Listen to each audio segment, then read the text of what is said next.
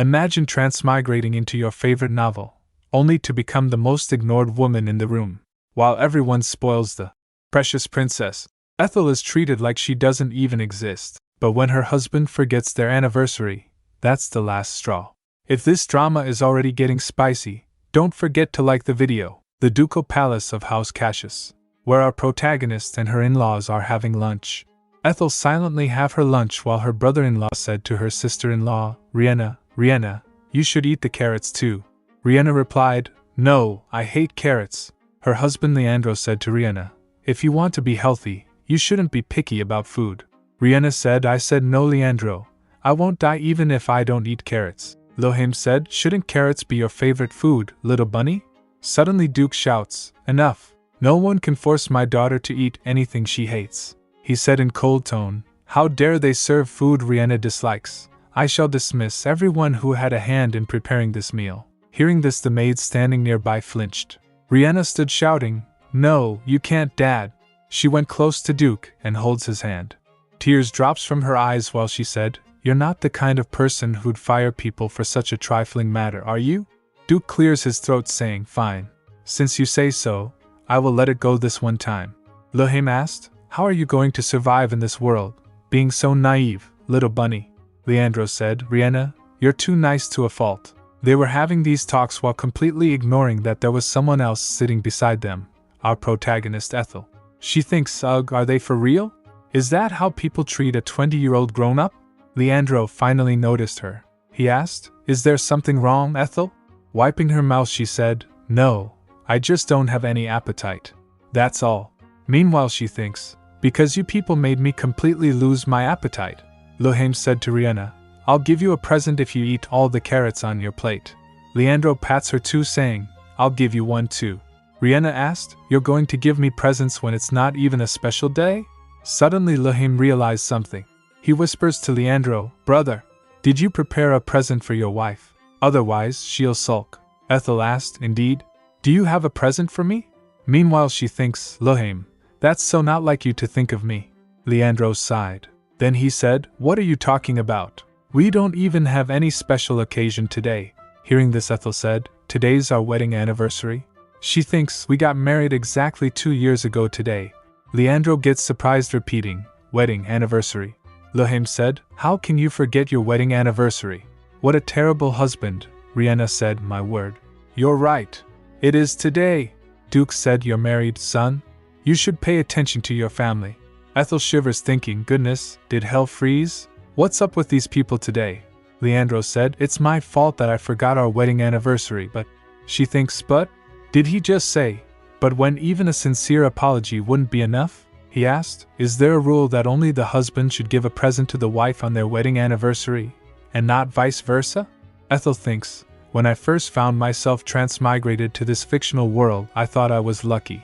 I thought I was given a second chance at life after I met my end in a traffic accident. I awoke in the novel I enjoyed reading titled The Returner's Rosy Second Life. In the story, Riena is an orphan who dies after leading a miserable life. Lohim, second son of House Cassius. Leandro, first son of House Cassius. And Duke Cassius, nobleman of high rank and family head. After regressing, Riena is adopted into the ducal family, and occupies all the love and attention of her father and 2 brothers. I particularly loved how the Duke's family cherish her like the apple of their eyes. As a reader, while Riena is the protagonist of this novel, I'm Ethel Wallace, wife to her eldest brother, Leandro, a minor character, who rarely appears in the story and hardly receives any attention. I'm okay with that because my favorite character is Leandro, and I get to be his wife. His blonde hair sparkles more brilliant than the sunlight, and his blue eyes hold a breadth deeper than any lake. He is perfect in every aspect, from his capabilities to his appearance, just like his father, Lord Leandro, the heir to House Cassius. Although our marriage is of convenience, who cares? I'm his wife. How lucky I am to be a member of the ducal family in this story. For me, it's as good as getting a VIP seat to enjoy the novel. Or so I thought. Ethel felt rage. Leandro asked, Ethel? Marriage is of 2 people. Since you also failed to prepare my present. She grits thinking, my mistake when I read the novel is that I never thought about how Ethel would feel. Not only did he abandon me once we got to our honeymoon destination, but he also had his aide send me a gift for our first wedding anniversary. She recalled saying to him, "It's my birthday, Todd," but he interrupts saying, "I'm busy." One day she asked, "Would you like to go for a stroll W-?" He replied, "I've just got back from a walk with Riena." She calls him, but he went to his sister saying, "Riena is looking for me. She thinks I never thought I'd be overshadowed by Riena and treated as if I'm invisible like this." Back to dining table, Leandro said, "I don't think you can blame me for." He was about to complete his words, but she throws a box on his face. Everyone around gets shocked. He asked, what? She shouts, "I want a divorce." She turns saying, "Let's proceed with the divorce process as soon as possible." Dazed, Leandro asked, "Divorce?" Duke asked her, "Ethel, are you serious about what you just said?" Riena, shocked, said Ethel. Luhaim shakes his brother while also being shocked. She left saying, "Farewell, everyone." Maid said, "My lady." She went up to her room. While grabbing some jewels, she thinks, "I should take these with me. I can't just leave empty-handed, can I?" She heard footsteps and thinks, "How quick he is to follow me." He opened the door shouting, "Ethel!" He asked, "Are you serious about getting a divorce?" She replied while packing her things, "Yes, I'm very serious." He asked, "But why? What's the reason?" He tries to block her way. She said, "Step aside. I'm leaving." He said, "It's my fault that I forgot our anniversary. But you can't do this just because." She interrupts asking, "Do you think I'm doing this just because of that?" He said, "I admit that we're not very close as a married couple, but isn't some level of detachment common in arranged marriages?" She said, "This is not simply about us not being close enough." He asked, "Then what other reason could there be?" He suddenly noticed something. He said, looking at a dress, "Ethel, look at that." He uncovers the dress saying, "You remember when you got married to me in this dress, don't you? Try to recall that happy moment." But she interrupts saying, "It wasn't a happy moment." He gets shocked and asked, "Pardon?" She said coldly, "I wasn't happy then. Also, both that dress and our wedding don't trigger happy memories." A few months prior to the wedding, in the 5th drawing room of the ducal palace, Ethel came wearing a plain white dress. He glanced at her saying, "That suits you well." The designer asked, "What would you like to try on next, my lady?" She thinks, "I can't believe they had an entire boutique relocated to their house. This is something House Wallace can't even dream of." Then she recalled her family saying, "You must get married to Lord Cassius no matter what. Where and when else can you meet a man of such superior status? Will my life get easier if my sister becomes Duchess Cassius?" She shrugs at thoughts thinking, "I get why they made such a fuss. I won't have to see such despicable people once I get married though, so whatever. They say she's the best designer in the empire, and indeed, every single item is a work of art." The door opens, and Riena enters saying, "Leandro." He asked her, "Riena, what are you doing here?" She replied, "I was curious to see how my future sister-in-law would look in a wedding dress." Ethel smiled hearing this. She thinks, seeing them, "When I read this novel, I thought that I'd like to have such a loving family. And after the wedding, I'm going to be one of them." Riena went close to her saying, "How beautiful." She asked, "Can I try one of the dresses?" Ethel asked, "Pardon?" She replied, "If you don't mind, that is." She said, "Seeing you so beautiful in a wedding dress makes me want to try one too." Ethel thinks she's so cute. It's only natural, of course. I also yearn to wear a wedding dress at her age. Thinking this, she nods. Leandro came and asked, "What? Why would you want to try on a wedding dress?" Riena pouts asking, "Maybe I shouldn't, should I?" Ethel asked to designer, "Isn't it all right? Letting her just try it on wouldn't hurt, right?" She nods. Leandro said, "Suit yourself." Riena shouts, "Yay, I'm so excited." While Riena was changing, Luhaim and Theodad came. Luhaim asked, "Brother, is Riena here?" Duke said, "We thought we'd have tea with Riena. The servants told us she'd be here." Luhaim said, "You're here too, Lady Wallace?" Ethel thinks, "Of course I'm here, you jerk. It's my dress-fitting day." Riena came dressed up in a beautiful dress. "Dad, Luhaim, I didn't know you're both here too." Everyone gets shocked seeing her. She asked, "What do you think? Isn't this dress so gorgeous?" Luhaim asked, "Why are you wearing that thing?" She replied, "Because I want to." Duke said, "It feels like only yesterday when my daughter said she'd marry me." Riena said, "That was a long, long time ago, Dad." Luhaim said, "What are you saying, Father? It's me that she promised to marry." Ethel thinks, were they this silly in the novel too? Leandro moves forward shouting, "What are you two talking about?" Ethel thinks, yes, at least one person seems to. But she gets jolted after he said, Riena promised she'd marry me. She thinks, hey, aren't you supposed to marry me? Riena said, that's enough. Dad, brothers, stop making a fuss over something I said when I was young. Just sit down and take a look at the other dresses I'll try on. Then she tries some other dress and showed them. After that, while leaving, Duke asked, shall we go have tea now? Riena said, okay, Dad. Lahim said, good luck, brother. She thinks they finally left. I'm so exhausted. He picks a dress and asked, what do you think of this one? He said, you looked very beautiful in this. Coming back to present, he said, that can't be true. But when you tried this on, I definitely thought. She interrupts shouting, when did I wear that? He said, back then. She said coldly, the person who wore that dress wasn't me. It was your sister, he asked. It was Riena. He shouts, how could I make such a foolish mistake? You must be mistaken. She asked, do you think I'm an idiot who can't even tell what I tried on? He said confidently, I can tell that much too. Are you making things up to put the blame on me? She felt rage. What? She asked, are you insinuating that I'm lying? He turns his face saying, that's not what I mean. But, although you and Riena look quite alike, how could I possibly confuse you with her?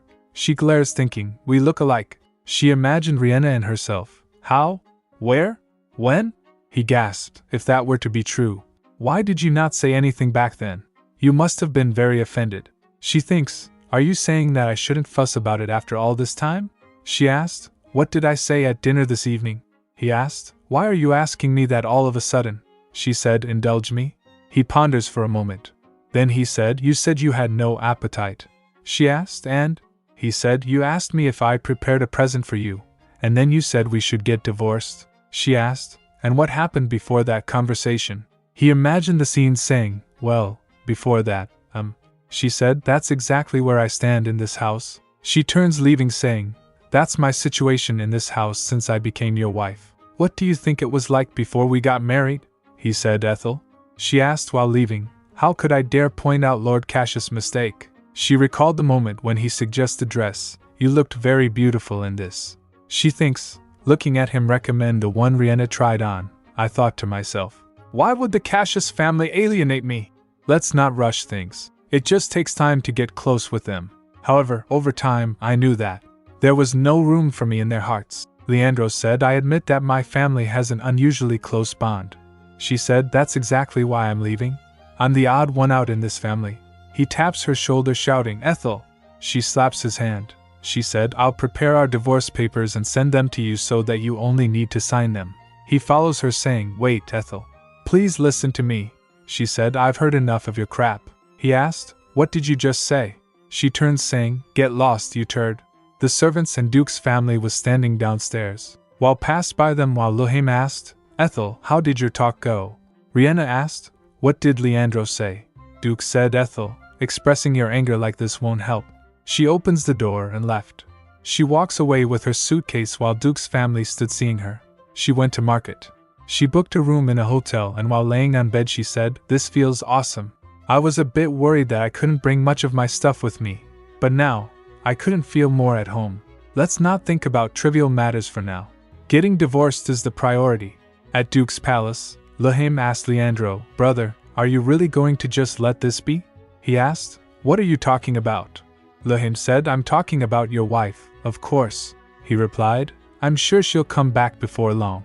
Lohim asked, don't you remember how she left after dropping such an announcement? Are you so shocked that you lost your wits? He said, my wife is a wise woman. She might have demanded a divorce in a fit of anger, but I'm sure she's regaining her senses by now. Lahim asked, isn't that just your wishful thinking? He said, you're well aware that we didn't marry for love in the first place. Lahim said, oh ho. So you're implying that she'll come back for the sake of her house. But what if she never returns? Leandro stopped. He said, she will? Lahim asked, what makes you so sure? Leandro said, Riena told me that this marriage won't end. He asked, did she? Well, if she said so. She's been providing useful information to our family at critical moments, and catches people off guard with her occasional eloquent speech. After all, what she said has surprisingly proven to be true up to this point. Leandro said, yes, that's why I believe there won't be a divorce. The next day, the Cassius ducal palace. Butler knocked Leandro's room. Pardon me, my lord, are you awake? Her ladyship has. Before he can complete his words, Leandro opens the door and rushed outside. Butler shouts, stopping him, "My lord!" He thinks, "I knew it. She's finally back." He opens the door shouting, "Ethel!" He gets shocked seeing a postman. The postman asked, "Lord Leandro Cassius?" Leandro asked, "Who are you?" He showed some papers saying, "I'm here to deliver this on behalf of Lady Ethel Wallace. This is to be delivered to you." Leandro takes the package. He opens it just to find out a divorce agreement. In front of the city hall of Royan, the capital of the Astaroth Empire, Leandro, holding the papers, walks around in wait. Suddenly he gasps seeing Ethel coming towards him. He shouts, "Ethel!" She said, "Oh my? I see you arrived first." He asked, shouting, "What were you thinking to send me this?" She replied, "Of course I sent it to divorce you. Why else would I?" He asked, "Divorce? Are you truly going to part ways with me?" She asked, "Then does this look like a ruse to you?" He said, "How could you do this to me? What a fool I am to have been concerned about you." She asked, "Who asked you to be concerned about me?" "Well, at least you admitted that you're a fool." He shouts in anger, "Ethel!" But she shouts back, "What?" He flinched by her response. She thinks, "You didn't think that I can also yell like you, did you?" He clears his throat and said, "I've been thinking a lot about us since you left. You were right. Since we got married, I've been such a..." She interrupts him saying, "That talk can wait until after we submit our divorce papers." He asked, "Can't you see I'm trying to apologize to you?" "How can you?" She said furiously, "I'm not at all curious about how sorry you are."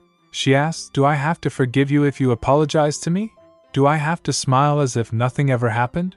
She thinks, "How dare he act like a victim?"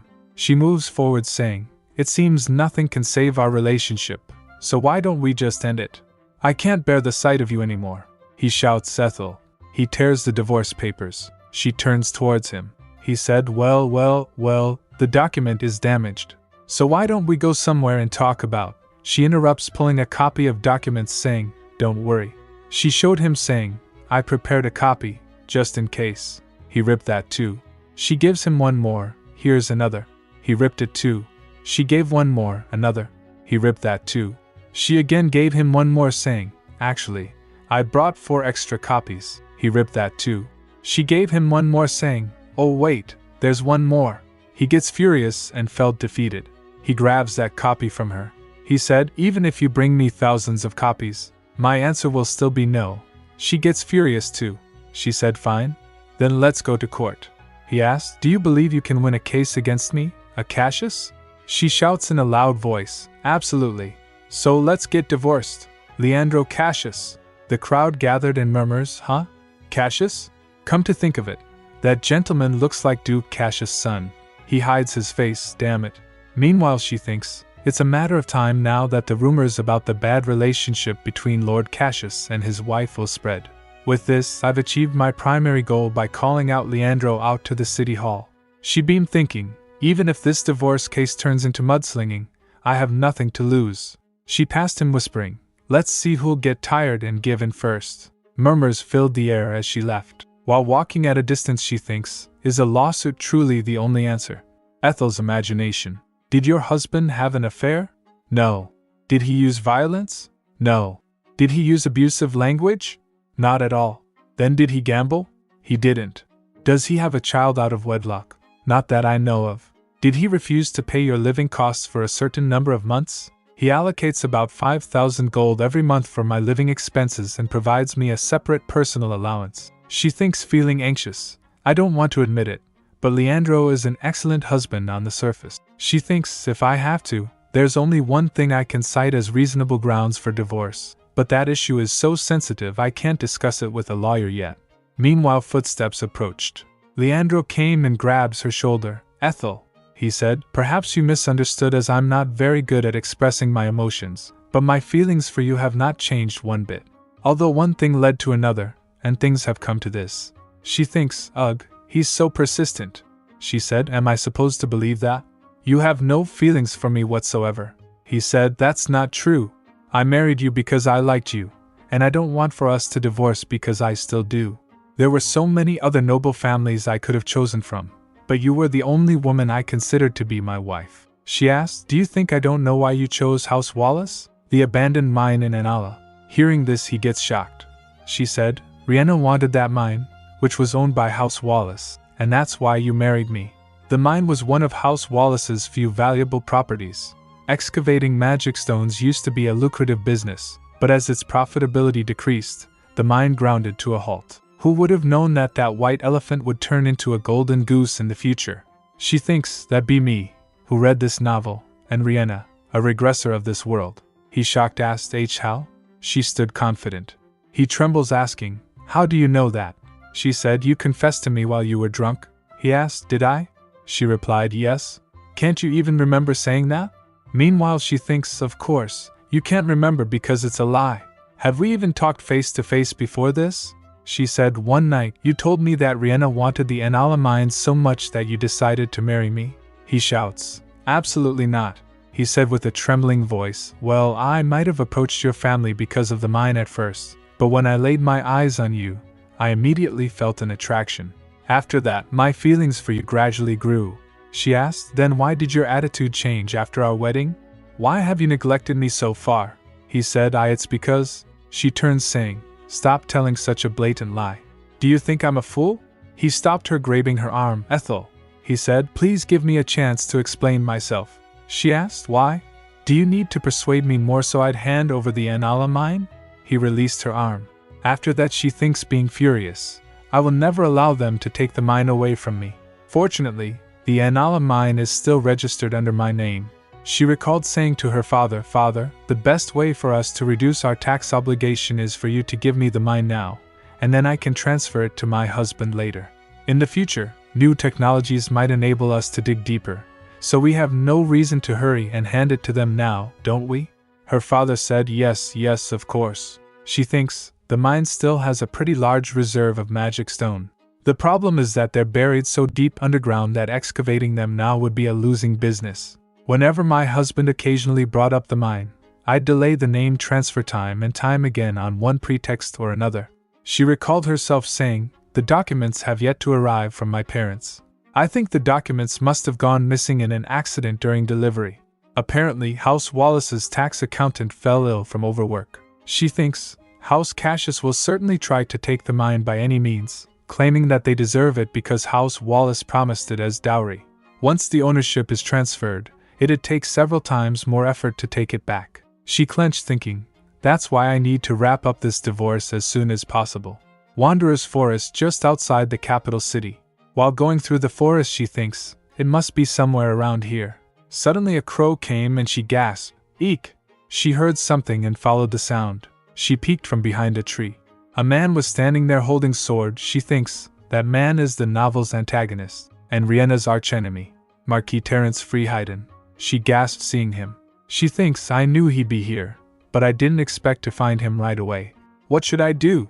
Terence is already a high-ranking noble, but he has even bigger secrets about his real identity which will earn him a position of great power soon. She thinks it may sound lame, but I should just say that I'm lost. After all, when will I ever run into him again? A chance like this doesn't come every day. I can't spend the rest of my life enduring their neglectful treatment in that house. She grits her teeth. She jolted when she heard, who goes there? Terence said, if you want to live, reveal yourself. I know you're hiding behind me with bated breath. She covers her ears with her hands. A sound came like a blast. She peeked to see, but gets shocked seeing the tree being in two parts. An assassin came holding a dagger. He moves towards Terence saying, damn it, die. But Terence dogged easily. He hits him behind. The assassin fell down on the ground. He said, how boring. How come the assassin's skills get poorer and poorer? Meanwhile Ethel's heartbeat gets fast. She sat silent behind the tree. She thinks while trembling, I don't think today is the day. It's too bad, but maybe next time. Suddenly she slipped. She was about to fall from height. But someone caught her. She thinks, what is this firm touch? Terence was holding her in his arms. She looked at him closely. She thinks, whoa, he's really handsome up close. Oh no, what am I thinking? He puts her down while she thinks, I saw him leave. When did he come back? She bowed and said, thank you. You saved my life. Hearing this he smiled. He asked, what is a young lady like yourself doing in these deep woods? She said, oh, I took the wrong path. He asked, wrong path? If you don't mind me asking, for what purpose did you enter the Wanderer's Forest? She said, I was just strolling. He said, the trail is a long way away from here, and it's in the opposite direction. She thinks, I knew it'd be a lame excuse. He asked, are you saying you got lost while taking a walk alone in the Wanderer's Forest? She think, that sounds like nonsense even to me. He stares at her while she said, what I mean to say is, I'm here to run a personal errand, and that's why I was walking in the woods when I got lost. He asked, could you tell me what your personal errand is about? She said, that's a personal matter, so I'm afraid I can't. He draws his sword out saying, that's odd. The only people you can find around here are wandering mercenaries. She gets shocked and thinks, he's suspecting me. He's totally suspecting me. If need be, I should use my self-defense amulet. He asked, did you know who you'd find here today? She said, I'll tell you. She said, it is very personal, but since you saved my life, the least I can do is to share it with my savior. She said, actually, I came to find a mercenary who will escort me. I intend to divorce my husband, but he threatened that he'd never let me go. So I left home, but I'm afraid he'll find me sooner or later. He said, oh, I see. He asked, you seem like a noble lady. Why not hire a private knight? She faking tears replied, it's embarrassing to say, but I can't afford such service. He stares at her for a moment. Then he bowed and said, my apologies. I didn't mean to pry into your personal affairs. She said, not at all. I was the one who suddenly appeared and inconvenienced you. Meanwhile she thinks, it worked. She turns saying, well then, I should take my. Ouch. Why is there a fallen tree here? She remembered why the tree is fallen. She said, this must be the one you broke while you were training. You must have amazing skills, sir. He said, I do. I'm not one to brag, but I am a pretty good swordsman, if I do say so myself. I'm sure you won't regret it if you hire me as your escort. She asked, pardon? I don't understand. He leans towards saying, hire me as your bodyguard. She shocked asked, why you, as my bodyguard? He beamed saying, I'm a wandering mercenary too. As it happens, I'm looking for someone to hire me. She clenched the papers in her hand thinking, bullshit. You're a marquis, she said. As I already mentioned, I'm not in a very good financial position right now. He said, I won't charge you more than my basic rate. She asked, I'm not sure if I could treat a person with such great skills like that. He said, please don't worry. Receiving my base rate helps plenty when business is quiet. Then she said, but still, I think I'd be more comfortable with a female guard. He said, that won't be a problem since we won't be staying in the same room. She said, but. Then she had an idea and thinks, wait, isn't this my chance? This could be a golden opportunity to form a close enough relationship to make a deal over that information. She said, well, if you say so. She bowed and said, I'll be in your care. He bowed back too and said, likewise. Please call me T. She thinks, that is how I came to hire the novel character with a dark past as my bodyguard. She gulped thinking, I made a good decision, right? While walking she said, I'm Ethel. I'm still using my husband's surname, but since I'm divorcing him soon, I'm just Ethel Wallace. Meanwhile she thinks, the Cassius name can only make him wary of me. Since Terence has been completely removed from high society up to this point, I'm sure he's not familiar with my maiden surname. He said, I'm T. I'm from a humble background, so I don't have a surname. She thinks, he didn't even bat an eye when he just lied to me. She glanced at him. She smiled thinking, who cares when he's so awfully handsome? If the novel had illustrations of its characters, I would have loved Terence. He asked, if you are living apart from your husband, where are you staying now? She said, I'm staying at a hotel. I plan on getting a house in the near future. He asked, then I should stay there too. Is the next room available? She said, most probably. Oh, your lodging expenses are on me. Also, you can order room service once a week. I'm an advocate of employee welfare. He said, you don't have to. I can pay myself. She asked, do you have the money for that?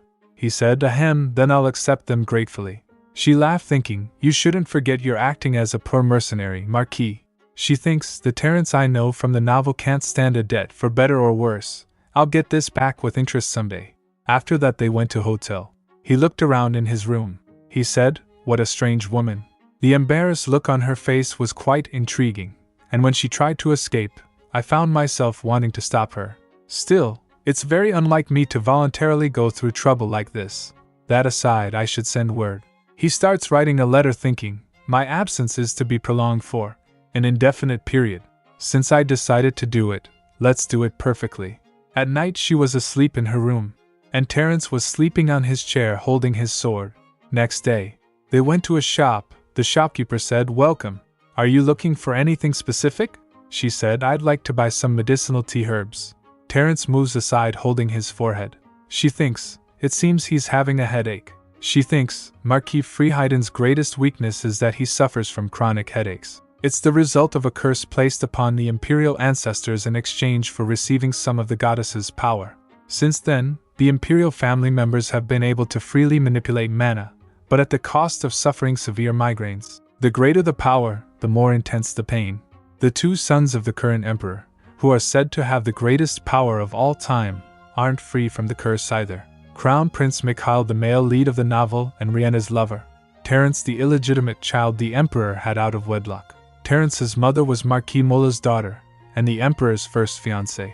One day, the emperor's older brother suddenly died, and the emperor, who was then the second prince, was proclaimed heir to the throne. However, Lady Molo then vanished into thin air. Frustrated by the scandalous rumors about his fiancée having eloped with a coachman, the crown prince married Duke Velvet's daughter instead.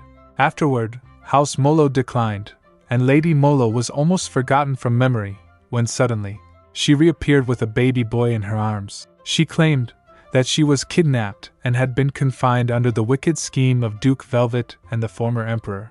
However, without real evidence, no one dared to call for an explanation from the former emperor and the powerful House Velvet. In the end, Lady Molo couldn't recover her position, and the child she had been pregnant with while being kidnapped also failed to be recognized as the blood of the imperial family.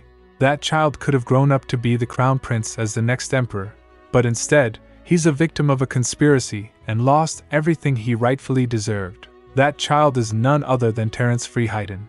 Terence can't call the emperor his father, and he is constantly exposed to Duke Velvet's assassination attempts. She thinks, being teary, "I feel bad for him. He seems like a nice guy." In the story, his acute migraine is one of the main reasons why Terence goes astray. As the pain becomes unbearable, he resorts to using a powerful pain relief drug known as the Devil's Claw. In the same vein, Crown Prince Mikhail suffers from the same malady, but he has Riena. According to the book, Riena has the goddess's blessing, which allows her to neutralize the curse. The writer's favoritism is way too absurd. One son becomes the crown prince and has a lover blessed by the goddess, while the other becomes an addict after living with discrimination, all because he's a bastard child. Overwhelmed by despair and the adverse drug effects, Terence loses himself and turns toward the dark side. And eventually the shopkeeper said, "Here you are." Ethel replied, "Thank you." She thinks Terence will be fine once he drinks the healing tea. The healing tea is a medicine which calms down the agonizing headaches of the imperial family. It's the future Riena who first invents its formula. But what does it matter if I steal it? She thinks, my plan was to get a divorce with Terence's help and then flee the empire before the fight over the throne becomes fierce. He was having headache, but suddenly became calm seeing Ethel. Ethel thinks, but after getting to know him a bit more, I feel sorry for him. She asked, shall we move on to the next place? While leaving she thinks, he won't lapse into drug addiction as long as he drinks the healing tea. While walking he asked, what do you need the holy water for? She replied, I need it to make something. Meanwhile she thinks, it's an ingredient for your tea. She said, I didn't know there was a temple in the Wanderer's Forest. He said, that's why this one is far less crowded than the Grand Temple. Suddenly he felt something. He grabs her hand and runs this way. Confused she asked, TT. After hiding her behind a tree he draws his sword. She asked, WH what are you doing? Tell me what's going. He shush her, shh. He grabs her and her heartbeat gets fast. She thinks, he's too close. Meanwhile a lady came wearing a cloak. Seeing her Ethel thinks Tara. Did she follow us? He clenched his sword and rushed towards her. She saw him and pulls her dagger out. He attacked her but she managed to block it using her dagger. Then her dagger fell from her hand. He grabs her arm. He asked, why did you follow us? She shouts, I didn't. She shouts to Ethel, my lady. He asked Ethel, do you know this woman? Ethel said, yes, she's a maid of my husband's house. Then he released her. The maid said, I happened to see you and wanted to speak to you about something.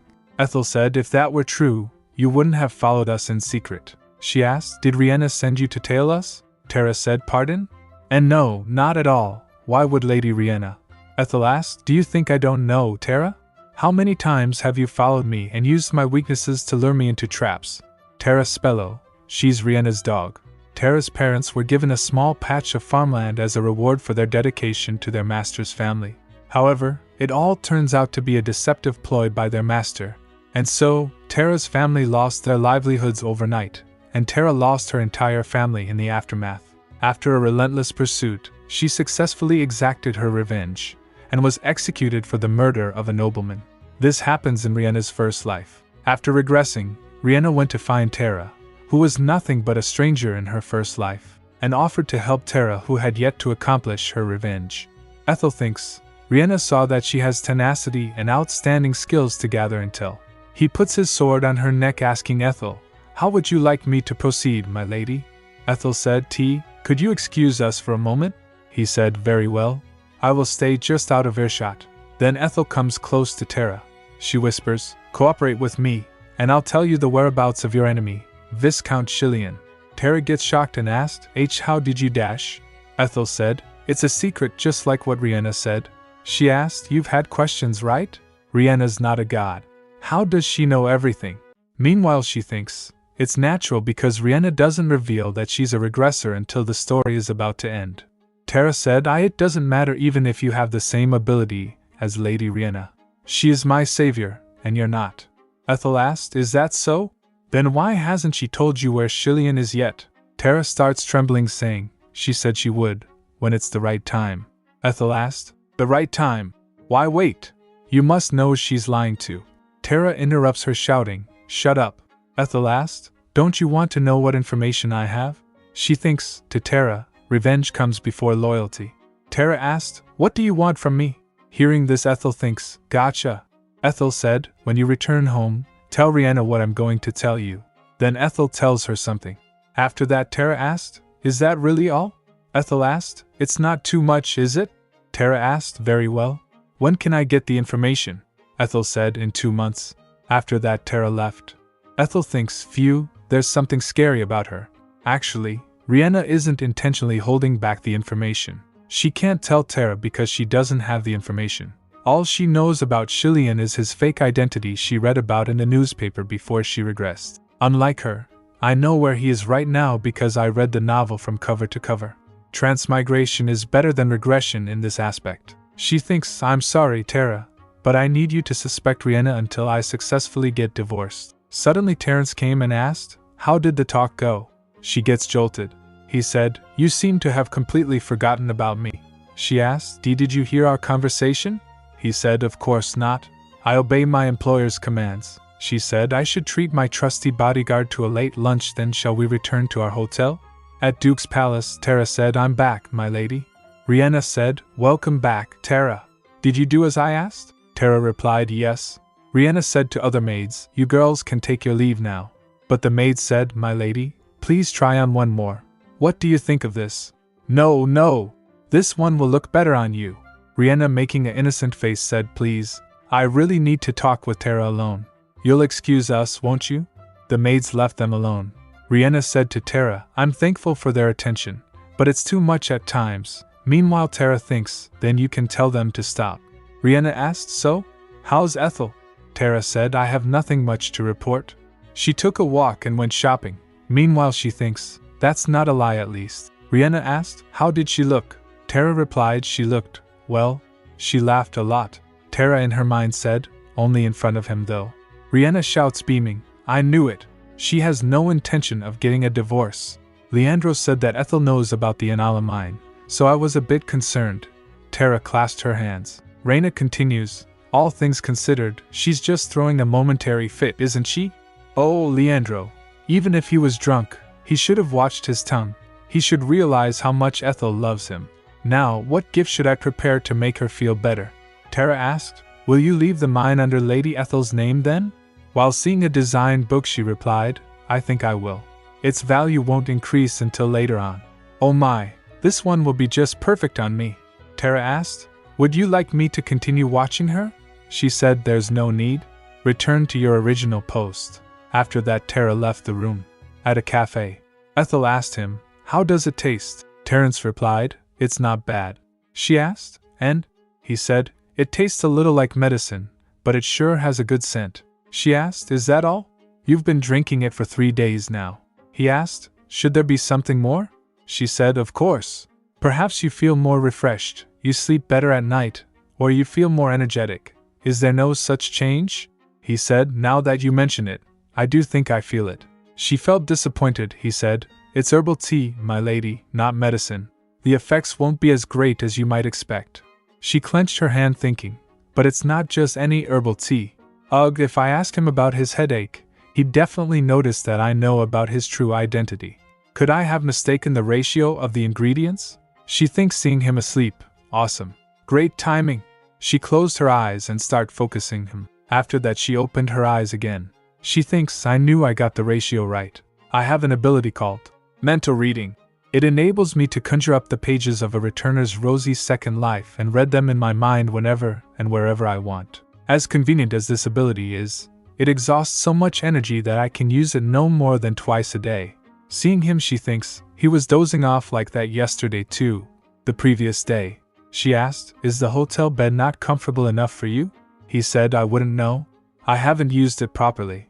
She felt disappointed thinking, I guess this hotel is too shabby for a nobleman like him. He wakes up and asked, My lady? He noticed her and asked, You look tired all of a sudden. She flinched saying, And no. I mean, why yes, I'm tired. I'll go rest in my room. So why don't you go out for some fresh air? He said, I'm afraid I can't do that.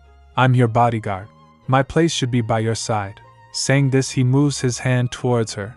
She holds his hand saying, Thank you. She thinks, he's such a decent guy indeed. On their way some said, Seeing Terence, Marquis? He glares at him, and he stopped. Then Terence turns towards Ethel saying, My fellow mercenary seems to have something to tell me. She said, Sure, you can take your time. I'll head in first. Meanwhile she thinks, Fellow mercenary, my foot. It's obvious that he's a servant of a noble house. Suddenly they heard clip-clops of horse. A carriage came and stopped in front of them. Seeing the carriage, Ethel thinks, That's the carriage of House Cassius. The carriage's door opens and someone came out. It was Riena.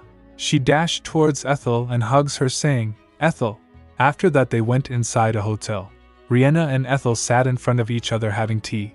Tara glanced at Ethel and she nods back at Tara. Ethel glanced at Terence standing behind. She thinks, What a relief. Riena doesn't seem to notice that tea is with me. Ethel then asked Riena, What do you want from me? Riena's guard shouts, How uncivilized, Miss Ethel. Lady Riena came all the way here to see you. She thinks, So he doesn't even call me Lady Ethel now? That's very big of you, swordsman.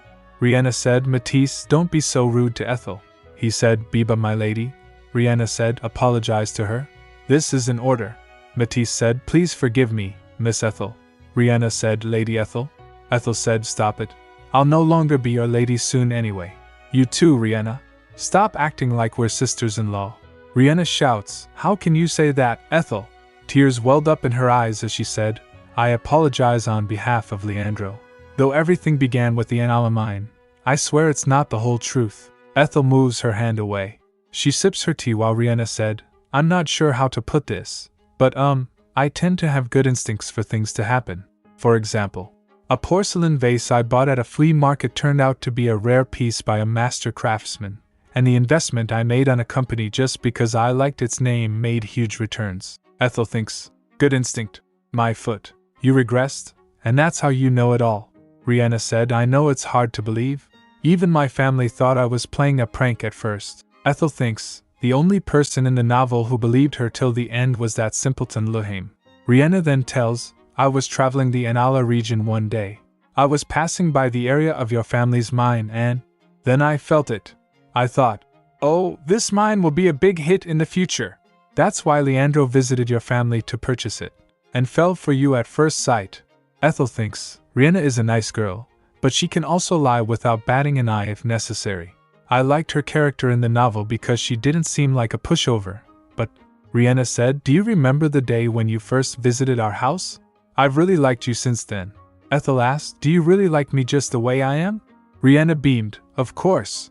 Ethel said, then you'll still like me even if I don't own the mine, don't you? Riena asked, huh? Ethel asked, can I go back home to the Cassius estate without the mine to my name? Actually, I've been feeling uncomfortable because of it. Now that you told me your true feelings, I'm relieved. Riena shouts, wait, Ethel, she said, if it was simply that reason that you wanted it, I think I should just give it back to my parents. Riena said, but it's your dowry. Ethel said, you said yourself just now that you like me. Do you not like me if I don't have it?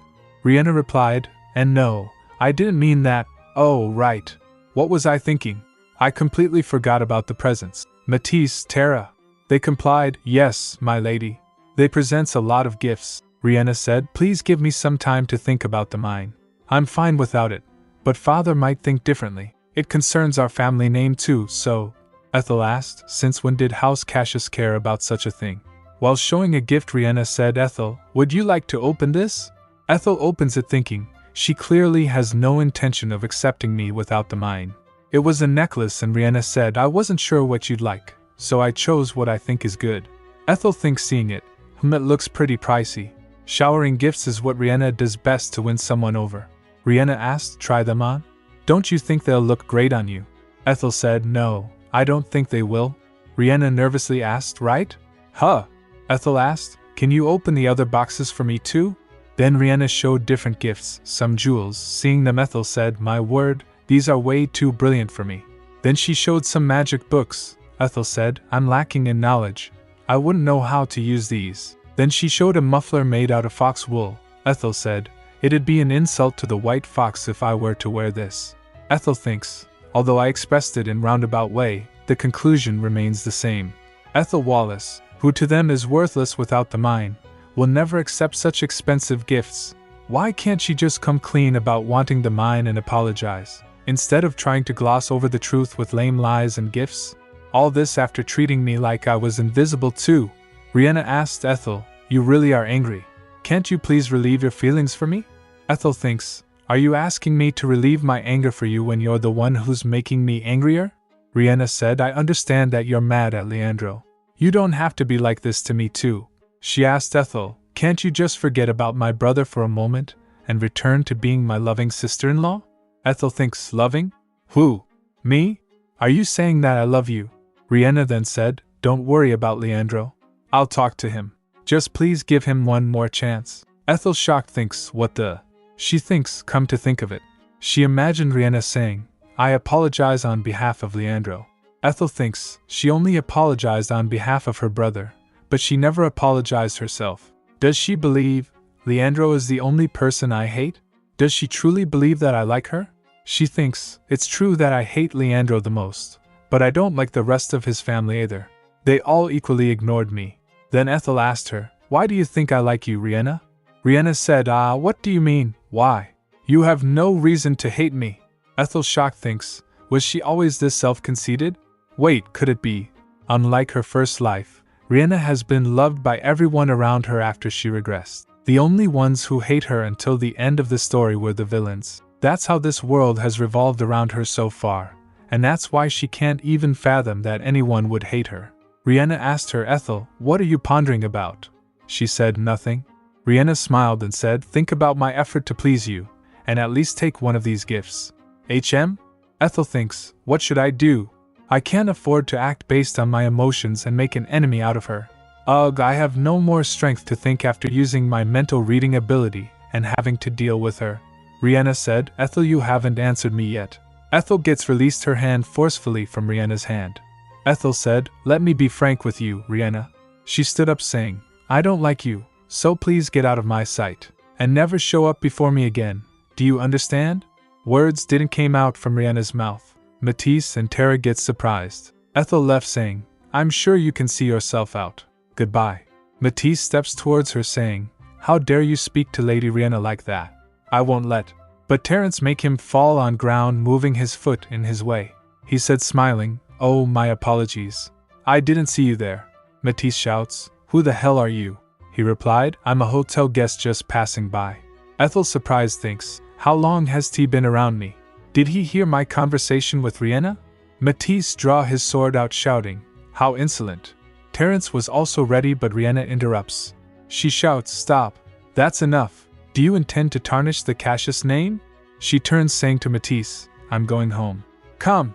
While Riena and Matisse was leaving, Tara turns and bowed. Terence asked Ethel, is everything all right?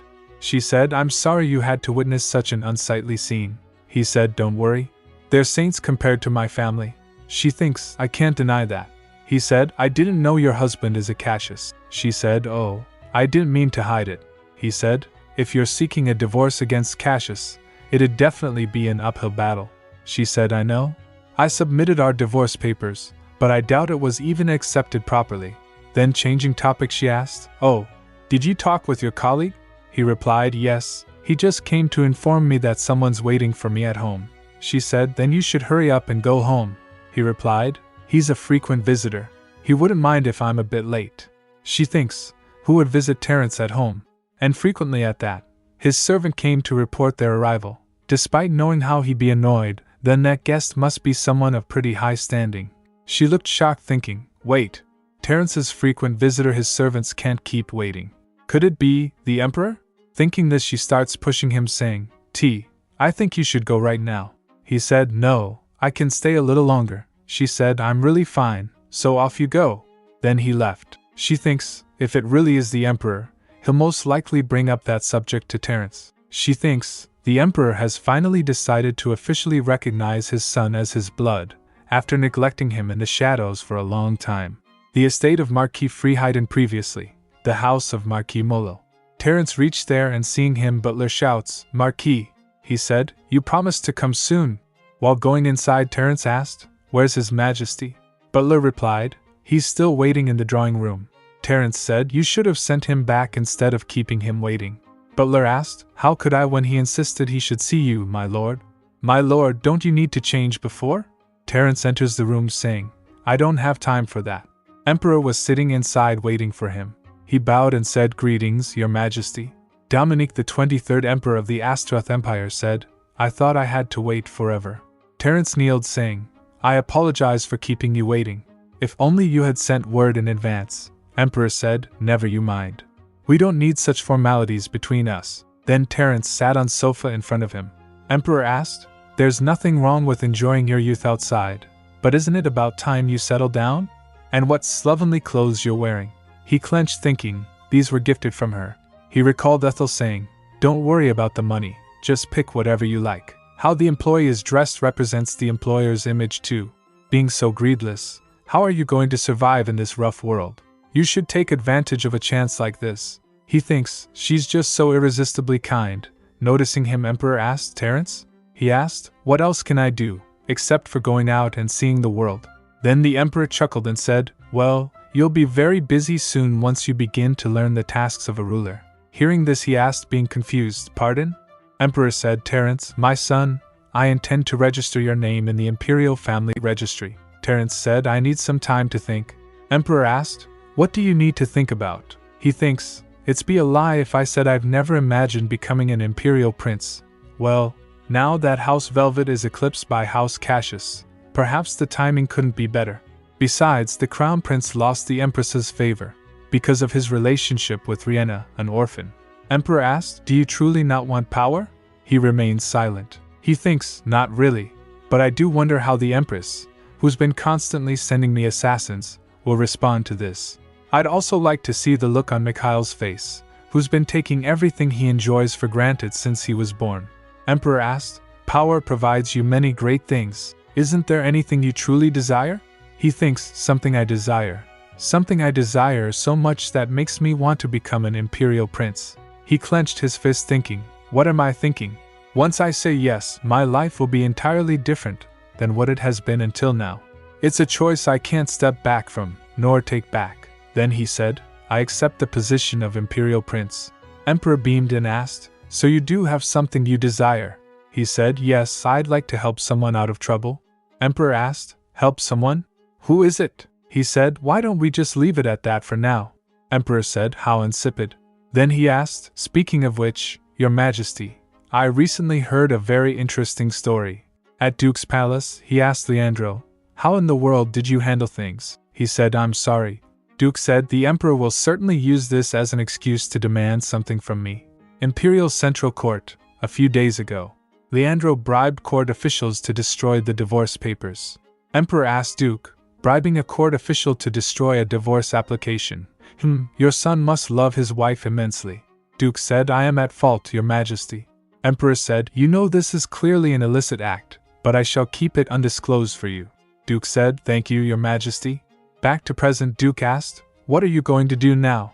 Since they accepted your documents, your divorce will be handled in court soon. Duke slams on table shouting, it'll be a matter of time before they know it's you. Leandro said, I won't let the divorce trial happen. I'll talk to Ethel and change her mind before the court date. Duke said, if you could, things wouldn't have come this far in the first place. He said, trust me, father, I can handle this. Duke said, I shouldn't have spoiled you. Leandro said, you've never treated me that way, father. Not even once. Suddenly Riena came shouting, please stop. She said, Dad, that's enough. Please stop scolding him. Duke said, this doesn't concern you, dear. She said, I'm sure Leandro means the best. He said to her, go outside, Riena. She shouts, Dad. She said, this is about our family, yet you tell me to go out. If you treat me like this. She shouts, I won't eat lunch. Duke and Leandro get shocked and asked, Riena, what nonsense are you saying? She said, I won't eat dinner either. Duke said, you damage your health. Leandro added, what if you all ill? Lillian came shouting, you can't do that, little bunny.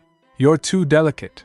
Riena said, I won't skip my meals, Dad, so please give Leandro another chance. Duke said, Riena. He said, very well, see to it as you see fit, Leandro. She smiled, saying, thank you, Dad. While walking in hallway, Riena asked to Leandro, do you have a plan, Leandro? He replied, not really. I think I'll just have to make a sincere apology. She said, be careful. She seemed to be much angrier than we thought.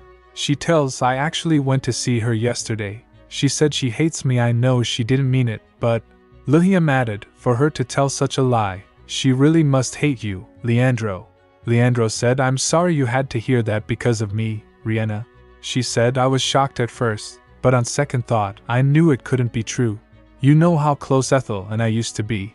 Lillian asked, still, Ethel went too far. She should have directed her anger only to Leandro. Why did she say such hurtful things to you? She said, if you really want to bring her back, you'll have to give it your best. Leandro said, I don't know what else to do, things just get worse and worse every time I see her. Then suddenly she had an idea and said, I have an idea. Meanwhile Ethel said, seeing the hotel garden, wow, I didn't know this hotel has such a beautiful garden. She asked Terence, it's a splendid day. How about having tea out here? He replied, very well. I shall prepare tea service. Ethel thinks while sitting on chair, I didn't expect our divorce application would be processed so soon. Maybe it's thanks to Terence. Whether it was him or not, I'll have him drink the healing tea as thanks. She heard some ladies saying, oh my, look at that. That's... Seeing a carriage coming, Ethel thinks, is that House Cassius' carriage again? It was Leandro dressed well and holding a bouquet. He shouts, Ethel. Seeing him she thinks, El Leandro. She jolted seeing him. She thinks, what is he doing here? He steps towards her. He kneeled in front of her presenting the bouquet saying, it was all my fault, Ethel. Please give me another chance. She shocked thinks, what the... He said, please come back to me, my love. She said, stand up. He said, no, I'll stay on my knee like this until you forgive me. She said, please be quiet and stand up right now. He said, don't worry. My knee and pride won't hurt so easily as you think. She said, being angry, hey, stand up. She turns to leave saying, follow me. He said, Ethel. Then they went somewhere else. She asked him, why are you here? He said, why else? I came to beg for your forgiveness, of course. She said, I'm really surprised that you still have the courage to seek my forgiveness. He asked, why is that surprising? I made a mistake, so I'm trying to apologize and ask for forgiveness. She said, some apologies are better left unmade. She asked, you show up out of the blue and embarrass me in public. Is that how House Cassius apologizes to someone? He said, but if I hadn't done that, you wouldn't have agreed to meet me. She said, of course not. I have the right to refuse your visit. He, shocked and confused at the same moment, asked, we're married. What's so wrong about a husband seeing his own wife? She asked, being serious. Can you call the relationship we had as one of a married couple's?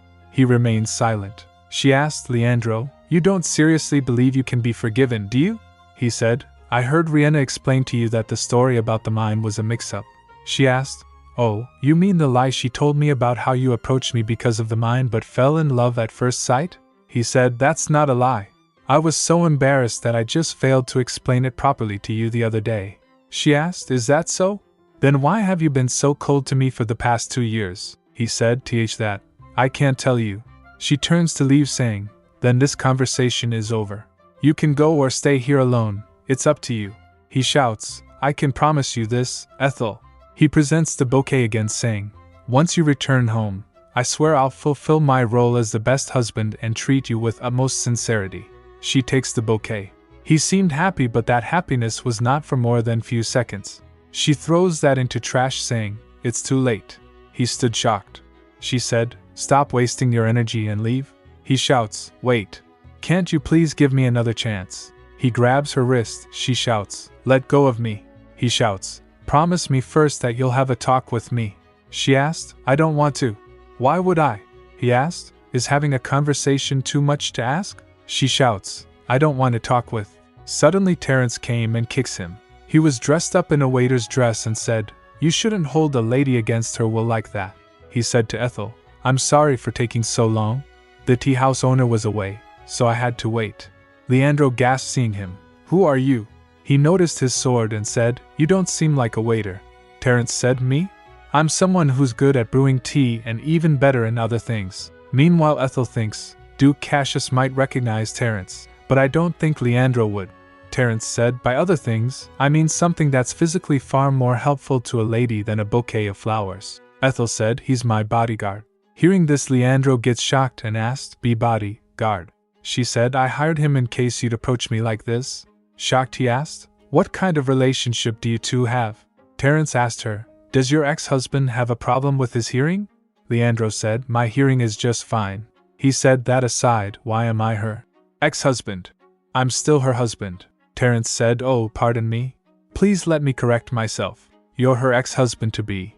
Ethel said to him, stop teasing him. She said, Leandro, if you have something to say, quickly say it and leave. He points his finger towards Terence saying, if he's your bodyguard, does that mean he's with you all the time?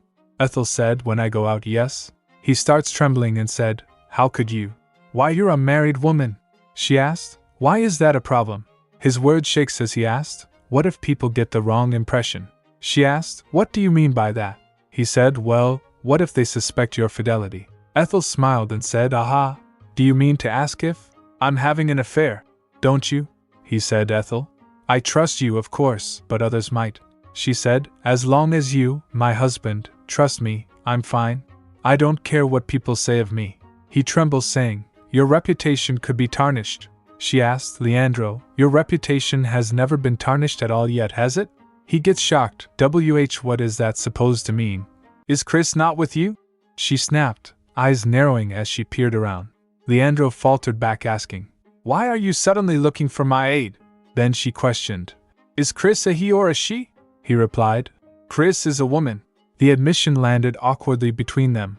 Don't tell me you're suspecting that he began. Ethel cut him off. On the contrary, I'm only trying to say that no one ever suspected you and Chris. He questioned, how is your case the same as mine?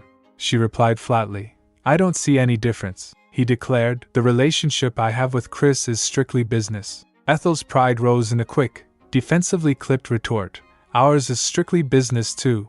T flinched and gulped standing beside Ethel.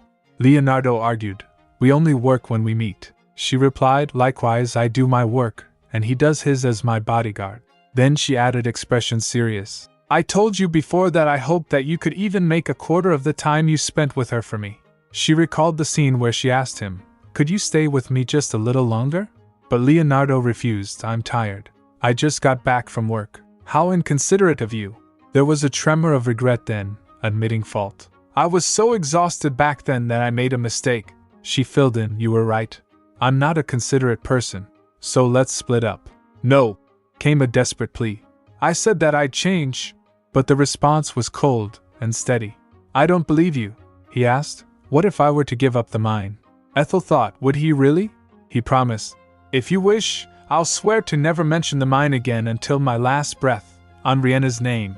Ethel refused. You can't change my mind even if you give up Riena instead of the mine. Upon hearing that, he erupted. Give up Riena? Preposterous, how could you jest? She stopped him. That's enough. Nothing would change even if you were to give up the mine, or if you were to be reborn as my ideal man. I've completely fallen out of love with you.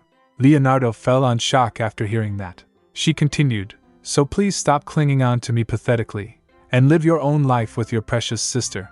The name Ethel floated out, small and wounded from Leonardo's mouth. Then she turned to T and said, "Let's go, T." He offered his hand and said, "Yes, my lady." As she was leaving with T, Leonardo stands there watching her leave. Ethel thinks in her mind, "I'm not even curious as to why he'd intend to give up the mine. I'll just go my own way." Ethel went to a cafe. While having tea she was busy thinking, now that Leandro found out about Terence, it'll reach Riena's ears soon too. I hope he just regarded Terence as an ordinary bodyguard. She glanced across the room, then thinks, should I contact Tara and find out what the situation there is like? T was looking a little exhausted, so Ethel said, "I'm sorry. My husband was a little too much, wasn't he?" But T cut in. "Ex-husband." He smiled and said, "You should call him your ex-husband." She replied, "You're right, my ex-husband." The remorse was genuine. "I'm afraid that his rude behavior upset you. And you were even suspected of having an affair with me. I apologize for that too." "I'm really sorry," he replied. "No, not at all. I wasn't offended one bit." She felt touched and thinks, T, for the most formidable antagonist of this story, isn't he just too nice? Then she said, "Ben, can you tell me why you're so glum?" The answer came with a shrug and a half-sob. "Because, unlike what I thought, your ex-husband is too nice. His looks, I mean." She thought, what's Leandro's good looks got to do with Terence's mood? She said, "Is he really?" "I've never thought that way," she said inwardly. "I can tell a white lie like this for someone who will cover my back." "Really?" came the surprised reply. She winked and added, "Of course, in terms of looks, I think you're much better looking than Leandro." T blushed for a moment, then after clearing his throat he said, "I think this tea is more effective than I thought." She thought, is he finally feeling the effects? So she asked, "Why do you say that? Do you feel something different now?" A confession followed, low and intimate. "I've had severe migraines since I was young, but I feel they've eased lately. If you don't mind, would you share the tea's recipe?" The request brightened into hope. Ethel thought, delighted. "Finally! The chance has come to exchange the recipe with my divorce." She clasped her hands and gets prepared. "Of course, I can tell you, but would you do me a favor in exchange?" She smiled as she said that. He nods. "I'll do anything if it's within my ability," came the instant answer. She then said sincerely, "Please help me to get a divorce, Marquis Freeheiden." "How did you know?" he demanded. She shrugged as if it were the most ordinary thing. "I happened to hear your acquaintance from the other day address you as Marquis." He took a sigh. "Jack, that careless bum." She offered a quick, apologetic smile. "I'm sorry, Jack." Then T asked, "However, I don't think he mentioned my name then," she replied. "Although I haven't been actively engaged in society recently, I was once the future mistress of a prominent ducal house. I was introduced to several marquises at my wedding, and I memorized the portraits of those I hadn't met by heart. You're a young marquis I haven't met nor seen a portrait of, and who's in the capital when it's not the social season? I deduced you must either be based in the capital or not own your own fief," he filled in. "There's only one person who meets all those conditions, and that person is Marquis Freeheiden." He tapped on table and asked incredulous, "Even so, I can't believe you figured out who I am merely based on my servant's slip of the tongue." "Actually, I was certain a moment ago," she replied coolly. He realized she'd been gauging his reaction the whole time. "So you were gauging my reaction?" She smiled it off. "I think you need to step up your acting as a commoner." "Very well," he decided, and reintroduced himself without the pretense. "My name is Terence Freeheiden. I am a marquis though only in name," he asked. "So you'd like to receive my support in getting a divorce in exchange for the tea recipe?" She replied, a little saddened. "I wish I could give it to you for nothing, but I'm not in such a leisurely situation," he replied. "The recipe belongs to you, so it's only natural you demand something in return." In her mind she said, "Technically speaking, it belongs to Riena," he asked. "So would you like my help, financially?" She replied, "No, my lord. What I want is your political cooperation. I need a countermeasure to prevent House Cassius from interfering with the trial." She thinks in her mind. Despite being major players in court, House Cassius has no qualms about using cheap and dirty tricks. Thanks to rumors about demonic ancestry, they've even earned the nickname the Devilish Ducal House. "Are you certain they'll intervene?" he asked. "I am. I can bet all I have on that. She met his eyes squarely. He asked, I wonder what makes you think I have the power to stop House Cassius. I am but the Emperor's powerless, illegitimate child. She gave a knowing smile. Because I know from reading the novel that you'll soon be recognized as an imperial prince. Then she said, Well, you saw to it that my divorce application would be processed properly, he said. Didn't it cross your mind that it might have been a mere coincidence? Geez, he won't let a single thing pass, she muttered, half to herself. Then she turned softer. My application was accepted the very next day after you went home, man. I want to believe it wasn't just luck. It felt like I was fighting a giant enemy alone. Perhaps that's why I wished to believe I had someone on my side, too. She watched the conflict play across his face and felt the weight of it. She thought, did I rush it? What if he refuses? Then he stood up and offered. My lady, would you like to go on a walk with me? Pardon? She blinked. He extends his hand and said, It's a perfect day for a stroll. After walking for a while, she asked, My lord, shall we go shopping? He teased, If you're going to buy me something. She threw her hands up. I won't. Especially now that I know you're much wealthier than I am. He teased, Oh, I'll pay you back for the money you spent on my gifts. You can't return gifts once you receive them. Her refusal came with a fond, teasing lilt. If you feel uncomfortable, why don't you buy me gifts this time? He agreed. Very well, you can choose anything you want. She smiled. I'll gladly accept your offer. I'm warning you, you might go bankrupt today. They went to many places. At a stall, her eyes scanned the displays indecisively. Which one should I pick? He said decisively. We'll take everything on display. Ethel quickly cut in. This one. I'll take this one. At another place she offered. Please have just one bite. He declined politely. I'm not fond of sweets. At the end he was loaded with many bags and gifts. Suddenly he said, All this time, my life has been very simple. I was allowed to enjoy what was given, but I should never covet what's not mine. I've lived as if I didn't exist. I've had to live as my aliases more than my real name. T is one of them. I need time to think. If I'm to accept your offer, I need to be someone with practical power, not just a marquis in name, like I am now. She understood his hesitation. He wanted to know what kind of person I am. I understand, my lord, she said gently. You can take as much time as you need before giving me your answer. Inwardly she vowed, I'll make him believe how genuine I am about this divorce. I'll move into the Crystal Branch Hotel today, she said firmly. Leave a message at the front desk if you can't reach me. Then I'll. Your carriage is ready. A servant interrupted. Why are you going by yourself? T asked. I'm your bodyguard. What about me? She hesitated. Knowing who you really are now, I can't continue to hire you as my bodyguard. His expression fell. Your words hurt my feelings. I thought our relationship was more than that. Her eyes widened. Our relationship, she said. But you said you needed time to think about my proposal. I can do that while guarding you too, he replied simply. The deal is the deal, and work is work. They're separate, aren't they? You're right, she realized, startled by his calmness. Aha, so he wants to observe me, to find out more about me. Where are we off to now? He asked. She replied. To Williams Street, my lord. I'm going to meet my lawyer. He stiffened, his expression unreadable. She caught it instantly. What's with his face? Does he not want to go to the lawyer's office? T, he said suddenly. You should call me T, she agreed. All right.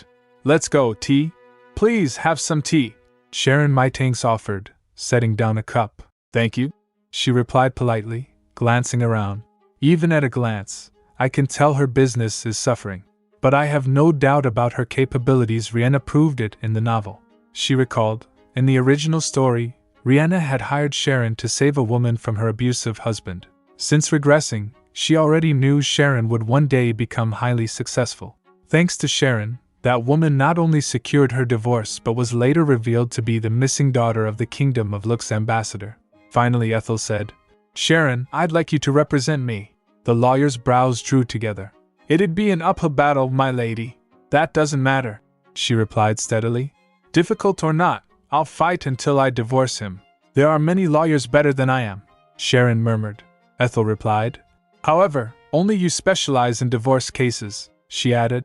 Besides, I can't name any other lawyer who wouldn't yield to House Cassius' attempts to buy them off, Sharon replied. Yours would be the most famous divorce case in history. I'm not confident I can help you win, Sharon admitted. Ethel tried to reason her. I know you're worried that if you lose, you might lose potential clients as well. I've done my research. Her voice sharpened. You take pro bono cases for poor women desperate for divorce. That's why you're knee-deep in debt now. Sharon replied, yes, unlike them, you can afford a much better lawyer. Ethel cried out, if I'm rejected by the only divorce lawyer in the empire, I'll have no choice but to work with someone mediocre. Then I'll certainly lose, and that would discourage countless other women. They'd be forced to endure their marriages for the rest of their lives. Sharon's eyes narrowed. Are you threatening me, my lady? Let's just say it's a logical prediction, she countered smoothly. My case is high risk, yes, but it can also bring high reward. If we win, it'll be a historic victory against House Cassius. Sharon sat back, considering. That's true. However, we'll need strong grounds for divorce to convince the judges. And even then, the ducal family's influence makes it difficult. I do have grounds, she said. My husband, Leandro, has significant trouble producing an heir. Sharon's eyes widened. Trouble producing an heir? Does that mean Lord Cassius is incapable of? He also gets shocked to hear that. If he hid such a crucial issue until after marriage, that's substantial grounds for divorce, the lawyer muttered. She glanced at her sharply. Is that true? Does he really have that problem? Ethel thinks in her mind, there's no way he has that issue. After all, he's the female lead's perfect brother. I believe so, she said almost teary. Though it's not based on personal experience, her voice trembled. That's because he's never even attempted it with me. My goodness, Sharon exclaimed. I heard rumors back at the academy, but I never thought they might be true. Ethel thinks in her mind. Oh, the false rumor his rival spread? Well, her eyes darkened. Leandro, do you think only you can play dirty? I'll make you want to surrender to a divorce. Sharon leaned forward. So that's what happened. Did you not know before your wedding? Ethel shakes his head in denial. Sharon erupted in rage. How absurd. That's clearly fraudulent marriage. It's more than enough reason to demand a divorce. What a real scumbag, he muttered. Ethel added tears in her eyes. I'm not sure if these count as grounds, but when I chose my wedding dress, he told them about the event. He's definitely out of his mind. Sharon interrupted, horrified. You've been through so much. I can only imagine how you felt. Her voice softened. Of course I'll help you. You're not alone in this fight. Tears started dripping from her face. Sharon's eyes widened slightly. Oh my, Lady Wallace. Then he offered her a handkerchief. Thank you, she breathed. He replied, you're welcome. In her mind she said, I truly appreciate your awkward yet sincere gesture. I had no idea you were having such a hard time, Sharon said quietly, her tone unusually earnest. I offer you my sincere apology, Ethel replied. How could you know? I didn't tell you everything before. Thank you for accepting my case. This is the remuneration I've prepared.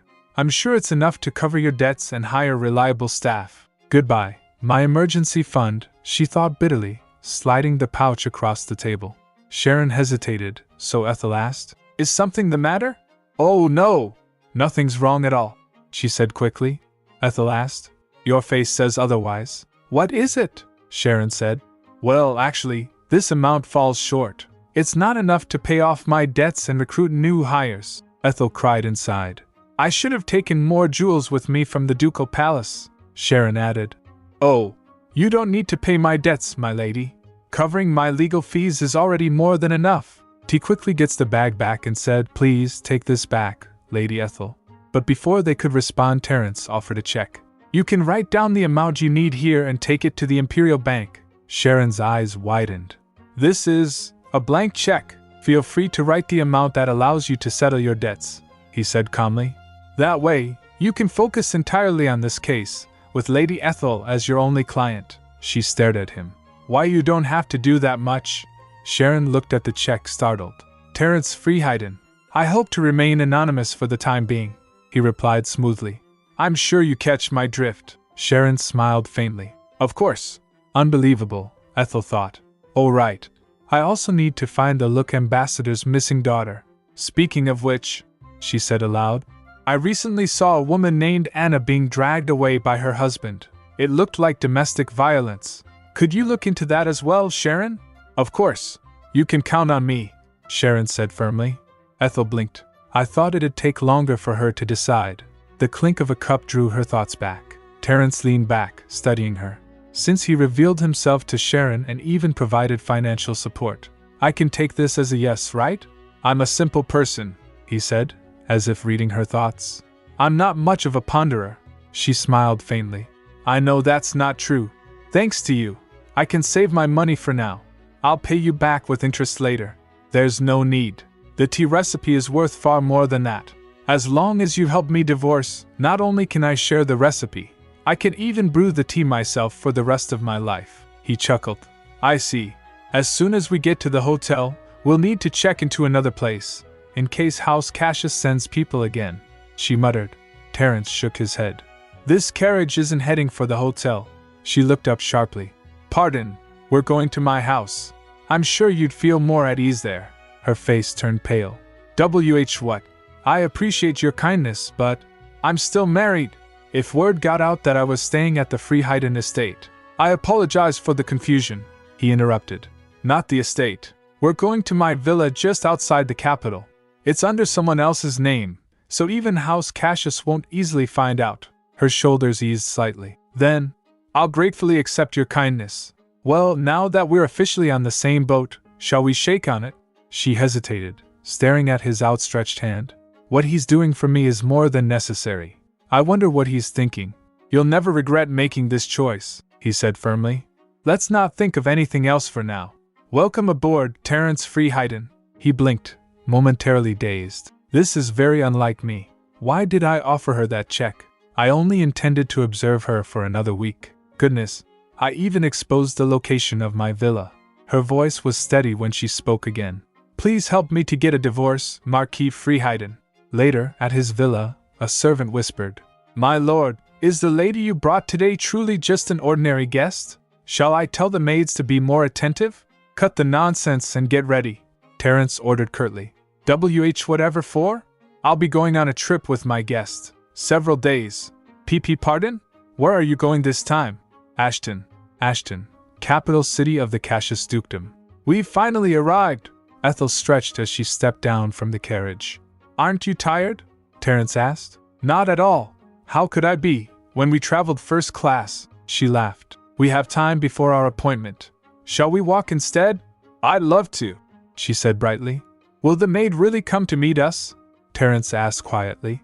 I'm sure Laura will, Ethel replied. I brought her with me from House Wallace when I married into House Cassius. She'll testify that Leandro and I never had marital relations. I sent her an express mail. I hope she'll come. They walked into the bustling streets. Music, banners, and the fragrance of food filled the air. It seems there's a festival today, Terence noted. Yes, the Cassius Duchy has many festivals. He paused. Even if people here aren't familiar with your face, it won't hurt to be careful. He leaned closer, adjusting her hood. She flushed. I appreciate the thought, but I really wish he'd give me a heads up before coming so close. Her heart thudded. Bathump. He muttered, glancing up at the decorations. Happy birthday to my little Riena. They're holding a festival on her birthday? The Duke's love for his daughter is truly great. Oh, actually, Ethel hesitated. Little Riena doesn't refer to Riena Cassius. It's her pet dog, Percy. That's his nickname.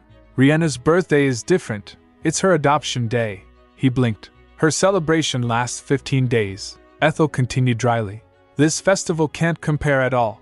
Terence gave a short laugh. I can't believe they hold a festival for a puppy's birthday. Lady Ethel! A voice suddenly called. Ethel turns and shouts, Laura! She hugs her while Laura said, It's been a while, my lady. Then Ethel introduced Terence to her. Oh, this gentleman is Lord Terence. He has kindly been helping me a lot. Terence nods. Ethel said, Have you thought about my offer? You may get on House Cassius' bad side, but, Laura said, You don't even have to ask, my lady. I'll follow you, of course. Ethel felt touched. Laura. Ethel asked, seeing a bag with Laura, Is this your bag? She replied, Yes, I've resigned from House Cassius, so I can leave with you right away.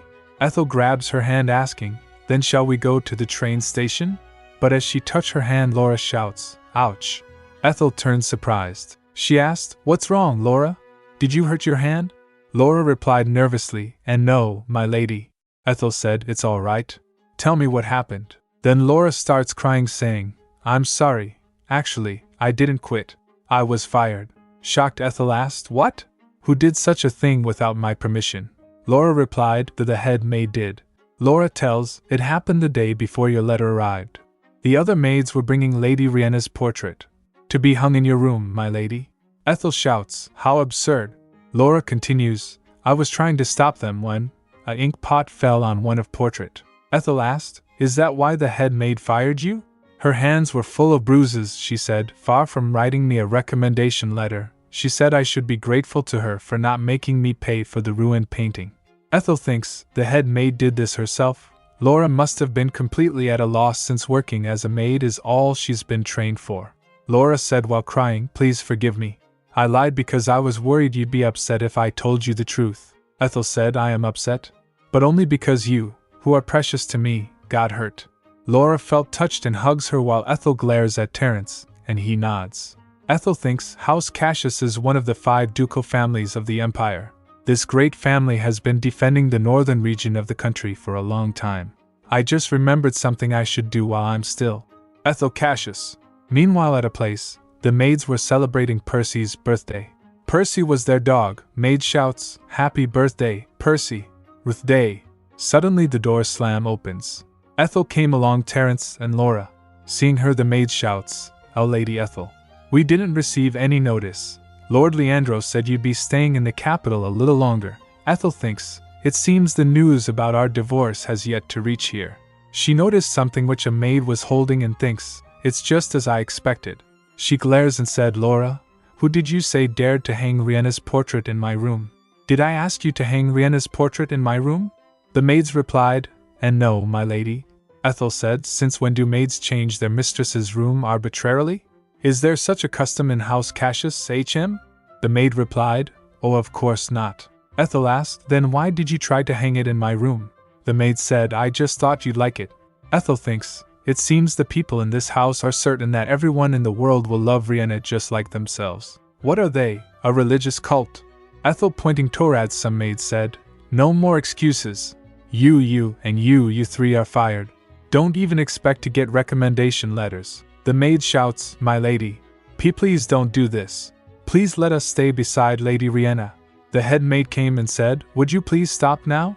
She bowed in front of Ethel and said, "My apologies. We should have been prepared to welcome you properly, but we didn't get any word about your arrival in advance. Please forgive us." Laura gasps seeing her and hides behind Ethel, saying, "It's the head maid." Ethel said to the maid who was holding the box, "You over there. What is it that you are holding? Bring it over here."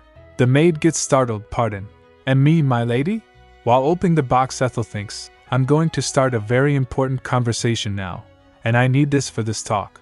The head maid said, "That's a magic artifact for Lady Riena." Ethel said, "I'll deliver this to her myself. I'm heading back to the capital soon." The head maid bowed and said, "It was I who made them hang the portrait in your room. If someone is to be punished, it should be me." Ethel thinks, seeing her, the head maid used to be Riena's nanny. It's no surprise that she's Riena's biggest fan. Then Ethel said, "Who gave you the right to lash Laura, my personal maid, and throw her out?" The head maid said, "It is within my authority to supervise all the maids in this house, my lady." Ethel said, "You are wrong. That authority is given to you by me, the lady of this house, and my personal maid is not subject to your supervision. If you're the head maid, shouldn't you know better than that? I can't help but think Riena is a poor judge of character since she's the one who recommended you as the head maid." The head maid shouts, "You can't speak about Lady Riena like that, my lady. It's true that the authority comes from the lady of the house. However, you are not that person." Ethel said, "My husband is the Lord's deputy whose authority was bestowed by Duke Cassius himself. Moreover, the Duchess passed away a long time ago, so who else would be the lady of House Cassius other than me?" The head maid shouts, "Lady Riena is." Ethel said, "I'll have you know that even if my mother-in-law, Duchess Cassius, were alive, I would still be the mistress as long as my husband is the Lord's deputy." The head maid said, "Perhaps I should have you know. The lady of this house is the one who holds the key to the treasure room, and its holder was, is, and always will be Lady Riena. Duke Cassius entrusted the key to the treasury to the then young Riena." Duke said, "You are very clever for your age. I can trust you with the finances of our household. Ethel thinks, that's because she's an adult inside. Duke shouts announcing, anyone who has a problem with my decision can leave this family. Ethel thinks, after I got married to Leandro, I did actually try to take over the responsibility. She recalled herself saying, let me manage our household finances now. Riena said, you don't have to worry about such troublesome work, Ethel. Duke said, that's very thoughtful of you. Leandro said, you are an angel, Riena. Lehim said, you're just too nice to a fault, little bunny. Ethel thinks, seeing them, well, this is a wealthy family after all. It may not be so bad for me to lead a carefree life. Meanwhile, the headmaid said, if I may be frank, technically, you have no authority to punish nor fire us, my lady. Ethel thinks, one thing I know for sure is that it was resignation, not contentment, that made me accept the way things are in House Cassius. Ethel shouts, how dare you take me for a pushover? I'll tell my husband every single detail about this impertinent attitude of yours. The headmaid said, I beg your pardon, but the young master also said that Lady Riena should continue to be in charge of household affairs. Ethel thinks, holding the box which was a recording device, yes, I've just secured strong evidence. This will be a critical piece of evidence at my divorce trial. It proves that Riena has been holding the authority that should have been mine, and not only has Leandro been aware of the fact, but he also has been going along with it. Ethel asked, is that so? That means I can't do anything whatsoever about you. The headmaid said, nevertheless, as your servants, we'll serve you well as we have thus far. Ethel turned, saying, don't bother. I'll just go to my room. You can return to your posts. Ethel wished Percy, oh, happy birthday, Percy. She thinks, and thank you. Had it not been for your birthday, the eccentric inventor's recorder wouldn't have been here. The inventor is one of the talents Riena scouted based on her memory about her past life. In return for her financial support, Riena gained many ingenious and useful artifacts, and this recorder is one of them. Her maids would record interesting events and special occasions with this artifact and send it back to her. Of course, Percy's birthday is one of such occasions. While she was going to her room, the head maid along the other maids came rushing, my lady, please wait. Ethel opens the door and was shocked for a moment, seeing different portraits of Riena hanging on the wall. Ethel asked the head maid, this is quite a number of portraits. Are these all gifts for me? The head maid replied, yes, these are the latest pieces by the new artists House Cassius sponsors. Ethel said, although I'm not the lady of this house, I have the right to do whatever I want to my gifts, don't I? She orders the maid, take all of them down this instant. Destroy them. The head maid asked, shocked, my lady? I beg your pardon. Terence, destroy one with his feet. He asked, shall I do it like this? The head maid and the other maids get shocked. What just? Ethel shouts, have you not realized your mistake? How dare you hang those blasphemous paintings in my room? She asked, between the woman in the paintings and Riena herself, who is more beautiful? The head maid said, oh of course, Lady Riena, my lady. Such paintings can never hold a candle to Lady Riena's beauty. Ethel said, exactly. These paintings are nothing but imitations of the real Riena. The head maid said, but that's what paintings are for. But Ethel interrupts her. That's what paintings are for. HM? You don't really think such a lame excuse can explain this situation, do you? The head maid shouts, and no. Ethel said, then tell me why you think I shouldn't destroy these things. Speak. The head maid lost her word. Ethel said, why can't you say anything? She bowed and said, I deeply apologize, my lady. I shouldn't have overstepped. Please forgive me. Ethel said, if I could do as I please, I'd burn all the paintings in this house, but I'll be lenient this time. Meanwhile, she thinks, I should give the carrot after the stick. The head maid and others bowed, yes, yes. Thank you. Then Terence and Laura starts destroying the portraits. Ethel said, this is the judgment on the blasphemy against Riena. We must destroy all the paintings in my room at the very least. Laura throws the paintings, saying, yes, my lady. I'll tear up every one of them to pieces. The head maid shouts, no. She kneeled, saying, please stop, my lady. I beg of you. Ethel said, how dare you insult me and Riena by putting up such vulgar things in my room? The head maid said, please forgive me. I apologize for asking the artist to paint such things and putting them in your room. The other maid next to her starts crying, saying, we're truly sorry. Please forgive us. The head maid also starts crying, however. I simply can't watch the faces that resemble her ladyship get destroyed like this. Please just punish me instead. Ethel said, "Ha, I wish I could, but unfortunately, I'm not the lady of this house, am I? I can't punish you." The head maid said, "It was impudent of me." "Of course, you have every authority over us, my lady." The other maid said, "Yes, so please punish us. Please forgive us, my lady." Ethel said, "Don't you have someone else to apologize to too?" Laura was unfairly thrown out just because she stood by her duties. "Unless she forgives you, I can't forgive you either." The head maid and the other starts apologizing. Laura, "I'm sorry, Laura, I'm so sorry." Ethel whispers, "I was acting a little weird, wasn't I?" Terence whispers back, "I had no idea you cared about Lady Cassius so much." Ethel whispers, "Are you having fun teasing me?" He said, "Yes, a bit." She asked, "Just a bit?" He smiled and said, "A lot, actually." Hearing this, she pouts. Then she pushed the head maid out, saying, "Now, take your leave and go back to work." The door slammed closed. 10 Ethel turns to pick some jewels. Meanwhile, Terence was seeing her from distance. Then they packed the things and left the manor. While on her way, she thinks, "I'll never set foot here ever again." There was a hole in the wall, seeing which she said, "We can go out through that dog hole." Meanwhile, a voice interrupts them. "It's been a while, my lady." She turns to see who it was, and said, "Butler." Terence came in front of Ethel while she thinks, seeing the butler. Was he expecting us to come this way and waited here? The butler said, "I remember when you first came to this estate. You praised this estate that I tended to as beautiful." Ethel said, "You must have heard about our divorce from Leandro." He replied, "Yes, I have. His Grace, or rather, the young master told me in secret." Ethel asked, "Are you going to call for the others and stop me from leaving?" The butler said, "Please don't worry, my lady. I only came to bid you farewell." She asked, "Farewell? Why would you do that when the result is far from decided?" The butler bowed and said, "Whether it will be in your favor or not, it's as plain as day that your heart is no longer here, my lady." Suddenly they heard someone coming. She starts rushing, "Let's go, tea!" Then they went out from that hole. While they left, the butler was standing there seeing them. They sat down in a carriage. Terence asked, "Let's head for the Ashton train station as planned But Ethel interrupts, saying, "Wait." She asked, "Why did the butler send us quietly?" She thinks, he has devoted 20 years of his life to serving Duke Cassius since the Duke was a young man. However, when I was simply existing like a doll at the Cassius estate, he would come and ask if I'd have tea with him from time to time. And although we didn't talk much, the time spent with him felt comfortable."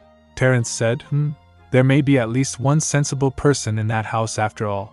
Laura said, "Oh, you may be right, my lord. The butler did indeed treat me nicely." Ethel asked, "Did he now?" Laura said, "When your ladyship was away, he often made me run simple errands for him, so that I could spend some time in town for a change. He even gave me pocket money." Ethel said, "Perhaps I should meet the butler again. A testimony from someone who's been in House Cassius for a long time would work well to my favor." Laura said, "I know his address. I've once visited his house for an errand." They went to Butler's house. Laura introduced, "This is Mrs. Herman, the butler's housekeeper." She had already told Ethel and Terence in carriage. "His wife passed away a long time ago, so please be careful not to make any mistake." Then she gave her a basket, saying, "The butler told me to bring you the leftovers from the banquet." Mrs. Herman said, "With this much food, Joshua and I will be able to eat to our fill." Ethel asked, "Joshua?" The housekeeper said, "Oh, my word, what am I doing? I'll go and bring some tea right away." Terence asked Ethel, "Who could Joshua be?" Ethel thinks, Joshua is the butler's only son who made a single appearance in the novel. He came across Riena at the Cassius estate when he was young and fell for her at first sight, so he gave her a handmade gift. Unfortunately, the Duke witnessed the scene and exploded. Afterward, the Duke would fly into a fury whenever a boy of Riena's age approached her. Riena isn't dating the Crown Prince for no reason. She's dating him because he's the Crown Prince. The housekeeper brings tea and said, "Please have some tea." Ethel thinks Mrs. Herman suddenly changed the subject when Joshua's name was brought up. I wonder why. Then her gaze fell on some handmade figures. "Oh, how cute!" The housekeeper said, "Pretty, aren't they?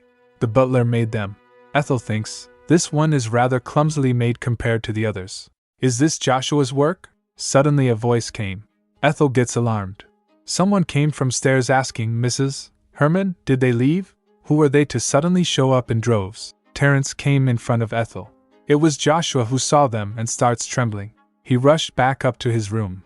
Ethel and Terence stood confused and surprised. The housekeeper said, "Oh my goodness, he's the butler's son, Joshua.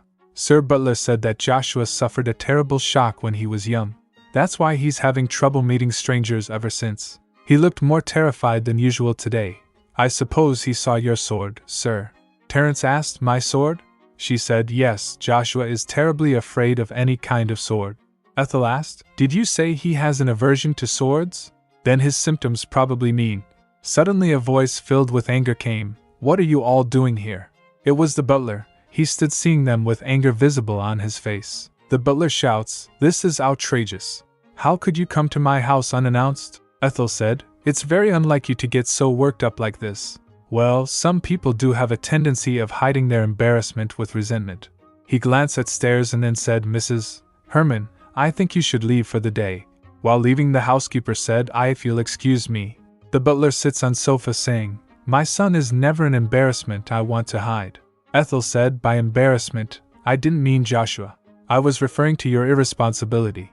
The butler asked, "Are you saying I'm irresponsible?" Ethel said, "You heard me right. You chose to serve the person who left a haunting scar on your son as your master. Is that not irresponsible?" He gets shocked and asked, "How did you?" Then he said while his hands trembles, "But it was an accident." Ethel said, "No, it wasn't." Duke Cassius consciously chose to point his sword at young Joshua. The Duke saw that Joshua was hovering around Riena. Fortunately, nothing serious happened because Riena stopped her father. But for young Joshua, his first love became an ingrained wound in his heart. She thinks, after that, I'm sure he must have been reminded of his heartbroken son every time he saw Riena. She said, "You shouldn't have continued to work for House Cassius. More importantly, you shouldn't have neglected your son like that." The butler cried out loud, "Then what should I have done?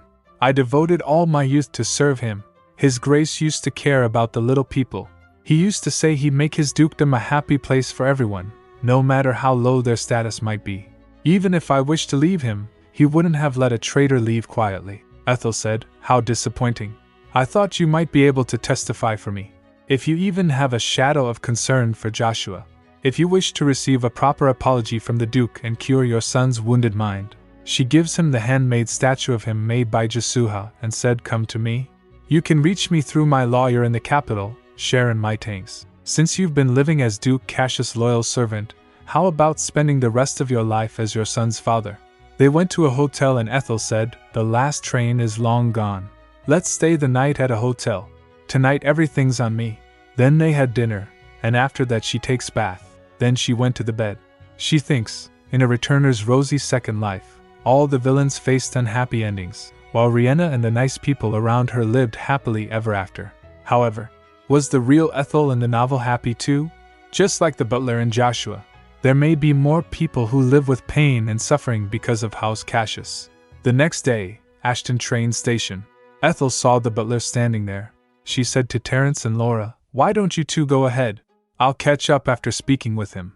Terence said, "Very well." She then went to Butler. He asked, "Is it true that Joshua's illness is curable?" Ethel said, "Doctors in the capital are studying ways to treat illnesses of the mind through counseling, therapy, and medication." He said, "I see. I was afraid of people's prying eyes, so I've been keeping him inside." "Do you truly think he can receive an apology, my lady?" She said, "Well, it's possible if the Duke still has his old self even just a bit."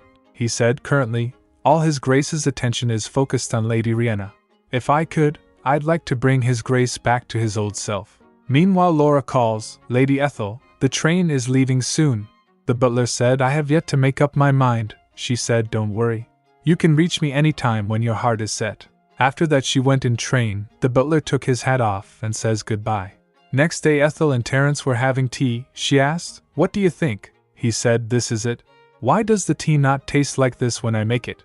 Perhaps I don't have a knack for brewing tea at all." She said, "You don't need a knack to brew tea. Besides, they taste all the same to me." Meanwhile she thinks, "Anyway, having tea time every morning and evening isn't so bad." He said, "I have some personal business to tend to today, so I'm afraid I can't accompany you to the lawyer's office." "I'm sorry." She said, "Oh please, don't worry about that." He then said, "I'll introduce you to someone else instead." At the lawyer's place, she said, "Oh, are you Lady Ethel's new bodyguard?" Vinetta, Ethel's temporary guard, said, "Pleased to meet you. I'm Vinetta, Lady Ethel's temporary guard." The lawyer said, You went to the academy, didn't you? I think I've seen you there. Venetta said. Yes, Marquis Terence recognized my talent and provided for my school expenses. My relationship with the Marquis is strictly that of a sponsorship in nature. I hope there's no misunderstanding, my lady. Ethel said. Misunderstanding? What do you? She thinks, goodness. I did think the servants at the villa were overly kind to me. We're not like that. Meanwhile, someone came and said, Lord Cassius has arrived. They came out and Ethel asked him, What are you doing here? He replied, Your lawyer moved her office. I doubt Lawyer Mytanks can afford any place in this district. He asked, You provided for the rent, didn't you? She said, What if I did? He said, Then you must have sold my gifts for you to raise the money, since all you brought with you when you got married was the abandoned mine. She asked, So what? Are you going to be petty and take the gifts back from me? He said, petty. Ahem, where are you staying these days? Ethel said, I'm not going to tell you that. He said, I've been trying really hard to tolerate it all, but I must say you're such an unbearable woman. She asked, What exactly have you been tolerating? Meanwhile she thinks, Who's tolerating whom here, huh? He shouts, How could you destroy Riena's portraits? Do you have any idea how shocked she was? She was very depressed, saying that she never thought you'd hate her so much. And father was so furious that he said he'd never let you in again even if you beg in tears. She thinks, Who said I'd come back? He said, But Riena asked him to give you another chance. She's just too nice. She's an angel without wings. Luckily for you, father is quite busy with other affairs at the moment. You'd better take this chance and seek his forgiveness. She asked, What other affairs is he busy with? He said to him, I can't let someone outside the family know that. She turned saying, Someone outside your family? This is exactly why I want a divorce. Then he said, Ha! The butler disappeared after leaving a resignation letter on my desk. She asked, Did his son disappear too? He asked, His son? Oh right, the butler has a son. He said, seeing that he's never been mentioned in a long time. I suppose he probably has been living as he pleases somewhere else. Ethel said, Perhaps you're wrong. He might have a reason not to mention him. He said, That's absurd. The butler has been with my family for a long time. We are like a family. She thinks like a family. You and the butler. I'm not sure if the butler will decide to side with me. At least he didn't seem to ignore what I said. He said, Father suspects that he's been kidnapped. Ethel turns thinking, That's what he wants to believe. She said while leaving, You should leave now. But he tries to stop her. Wait. I need you to come with me. She asked, Why would I go with you? I don't trust you. He said, I reserved a table at a nearby hotel restaurant. She said, I don't want to speak with you anymore. He said, You can speak with someone else. He said, Actually, Countess Wallace is waiting for you. She thinks, Looks like the time has come. In the novel, Ethel is a poor noble lady who sacrifices herself for her family. There's no way the Wallace family would agree with this divorce, especially when they're financially dependent on House Cassius. However, that's the story of the real Ethel Wallace, not mine. Then she said, Fine, let's go. They starts walking and Venetta joins them. Seeing her, he asked, Who's that woman? Ethel said, Can't you see? She's my guard. He said, So you fired the arrogant fellow from the other day. Good for you. They starts walking towards their destination. After reaching there, murmurs filled the air. That man over there, isn't he Leandro Cassius? Oh, the Duke's son who's getting a divorce? Then is the woman next to him. They enters the room where Countess was waiting for them. She said, Ethel. My dear, it's been so long. Let me see your face.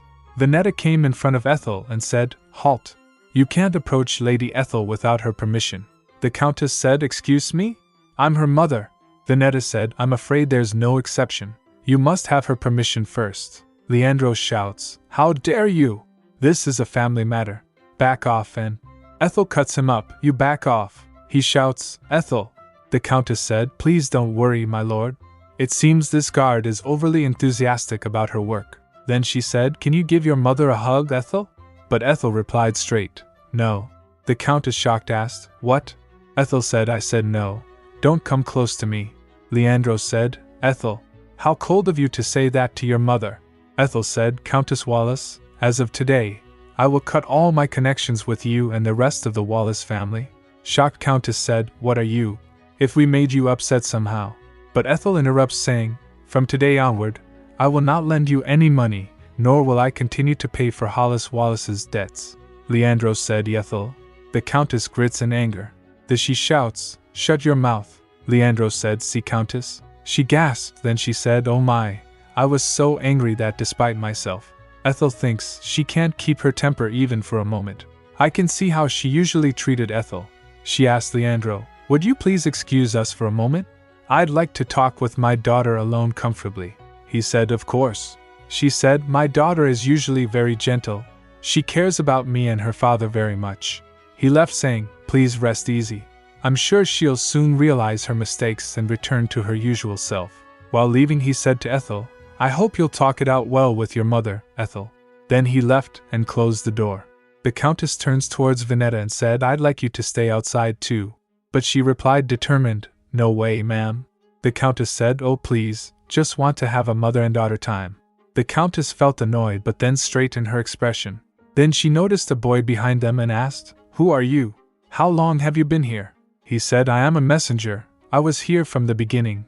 Before they left the lawyer's office, the lawyer said, Lady Ethel, I think you should bring Cobble with you. He can move nimbly and covertly. You can send him to me if you're in a pinch. The Countess said, I don't care. I need you to leave at least. But Ethel said, no, stay, Robbie. Then she sat down on the table and Countess said, have a seat, Ethel. I'd like to see you enjoy this scrumptious spread. Meanwhile, Ethel thinks, what a two-face.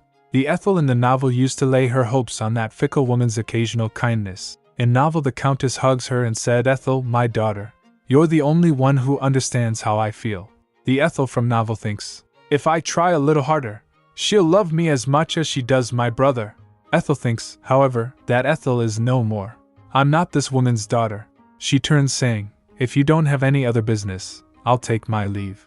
The Countess shouts, stop right there, Ethel Wallace. How rude of you. Do you think you can look down on your family now that you're married into House Cassius? Vinetta came in front of Ethel and said, please stand back. Ethel noticed Robbie standing still near the door. Ethel said, it's all right, Vinetta. The Countess shouts, you arrogant wench. We shouldn't have coddled you too much. Ethel said, you never coddled me. The Countess shouts, what? We fed you, clothed you, and put a roof on top of your head. Ethel said, that's what parents do for their children. But you were even neglectful of those duties. The Countess starts trembling and said, you? Then what about after you got married? We went to see you, but how can you not show your face even once? Ethel said, we both know you only came for money, just like when you came to ask us to fund Samuel's business. And every time, Leandro paid you. The Countess said, he didn't pay us. She shouts, we just said we wanted to borrow some money out of courtesy, and that idiot really only lent us the funds. You can't divorce him. What if he demands we pay back all the money we borrowed from him at once? I heard Duke Cassius is enraged. He might bankrupt our family. Ethel asked coldly, so what? The Countess asked, what did you just? Ethel said, if you borrowed money, you should pay it back, and if you can't pay it back, you should face the consequences. The Countess said, why, you don't seem to know how serious things are. Our family could be forced out onto the streets. Ethel slaps her hand. She said, then you shouldn't have borrowed the money in the first place. The Countess said, I'm your mother? How dare you? She tries to attack, shouting, you ingrate. But Vinetta grabs her. She shouts, let go of me. I said let go of me. I sacrificed so much to raise you. Ethel takes off her gloves and raised her hand in air to strike. The Countess gets shocked and Vinetta stood surprised. The Countess closed her eyes thinking Ethel is going to slap her. But Ethel slapped her own face. Then she shouts, please don't do this, mother. She fell down and someone shouts, my lady. Leandro asked from outside, what's going on in here? He opens the door and along him everyone gets shocked. The Countess flinched. Ethel pretends to be unconscious and the mark from her slap was visible.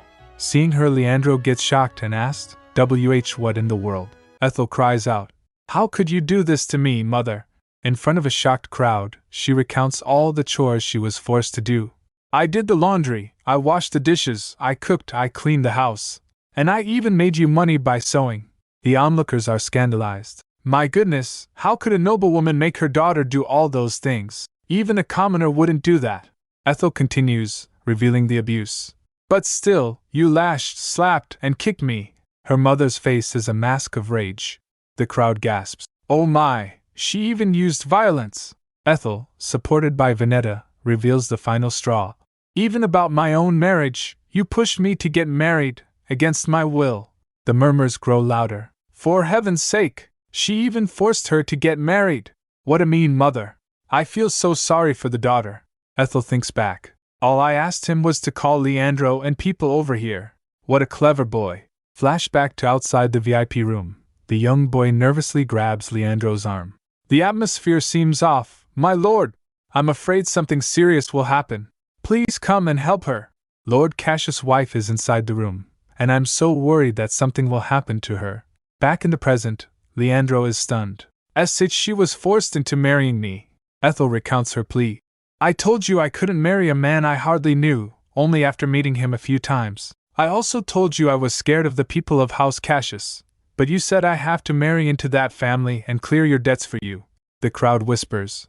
Come to think of it, I heard House Wallace was heavily in debt. Then she sold her daughter for money.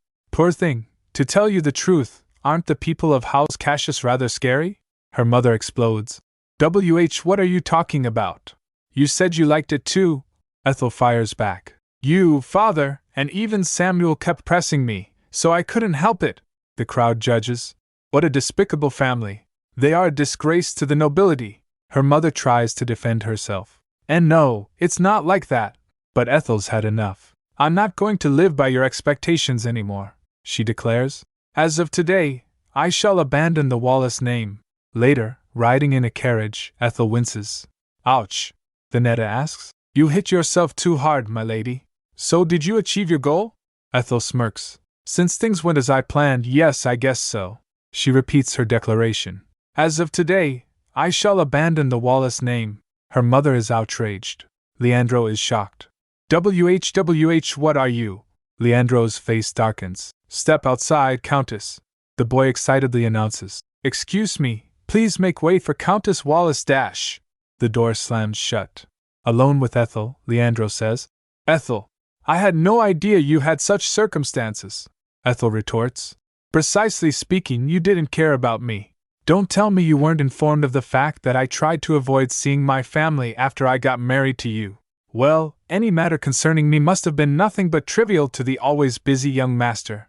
Leandro looks down, contemplative. Later, Ethel and Venetta leaves with the boy. Leandro watches Ethel leaving with her mother. They reached at a manor. Venetta helps Ethel while she came out from the carriage, and Venetta said to her, We have one last issue to deal with now. Ethel, confused, asked, Issue? Venetta sighed and said, You'll see. Ethel, with a determined look, says, We're back, my lord. T smiles. Please, just call me T. Ethel, startled, looks up. What's wrong? T stood shocked, seeing her cheek. T reaches out, stopping her. His eyes are blazing red. Who did this? Ethel touches her cheek, realizing he's talking about the slap mark. Oh, this. T rage intensifies. Who in the world dares to? He said to Venetta. I told you to make sure no one could touch even one hair on her. Venetta kneels, terrified. I apologize, my lord. It's all my fault. Ethel brushes him aside. No, it's not her fault at all. T said, I need to know who did this to you. Ethel, flustered, blurts out. It was me. I slapped my own face. T is stunned. Pardon. Later, in a sitting room, T and Venetta listen as Ethel explains. T smiles, impressed. What a brilliant plan. Thank you. So Venetta didn't do anything wrong. Ethel beams. Venetta said. Actually, I did, my lady. Venetta explains. When you explained your plan to me, I didn't even try to stop you. As a result, I failed to protect you as I was ordered. I would have nothing to say even if I'm punished. Ethel's heart skips a beat. How reliable. T breaks the tension. If you haven't had dinner yet, shall we eat together? Later, walking with T, Ethel remarks. I never thought you'd be so worried about me. T replies. Of course I am, because we are. Ethel prompts. Yes. T gazes at her. We are. T, ever the charmer, leans in. Of course I am, because we are. Ethel, a bit flustered, prompts. Yes. He finishes. Partners. Ethel's eyes widen. Partners? T, ever so casually, replies. Yes, because we need each other. Ethel nods. You sure helped me a lot. You are of great help to me too, T responds. Ethel explains. But I've already told you all I know about the healing tea recipe. Ethel brightly suggests. If you can't brew it yourself, you can just teach the recipe to someone else so that. T cuts her off. That's enough for that topic. Shall we eat first? And with that, they head to a lavishly set table. Later, under the moonlight, T sat at balcony. Meanwhile, Ethel came and stood behind the window. He noticed her and calls out, "Lady Ethel." Ethel turns, surprised. "My lord," T asks, "is it uncomfortable for you to call me T?" "He pours more wine," she replied. "Oh, I didn't realize I was doing it again." Leaning in, Ethel continues, "Well, I suppose there are some people in this villa who might be unaware of your true identity," Ethel said. "All right, but you have to promise to call me Ethel too," he whispers. Ethel, flustered, wonders, "Why am I getting shy?" T asks softly. "Does it still hurt?" Ethel smiles, touching her cheek. "Do you mean my cheek? After putting some ointment and an ice pack on it, it's all right now," T says. "I think you should cherish yourself more. How do you feel right now? I'm sure it wasn't easy for you to completely cut off such important family ties from your life." Ethel replies, "I feel fine." Ethel thinks to herself, "I'm actually deeply despised by my father's wife. If I could, I would have severed my connections a long time ago." Ethel said, "Your situation seems to be much more serious than mine." T shrugs. "No, it's more or less the same." Ethel smiles. "Thank you for comforting me." T responds, "Don't mention it. That's what partners are for." Ethel thinks, "I used to feel ill at ease when I was left alone with Leandro, but I feel so comfortable with T even though we've known each other for less than a month." T then asks, "Do you have any plans after your divorce, Ethel?" Ethel answers, "I haven't thought out the details yet, but I'm going to leave the Empire." T, surprised, asks, "Pardon?" Ethel explains, "Once the trial begins, the whole nation will get to know who I am and gossip about me. I don't think I can handle such publicity." She thinks, above all, "I can't bear the sight of House Cassius. Riena will marry the crown prince and eventually become the empress who is loved by the people." Ethel continues internally, "Following that, Duke Cassius will rise to the pinnacle of power. Moreover, House Wallace won't leave me alone for sure. So I'll just move to another country and live off the money from the Anala mine." She thinks happily. Money is the best. Ethel then considers, "Maybe I should ask Laura to come with me. Once I settle down, I should invite Sharon and Vanetta to visit too, as well as the closest one among my newest friends, the person who's before me right now." Ethel noticed his expressions and asks, "T, what's wrong?" He asks, "Are you really going to leave?" She said, "I'm sorry, I didn't think I needed to tell you that." T responds, "That's not something for you to apologize to me for, of course not. I suppose I considered myself more important than I actually am. I've just woken up to reality." She asks, "Pardon?" He then asks, "Shall we make a toast? As comrades?" Ethel, beaming, responds, "My pleasure." T proposes, "Here's to the successful achievement of all your goals." They clink glasses. Ethel adds, "And yours too." T wonders, "What is my goal?" She said internally, "Isn't it to become the emperor instead of the crown prince?" Then she asks him, "Don't you want to become the crown prince?" T responds, "Frankly speaking, I'm not sure if I have a goal. That's why I've decided to look for one going forward." Ethel smiles, "I'm sure you'll find the best goal for your life." T thinks, "If only I could do just that." Later that night, they sat there for hours while having drinks, but T looks on with a somber expression. Next morning, Ethel is reading documents, but clearly not having a good time. "Ha! I didn't know getting a divorce would be so hard." She plops back dramatically on the couch. The lawyer suggests she gets some fresh air. "Exhausting, isn't it? Why don't you get some fresh air?" Ethel perks up immediately. "Can I?" Suddenly the door opens with a burst of sound. A boy arrives with a letter. "Lady Ethel, I have a letter for you." Ethel examines it, noticing something odd. "Huh! This doesn't have the sender's name on it," the messenger tells her. "He said you'd know who it's from when you read it." Her eyes widen in realization. "I'll be right back," she announces to the room, and dashes off. Outside in the garden, she finds the butler waiting on a bench. "You chose to see me in the heart of the capital. Isn't it too risky?" she asks gravely. He responds, "Although it's been some time since I stopped training new recruits, everyone currently serving His Grace used to be my pupils. Would this answer your question?" Ethel seems reassured, but immediately pivots. "That's very reassuring. How's your son doing?" He replies carefully, "Your ladyship, no, how very kind of you, Lady Ethel." Ethel looks surprised. "Pardon?" The butler responds, "The first thing you ask is how my son is doing instead of asking if I testify for you." He continues, "Joshua is doing fine. The night after you left, I asked him if he'd like to receive treatment in the capital. His response made me realize how foolish of me to have kept him within the land ruled by House Cassius." He continues, reflecting, "I could tell that good boy has been patiently and silently suffering." Ethel said, "If I were him, I'd be very happy to know that my father is finally trying to do something for me." Butler asks, "Despite the fact that I've ignored his pain for such a long time?" Ethel smiles softly. "Your son could take courage because he trusts you." Suddenly, a young man rushes toward them. "Slow down! You'll fall if you run like that." He scoops up a child in a hug. The butler watches them, then said, "The proposal you offered me back then, about becoming your witness, does it still stand, my lady?" Ethel's face lights up. "Of course. But then she's all ACK." Later, Ethel, accompanied by Vinette, strides purposefully through the city. But then Ethel explodes. "Did that scumbag really say that?" As we flash back to a moment between Butler and Leandro, he said, "I think I was mistaken," he mutters. "I thought it was love because I felt drawn to her before the wedding." Leandro, looking miserable, continues, "But now I just don't feel anything toward her." Back in the present, Ethel shouts, "It wasn't love from either, okay? I only liked you after reading the novel. It was just a crush." We see visions of her past self with Leandro, and then her face contorts with fury. "So that bastard has trifled with me all this time, huh?" A few moments ago she asked Butler, "Could you testify what you just said to me in court?" Butler said, "I intend to say whatever I heard and saw truthfully." Back in the city, Ethel is fuming. "Ugh, it's my loss if I get angry."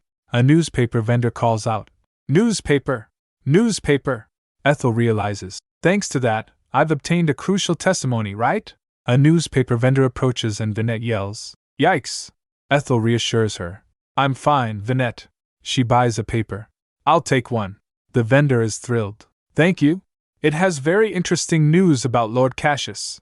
Ethel groans, "Ugh, not that bastard again." She and Vinette look at the headlines. "Breaking news. With the public attention fixed on the impending divorce of the young Cassius couple.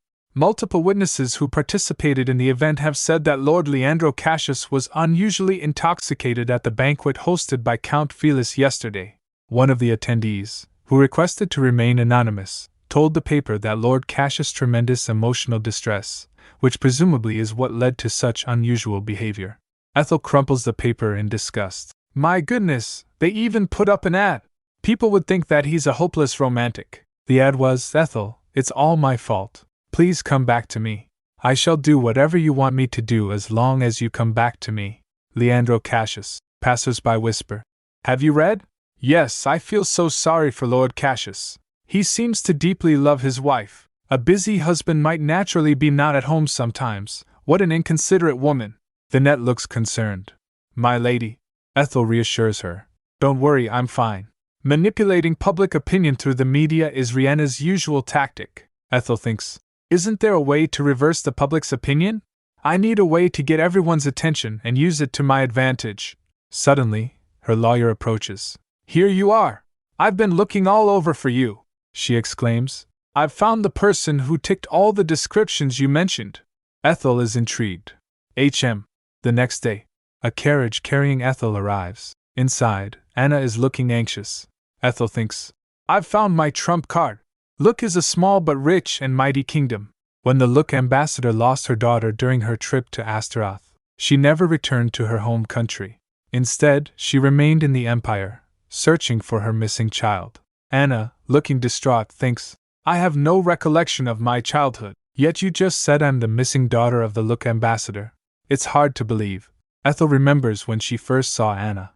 "I was certain the moment I saw Anna. From her circumstances to her name and appearance, everything about her was exactly as explained in the novel." She thinks, "I knew I could count on Sharon. I've seen the missing child poster back then. I think to myself that I wish I was that child, but..." Anna fidgets and said. She continues, "As you can see, I have brown hair, while the child they're looking for is blonde." Ethel smiles reassuringly.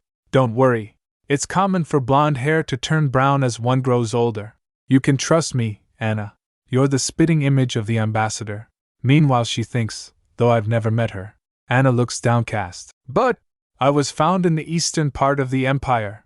The ambassador lost her daughter in the south, Ethel responds. Actually, they arrive at the Look embassy. Ethel and Anna walk towards the gates. Halt! Guards block their path. I'd like to meet with the ambassador, Ethel announces. I'm here with her missing daughter. The guard scoffs. Pfft. Her missing daughter? Here's yet another fraud, he said. We've seen countless people like you showing up here with fakes. Ma'am, you should have tried to match the hair color at least. In what way do you think this dowdy woman resembles the ambassador? Anna is crestfallen. Perhaps I shouldn't have followed you here. Please look at this, Ethel said as she presents something to the guard. What's that? The guard's eyes widen. It's the crest of the House Cassius. He stops them. Please wait. I'll be right back with the ambassador. Ethel turns to Anna with a confident smile. I told you can trust me. You have nothing to worry about. Inside the embassy, the ambassador is informed. Did you say we have a visitor from House Cassius? She looks shocked, as she saw Ethel standing there with Anna. What's the matter, my dear? Her husband asks. Trembling, the ambassador points. That's. His eyes widen in recognition. Goodness, Diana. Is that you, Diana? Anna looks overwhelmed. Ethel presents a document. This is a written account by the person who found Miss Anna in a resort city in the south. Due to a mistake by the orphanage staff, her information was mixed up. That's why Miss Anna believed she was found at a different place. The ambassador looks at the documents, then embraces Anna. I'm sorry, Diana. I'm so sorry I lost you. Anna tearfully calls her Mom. Ethel thinks. It was originally Riena who got Anna back to her family, but Ethel wipes away a tear. The guard looks on, touched. Ethel dashed away while Anna noticed her and asked, Wait, where are you going? Ethel said, Oh, I was only going to step aside for a bit so you can enjoy this reunion. Anna's parents shower Ethel with gratitude. Anna said, That lady brought me here. Had it not been for her, I'd never met you again. The ambassador says, You made our family complete again. I don't know how to thank you, Anna's father insists. We can't just let you go. Not until you accept something from us in exchange, the ambassador adds. We'll do anything for you, please just say the word. Ethel, touched by their gratitude, thinks, Well, if you insist, I actually do have a favor to ask of you. A few days later, the Astaroth Empire's central court. The courthouse is bustling with people. Here comes House Cassius. The Cassius family carriage arrives. Riena and Duke came out of carriage. The crowd shouts, Wow! It's Lady Riena! She waves at crowds saying hello, everyone. The crowd shouts, Your ladyship, please look over here. You're lovely today too. We love you, Lady Riena.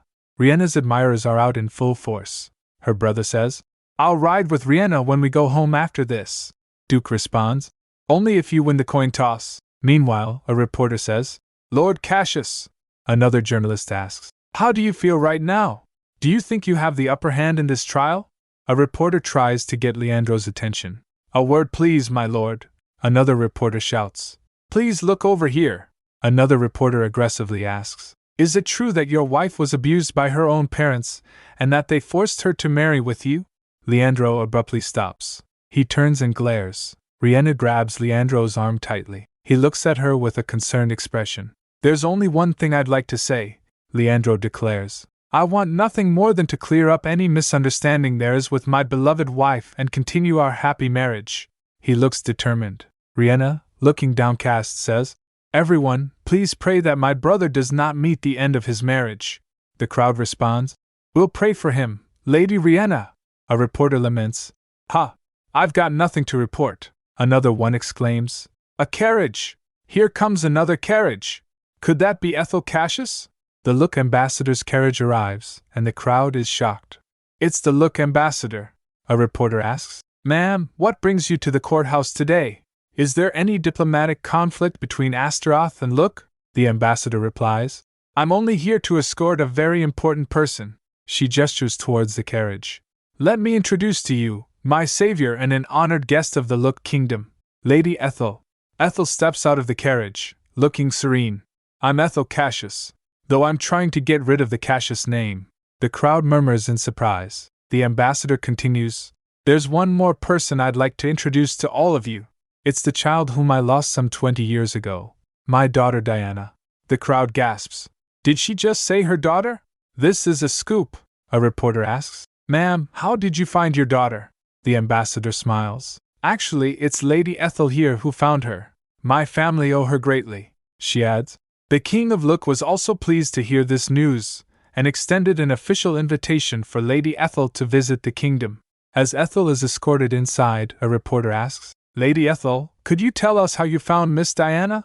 Inside the courthouse, the reporters are still clamoring for information. How do you feel right now? Do you have no intention of dropping your divorce request? Ethel responds firmly. I shall clearly reveal everything in court. Ethel is escorted into the courthouse by Venetta and 2 guards. It's as crowded as a market, she observes through window. Venetta reassures her. They can't enter the courthouse, you can rest assured. Leandro came and called Ethel's name. Seeing him, Ethel thinks, not again, you leech. Leandro approaches her, looking desperate. Even though you were forced into this marriage, I'll do my best to make you happy from now on. Ethel cuts him off. I have no more breath to waste for you. If you have something to say it in court, and walks away. Leandro pleads. Just one moment, Ethel! Please talk with me. Suddenly, Riena intervenes. Leandro! Let me talk to her, she says. Leandro looks shocked. You will talk to her. And then turning to Ethel she says, yes, I'll persuade her to change her mind. So trust me and give us a moment. Leandro said. All right. I hope you'll succeed, Riena. Seeing them, Ethel thinks. I can't believe he's even leaving his divorce in his sister's hands. What a douchebag. Riena says. Would you please excuse us too? Venetta firmly states. I'm sorry, but as Lady Ethel's bodyguard, I'm afraid I can't. Riena responds. Ha, you're very loyal. Ethel, please dismiss her. Ethel thinks. There's something different about Riena. I can feel it, though I can't pinpoint exactly what it is. Ethel said. Venetta, please leave us for a moment. Ethel and Riena face each other, and Riena takes Ethel's hands. Startled, Ethel asks, what are you doing? Riena says, I heard from Leandro that you were treated poorly by your family. Oh, how hard it must have been for you. Ethel cringes. Riena continues tearfully, I understand how you feel. When I was in the orphanage, I was abused by the director too. He was a really bad man. He used to starve me and even hit me. Ethel thinks, I know that you're the one who reported the director to Duke Cassius, and got him punished. Riena said, so I know how you feel better than anyone else, Ethel. Ethel looks at her cautiously. Riena's smile widens. Let me help you take revenge on House Wallace. A flashback shows her parents, looking sinister. Ethel thinks, revenge. Riena looks intrigued. Not only that, I also promise to make sure Leandro treats you well. So, please retract your divorce request. Ethel's quiet, but inside her head, it's a battlefield. Ha! The real Ethel might have accepted this proposal. Riena is right there though, and she's having none of it. We get a flashback montage of Riena's crucial role in Tara's revenge in the novel. Riena's got the power, the ability to make this revenge a success. Back to the present, Riena's grabbing Ethel's hands, her eyes wide with concern. I already warned House Wallace to stay away from our estate. Ethel doesn't doubt that she meant it when she said she'd help her.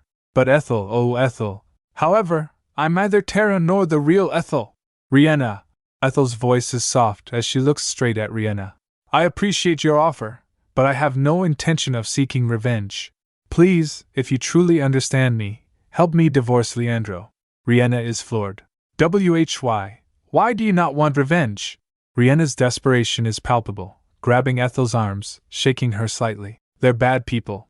They deserve to be punished. Ethel slaps Riena's hand. She left saying, You have to understand that people have different values. Riena can't believe it. Can't you just stop now? Leandro is deeply repentant of his mistakes. She tries to reason with Ethel. Father and Leham also said they'll be nice to you in the future. But Ethel isn't budging.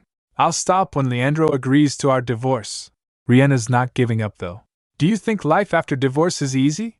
You'll be gossiped about for the rest of your life. Ethel turns away hearing this. Riena continues. You'd better stop when I can still persuade Father and Leham for you. Keep this up and it'll be too late when you decide to return later. You'll only hurt more then. Riena looks so distraught. But Ethel is convinced Riena is just doing this for attention. Oh, so she thinks this is all an act to get more love and attention, and that this lawsuit is nothing more than a means to show my discontent. Riena's expression softens, but she's still determined. I know you still love Leandro. Ethel thinks to herself. No matter how hard I try, I just can't get through to her.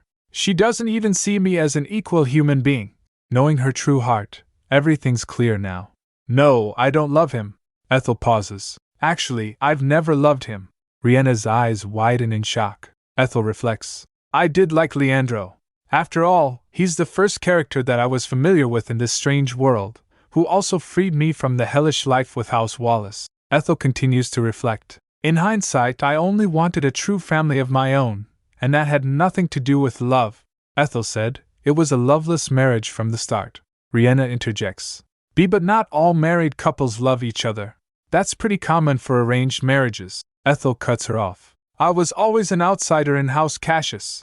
Riena tries to reassure her. That's just because my father and brothers are awkward at self-expressions. I'll make sure it won't happen again. Ethel's had enough. There's no need to bother yourself. With this trial, I'll sever all my ties with House Cassius. And that includes you too, Riena. Riena is stunned. What? But even with Leandro out of the picture, we're still friends. Ethel says coldly. Like I said before, I don't like you. We're not friends. Riena's voice cracks. That's a lie. Ethel turns and walks away. Riena reaches out desperately. Wait! Ethel, please listen to me. Ethel! But Venetta stops her. She grabs Riena's arm while she shouts. Ethel! Suddenly, flashbacks of Riena with her family flood Ethel's mind. Riena genuinely loved the characters of a returned Rosie's second life. Riena interrupts her thoughts shouting. Ethel! Riena is desperate. Why can't you understand? Who do you think I'm doing this for? It's all for you, Ethel! Riena shouts with her face being red. How the heck are you going to live in this harsh world without House Cassius? Ethel is stone-faced. Watch your mouth, Riena. Riena, realizing she's gone too far, is terrified. It was a mistake, please forgive me. Venetta, who is still holding Riena's arm, seems annoyed. Riena said. But you're the one who first said something very harsh. Ethel asks. What did you mean when you said it was all for me? Riena said. It's just as you heard. I meant it would be safe and comfortable for you to remain under the protection of House Cassius. Ethel thinks to herself. That sounds like an excuse. I don't think that's what she meant. Riena, putting on a bright smile, says. Oh my, look at the time. I'll see you in a minute, Ethel. Riena leaves and Venetta asks. Should I have stopped her, my lady? Ethel responds. No, that could be seen as using physical force and be used against us in court. Ethel thinks to herself. She didn't seem like the Riena I've known. Ethel thinks. Wait, the Riena I've known. Just how much do I actually know about her? I read the novel, which is essentially Riena's life story, numerous times, but does that mean I know everything about Riena Cassius? Ethel recalls scenes from the novel. She concludes, I simply thought everything that's happened so far was due to everyone's excessive love for her, but Riena's smiling face appears in Ethel's mind. What is Riena really like? Riena, walking down the hall, thinks, Phew, it was so unlike me to get worked up like that. I don't need to be nervous. She went to the room where her family was waiting. I'm back, Leandro said. Welcome back, Riena. Riena sees Leandro and others waiting for her. But Riena is thinking, because I know for sure this divorce won't go through. Leandro, looking nervous, asks Riena, how did the talk go? Riena shakes her head, looking defeated. Duke reassures her. Riena, you don't have to care about such an ingrate.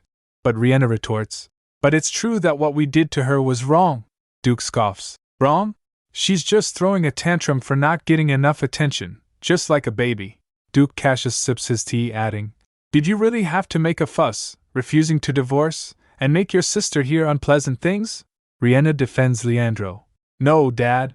It was my idea to talk to her because I also want her to come back. Riena, ever optimistic, declares, Don't worry, we'll definitely win this case. She then asks, How about dining out after the trial? Duke and Lohaim are silent, and Riena wonders, Why? What's wrong? Lohaim smirks. Oh, you haven't heard it yet, little bunny. While you were with Ethel, we learned that things have gone a bit awry. Here, read this. Riena takes the newspaper, questioning. The paper? What? Is there something big going on? The headline reads, Look, Ambassador's daughter returns after 20 years of being missing. The wife to Lord Cassius was said to have contributed to the family reunion. Riena is shocked. This is, Lohaim explains, She rode the Look Embassy's carriage here. Apparently, there was a big commotion outside after we came in. The newspaper quotes the ambassador's daughter. I'd been abused by my violent husband for a long time, and not a single day went by without me wishing to separate from him, but that was impossible, she continues. After all, the law wasn't on my side. I sincerely hope our society no longer sacrifices individuals in the name of household peace. Lohame is incredulous. I can't believe news like this broke out at such a critical time like now, Leandro adds. It's all well and good that the ambassador found her daughter, but why did she have to meddle in other people's family affairs? Riena looks down, realizing. The daughter implicitly expressed her support for Ethel's divorce. She clenches the newspaper, thinking, if we're not careful, House Cassius can be seen as the villain who oppresses the victim. Riena tries to reassure them all. There's really no need to worry. Some people might favor Ethel now, but there's no reason why we'll lose the case. You didn't do anything wrong other than not spending enough time with your wife, and treating her rather indifferently, right? Leandro hesitantly agrees. Why, yes. Riena continues. Seeing that she got her maid out of our estate too, I can guess what she's up to. Lohame chimes in. Oh, don't forget how she took all the jewels with her, including that one you won at an auction, Riena recalls. Right, Lady DeLayson said she saw what looked like the viridescent princess when she stopped by a jewelry shop recently. Lohame is furious. What a petty woman, Lohame adds. She sold the expensive gifts from her husband to foot her legal fees for a divorce. Riena wonders, how did she find the ambassador's daughter? I've been looking for her too, but all I could find out was her name and the fact that she resides in the capital. How can Ethel do what I failed to do even with House Cassius' resources and connections? Just before her divorce trial too. Riena grits her teeth, questioning. Is this a coincidence? Or maybe, is she a regressor like I am? Lohame, noticing Riena's dark expression, asks, Are you alright, Bunny? You look scary. Riena quickly recovers. Oh, I'm fine. I was just wondering how she found the ambassador's daughter, Lohame said. You know Ethel's lawyer specializes in divorce cases, right? It seems that she happened to meet the daughter at her lawyer's office and thought she resembled the ambassador. Riena then asks Leandro. Leandro, has Ethel met with the ambassador before? Leandro answers. Who knows? Riena's eyes narrow. Is there anything you know about your wife? Leandro, startled, stutters. Riena. Riena gasps. I am sorry, I've been a bit tired lately, Leandro explains. Well, she might have met the ambassador in passing when we were in the capital to attend family gatherings. She went out by herself most of the time. She thinks to herself. Yes, that's impossible. It's not like regressing is a common occurrence. Moreover, I didn't get the impression that she remembers her previous life, nor did she seem to have the goddess's blessing like me. A clock chimes, signaling. It's almost time for the trial to start. Riena resolves. I should focus on the case for now. Meanwhile, Ethel is preparing for the trial, looking anxious. Ha! She reassures herself. The lawyer repeats to herself. I can do this. I can do this. Ethel opens the door, and saw people out her room murmuring. Where is courtroom 2? I heard it's this way. Ethel thinks. I guess this will be Sharon's first time standing in front of such a large audience. Terence told me that the Emperor played a hand so that those who favor House Cassius would be excluded from the list of court spectators, and the judge assigned to this case would also be one who is at odds against House Cassius. She thinks. However, I know that the Emperor didn't help me out of pure goodwill. He's only using this chance to keep House Cassius in check. Therefore, I can't expect any help more than this. More importantly, T knocks on Ethel's door. May I come in? Ethel is surprised. Oh, T explains. There's a lot of people. No one will notice even if I sneak into the crowd. Ethel questions. Didn't you say you'd be busy today? T smiles. I'm done for the day.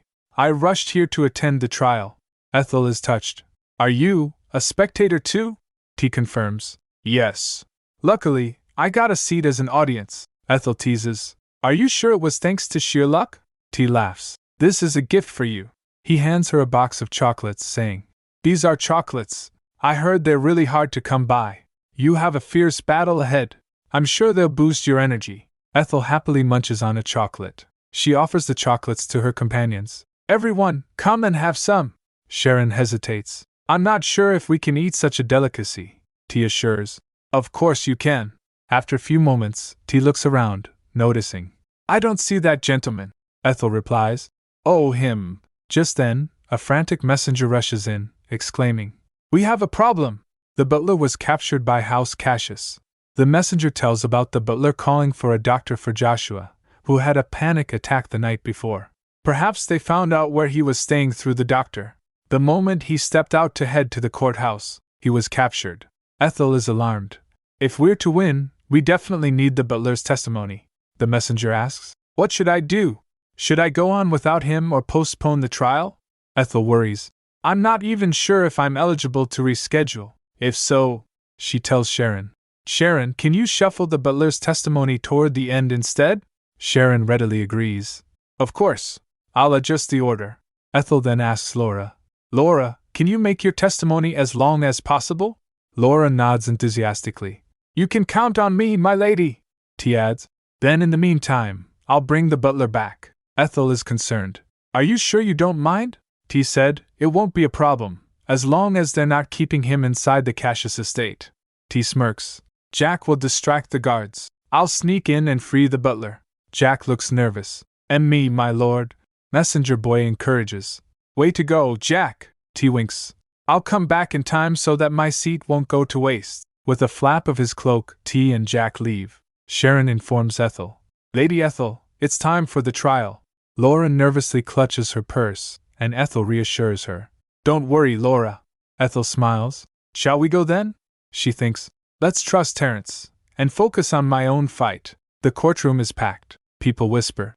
Are those people from House Cassius? They're all good-looking as people say. Others gossip. Did you hear? Lord Cassius' wife was hit by her own mother. I've heard. My friend witnessed the scene at the restaurant. Apparently, the husband, that man sitting over there, brought his mother-in-law to his wife that day. I feel sorry for the wife. I thought she's a very nice person based on what she did for the ambassador's family. Ethel observes. The atmosphere isn't so bad. Well, it's natural that people are drawn to newer and more interesting news. Ethel watches Riena, thinking. I'm sure Riena is racking her brain right now to figure out how I found the ambassador's daughter. Ethel smirks. Think as much as you like, Riena, and don't mind about your brother's divorce. The judge bangs his gavel. Order in the courtroom. The trial for divorce case G54 HFD 11 shall now commence. Let us first hear the plaintiff's case. Sharon begins. Thank you, Your Honor. 2 years ago, on April 13th, year 652 of the imperial calendar, the plaintiff and defendant solemnly vowed before Goddess Mila that they would do their best for a happy marriage. However, the defendant not only consistently ignored the plaintiff's wish to spend time with him, but he also made no effort to maintain a normal marriage life on the pretext of being occupied by work. Worse yet, he even neglected the plaintiff even though he knew about the unfair treatment she'd been receiving in House Cassius. Nevertheless, far from repenting his mistakes, all he's done so far is make excuses and cause her distress and anxiety by threatening the plaintiff to have his people investigate or follow her in secret. Hence, according to the Civil Code Article 408, Paragraph 5, the plaintiff demands a divorce. Sharon concludes, the plaintiff demands a quick divorce without seeking alimony nor property division. The courtroom murmurs. The judge asks Ethel, Is that true, plaintiff? Ethel replies, Yes, Your Honor. All I want is a divorce and nothing else. Ethel thinks, there were people who believe that I'm getting a divorce for money. That's not entirely false, but I know I need to give up a small gain to get the jackpot. The alimony would be small change compared to the profits my abandoned mine would rake in the future. It's the big picture of my future. Perel, chief legal officer of House Cassius, steps forward. Your Honor, the case made by the plaintiff attorney is utterly outrageous. It is merely based on the plaintiff's misunderstandings which stemmed from different perceptions. Even if the defendant behaved as such, it was just because the circumstances were beyond his control. As soon as he was married, the defendant took over the duty of managing his family's dominion, and worked as the acting lord on behalf of his father. He could hardly take his meals properly due to the excessive workload. Nevertheless, he never stopped his efforts to take care of his family. The defendant often showers his wife, the plaintiff, expensive gifts and provides her with a large amount of monthly allowance. Not only that, but he also financially supported his in-laws who are in desperate straits. It's true that the amount of time the married couple spent together was insufficient, However, the defendant did his best to make himself available for his wife as far as circumstances permitted. It's unfortunate that, without considering her husband's circumstances, the plaintiff one-sidedly demanded the defendant to make more time for her, and even continued to ignore her in-laws and the servants of House Cassius. Ethel got shocked hearing this and thinks, "What? When did I do that?" Perel continues, as if that wasn't enough, when the defendant was so busy that he forgot their wedding anniversary, the plaintiff hurled insults at him in front of his family. Ethel thinks, bullcrap. When I called him a turd, we were alone on the second floor. Perel pauses, then adds, despite her inconsiderate behavior, the defendant still loves the plaintiff. Thus, the defendant is unable to accept this divorce under any circumstances. Leandro said, "It was my fault. However busy I was, I shouldn't have left her alone." He said with tears in her eyes, "I shall reflect on myself and try harder to be a better husband." Leandro declares, "So I see you, your honors, please stop this divorce." Ethel is furious. What in the world? Did he learn to act from Riena? The courtroom murmurs, "He seems to truly love his wife. How romantic." Ethel is enraged. "You say you love me, but you're making me look like a terrible woman. If that's your way of loving me, I will take none of it." Leandro is shocked. Ethel thinks, he can't say publicly that the mine is the real reason why he can't agree to this divorce, but he can't say that he doesn't want to lose the precious relationship with House Wallace either, since it's a good-for-nothing family. Ethel thinks, that's why his basis of his arguments is saying that it's all my fault, so I have no right to demand a divorce, and that since he still loves me, he can't separate from me. Ethel is furious. How dare he? The judge declares the main issue of the case is whether Leandro's behavior can be grounds for divorce. He then allows Sharon, the plaintiff attorney, to present her evidence. "I'd like to call Laura Emerson, a former maid of the Cassius estate, to the witness stand." Perel, Leandro's attorney, objects immediately. "Objection! Laura Emerson is a maid the plaintiff brought with her from House Wallace. Her testimony may be biased." Sharon counters. "Miss Emerson was hired by House Wallace only 1 month before the plaintiff's marriage. Her salary since then has been paid for by House Cassius, and she has no current ties to House Wallace." Perel has a comeback. "Miss Emerson was recently dismissed from the Cassius estate. She has reason to hold grudges." Sharon dismisses this. "That's mere speculation. The head maid who fired her admitted that it was an unfair dismissal and even apologized to her. Both parties already reached a satisfactory settlement." The judge thinks for a moment. I don't see any valid reason to reject the witness. I shall accept the plaintiff attorney's call for the witness to take the stand." Laura nervously approaches the stand, her heart pounding. Sharon begins her questioning. "You've served the plaintiff closer than anyone else for the past 2 years, haven't you? What would you say about the relationship between the defendant and plaintiff?" Laura starts to spill the tea. "Actually, there's nothing much to say, because Lord Cassius hardly came near Lady Ethel. They've used separate rooms since their newlywed days. They also ate their meals separately, except on special occasions. There were more days when they didn't see each other at all." We cut to Ethel, looking stoic, as Laura continues. "I dare say it was 2 or 3 times a week. That was during their early stage of marriage. About half a year later, it was no more than 2 to 3 times a month." Sharon asks, "One of the times you mentioned must have been for the Cassius family meeting held in the capital. Am I right?" Laura confirms. "Yes. When there was no family meeting, they didn't see each other, not even once." The audience is shocked, whispering amongst themselves. Perel tries to intervene, saying, "Objection. It's not uncommon for a married couple to not see each other very often due to certain reasons." But the judge replied, overruled. "Defense attorney, refrain from speech during questioning unless you have substantial rebuttal."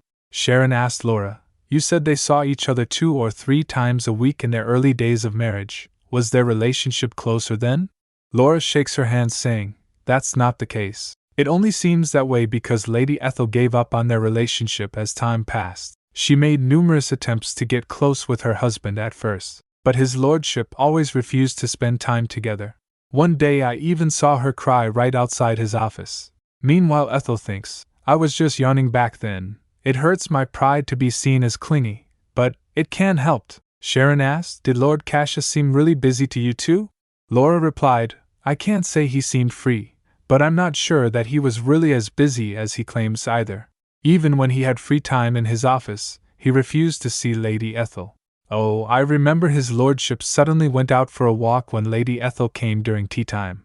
Sharon declares, I have no further question for the witness. The audience murmurs in shock. How is that a married couple? Why in the world did he get married?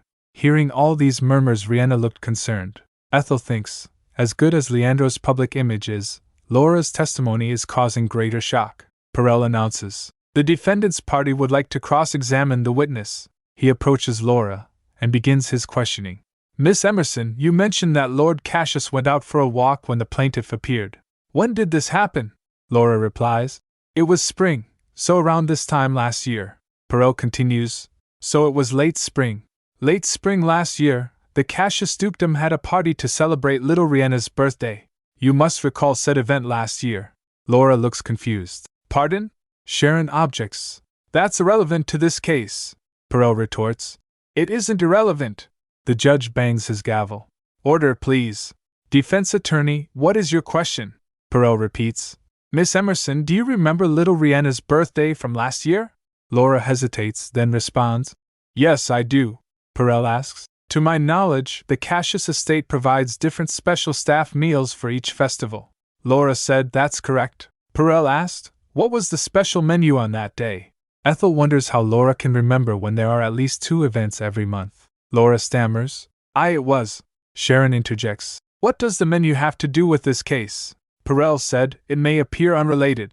However, as you can see, human memories can be unreliable. Sharon asks incredulously, do you mean to say the witness's memory is faulty? Perel says, I was only considering the possibility of that. Yet the witness has just proved that she can't properly recollect another event that happened around the same time. Sharon said there's a huge difference in the gravity of the 2 events. Moreover, the Cassius Duchy has over 40 official events each year. The audience murmurs, what? 40? Unbelievable. Perel said exactly, the 2 issues are indeed different in gravity. That is why solely relying on a former maid's testimony could lead to an erroneous conclusion. Perel continues, the witness said Lord Cassius looked free, but that's only her subjective judgment. Laura objects, no, what I said is true. Riena looked happy when Perel said. She also testified that the defendant refused the plaintiff's request to spend time together, even when he was free. Could that really be the truth? Perel continues, as the plaintiff's personal maid, is it even plausible for Miss Emerson to know the defendant's schedule in detail? Ethel realizes. He's a pro, all right. He made Laura's testimony seem unreliable. But we also have a lot to say when it comes to Leandro's allegedly tight schedule. Sharon presents more evidence. Your Honor, please look at the submitted evidence titled Schedule of Periodic Report. That document is about the business trips the defendant takes once or twice a month, for a week or so each time. The judge examines the document. It occurred so frequently, but I see no details about the trips. Perel clarifies. Those business trips are an important part of the defendant's work, where he reports back on the governance of the Duchy Cassius to Duke Cassius. Sharon counters. It's a maximum of 4-day round trip from Ashton to the capital even by direct train. For someone who's so busy, the defendant seems to have plenty of time to waste on the road while having none to spend with his wife. Is there any particular reason why the report has to be done in person each time? Perel explains. Reporting is not the only work he does in the capital. He also attends the noble council at the Imperial Palace, offers business advice to his family members, participates in a number of social events. Sharon slams her hand on the table. This is the evidence we've prepared to get a truthful answer directly from the defendant. She continues listing events. The year before last, you attended the banquet at Count Agrigento's estate with Lady Riena. 1 month prior to that, House Cassius hosted a party at Lake Marilyn, and then you took an extended trip with only your father and 2 younger siblings. Sharon concludes, I can see why his lordship was always so busy. In order to have time to spend with your family in the capital, you had to finish all the work while you were in your own territory. Does the defendant agree with this fact? Please answer. Perel admits. Your Honor, we admit that the defendant and his family are unusually close. However, that can't be the only reason why the plaintiff and the defendant have to divorce. Perel continues. The defendant and his family requested many times that the plaintiff join them. However, the person who turned down their requests each time was none other than The plaintiff herself. Ethel looked shocked as he points his finger towards her. The trial continues, and Perel states that if a married couple has issues, the blame is almost always equal on both sides. Ethel is furious. How dare he blab like that? Sharon stands up to object. Are you accusing the plaintiff is at fault? She continues. What kind of husband sees his family so often while leaving his wife alone throughout his married life? The judges murmur amongst themselves. That definitely doesn't seem to be a common case. Perel argues. That was just because the defendant doesn't know how to act around his wife. How can a man who was single his whole life become a good husband overnight? The defendant had never been in a relationship before marriage. It was simply due to this clumsiness that made him spend more time with his family and avoid being left alone with his wife. The courtroom erupts in murmurs. Ethel can't stand it. He's glorifying Leandro as a repentant husband who realized his love for his wife belatedly. She clenches her fists. Sharon objects again. How does it make sense that the defendant shunned his wife simply because he didn't know how to treat her? Perel smoothly replies. His lordship is regretting that part too. Riena is watching from the gallery, and Ethel thinks to herself. He's trying to gain sympathy by milking known facts. It's a similar tactic Riena used when she gained public support by using her pitiful image as a commoner orphan. Her eyes narrow. I'm sure Riena is involved in this. Ethel realizes. The one I'm dealing with right now is neither Perel nor Leandro. It's Riena. Sharon asks. Then why didn't the defendant change his attitude despite his wife's repeated pleas? Perel says. He intended to change when time permits, but unfortunately, this situation happened before he could even try. The judge bangs his gavel. Order, order! We'll have a short recess. Court is adjourned. If you have witnesses to present, have them prepared in the meantime. When am I going to look through all these papers? Perel announces. Yes, Your Honor. We'd like to call our witness, the head maid of the Cassius estate. He reveals the witness's name. Marianne Neuer. After that, the courtroom starts emptying. Ethel, Laura, and Sharon leave the courtroom. Ethel groans. The trial will resume in 40 minutes. I think I need at least a 2-hour break, Sharon says. Still, it's a good thing that the court is adjourned even for a moment. The messenger boy came and said, Lord T hasn't returned yet. Ethel looks worried. She thinks, T. Caden, please be safe. She clasps her hands in prayer. Meanwhile, inside a carriage, the butler is trying to leave. Please, let me see His Grace. Let me explain to him in person why I suddenly disappeared. Why do you keep saying I can't? A guard says. His Grace is currently attending the young master's trial. Butler protests. That's why I'm saying I'll go to the courthouse myself. The butler thinks. While pretending to meet the Duke, I should stand as a witness. The guard says. We have orders to escort you to the townhouse. The butler asks. Who gave you that order? I've served His Grace for decades. I know His Grace better than anyone. He wouldn't just sit still when his loyal servant who went missing is found. He asks the guards. Was it Lady Riena? Oh, come to think of it, you were all handpicked by her ladyship. One guard confirms, His Grace's word is Lady Riena's word, and vice versa. The butler is shocked. To say Lady Riena's word is the same as His Grace's, unbelievable. One of the guards smirks. Well, will His Grace punish us if he finds out about this? The butler realizes. Then it's a lie that we're heading for the townhouse. He thinks back to a conversation with Ethel. Since you've been living as Duke Cassius's loyal servant, how about spending the rest of your life as your son's father? He recalls holding a wooden carving Ethel gave him. I truly wish to return Lady Ethel's favor for having me realize what a foolish father I'd been. Suddenly, the window of the carriage shatters. The guard exclaims, what the? A dark, bloody force attacks the guards. Aok! Inside the carriage, the guards asks, Who's there?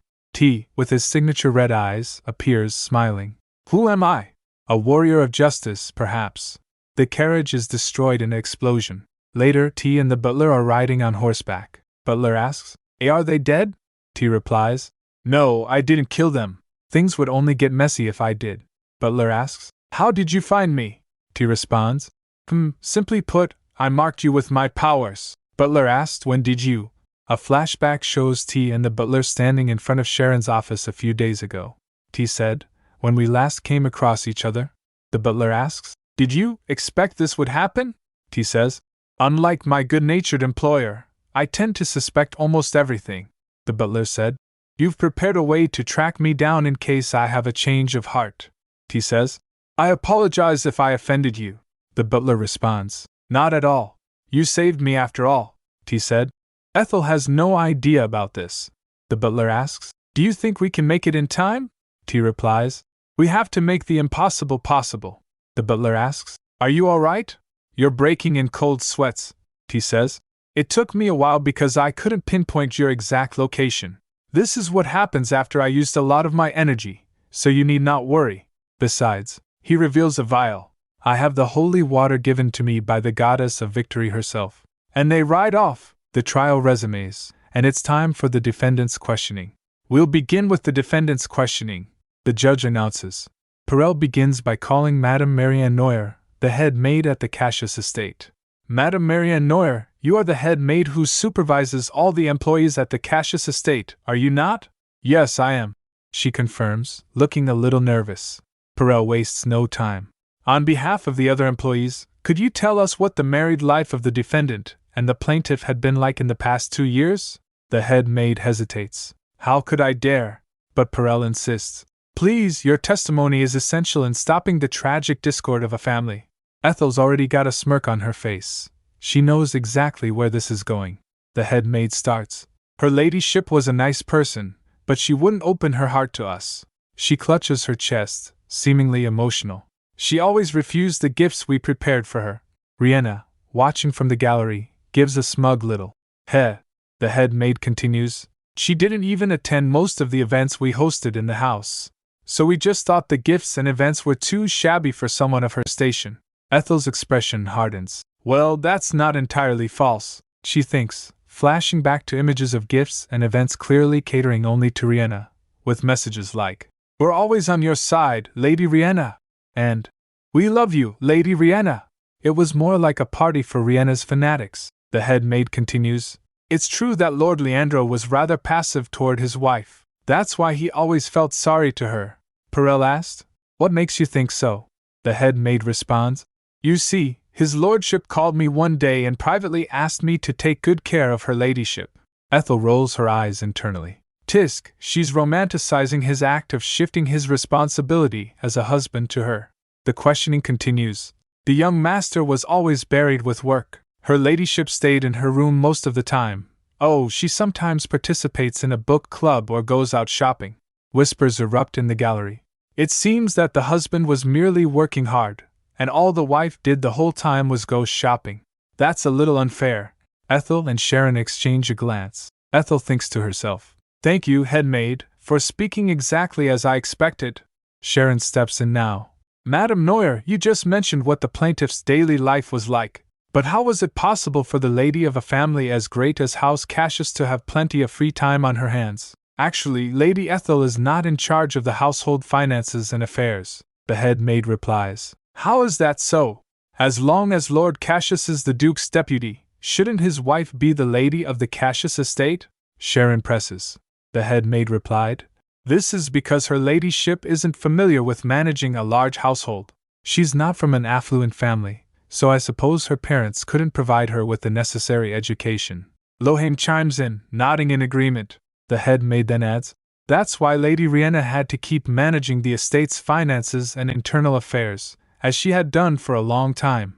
Perel then states, We confirmed what the head maid just testified with Count and Countess Wallace. Here's their written testimony.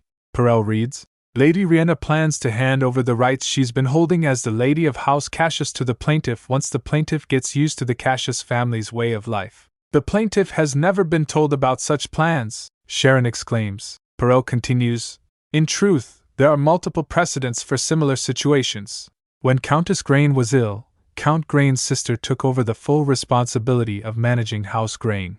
Sharon retorts, The plaintiff has no health issues, Perel says.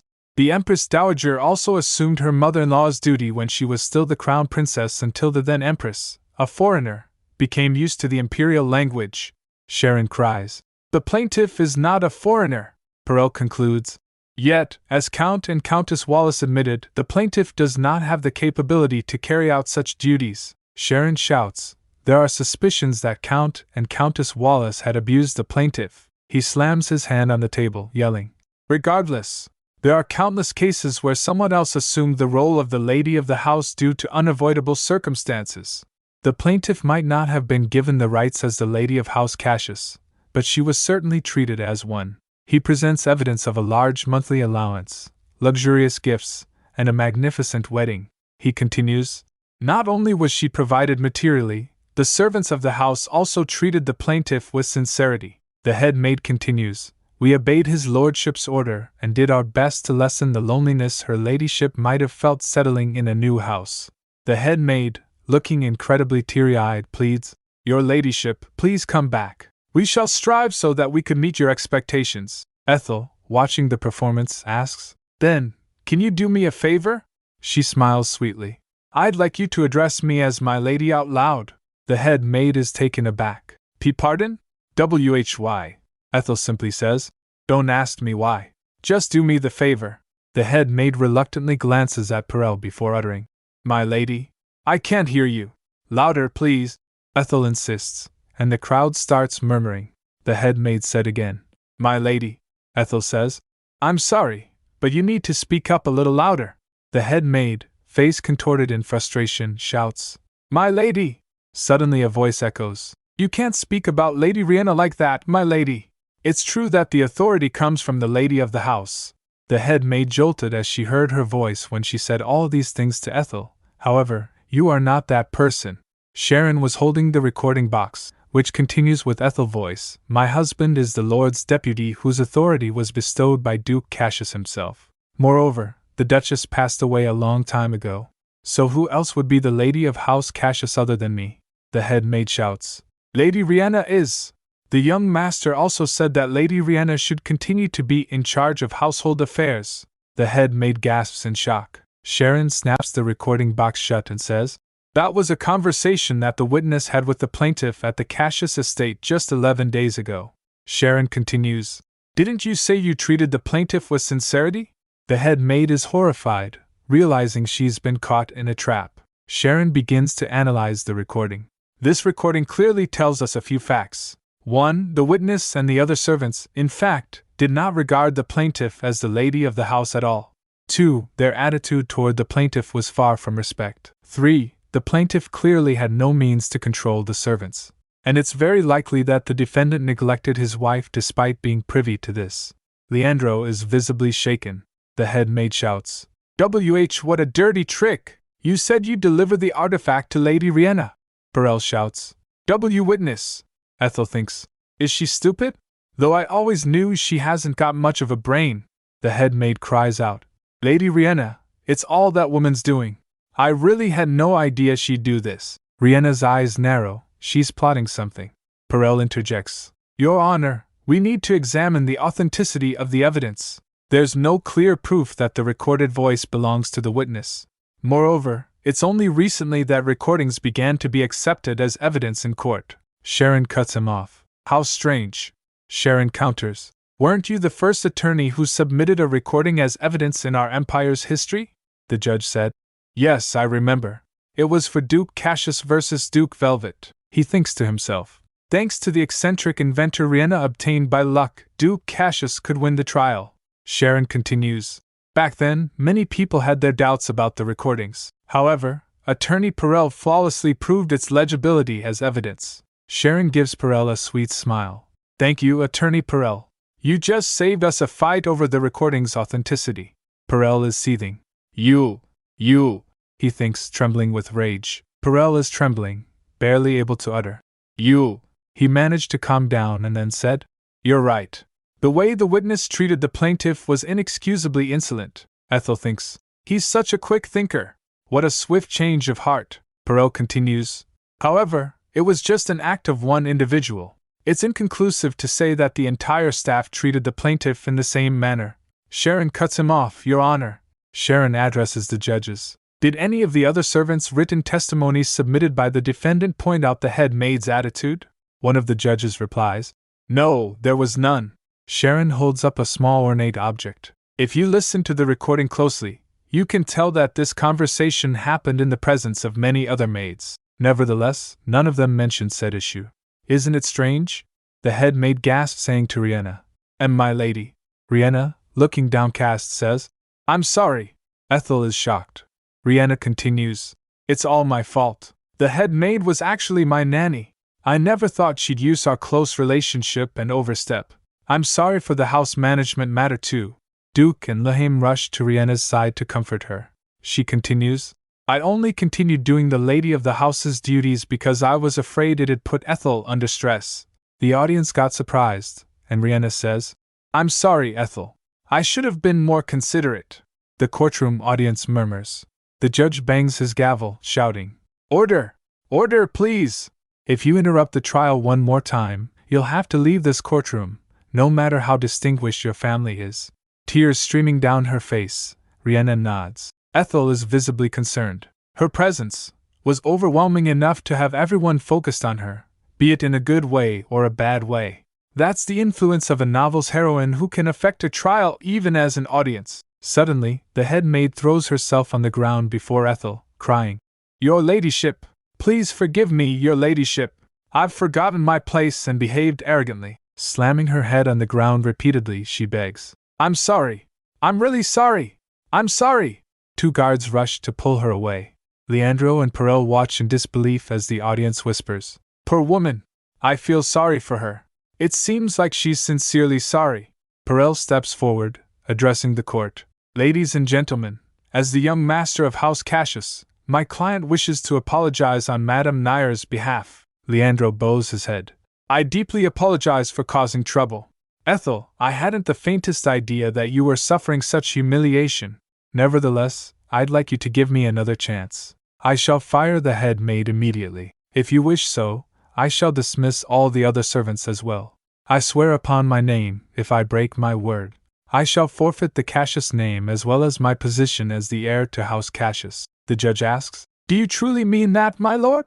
"An oath made in public is legally binding," Leandro replies firmly.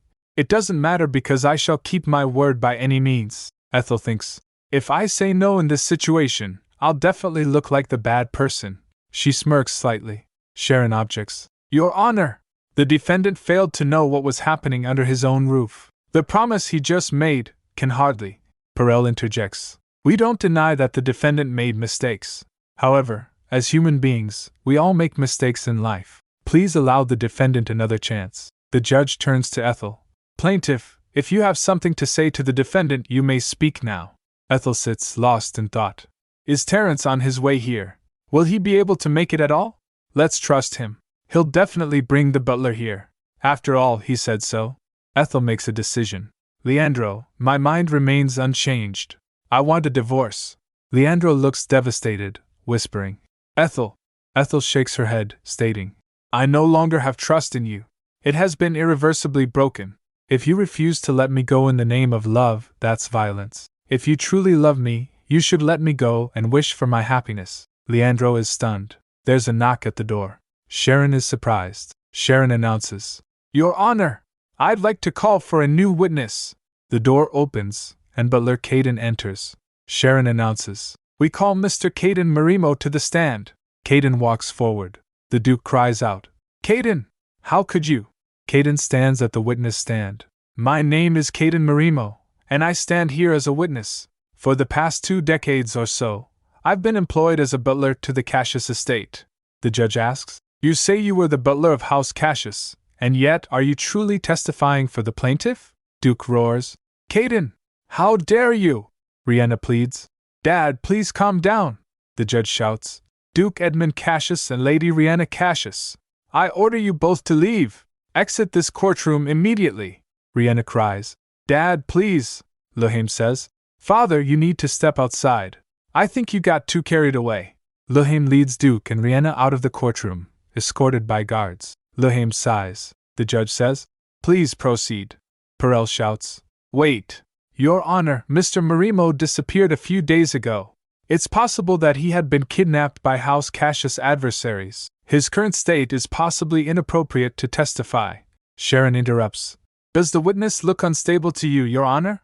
Caden states, "I was not kidnapped. I voluntarily left House Cassius." Leandro, utterly shocked, staggers backward. "Butler, why?" Sharon asks the butler to describe the marriage between the defendant and the plaintiff. Butler Marimo states. Her ladyship. No, Lady Ethel looked unhappy. Everyone in the Cassius estate, with the exception of Laura Emerson, treated her like a guest who would only stay temporarily. The servants' attitude toward her was completely different from how they treated the late Duchess. His lordship is also aware of the situation. After all, I brought up the issue to him time and time again. The scene shifts to a flashback of the butler talking to Leandro, who replies, "Just leave the matter to me.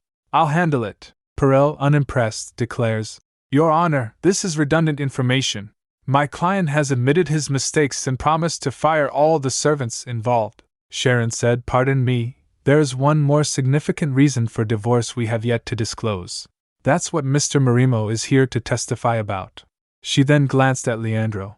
Then she emphasizes the importance of Marimo's testimony, stating, "Your Honor, what Mr. Marimo is about to testify could damage someone's reputation, so I request we continue as a closed trial." Judge asks, "A closed trial?" Perel scoffs, "What a pathetically obvious trick." He objects, "I object. Your Honor, closing an ongoing trial would only arouse unsavory suspicions." Sharon retorts, "Are you certain you wouldn't mind? As I said, someone's honor is at stake." Perel confidently states, "The ducal house of Cassius have nothing to fear." Sharon asked, "Will you truly not regret it?" The judge dismisses the request, stating, "The plaintiff attorney's argument alone isn't enough to prompt the closure of this trial. The request for a closed trial is dismissed." Ethel steels herself, because the plaintiff herself will speak about her experience regarding the issue. With a deep breath, Ethel begins, "My husband, Leandro Cassius, has a serious impediment in regard to his ability of producing an heir." Silence fills the courtroom as everyone gasps. "Lehane is in shock," the judge exclaims. "An issue with producing an heir." Ethel continues, "My husband has avoided sleeping with me. He and I have never shared marital relations. I tried my best, but..." Tears stream down her face as she sobs. Perel jumps up, yelling, "That's outrageous slander! Defamation against the heir to a ducal family is punishable by..." Leandro looks devastated by the revelation. The narration explains, "Born as the heir to a great family, Leandro lost his mother when he was young. Naturally, he strived not to be taken lightly and kept all his personal matters to himself all his life. And so, he'd never have confided any of his marital issues to someone else, because the last thing he wants would be for such news to reach Riena's ears." Back in the courtroom, Sharon continues, "The plaintiff's account can be confirmed by the two witnesses, Miss Emerson and Mr. Marimo, who were in charge of the plaintiff's and the defendant's chambers, respectively. Hence, I'd like to ask the two witnesses further questions regarding this issue. Would you please come forward first, Miss Emerson?" Laura takes the stand, declaring, "I worked for Lady Ethel for 2 years, but I've never seen her and her husband sleep in the same room, not even on their first night." A flashback shows Leandro on his wedding night, thinking, "I'm sorry, I just can't do this." The next night, and the night after that too, gossip spreads through the courtroom. Was the rumor true then? What rumor? "There once was wind about Lord Cassius having that problem, don't you remember?" Two ladies whisper. "Oh, I remember, he's incapable of that sort of thing, right?" The butler adds.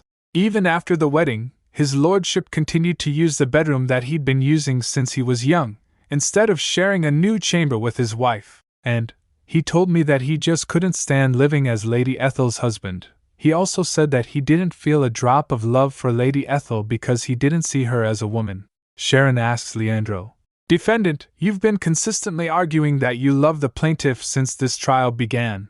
"I love her, but I don't see her as a woman, and that's why I've never shared a bed with her. Does this make sense to you?" Perel bursts out, "Your Honor!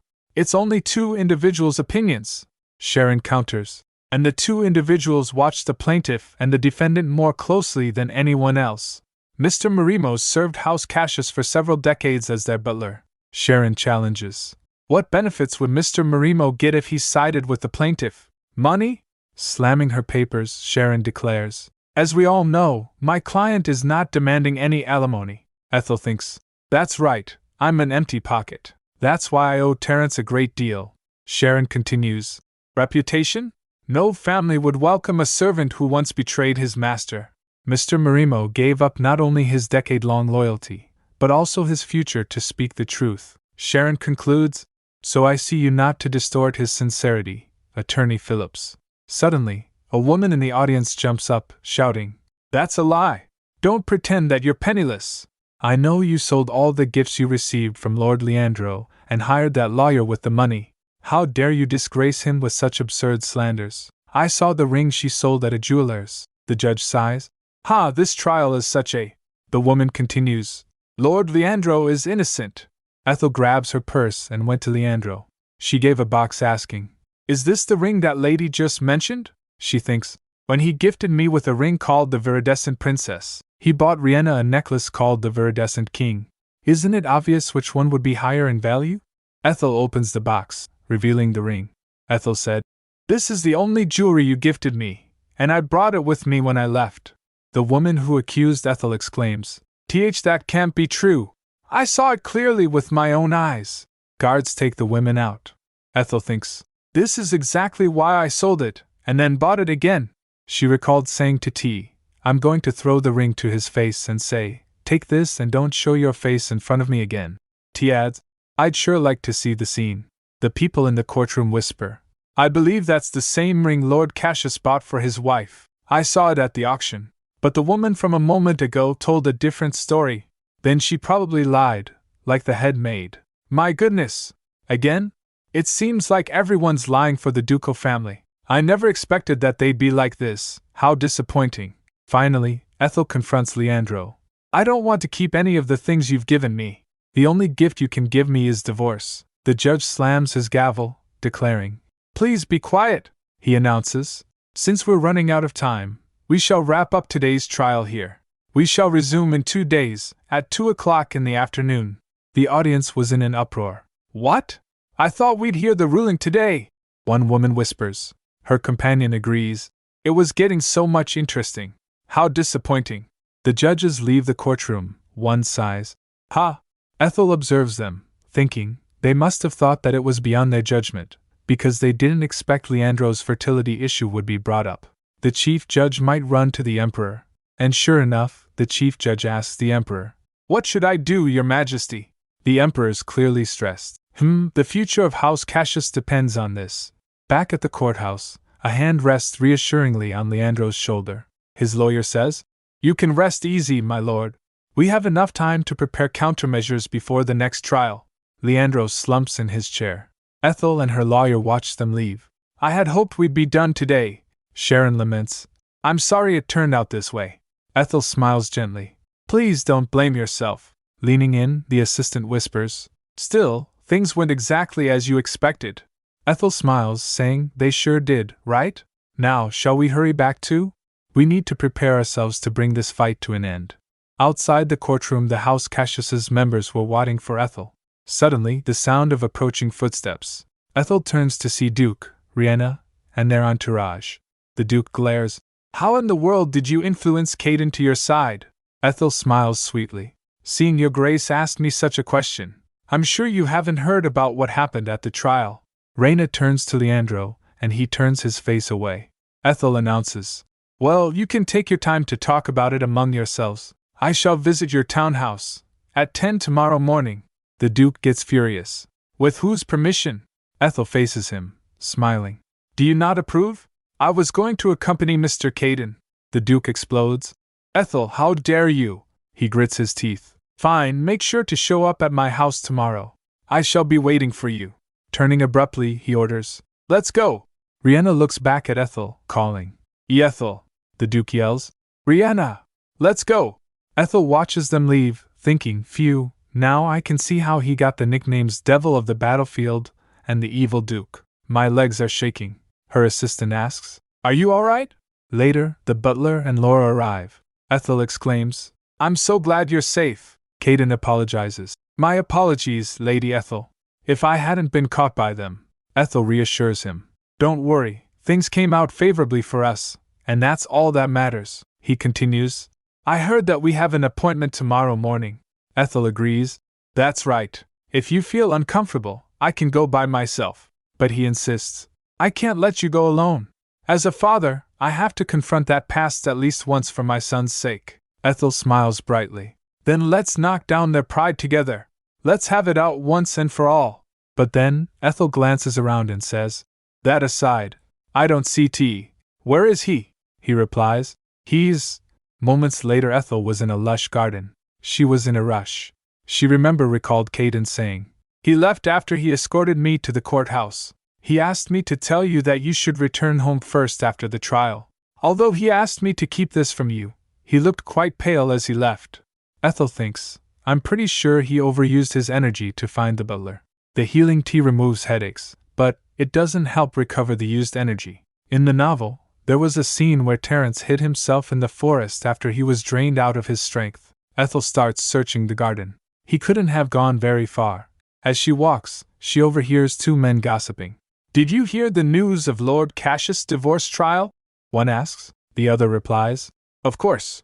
The whole capital is talking about it. Ethel hides from them. They continued, Who would have imagined that the noble Cassius family could be so petty?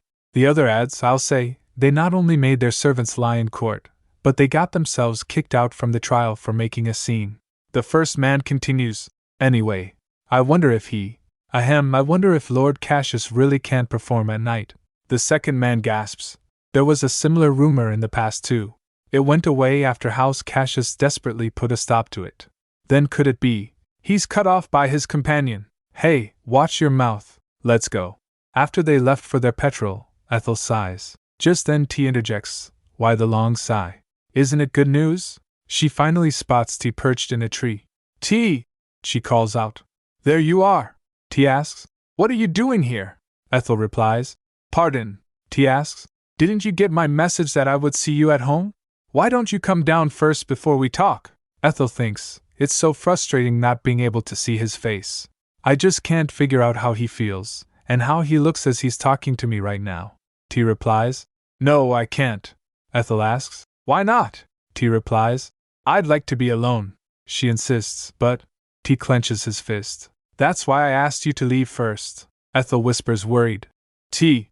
Terence, shrouded in his cloak, tells Ethel he'd like to be alone for now, asking her to leave first. Ethel, looking a little worried, agrees, saying, All right.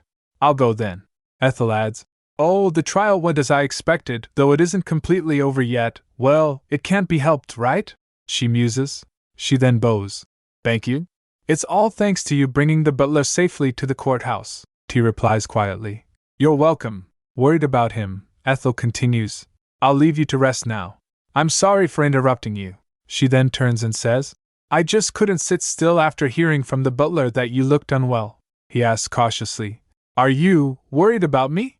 Her face lights up. Of course I am. How could I not when my partner is sick? He thinks to himself, then says, I didn't know you could be kind like this. You're usually all business with me. Ethel, taken aback, stutters, All business? Me, he retracted. My mistake. Please pretend you didn't hear it. But inside she's screaming. How can I pretend not to hear what I already heard? It's already bothering me so much. She carefully asks, Are you angry with me? He says, Not at all. Ethel continues tentatively.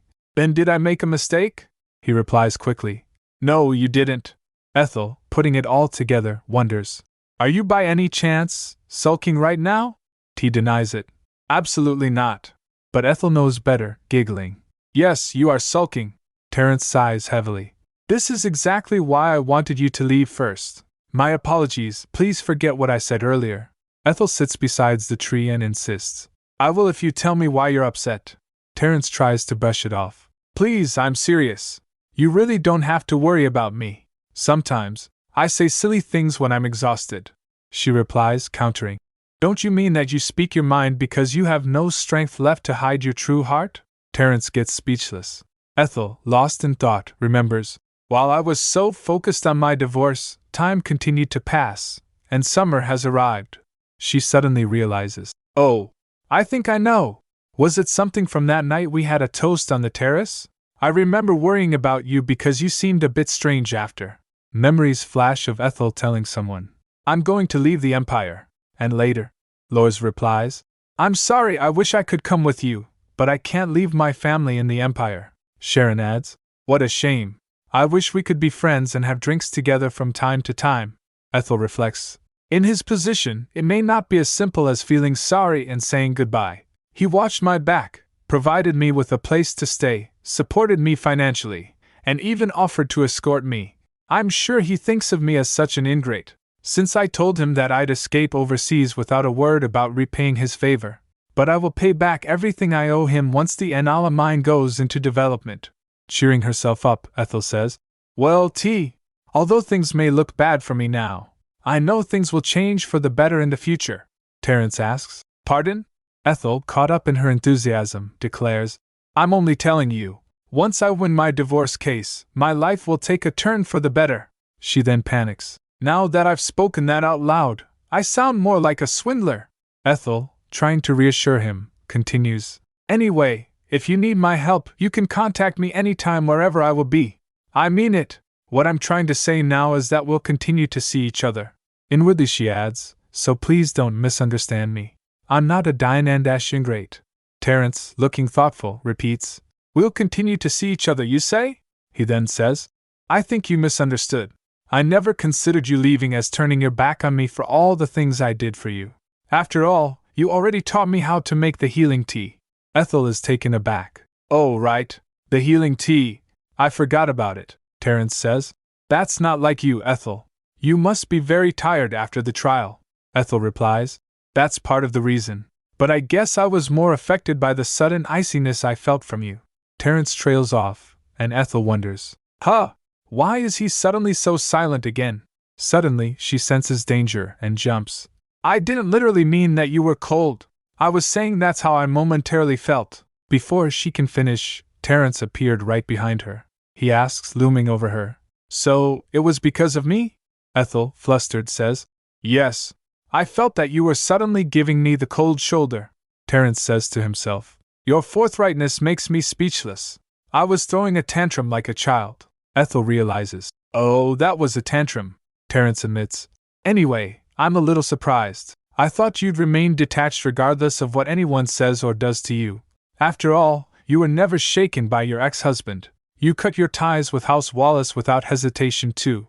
Ethel explains, That's because the people you just mentioned aren't very important to me. She pauses, considering what that means. Terence, reaching for her, says, Does that mean? He jumps down from the tree. Ethel wonders, he sounded cold and distant just a second ago. But he's smiling now. He notices, H&P. I can tell you changed your clothes. Is that for disguise? She replies, Oh, yes. Vinetta is wearing the ones I was in earlier. She should be getting in the Look Ambassador's carriage by now, wearing a cape over my clothes. He puts his cloak on Ethel, saying, But still, just in case, I think you should wear my cape. He counter-offers, Can I borrow this instead? Holding up her hat. She replies, Of course. Then, smiling, It looks pretty good on you. Later, as they sneak away, T spoke. Fortunately, everyone seems to have rushed toward the front gate. Ethel replies, Let's hurry and sneak away. As they get on carriage, Ethel felt relieved. For what it's worth, I'm glad that Terence is back to his usual self. The next day, at the Cassius townhouse, Riena was busy thinking hard, tapping on table. Then she stops and orders her maid, Bring Elliot to me right now. First, we get a profile of Elliot Rudd, described as the best of the 7 geniuses Riena recruited. He's a prodigy in law, economics, mathematics, and military science, and House Cassius owes its advancement mostly to him. Back in the present, Riena tells her maid to send word that she needs Mr. Rudd to return immediately, and at all costs. She also instructs her to tell Perel to find a way to buy time until Elliot returns. Riena's worried, lamenting that Leandro was put to such shameful disgrace, all due to the butler's words and the recording. But she's sure the Emperor won't intervene anymore. Oh, it's time for Ethel to arrive soon, Riena realizes, adding, I need to see Dad. She reassures herself. This is nothing but another temporary ordeal that will come to pass. After all, I know for a fact that my future is only filled with brilliant victories. Later, Lehaim arrives. Riena asks him anxiously, Lehaim, how's Leandro doing now? He responds that he's still the same as yesterday, shutting himself in his room. I was very shocked to hear what happened between him and Ethel, Lehaim admits, adding, It would have been nice if he told us the truth from the start. Riena then says, Tell me about it. I simply believed what our servants said about how nice Leandro was to Ethel. Then, almost casually, she asks, By the way, Riena, Do you think we need to continue with the trial? Lehane looks surprised, and Riena glares, asking, What is that supposed to mean? He stammers, I just thought that we might all be better off if they divorce. From what I saw yesterday, they really didn't seem right for each other. Riena's having none of it. Don't be ridiculous. Ethel is our family. Can you give up your family? She demands. Lehane shrinks back. And no, I'm just saying because… Realizing he's upset her, he says, Yeah, you're right. Never mind me. Riena tries to lighten the mood. Lehane, let's keep our spirits up, shall we? I'm sure Ethel will understand our sincerity one day. Cut to Ethel arriving with her entourage. Good afternoon, everyone. She greets cheerfully, but with a hint of malice, adding, Or not so good afternoon for you, perhaps? Caden, Riena's father, is furious. How dare you tarnish my son's honor? He roars. Ethel coolly replies, I only said the truth. Riena tries to mediate. Please calm down, both of you. Let's try to talk it out. Caden turns to his butler, fixing him with a piercing stare. Tell me, Caden, why did you betray me and House Cassius? The butler remains silent. Caden presses, You've been with us for over 20 years. Does that mean nothing to you? The butler nods slightly. Does your grace remember my son, Joshua? He asks, throwing a wrench in the works. Caden is confused. What does your son have to do with all this? He demands. Don't change the subject and answer my question. Ethel interjects. Riena tries to smooth things over. Dad, please. The butler speaks.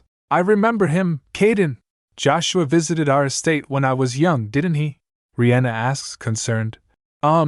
Did something happen to him? Is that why you left us? The butler's face is grim. Joshua is ill. Riena gasps. Oh no! Is he seriously ill? I think we should pay him a visit. I feel so bad to hear that. The butler adds. It seems none of you remember what happened back then. I suppose young Master Leandro, his lordship is no different. Caden is suspicious. Back then, we get a glimpse into the past, a flashback of a young Joshua being held at sword point. The butler narrates. My son still has nightmares about the events of that day. Riena scoffs. What? Is he seriously traumatized by such a trivial thing? He was only held at a sword's point, so what? It's not like he was actually injured. Caden's face darkens. Oh, I remember now. I can't believe you turned your back on me just because of that, Caden. The butler freezes. Just because of that, he stutters. Caden retorts. You can't blame me for your son's faint heart. Riena tries to intervene. Dad, you don't need to speak so harshly. Ethel cuts her off. Stay out of it, Riena.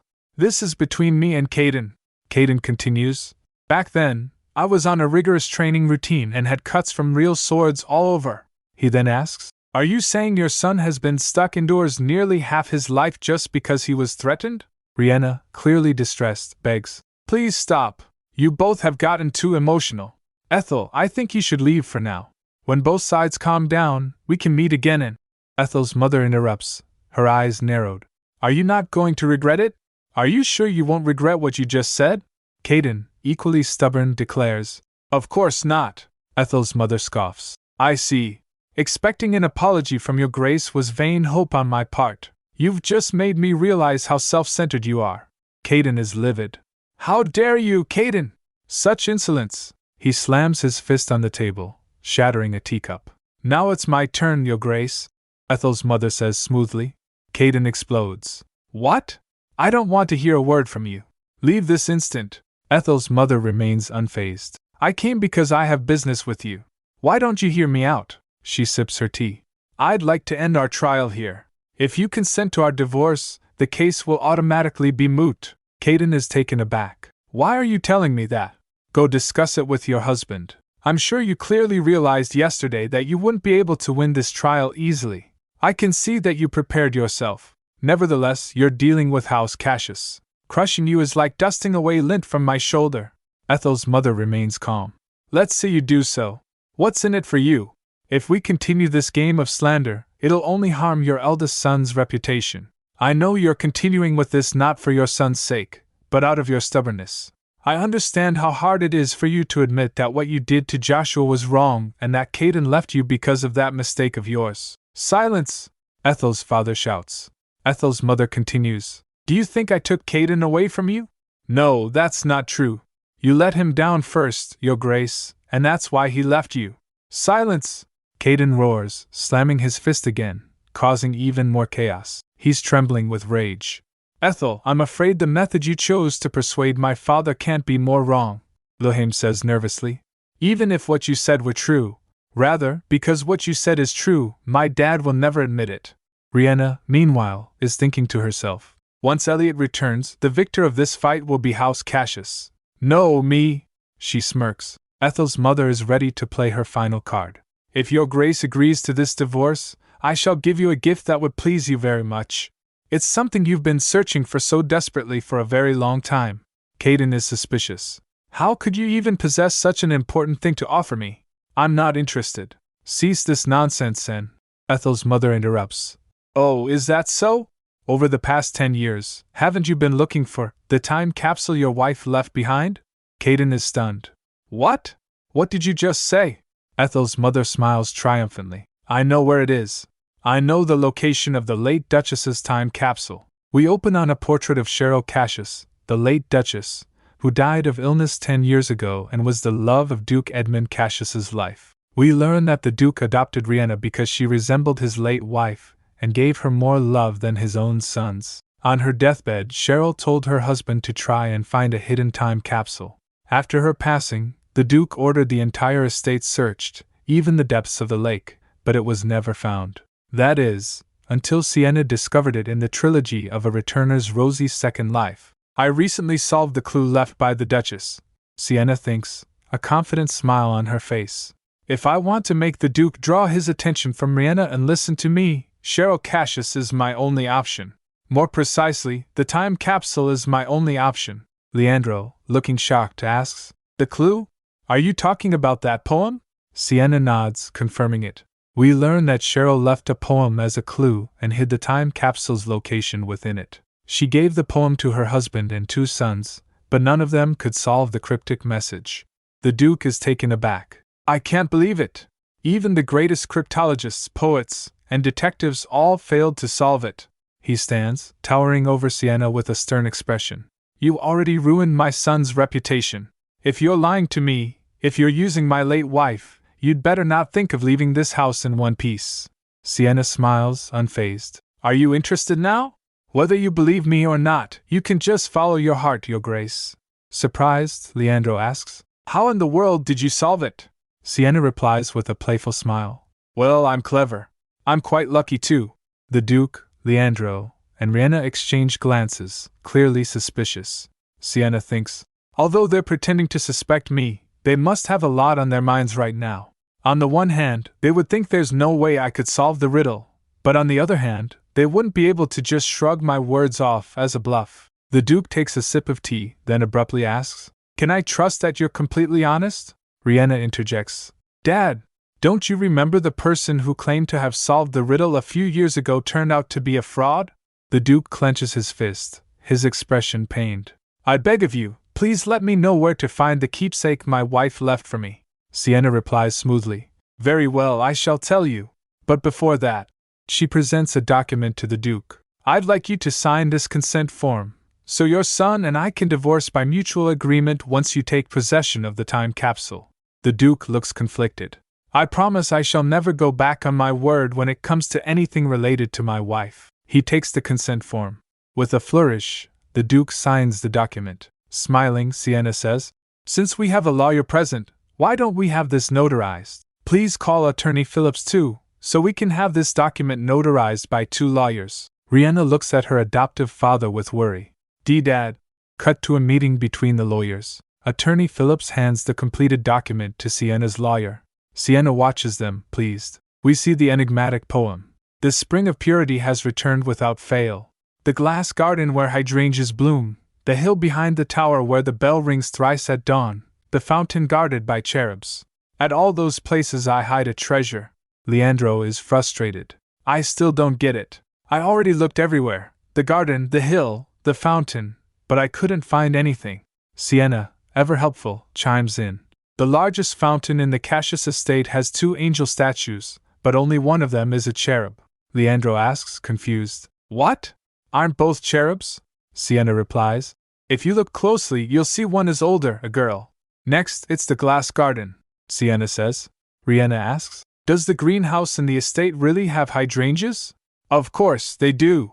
I saw them just this spring, Riena exclaims. Sienna adds, I did as well. However, the gardener proudly told me that he planted them himself. The Duke looks thoughtful. Cheryl took care of the greenhouse herself, until she fell ill. When she was healthy, there were no hydrangeas in the garden, were there? Sienna confirms. They were only planted by the gardener after the Duchess fell ill. Leandro pipes up. Does that mean the Hillverse also has a problem to it? Leandro says the bell tower was built almost a century ago. Riena asks, huh? Doesn't it ring 3 times a day, thrice each time? Leandro explains. Yes, it rings in the morning, afternoon, and evening, but the poem specifically says at dawn. Leandro rushes off. The temple of the Cassius Duchy used to ring the bell 4 times, including in the early morning, unlike other parts of the empire. Although, that custom disappeared a long time ago after it was criticized for being heresy. Leandro then calls out to his father. Leandro, are you all right to be out? And responds, I'm fine. How can I just stay still in my room when you're talking about the time capsule? Back inside, Sienna thinks. Besides, I have something to talk to my wife about. She's now looking furious and continues her train of thought. Well, I have nothing to say to you, the Duke explains. I simply thought she just wrote at dawn to mean in the morning as a poetic expression. After all, that custom of tolling the bell at dawn disappeared even before we got married, Sienna says. The important thing is that these 3 sentences contain some sort of incongruity. Leandro, in chibi form, muses. Maybe it's a mistake. After all, Mother wasn't a very meticulous person. Luhim scolds him. That's not a nice thing to say about our mother, Luhim. Back to the puzzle, Sienna states.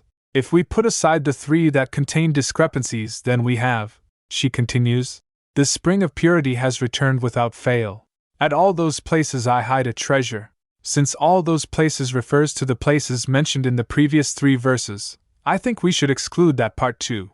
Sienna smiles triumphantly. Then we're only left with I hide a treasure from the last verse.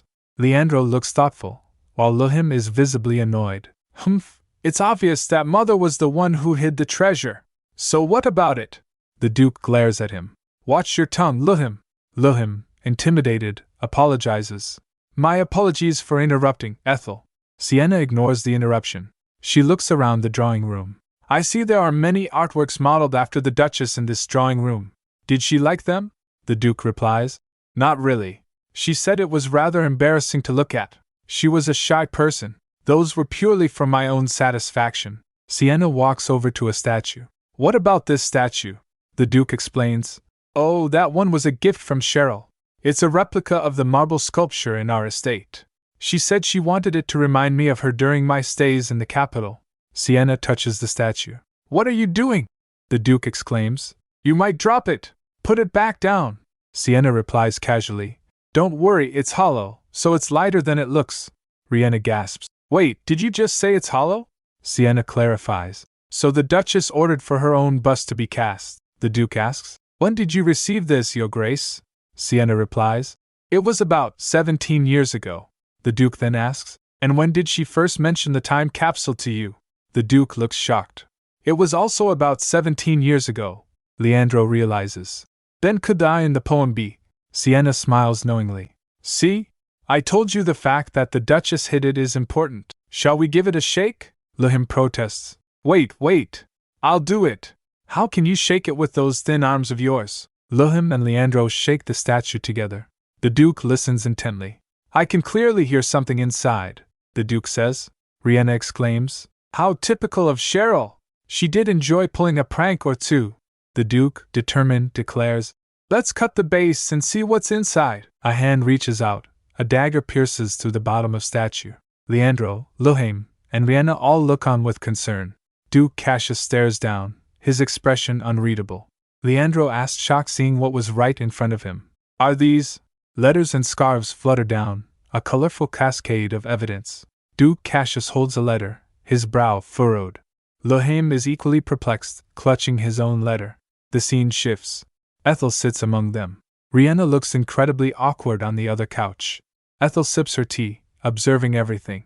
She thinks, even for Riena, It's impossible to share memories with the Duchess she never had. Duke Cassius reads the letter, his face softening. Please don't worry too much. You will never be someone like your father. Do you remember when Caden's son Joshua was born a few years ago? The panels show a memory, Duke Cassius holding baby Joshua. The letter continues. When I handed over the baby to you back then, you were completely at a loss. You may look stern and cold on the outside, but your heart is very warm. You are completely different from your father, and will never oppress the poor and the weak like he did. So please believe in yourself. With love, Cheryl. Cue the tears. Leandro and Lahame are both bawling, overcome with emotion. Ethel watches them, unimpressed as always. The Duke sets down his teacup. Ethel, I sincerely thank you. Had it not been for you, I wouldn't have been able to read my wife's last letter. Ethel nods, acknowledging his gratitude. She thinks, had it not been for me, Riena would have found it for you instead, but let's keep that a secret. We both got what we wanted anyway. Duke Cassius looks wistful. And Caden, I know it's shameless of me to say this, but would you give me one more chance to apologize? The butler looks on, and the Duke turns away, ashamed. The butler nods to Ethel. Why don't we leave first? Ethel smiles, agreeing to give them privacy. We then learn that the butler and his old master had a very long heart-to-heart that evening. The next day, at the City Hall of Royan, the capital of Astaroth, Duke Cassius clears his throat. Caden returned home safely. When I said that I wanted to apologize to Joshua too, he said he'd asked his son's opinion first. Ethel, walking alongside the Duke, responds, I see, she thinks of course he should. The victim's opinion is the most important here. How did things ever come to this? Duke Cassius ponders. It feels as if I've forgotten something important for a long time. Inside the city hall, Ethel slams the divorce papers on the desk. Here it is, she exclaims. The lady at counter said. Oh yes. I hereby confirm that the divorce agreement between His Lordship Leandro Cassius and Her Ladyship Ethel Cassius has been successfully received. Ethel beams, thrilled. Finally! I've been waiting for this moment, the clerk continues. Then I shall inform you of the next steps. Only when the entirety of the process is executed will your divorce become official. The people in the city hall whisper. Did she just say the divorce agreement of the Cassius couple? Yes, I'm sure that's Duke Cassius, and the woman next to him is Ethel Cassius. She looks exactly as her portrait in the newspaper. Wasn't their divorce case still under trial? Perhaps they reached an agreement instead of going through the trial. Ethel thinks. Now that the document has been submitted, the trial will stop, and then it'll be terminated altogether when the divorce is officially approved. Ethel skips along, practically glowing. Are you that happy? Duke Cassius asks. Of course, she replies. That aside, seeing your grace is here today, I suppose your son is still having a hard time accepting this divorce. The Duke sighs. You know what he's like. He was so stubbornly against this divorce that I had to lock him in his room before leaving. Even Riena sided with him and tried to stop me. It seems they both are strangely attached to you. Ethel thinks. So the Duke felt it as well. I thought it was simply because of the mine, but now I suspect that there might be something more than that. She said, since I know how much your grace adores your daughter, I thought you might do as she pleases. I'm glad you didn't change your mind, he said. I have no mind to stop someone who doesn't want to live with us anymore in the first place. Ethel said, I know. Your grace has paid absolutely no attention to me. You've always called me Ethel Wallace even after I became Ethel Cassius. I can't deny that, Duke Cassius admits. To me, you were nothing but a young lady who married my son. It's a shame, though. I finally started to want to know you. Ethel asks, do you regret it? I hope you'll be nice to your son's next wife. While going inside her carriage, she said, or better yet, if your son fails to change, why not have him remain single and live with you for the rest of your life, instead of creating another victim like me? Duke Cassius looks thoughtful. I shall bear that in mind. Goodbye, Ethel Wallace. He turns and walks away. A few days later, at the residence of the Look ambassador, Ethel reads the newspapers. As expected, they're making such a fuss. What becomes of Leandro now is none of my business. But I don't want to be gossiped with him anymore. Diana greets her. Here you are, Ethel. Do you have any difficulties staying here? Ethel reassures her. Not at all. I'm receiving very generous treatment here. Diana smiles warmly. Please make yourself at home. Though I myself am not actually used to the fact that this palatial residence is my home yet. Ethel recalls saying tea. After Diana's suggestion, I thought about it and decided that it's better to move to the Look Ambassador's residence. If I continue to stay here, this secret villa could be exposed to the public. T adds, I think that would be good. The security there is watertight, so you wouldn't have to worry about dealing with reporters. Ethel pauses. I know moving out from his villa was my idea, but he didn't seem to be sorry. I'm a bit disappointed. She slaps her face gently, thinking, wake up. Terence has a once-in-a-lifetime event ahead of him. Diana, confused, asked, Ethel, what's wrong? As the Emperor's announcement about the existence of another son of his is drawing near, I'm sure Terence is also getting busier. His days must be hectic, meeting with all the aristocrats who are expressing their support for him. Ethel muses, now that I have the Emperor's permission, I only need the temple's approval for my divorce to be official. It's such a relief that Leandro and I don't have a child between us. A maid approaches Ethel and Diana. Lady Ethel, a man has arrived and is asking for you. He is tall and speaks like a gentleman. I couldn't see what he looked like as he's wearing a cloak. Ethel's eyes widen. Could it be Terence? He didn't seem like a reporter, my lady. Shall I escort him in? The maid asks. No. I'll meet him myself. Where is he now? Ethel replies. He's waiting at the back gate. The maid responds. I'll be back soon, Diana, Ethel says, hurrying off. Ethel runs, anticipation building. At the back gate, a cloaked figure stands waiting. Ethel is shocked as she sees the hooded figure. It's Leandro. He reaches out, his voice a desperate plea. Ethel. She just exhales, clearly done with this situation. Right. Terence would have given his false name T. Ethel realizes, clutching her head in frustration. What was I expecting? I'm such a fool. Leandro won't give up, he says. There's still a chance for us, Ethel. Please come with me and cancel our divorce. Ethel's had enough. Please open your eyes and see the reality. We're over now. We can return to how it used to be, he insists, but Ethel's not having it. My goodness, will you please stop being pathetic? Ethel's voice is sharp as she lays down the truth. It's too late, so you can just drop your pretense and stop acting like you're regretful or in love with me. I love you, Leandro blurts out, his face a mix of desperation and sincerity. I really love you, Ethel scoffs, putting her hands on her hips. Ha! Do you now? Let me hear your reason then. If you love me so much, why did you act like that throughout our marriage? He pauses, his face falling. Ethel presses him. If you're not going to answer, then I'll. Leandro cuts her off, trying to speak actually, but he doesn't have any excuse.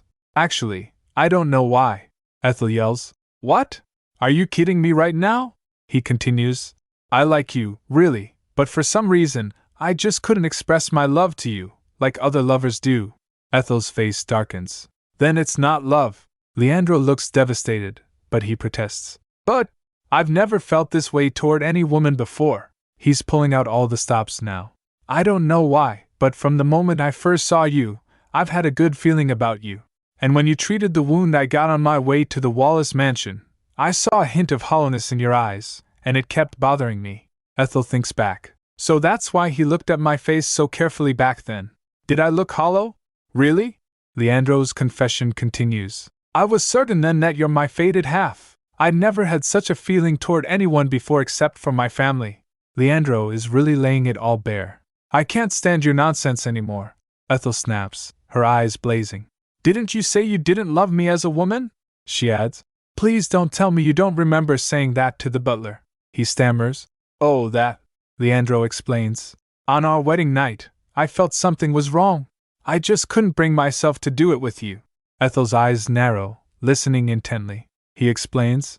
Before I met you, I'd never felt such carnal desires like kissing, so I simply thought I had no interest in such things. I believed so until I met you, because I'd never had any feelings for any woman. The moment I held your shoulders on our first night, a strong sense of repulsion surged within me. It was like I was committing a sin, so I couldn't help but run away. My true heart was that I wanted to be nice to you, but, Ethel filled in, but you couldn't because you were afraid that I would become hopeful and demand you to treat me properly as a wife. He's really spilling his guts now, tears welling in his eyes. Yes, I even tried to confess the truth to you under the influence of alcohol, but I just couldn't bring myself to say it because I was afraid that you would get hurt. I was scared that you'd leave me out of anger. Looking at Leandro's tear-streaked face, Ethel thinks. Honestly speaking, as the female lead's brother, Leandro looks beautiful even when he's crying so unsightly like this. He even looked piteous. Ethel reaches out and grabs Leandro's collar. Don't lie to me! Leandro looks shocked. Ethel, she continues, you were worried that I would get hurt? You couldn't say it because you were scared that I'd leave you? Didn't you see how hurt I was? Didn't you see my sad face every time you ignored me like I was invisible? You're only making excuses for your mistake.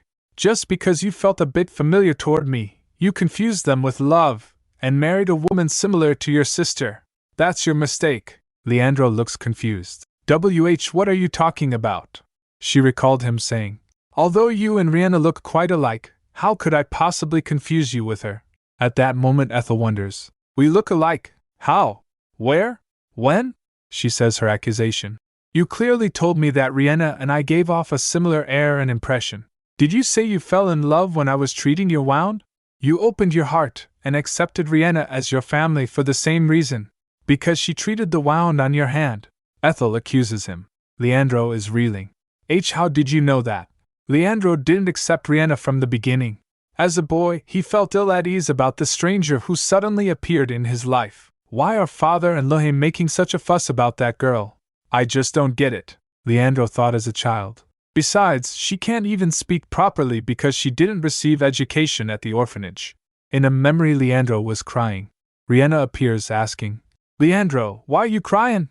Oh, your hand is wet. Are you hurt? Leandro yells. Go away. It's none of your business. Riena replies. Don't say that. I'm your family. Leandro responds. I haven't accepted you as my family. I got the cane from father. So stop making a fuss and leave me alone. Riena says. You're still a child. A child shouldn't get the cane. I need to talk to dad.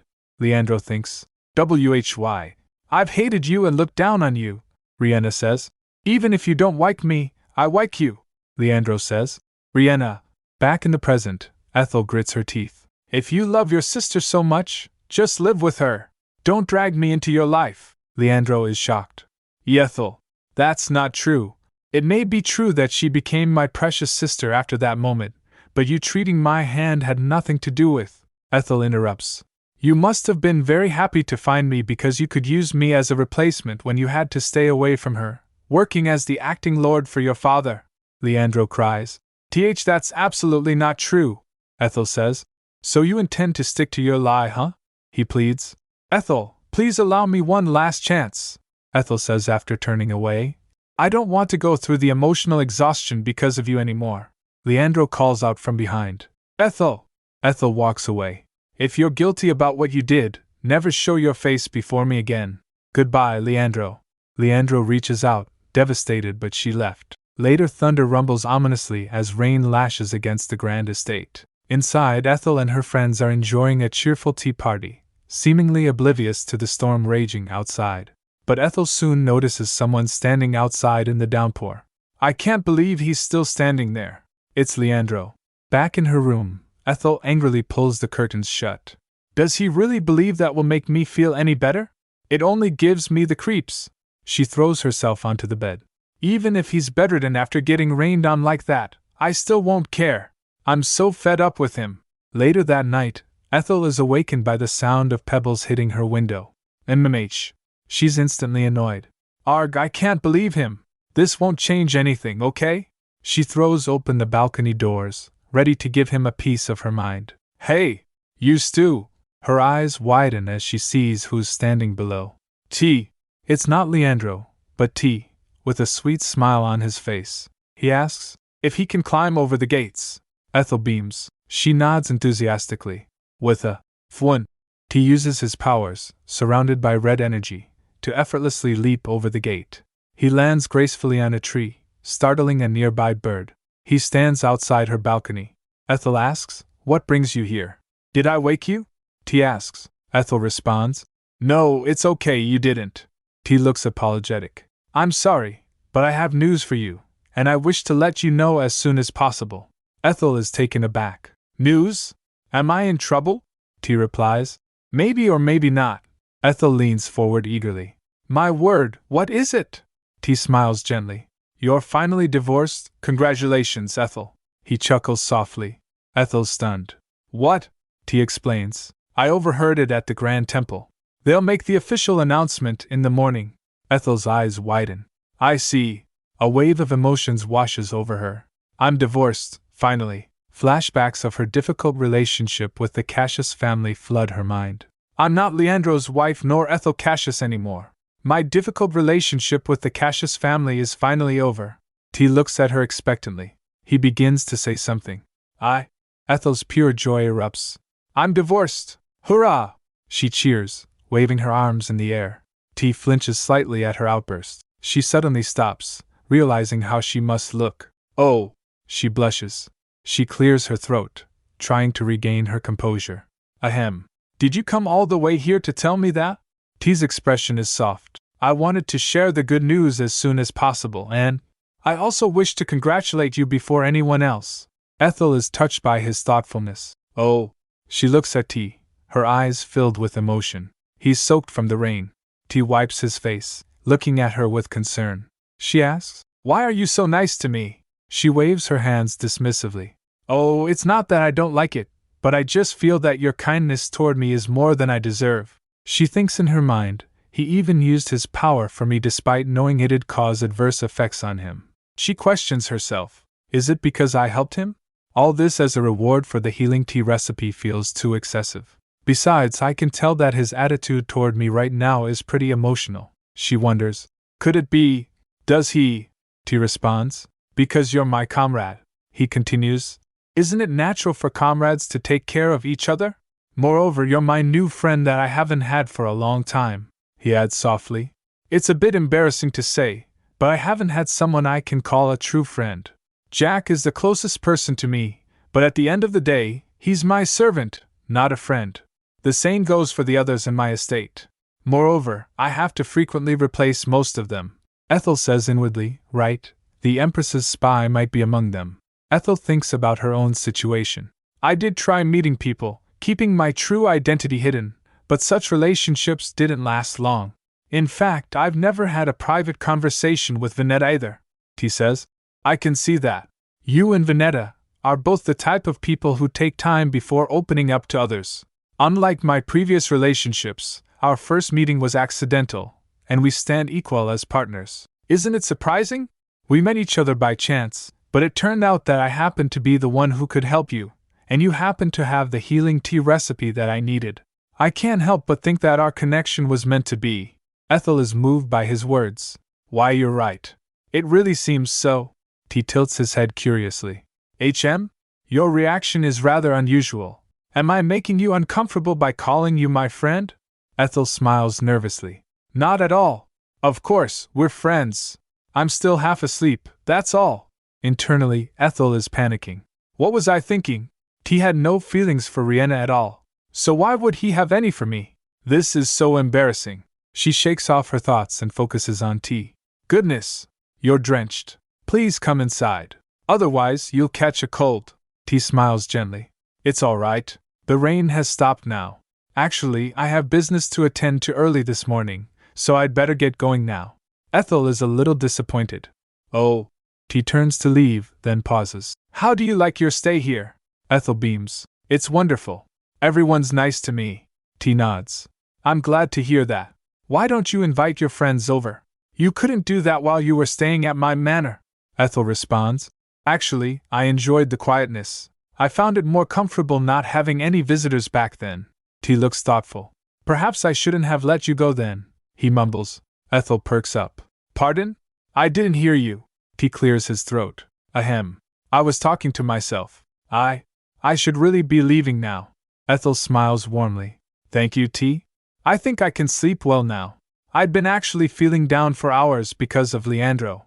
As T turns to leave, he looks back at Ethel, a soft smile playing on his lips. If you're really thankful, would you grant me a wish? Ethel's eyes widen slightly, surprised by the request. What wish is it? He hesitates. I don't think it's something too difficult to do.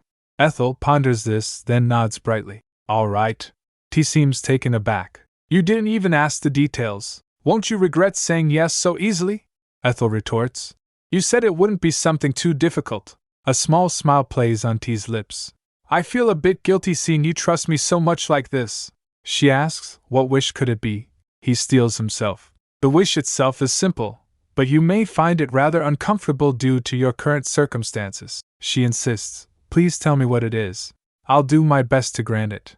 He leans in close, whispering into Ethel's ear. My wish is… Her eyes go wide, a small exclamation point appearing beside her. What?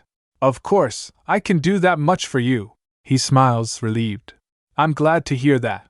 Then I'll send someone to fill you in on the details soon. T departs, leaving Ethel watching from the balcony. He whispers to himself as he walks away. Sweet dreams, Ethel.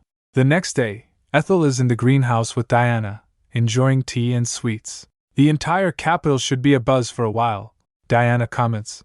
Perhaps we shouldn't receive any guests for the time being. Diana continues, concerned. Ethel assures her. I'm fine. I'm used to such things now. Thank you for worrying about me. Meanwhile, in town, newsboys are hawking the morning papers. Get your papers! Read the result of the Cassius divorce case. The headline screams. The young Cassius couple agree to divorce. A wave of relief washes over Ethel. Finally, I'm officially free. Ethel celebrated her divorce with a big party. But, she admits, to my disappointment though, Terence couldn't make it. Well, it couldn't be helped. After all, he's a busy man and no one knows his true identity apart from Sharon. I also received congratulations from an unlikely person. Ethel muses, holding a card that reads, Your wish has finally come true. Congratulations. Diana and Ethel exchange confused glances. Just what is he up to?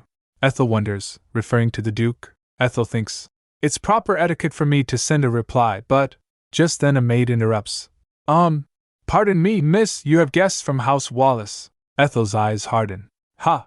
They're finally here. She tells Diana. Diana, may I use the reception room? Diana looks worried. Of course, but do you really think it's necessary to meet them? Ethel responds firmly. Yes, I have some issues to discuss with them. In the reception room, the Wallace family fidgets nervously. Ethel enters, a composed smile on her face. It's been a while, Count and Samuel. And we met recently, Countess. The Count explodes. Why you? How dare you? Samuel tries to placate him. Father, please calm down. Ethel gestures calmly. Please have a seat. The Count sits with a humph. He sneers. You kept us waiting. And now you're having us watch too. Who taught you to do this? Ethel retorts.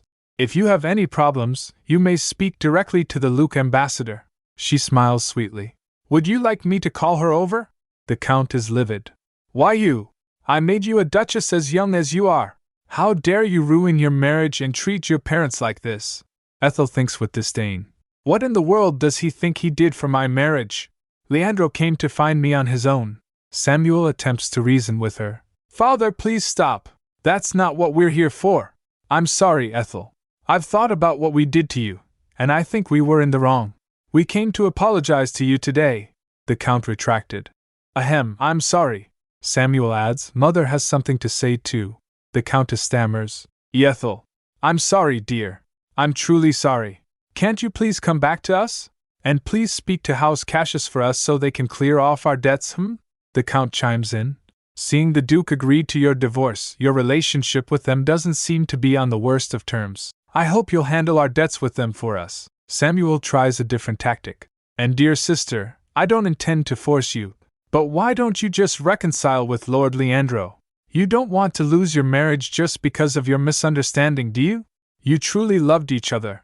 Her mother adds, your brother's right. I heard from the young lady of House Cassius that the young master still misses you. Ethel's expression hardens. Her mother continues. Ethel, you're a good daughter, aren't you? Please change your mind for your mother's sake, will you? Samuel says, Ethel, Mother did hit you and treat you harshly, but she's sincerely apologizing to you. Can you please forgive her just this once? Ethel stares at Samuel, her eyes filled with resentment. Samuel, he asks, HM? What is it? Ethel stated the fact. You speak as if that was all someone else's business. You blame everything on Mother and pretend to be a goody two-shoes. Are you happy now? Does that make you feel any better? He protests. What? I apologize too. Ethel is furious. But only Mother is asking for my forgiveness on her knees right now. Samuel tries to defend his mother. Well, Mother is the one who wronged you the most.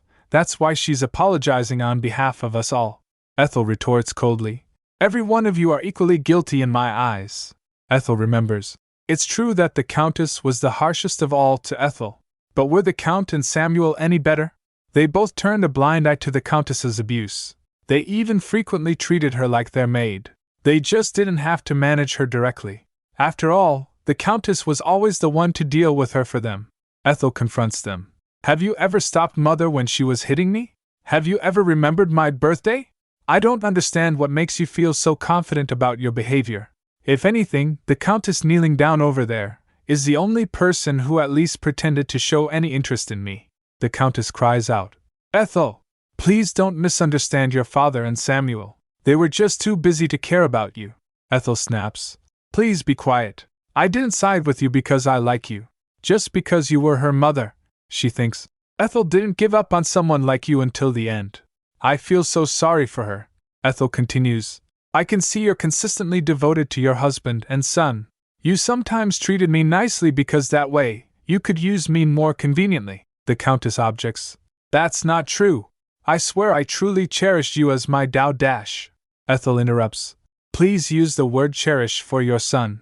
That word fits him better than me. After making you go down on your knees, you still defend that bastard after all. The Countess gets shocked. That's a misunderstanding. Samuel didn't make me do this. The Count is outraged. Did you just call your brother bastard? Ethel stands and turns, her eyes blazing. Please leave. I was such a fool to think that I'd be able to tie up the loose ends between us. The Count rises enraged. Ethel! How insolent! You ingrate! The Count raises his hand to strike Ethel. Samuel shouts. Calm down, father! Samuel grabs his father. He says, What are you doing, Ethel? Apologize to father quickly. Ethel declares defiantly. I don't want to. The guards step forward. They surround the members of Wallace family. As Ethel walks away, Samuel fumes. Are you really going to be like this? Her guards step in front to protect her. Please step back. You may not approach any closer. Ethel warns coldly. Don't get smart with me, Samuel. All you're good at is gambling and shifting the blame onto Mother. Samuel smirks menacingly. Ha! I wanted to work things out well for all of us, but I guess I have no choice. Now that you're divorced, you're a Wallace again. If we fail to pay off our debts, you'll have to take on the responsibility. If you think that you can be well off alone, you're sorely mistaken. The Wallace family is laying it on thick. Samuel smirks. Maybe you forgot because the Look Ambassador is so nice to you, but however powerful she may be, she can't meddle in others' family affairs. Her father chimes in. Yes, he's right. You have legal responsibility for us. You have to provide for us. Samuel declares, even if you escape abroad, we'll follow you until the end. You can never sever ties with us because we are your family. Ethel's parents continue to guilt-trip her. Samuel says, Mother and father fed, dressed, and sheltered you. You have to repay that love. Her father adds, Yes, that's your duty as a daughter. Then Samuel drops the bomb. You know, I recently lost a game, so I have a new debt to settle. I want you to first pay that off for me. Ethel's response is sharp. Are you asking me to pay off your gambling debt? Samuel, looking sinister, retorts. You have no idea how lawless and cruel they are. Once they learn I'm flat broke, they will pursue you next anyway. It'd be best for you to pay the debt before all that mess. Ethel just laughs, which infuriates Samuel. Are you laughing? Do you think this is funny? Ethel walks to sofa and sits on it. That's great. If they are so cruel, I'm sure they'll squeeze the money out of you no matter what. You borrowed that money, so you repay it. I can't give even a coin over to them for you. Samuel is not having it. I see you're being like this because the Look Ambassador has your back. But do you really believe that she'll protect you forever? If I fail to pay the debt, it'll be passed on to our parents. And if they fail too, then it'll be yours to pay. Do you understand? You received the closed mine in Anala as a dowry when you got married, didn't you? You inherited our family's property, but you still refuse our debts. How selfish! As long as you're a member of House Wallace, you should share our debts too. Ethel thinks to herself. Looks like he did his homework before coming here. Legally speaking, he's right, but… Ethel's eyes narrow. I'm not a Wallace anymore. Samuel is shocked. What? Are you stupid? Now that you left House Cassius, you belong to our family again. What nonsense are you talking about? Ethel coolly explains. Like you said, I left House Cassius. But that doesn't necessarily mean I'm back under House Wallace. Samuel explodes. Cut the crap, I've already checked with my lawyer. Ethel questions. Did your lawyer say so? Did they say that a woman automatically belongs to her parents' house again if she gets a divorce? How strange. I didn't apply to recover my status on the Wallace family register. According to the law of the Astaroth Empire, once a woman gets married, she must follow her husband's surname and become a member of his family. But if she gets a divorce, she regains her maiden name, but cannot directly return to her original family. The divorcee must apply to be relisted on her parents' family register and gain consent from her parents. Ethel thinks, it's so sexist. Riena, who, in the original novel, abolished that law after becoming empress. Ethel thinks, the bottom line is, I'm currently neither a Cassius nor a Wallace. Samuel is sputtering. Ethel says, divorce is uncommon in the Empire. Your lawyer might not be aware of this law. Or they did a half-hearted job because you didn't pay them enough. Ethel smirks, but Samuel roars. I don't believe you. Do you think I will fall for that lie? Samuel tries another tactic. Let's say that's true. But if you don't return to House Wallace, you will no longer be a noble. Are you fine with that? Ethel responds. My dear brother, didn't you know? Unless you commit a crime as grave as treason, you don't get deprived of your peerage so easily. Samuel is speechless, and Ethel's enjoying this way too much. He finally shouts, I'll check the fact myself. He storms out, followed by his father. His father calls after him. Samuel! Ethel's mother got left alone. Ethel says, nothing will change even if you keep standing there. Please have a seat. Her mother reluctantly sits. Suit yourself, Ethel announces. Until your husband and son return, I'll get some rest in my room. As Ethel leaves, her mother slumps onto the couch. How could you treat your father and brother like strangers? Ethel thinks. They are strangers, she says. I thought I made myself clear last time that I would sever all my ties with House Wallace. Teary-eyed, her mother pleads. Please, Ethel.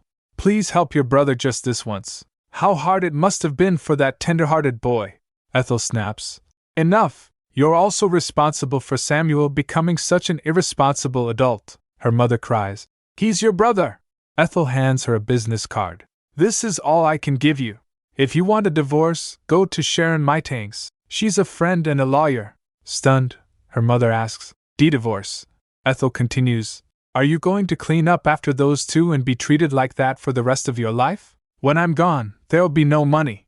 Then you will have to take full responsibility for their debts. Sharon represents people who can't afford legal service for free. Her mother, horrified, exclaims, I am not going to divorce. If you hadn't split up in the first place. Ethel cuts her off. If you say so. It's your choice after all. Ethel heads out. Ethel! Her mother calls after her. Ethel and her attendant walk through the halls. Meanwhile, her mother is left alone, thinking to herself. Later, Ethel is informed that Lord Samuel has returned. She thinks, I guess his source isn't very good. It took almost all day. As Ethel arrives, Samuel quickly calls out her name, then he pleads. I was rude earlier, wasn't I? I'm really sorry. I was so worried about my debt that I momentarily lost my mind. Ethel asks him, Where's the Count? Samuel explains. He was so shocked he collapsed at the lawyer's office. He's aged. He's actually been in poor health lately. If he can't pay off his debts, he'll be in serious trouble. Ethel replies. He should pay back the money he borrowed himself at least once. It'll be a good life experience, she adds. Is that all you have to say? Samuel stammers, and no. Let's make a deal. I won't bring up the dowry you received again, so please pay our debts for us. He adds, according to my lawyer, you may have to return the dowry to us if we demand it back. His mother nods eagerly. Ethel thinks, it seems they also have a chance of winning in court. Samuel pleads, I swear, if you'd like, I'll write you a promissory note. Please help us just this once. Ethel is unmoved. I don't have that kind of money. Didn't you read the papers? I didn't receive alimony. Samuel is in disbelief. What? Are you a fool? Why did you not receive alimony? He's clearly having a meltdown. Then he grins and adds, Then forget about the money we borrowed from House Cassius. Just pay off my debt, his mother exclaims. Samuel! But Samuel isn't backing down. Don't cut in, mother! My problem comes first, okay? Ethel thinks about his behavior. He's nasty and selfish. He only cares about himself. Ethel finally agrees. Fine, she says. I can pay back that amount if I gather everything I have with me. Her brother smiles in disbelief. Really, thank you, Ethel. Ethel is being far too agreeable. Ethel says, in exchange, let's do a written agreement from you, the Count, and the Countess. Samuel, quill in hand, asks, all right.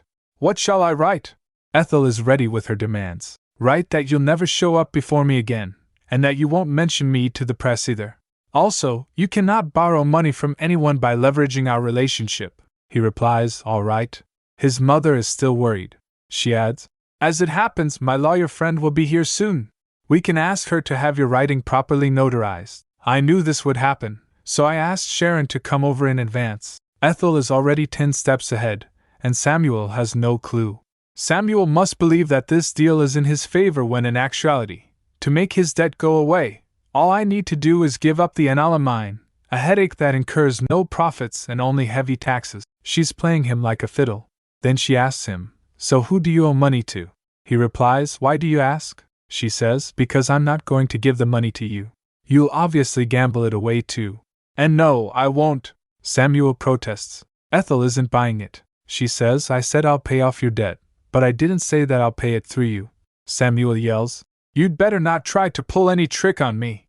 I'll write here that all these conditions will be invalid if you fail to clear my debt. She agrees.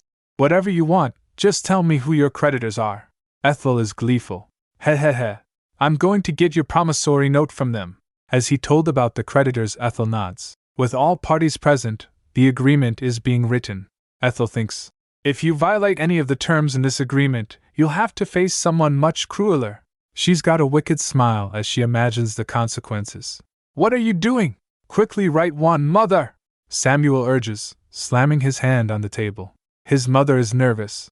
Samuel. Be quiet and write. He snaps. The notes are signed. Here, these are mother's and mine. Samuel announces. Sharon says, beaming. Both your notes have now been notarized. What about the Count's? Ethel asks. Samuel assures her. I'll have him write one and send it to you as soon as I return home. Ethel warns. You'd better do that. This whole thing won't go into effect without his note. You can trust me, Samuel says confidently.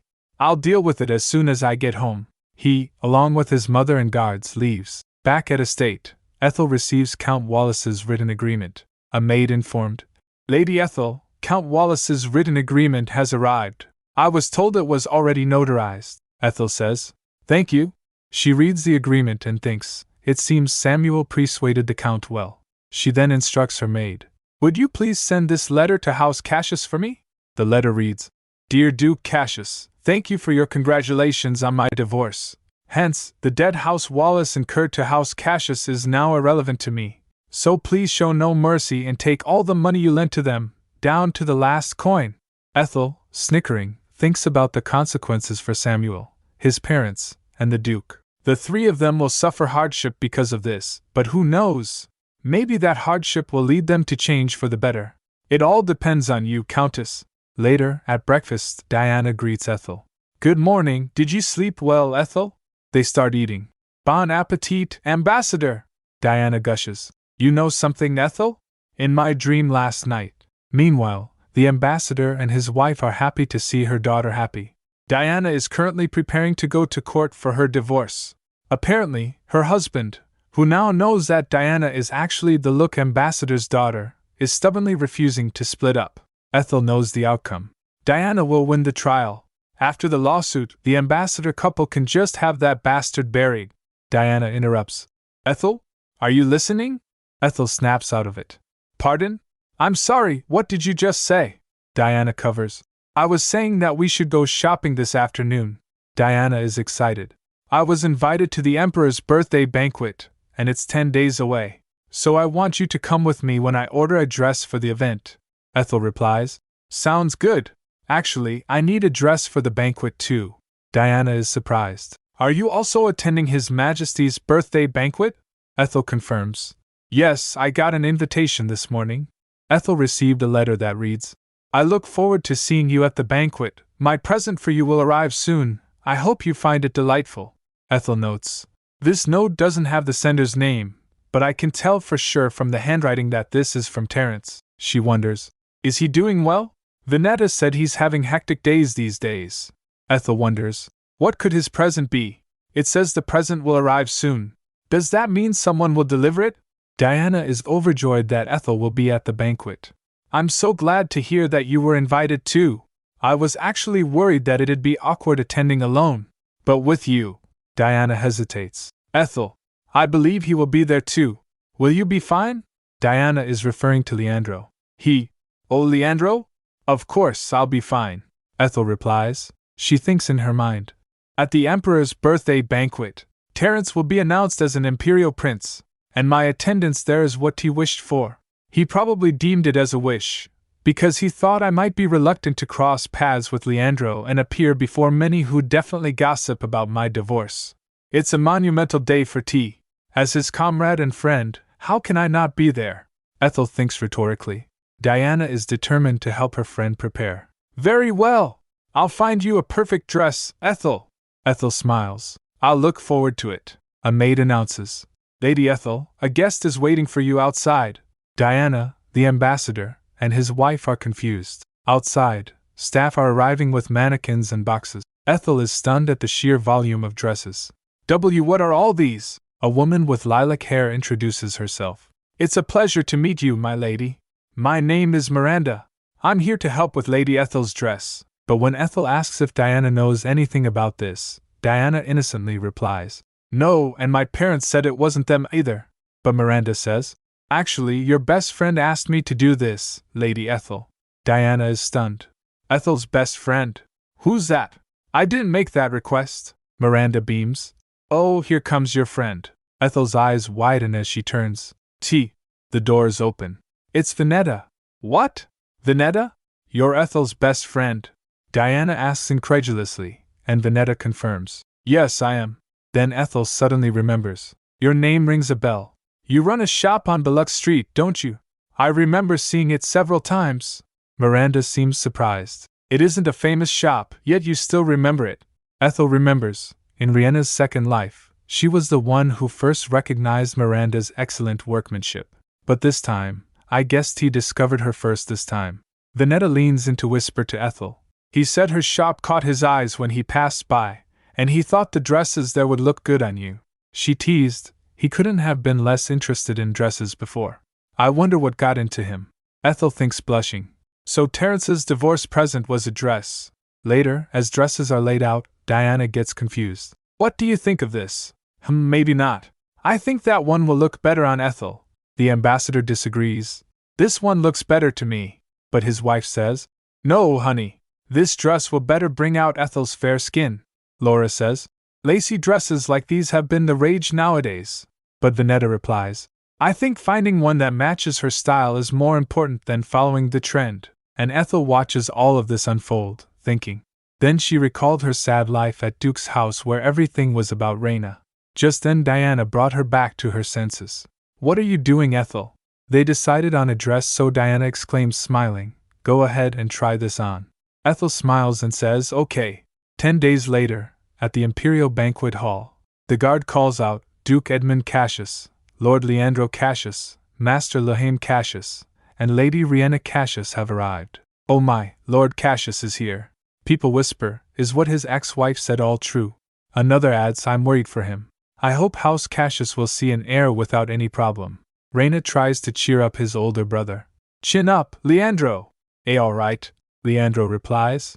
Riena reassures him. Those rumors will die away soon. I'll make sure of that for you. The noble ladies flinches as they heard that. Leandro nods. Yes, you're right. Suddenly voices call out. Lady Riena! Lady Riena, it's been a while. People rush to greet them. I heard about you, Lord Cassius. I'm truly sorry, one person says. Another adds, now that you're single again, you can let bygones be bygones and have a fresh start. Then they start gossiping. Your ex-wife went too far. How could she make up such lies? Some articles said there's nothing wrong with your health, my lord. You should sue her for defamation.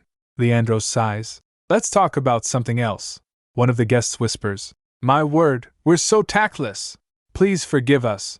And another gossips, "He's still covering up for that cruel woman just because she was once his wife. How nice of him." "Right. Apparently, her family is neck deep in debt," another says. "House Wallace? But don't they own a mine?" The whispers continue. "Just how ugly is she to never have shown up at any of the social functions so far? But she looked fine in the newspaper photos." "Ahem! Who keeps twisting my words?" another whispers. "Come to think of it, she kept her face under her veil throughout the wedding, didn't she?" An announcement rings out. "The ambassador of the Kingdom of Look and her company have arrived." Riena and Leandro turns towards the voice. The ambassador of Look enters with her family. The gossiping continues. "That young lady must be the daughter the ambassador lost a long time ago. She resembles her mother so much. Who's that lady behind them? Oh, that must be Ethel Cassius. I heard she's close to the ambassador's family. Let's see what she looks like." And then, Ethel makes her entrance. The ladies murmurs, That's Ethel Cassius?" Another whispers, "But didn't someone say a moment ago she's so ugly that she hasn't shown up in public?" And Ethel thinks it's worth the effort. "I didn't put this much time and effort in grooming myself even for my own wedding." Ambassador's wife introduces her daughter. "Please let me formally introduce my daughter to you all. It's a pleasure to meet you." The crowd is impressed. "She looks so much like you, Ambassador. Once again, congratulations on your miraculous reunion." She adds, "And this is Lady Ethel Wallace. She's the one who found our daughter back for us." The gossiping ladies are stunned. "Ugh, humph, oh, I see." Ethel thinks, looking towards the crowd gathered around Riena and other. "I see people care a lot about House Cassius." As Ethel wanders the banquet hall, she thinks, "When he arrives, I should congratulate him and return to the ambassador's residence." Then, someone approaches her. "I almost couldn't recognize you. I didn't know you were invited as well." "It's Duke Cassius." Ethel bows. "Greetings, Duke Cassius, the Iron Wall of the Empire," he responds. "I'm dealing with House Wallace's debts as you requested." "Oh, thank you," Ethel replies. Then he waves towards his son. "Oh, my son said he has something to say to you in person." Ethel is annoyed. "Not again, Leandro." But it was Lehaim. He awkwardly greets her. "Ahem, ahem. Good evening, ex-sister-in-law," Ethel says. "You can just call me by my name as you always do," he says. "All right, Lady Ethel. Thank you for finding my mother's letter. I'm deeply grateful." He bows and adds, "I genuinely wish for your success in every step you take and for you to have a long and healthy life. Please excuse me." Then the Duke says as Lehaim walks away stiffly, "Oh, that boy. It seems you and Leandro have already met each other." "Did he thank you?" Ethel replies. "No, he didn't, but I'm fine. There's no need." But the Duke is furious. How dare that bastard? Then, a man approaches Riena. "Lady Riena, would you allow me the honor to dance with you when the banquet starts?" But the Duke rushes and is having none of it. Looking at the scene, Ethel thinks, he didn't grab the boy's collar, at least. He must have learned something from his experience with Joshua. Then the announcer booms, "Her Majesty the Empress and His Highness the Crown Prince have arrived." The Crown Prince and the Empress arrives. The Empress announces that the Emperor will arrive after tending to another matter. Let us not wait and begin the banquet. Ethel thinks this banquet is to celebrate the Emperor's birthday. I can't believe she's starting it without him. Some of the guests whisper about his tardiness, that they are still on bad terms. Another whispers, "I fear something big will happen." Ethel, observing the scene, thinks the Emperor will appear with another son of his soon. She realizes that Terrence's appearance here is different from what Riena remembers from her past life. This could shock Riena. "Here you are, Ethel! I've been looking for you," Diana says cheerfully, but suddenly they heard a loud shout. "Your Highness! My daughter is still very young!" Crown Prince Mikhail, with a sinister smile, addresses the Duke. "Please calm down, father-in-law." The Duke, utterly flustered, retorts, "I am not your father-in-law." But Mikhail's like, "Oh, you will be soon, because Riena and I promised to marry each other." The Duke grabs Riena's hand. "Let's go, Riena!" As they leave, Riena squeaks out, "Dad." Mikhail waves goodbye. Riena waves back, "I'll see you later, Your Highness." Just then the prince turns towards Ethel with an icy look. Ethel wonders if Mikhail is coming her way. He greets her. "It's been a while, Ambassador of Look." She bows, "Greetings, Your Highness. Glory to Astaroth." Then, turning to Ethel, he says, I'd like to have a talk with Lady Ethel. Could you give us some privacy?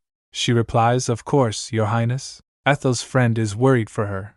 Ethel nervously replies, It's an honor, Your Highness. Ethel notes that up close, Mikhail resembles Terence very much, but she reminds herself that their personalities are polar opposites. In the original novel, Mikhail was cool-headed, only gentle toward Riena. She needs to keep her guard up around him. I've heard a lot about you from Riena, Mikhail begins. She said her sister-in-law was like a friend to her. Ethel thinks, a friend? How ridiculous. Though it seems she didn't speak badly of me at least. Mikhail continues, However, she teared up when she recently mentioned you. His eyes narrow. I never let anyone get away unpunished if they make my woman cry. He gently touches Ethel's shoulder. I hope you never forget that fact. Ethel clenches her fist, trying to stay calm. Just then the Empress interrupts. I was wondering where you were, Mikhail. What are you doing? Ethel bows. Greetings, Your Majesty. Glory to Astaroth. The Empress shows her disapproval, then says, The music has begun. You should request the daughter of House Iceberg for a dance. But Mikhail firmly states, There's only one woman in this world that I will dance with, Mother. The Empress sneers, You still have a terrible taste for women. After an orphan, is it a divorcee this time? Mikhail's face darkens. An orphan? Riena has a family, and that family is House Cassius. But the Empress retorts, Yet she's not related to them by blood. The prince said in rage, Please don't cross the line. Ethel thinks to herself, Excuse me, I'm still here. The Empress coldly says, There's nothing whatsoever for you to gain from getting involved with that girl. Mikhail's eyes flash. You can say all you want, Mother, but my heart won't change. Ethel, overwhelmed, decides to sneak away and people watch instead. She sees Leandro dancing with Lady Delacent. Leandro's eye caught her, and he stares at her. Ethel felt discomfort. Ugh. Ethel overhears some ladies gossiping. Oh my, look over there. Lord Cassius is dancing with Lady Delacent. Ethel recalls the scene from the trial and realizes, so that's Lady Delacent. She was at my divorce trial. Watching them dance, Ethel thinks she has feelings for Leandro. The announcer booms. The glorious light of the Astaroth Empire, His Majesty the Emperor has arrived. People stop dancing and greets him. Greetings, Your Majesty. Glory to Astaroth. The Emperor addresses the crowd. Haha, don't stop for me. Please continue dancing. Thank you all for attending my birthday banquet. Just then the Empress gasps, after seeing someone behind the Emperor. What is he? The Emperor continues. Allow me to introduce to you Marquis Terence Freeheiden. In fact, I recently learned a very shocking truth. The Marquis is actually my son who was born of my former fiancée. The murmurs erupts in crowd. The Emperor adds, I'd like to introduce him again. This is my son, Terence Belvoir Astaroth. The Empress is in utter disbelief. What in the world? The crowd murmurs their greetings. Greetings, Your Highness the Imperial Prince! Glory to Astaroth! Terence smiles dazzlingly, and Ethel thinks, Tai, please don't smile in my direction. The Empress trembles with rage.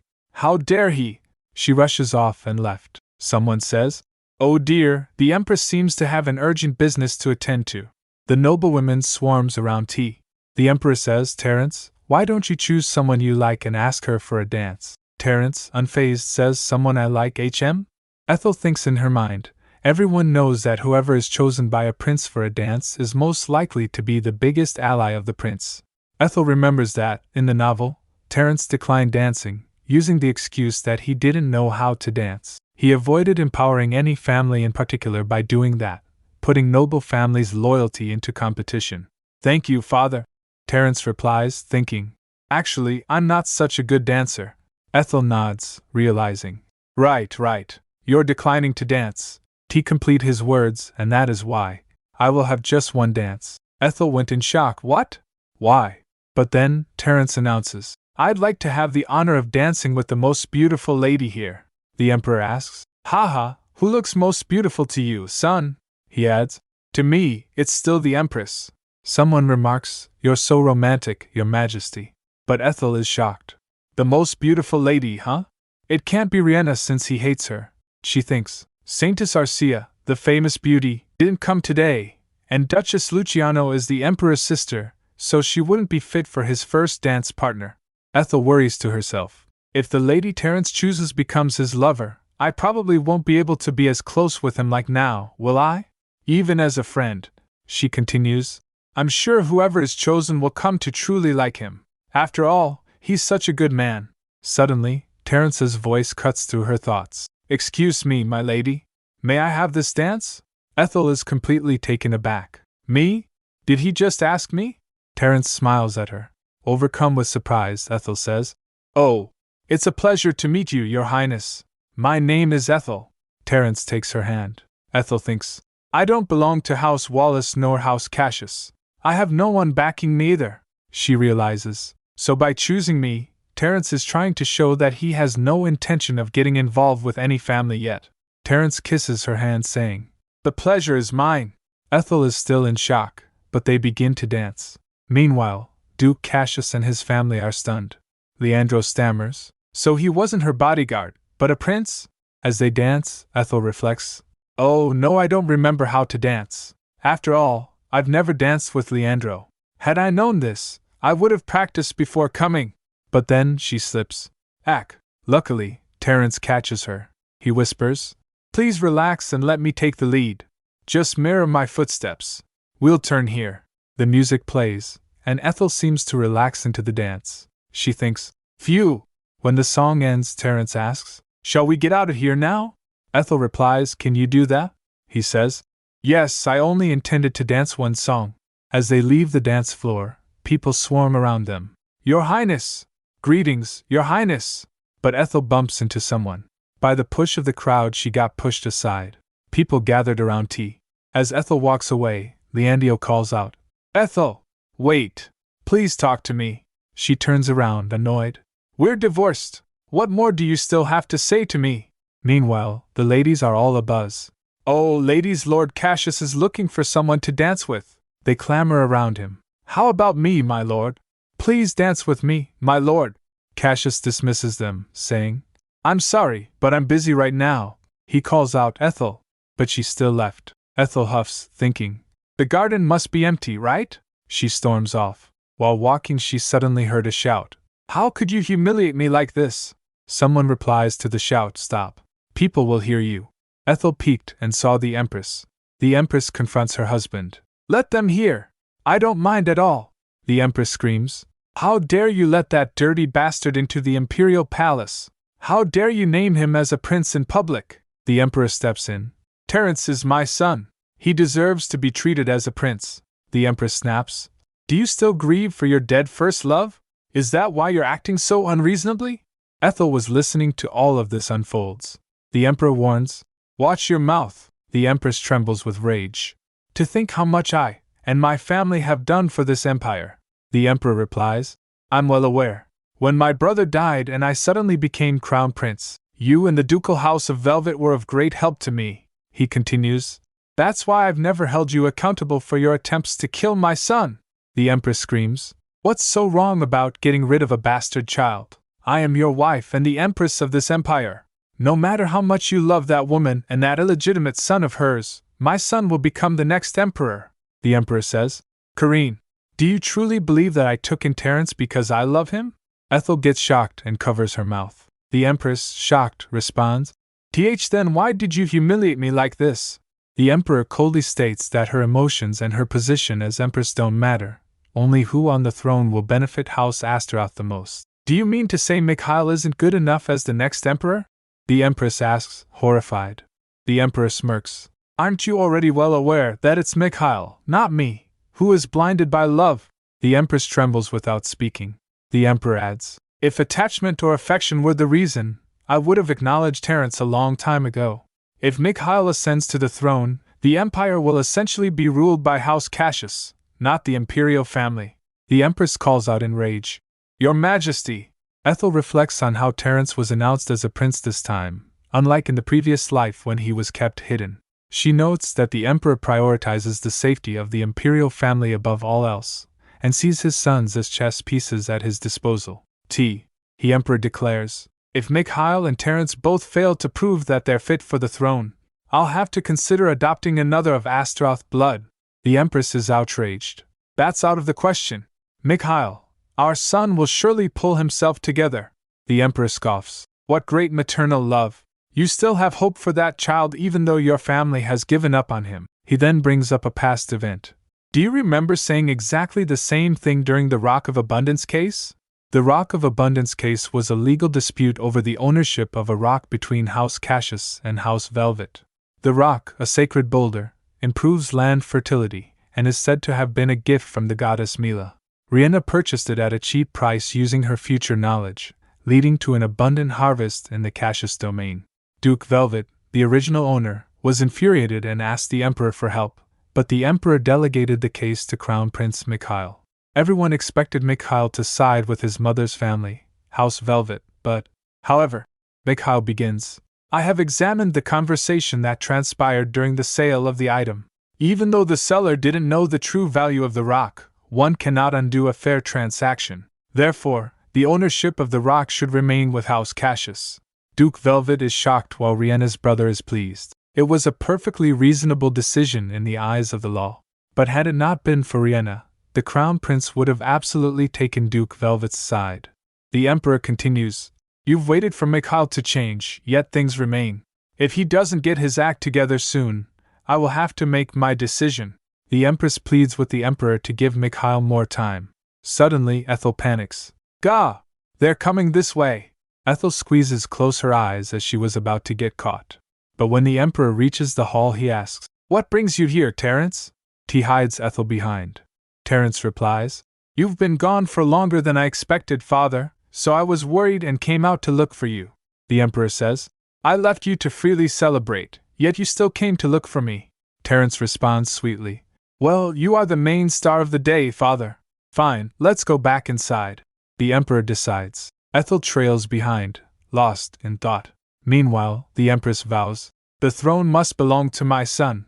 I will never let that brat take it. She storms off. As all of them left, Ethel sighs in relief. Phew! She reflects that Mikhail must have heard what the Emperor said, but he didn't show it at all. She's sure he already knew what his father had in mind. Mikhail has everything: a powerful maternal family, a lover with the goddess's blessing, and a devoted mother.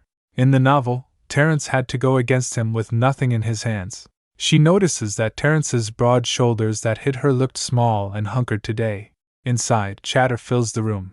Guests are discussing Ebert Company's new item, a thermos that keeps water warm for hours. They wonder why Lady Riena has it. Ethel thinks, I guess the thermos has finally been launched. Ebert Company is a merchant group that has grown rapidly in recent years, mainly dealing with magic artifacts. Since their artifacts are infused with magic, ordinary people can also use them, though the effects only last for a limited time. She notes that the thermos has appeared faster this time than in the original novel. People gathered around them comment on Riena's connection to Cecile Ebert, the owner of the company. A woman raises her glass and declares, Everyone, I know you all believe that Cecile Ebert is the owner of Ebert Company. However, the true owner is Lady Riena Cassius. Ebert Company was merely a small business. That is until Lady Riena used her sharp business acumen and grew it to the prosperous company that we know now. She adds, I've only pretended to be the owner because Lady Riena didn't wish to reveal herself. The guests are shocked, whispering that Ebert Company began to grow exponentially some 10 years ago. How old was Lady Riena then? Ethel remembers that in the novel, it was much later when she came forward as the real owner of Ebert Company. Riena smiles. Oh please, I didn't do much. I only suggested some ideas. Riena adds, It wouldn't have been possible without the trust and support from Cecile and her employees. Ethel suddenly understands that she revealed herself earlier to divert people's attention from the divorce case and restore House Cassius's reputation. Someone murmurs, I can't believe she became the owner of a company before she even turned 10. The guests clamor, Lady Riena, please do business with me too. Riena announces that Ebert Company plans to actively contribute to the betterment of society. Riena declares, As the first step, we will donate 1 million gold. The crowd erupts in applause, toasting to Lady Riena and House Cassius. All the attention has suddenly shifted to Riena Cassius. Ethel glances over and sees Terence watching her. Later in chirping birds and blue skies. What a peaceful day for Ethel and Vinette to be hanging out in the forest. But Ethel seems distracted, thinking, any time now. The Empire has been shaken up by the appearance of a new prince, and the revelation that Riena actually owns Ebert Company. It's all over the papers. No one's paying attention to my divorce anymore, which she's glad about. But I haven't seen Terrence even once for over a week, she sighs, understanding he's busy. Suddenly, a voice calls out, "How have you been?" It's Tara, dressed in a concealing cloak. Ethel is so happy to see her. Tara! She recalled a flashback to Tara meeting with her, asking, "When can I get the information?" The response? "In 2 months." Back in the present, Ethel holds out a card to Tara. "This is what I promise you. If you go to the place written here, you'll be able to meet Viscount Chillian within a day." As Tara reaches out for the note, Ethel pulls her hand in air and adds, "Before you take this, I need you to swear that you won't touch even a strand on his head if you meet him." Tara is shocked. That's," Ethel explains. "I'm not saying you shouldn't have your revenge forever. If you delay your revenge just this once for me, you can do as you please after that." Tara questions, "Why should I do that?" Ethel says, "I can't tell you the reason right now. But if you refuse, this note and the promise between us will be as if they never happened." Tara is furious. "What nonsense is that?" Tara glares, so Venetta draws her sword slightly. Tara glances at it, then calmed down a little. She asks, "How long do I have to wait?" Ethel replies, "Just 1 day. Meet me here again tomorrow. I won't interfere then, I promise." Tara grits her teeth. "Fine. I'll settle for taking a look at that bastard's face for today." She snatches the note. Tara reads the note. "Spring Flower Park," Ethel says. "It's the park right next to the racecourse," Tara says, trembling slightly. "I can't believe he's in the capital. He's been so close all this time," Tara, enraged, declares. "I should see for myself," and she rushes off. The next day, "Do you think Tara will keep her word?" Venetta asks Ethel, who replies, "Do you think she won't, Venetta?" Venetta continues, "I don't know exactly what happened to her, but I felt deep resentment from her. Waiting even for a day must feel like a lifetime for her." Venetta adds, "I think you should have at least let her know the reason why she should wait." Ethel smiles gently. "That would be meaningless. What matters is if Tara can keep the promise she made to me." Venetta realizes, so this is a test, to see if she is capable of keeping her word even with her plan for revenge. Ethel recalled Riena, screaming, "Why can't you understand? Who do you think I'm doing this for? It's all for you, Ethel. How the heck are you going to live in this harsh world without House Cassius?" Ethel thinks, "I don't know why she said that, but one thing is clear. Riena won't back down easily. I need an informant who can watch her closely and tell me what she's up to." "But will Tara still keep her promise even after getting her revenge?" Ethel asks Venette. "Venette, was there any news of violence that happened at Spring Flower Park yesterday?" Venette replies, "No, there wasn't." Ethel continues, "What about any fire incident in Ellen's district?" Venette confirms, "There is none." Ethel smiles, "Then Tara will absolutely come." Suddenly, Tara arrives, breathless. "I am sorry I'm late. Lady Riena suddenly sent me on an errand," Ethel says gently. "It's all right, Miss Tara. Please catch your breath." Tara is shocked. "Miss? Why the sudden formality?" Ethel explains, "It's because I'm neither a Cassius nor am I the person you serve. Besides, I treat people with the same respect they give me." Tara asks, "Pardon? What makes you so certain that I didn't do anything to Viscount Chillian?" Ethel explains, "The Viscount is no pushover. He may seem pathetic because he spends every day at the races, but it is where money and people gather. He goes there to collect information at the risk of getting discovered." Tara sneers, "That bastard is still very daring." Ethel filled in, "And thorough too. Had you attacked him yesterday, his self-defense magic would have activated."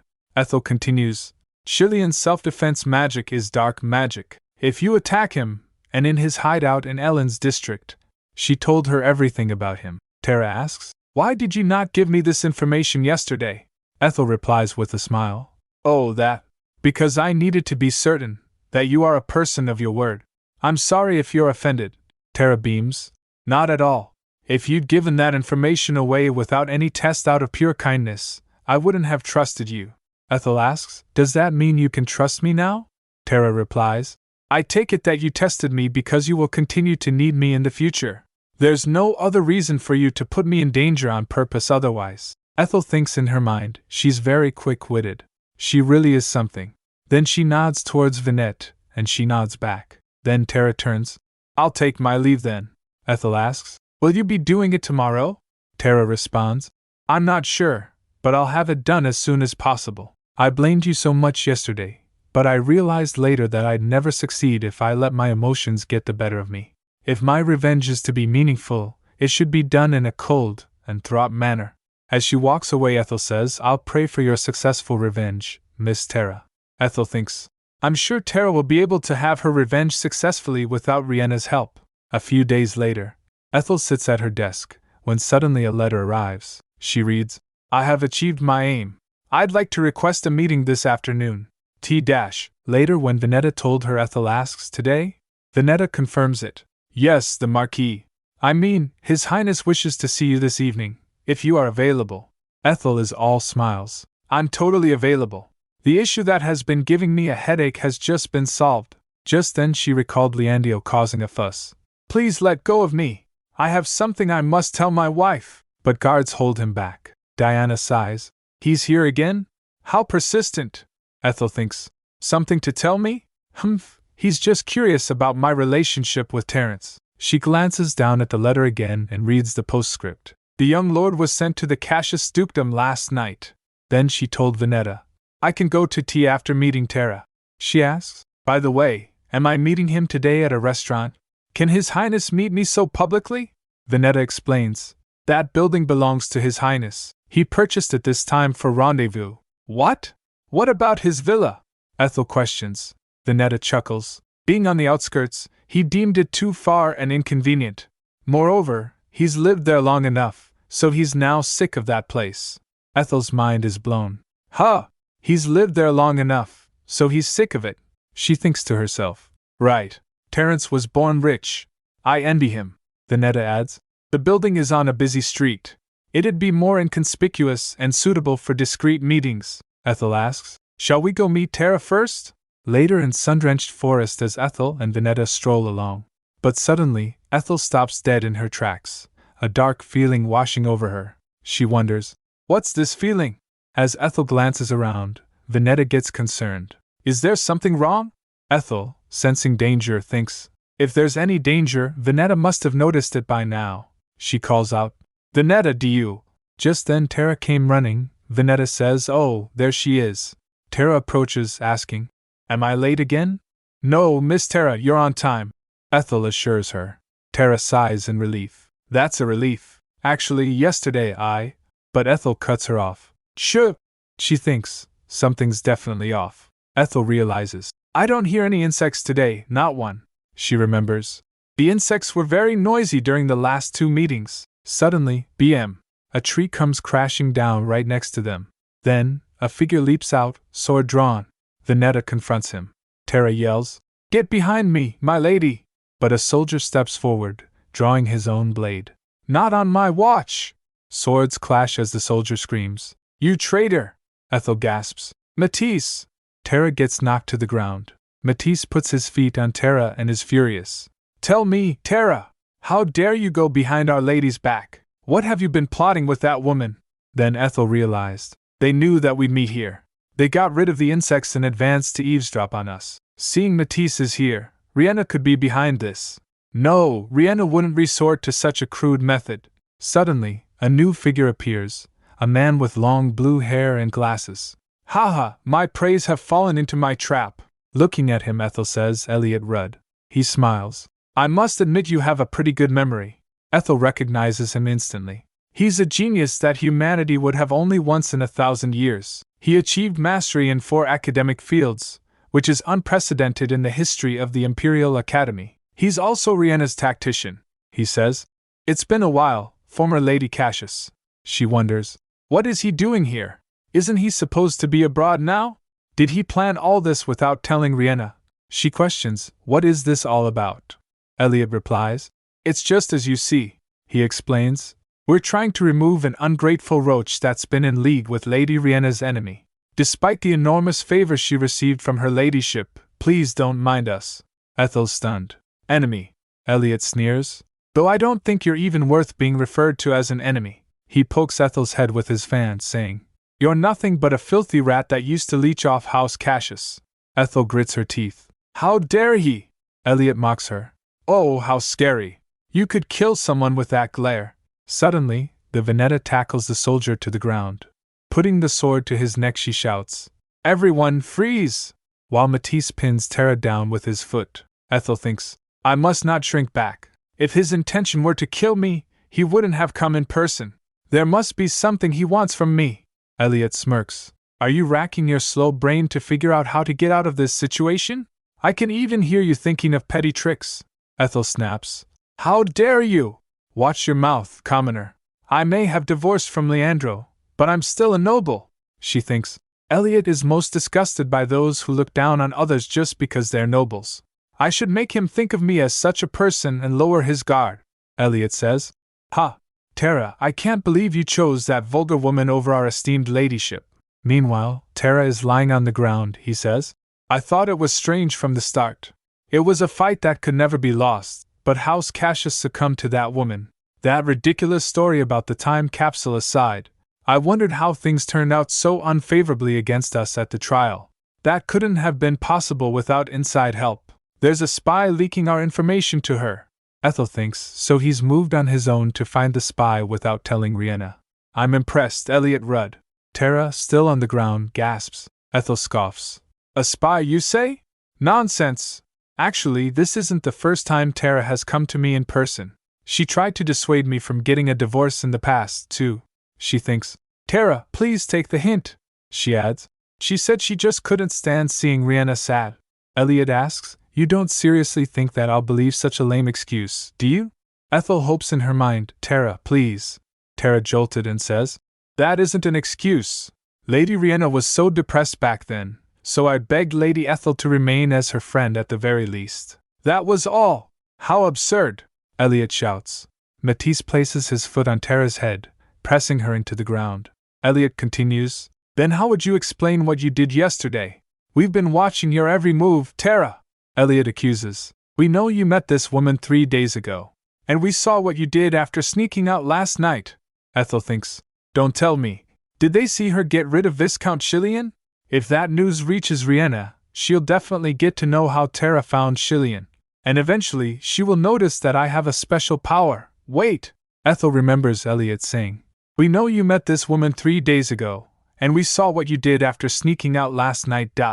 Ethel realizes, if he had witnessed her commit murder, he wouldn't have threatened her so vaguely like that. I'm sure he doesn't know what she did exactly. Ethel thinks. He's provoking me and threatening Tara right now to trick us into blurting out the truth. She clenches her fist. Tara has been serving Riena for such a long time, but he immediately considered her an enemy as soon as she looked suspicious. What a fearsome man. Elliot looks down at Tara, who is still on the ground. Tara, it's not too late to come clean to Lady Riena. She's a merciful person. Who knows? She might forgive you. Ethel stepped in front of her and confronts him. Elliot Rudd. Elliot sneers. Ha! Why don't you stay out of this? Ethel asks, shocked. Did you watch me? She accuses him. Did you watch me too like you watched Tara, you pervert? Elliot stutters. W what? Pervert? Ethel yells. Yes. You're a pervert. How dare you peep a lady? How much did you see? Did you see me change too? Did you see me even when I was sleeping? Elliot is horrified, while other guards gasp. Ethel grabs Elliot by the hair, shaking him violently. Answer me! Did you really watch me? Huh! He shouts. Hey, do something about this woman, she says inwardly. Tara, please take the hint of why I'm doing this. A soldier rushes in, grabbing Ethel. Please let go of him. Vineta slaps the guard holding Ethel, knocking him down. Elliot is stunned and staggering. He says, That vulgar woman, young Master Leandro has such a peculiar taste. Tara, still on the ground, says, Elliot, I just don't understand what you're talking about. It's true that I went out last night without letting anyone know, but I only went out to exercise because I had trouble digesting what I had for supper. Elliot roars. Nonsense! Who in the world exercises for 8 hours to digest? Tara retorts. I do. To me, exercising is training with weapons. Elliot presses. Tara, do you truly intend to betray her ladyship? Tara replies. Betray? No! How could training be an act of betrayal? I'll take the heat if my meeting Ethel in secret is wrong, but please know that it was all for Lady Riena's sake, she declares. I would say these men are the real traitors, she cries out. How dare you frame me as a spy and even try to harm me? Does her ladyship also know what you're doing to me? I didn't do anything wrong yesterday to deserve this. I've been serving Lady Riena for much longer than any one of you. If my innocence is proved, I'll make sure you all face the consequences. Ethel wonders. Well, what are you going to do now, Elliot? Elliot shouts. You wish, Tara. There's no doubt that you're guilty. He orders, take her away. As the guard apprehends her, Tara yells, Get off me! I can walk on my own!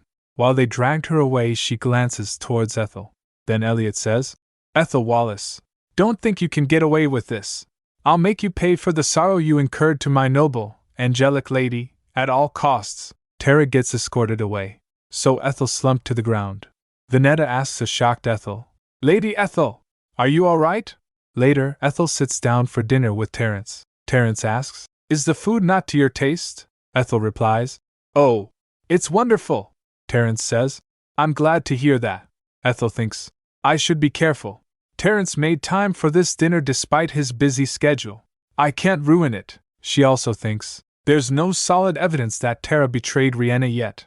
In this situation, Riena wouldn't punish Tara for what happened today.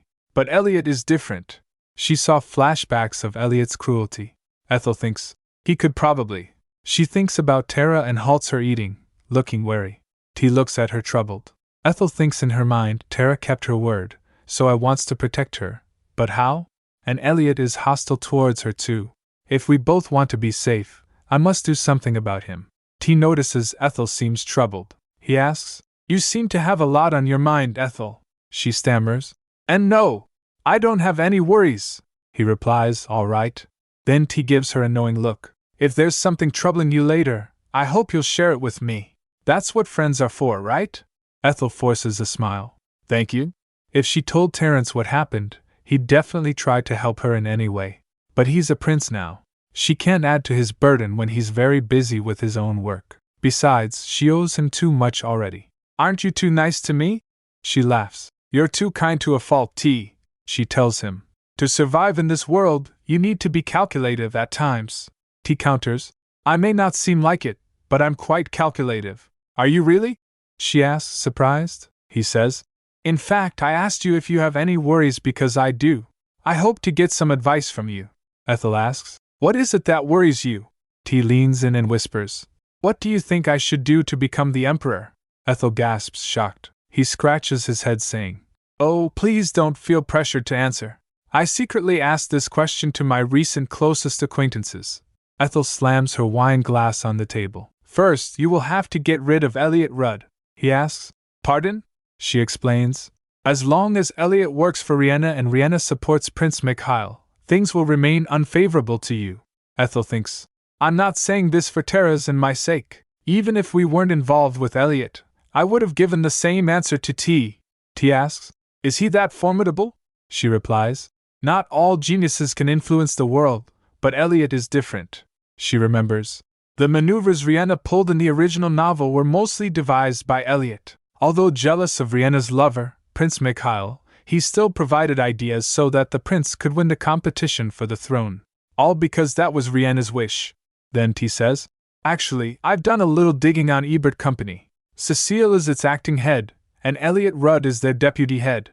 To have both Ebert Company and a great genius on her side, it's as if Lady Riena has the goddess's blessings all to herself. He adds, Anyway, my father has been in a very bad mood lately, and that's been giving me a headache too.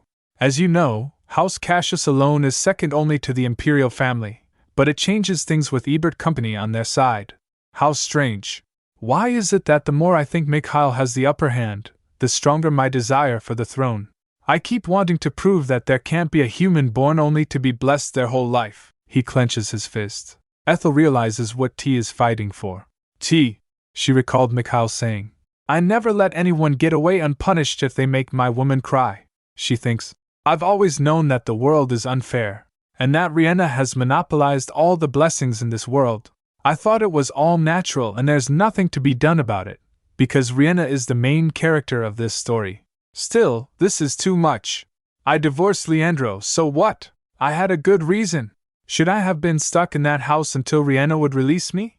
Ethel snaps out of her thoughts, trembling with anger. Then she says, Terence, I have good intel. Why don't we join hands? Both of them exchanged what they know. A few moments later, T says, "That would certainly be a bomb that could destroy Ebert Company in one blow. If I report to my father, he will grant me the official authority to investigate the company." Ethel exclaims, "Great! Then we'd better move quickly before they get wind of our plans. Let's get down to work immediately." T stops her. "Ethel, wait. Work can wait until we fill our stomach." He pokes at a piece of meat with his fork, then points it towards her. "Here, say ah." Ethel opens her mouth. Ah. She eats it. "Nom nom!" Just then Ethel freaks out. "Ack, what did I just do? I can eat by myself, T." T smiles. "Now that you seem less worried, shall we continue our meal?" She replies. "But we don't have time to lose," T reassures her. "I'll have my competent staff work on it, so please indulge me for now." Ethel sighs. "Oh, I really can't win against you." As they eat, Ethel exclaims, "This tastes superb." T says it's worth hiding the best chef in the capital. Jack went to some trouble looking for him. The next day, T is going over some documents. He points out, "What a brilliant way to evade taxes. They're smuggling in luxury goods using teleportation magic. However, wouldn't the cost for hiring a mage with teleportation magic skills be more expensive than the taxes?" Ethel explains, "They don't need a mage. Ebert Company owns teleportation devices. Those devices allow them to efficiently move objects solely with magic stones. The devices can only carry inanimate objects and through short distances though."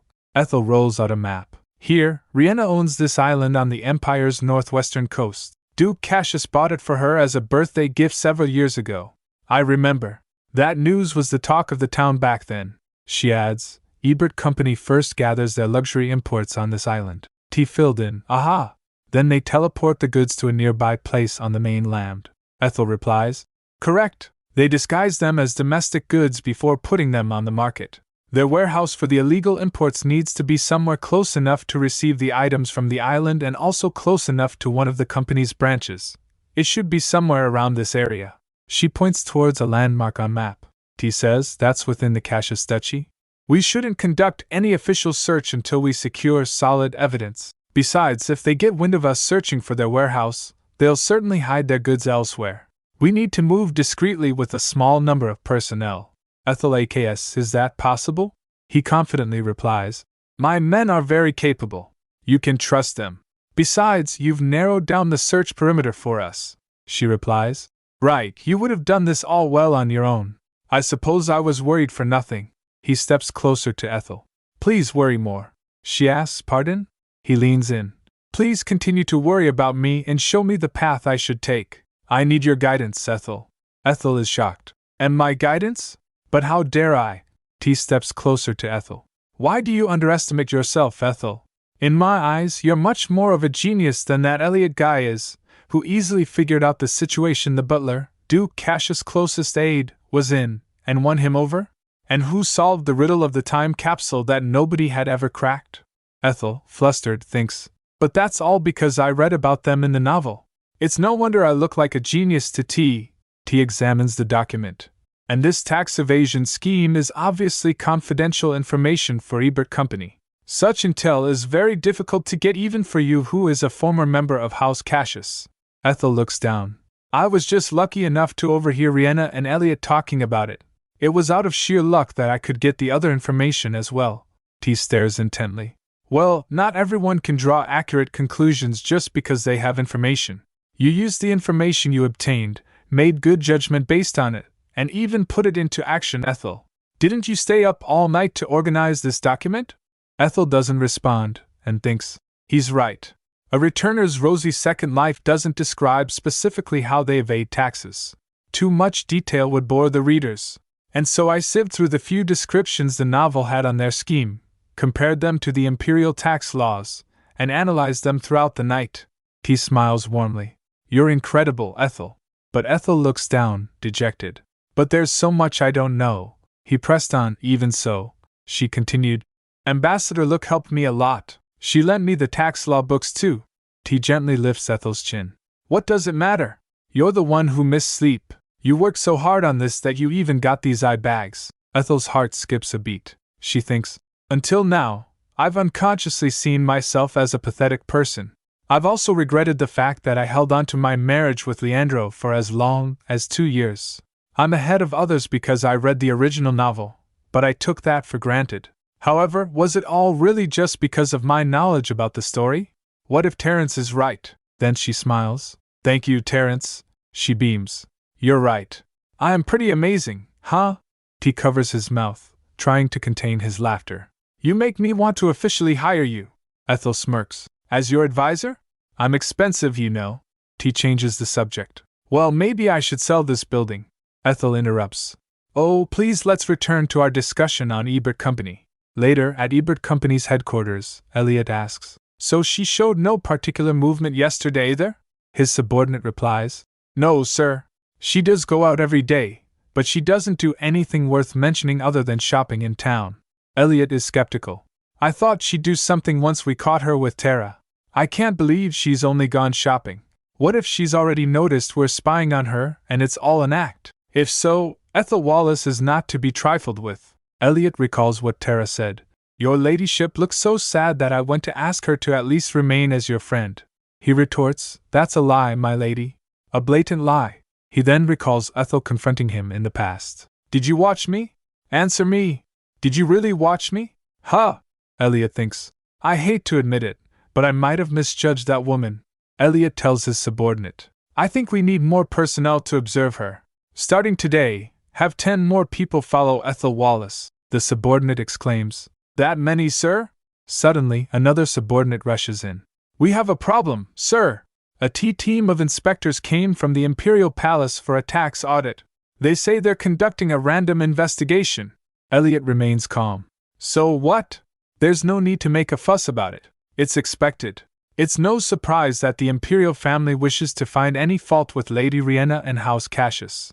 Elliot declares. Since the chief is away at the moment, I should welcome them. Let's go. His subordinate hesitates. Please wait, sir. I have one more thing to tell you. The leader of the investigation team is the second prince. Elliot gets shocked. Terence Belvoir Astaroth? He thinks. This new prince who recently emerged is older than the crown prince. However, he wasn't birthed by the empress and was only added to the imperial family registry not long ago. And thus, the emperor named him the second imperial prince. He recalled Ethel and T dancing and remembers what Riena said. Lady Riena said there was something suspicious about their relationship. She also said the young master told her that the second prince was the woman's guard. Elliot is suspicious. I'm sure there's something between the second prince and that woman. I've handled everything perfectly so there won't be any problem. Mark my words, second prince. I'll bring everything about your relationship with her to light this time around.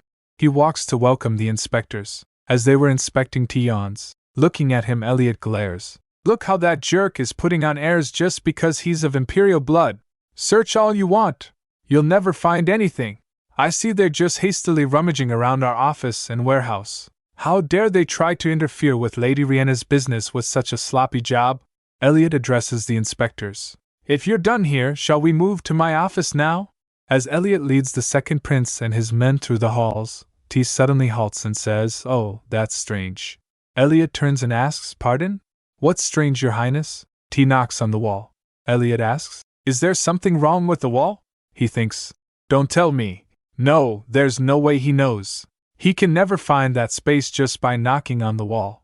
As T tilts his head, Elliot thinks. Someone must have tipped him off about its existence. Is there a mole? If so, who could it be? T stares at him. Elliot wonders. What's with that gaze? The royal guards stare intently at Elliot. Elliot falters, sensing something is amiss. T raps sharply on the wall. One of Elliot's subordinates asks, Is something wrong, your highness? T replies, Only this wall sounds different. It's as if there's an empty space behind it. Elliot is shocked by T's discovery. He thinks to himself, There's no way he could find out. That wall is perfect. I've tested its soundproofing and ensured its sturdiness by knocking and kicking. Yet he's still pinpointed its location. I'm sure there's a mole. As T and guard stares at Elliot, he has a realization. Oh, I see. They intend to make me the mole. His subordinates whisper to each other. Isn't it strange how the prince keeps looking at our deputy head's face so clearly all of a sudden? The other whispers back, Yeah, it looked like they were signaling each other. Elliot glances at them and thinks, So that gaze of his was meant to make me look suspicious. That was clever, very clever. He smirks to himself. But that will be all you can do. After all, You'll never be able to open the door, he says. I don't understand, Your Highness. Are you saying there's a room behind this wall? T responds, is there not? Elliot replies, I highly doubt that. As far as I know, it's just an ordinary wall. T asks, would you mind if I investigate? Elliot agrees. Of course not, you can do as you please.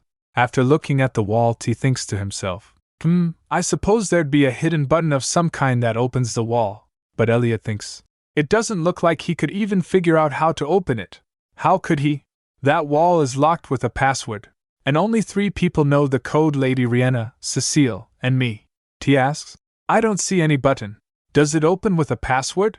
Elliot, attempting to appear nonchalant, thinks, there's no need for concern. The key to a hidden room would be either of the two. Isn't it too obvious? He smiles and replies, well, if Your Highness thinks so. T smirks to himself. What could it be? If I were to say random words, surely I could stumble on the password.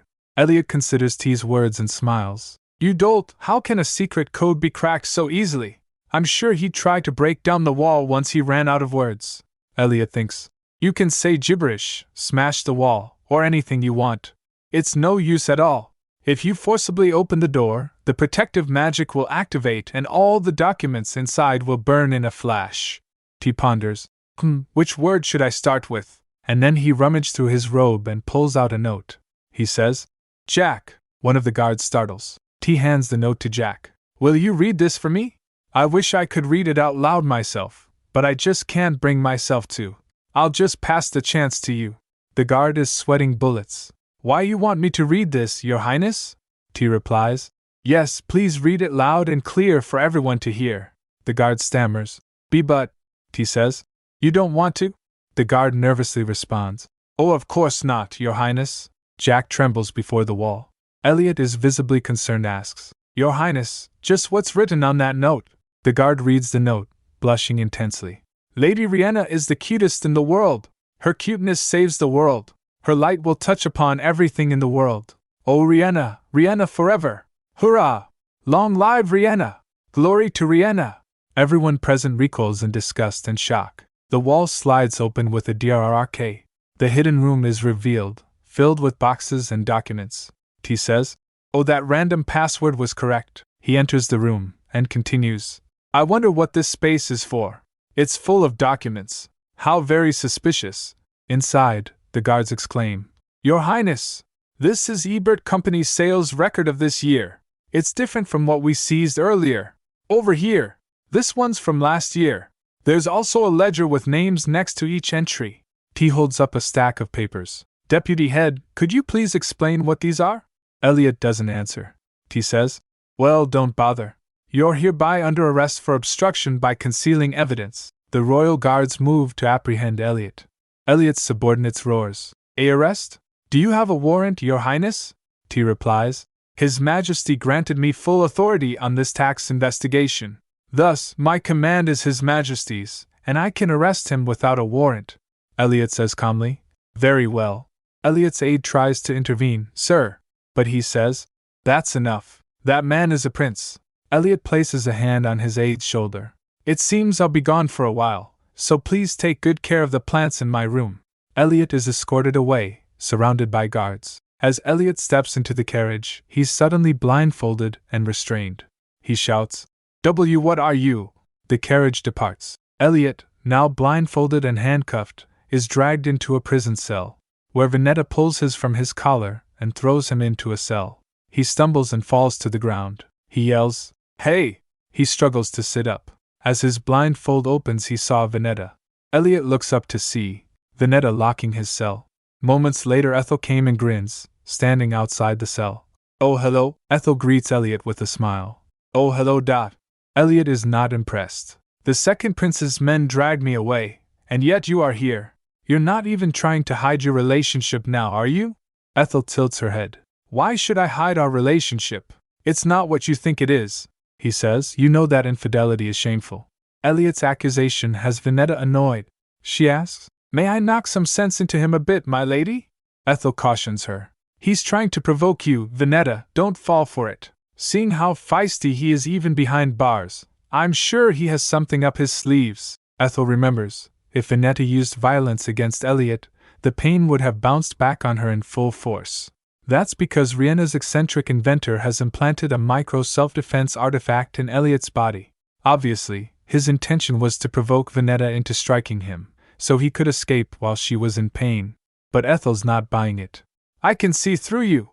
Despite being a genius, Elliot has been pushed aside to a minor position on the outskirts of the Empire because his mother was an immigrant, and also because of his personality. No one likes an arrogant man after all. However, after returning, Riena fully supported him both financially and emotionally. Since she was the only person who recognized his value, his loyalty to her is stronger than anyone else's. Elliot asks Ethel, "So you successfully managed to lure Cecile Ebert, huh?" Ethel's eyes widen. "Are you suspecting Cecile?" Elliot explodes. "Don't play dumb! I'm not the traitor, so who else would it be but that woman?" Ethel smirks. "Maybe I should just let him believe as he wants for now," she says. "Does it matter who betrays who? What matters is the fact that you're locked up here." Elliot is furious. "I am a member of the Cassius household. People saw the second prince drag me away. Even a prince won't be able to lay a finger on me because House Cassius will never let that slide. You blindfolded me to make me believe that I was taken to a remote place, but I know for a fact that this is the annex of the capital's guard station. Based on the carriage's travel time, I'm certain we're still in the capital. Moreover, I remember all the structures, styles, and interior of all major facilities in the Empire." Ethel asks, "So? What's your conclusion?" Elliot concludes, "This is all merely an act to create a menacing atmosphere to intimidate me, but it's only a waste of your time. As long as I'm officially held in custody, you can't lay a finger on me." Ethel thinks, "You might have been right if I hadn't told T about you." She recalled the scene where T says, "I think I should just kill that man." Ethel gets shocked. "What?" T backtracks. "Oh, I mean, I'd like to avoid it if I could, but it's possible that he'll pose a threat to us in the future." Ethel realizes it's true that Elliot is a threat to T. Toward the end of the novel, a monster wave hits the Empire, and Elliot saved many lives with his brilliance. Not only that, but in the epilogue, he even assisted Riena, who had become Empress, and contributed to the development of the Astaroth Empire. Everything he did was solely for Riena's sake, but the entire Empire benefited from the outcomes he produced. Ethel continues, "Elliot will certainly be a valuable asset to the Empire," T replies, "but isn't that valuable asset against us? Based on how you described him, he doesn't seem like a man we can win over." Ethel says, "All right.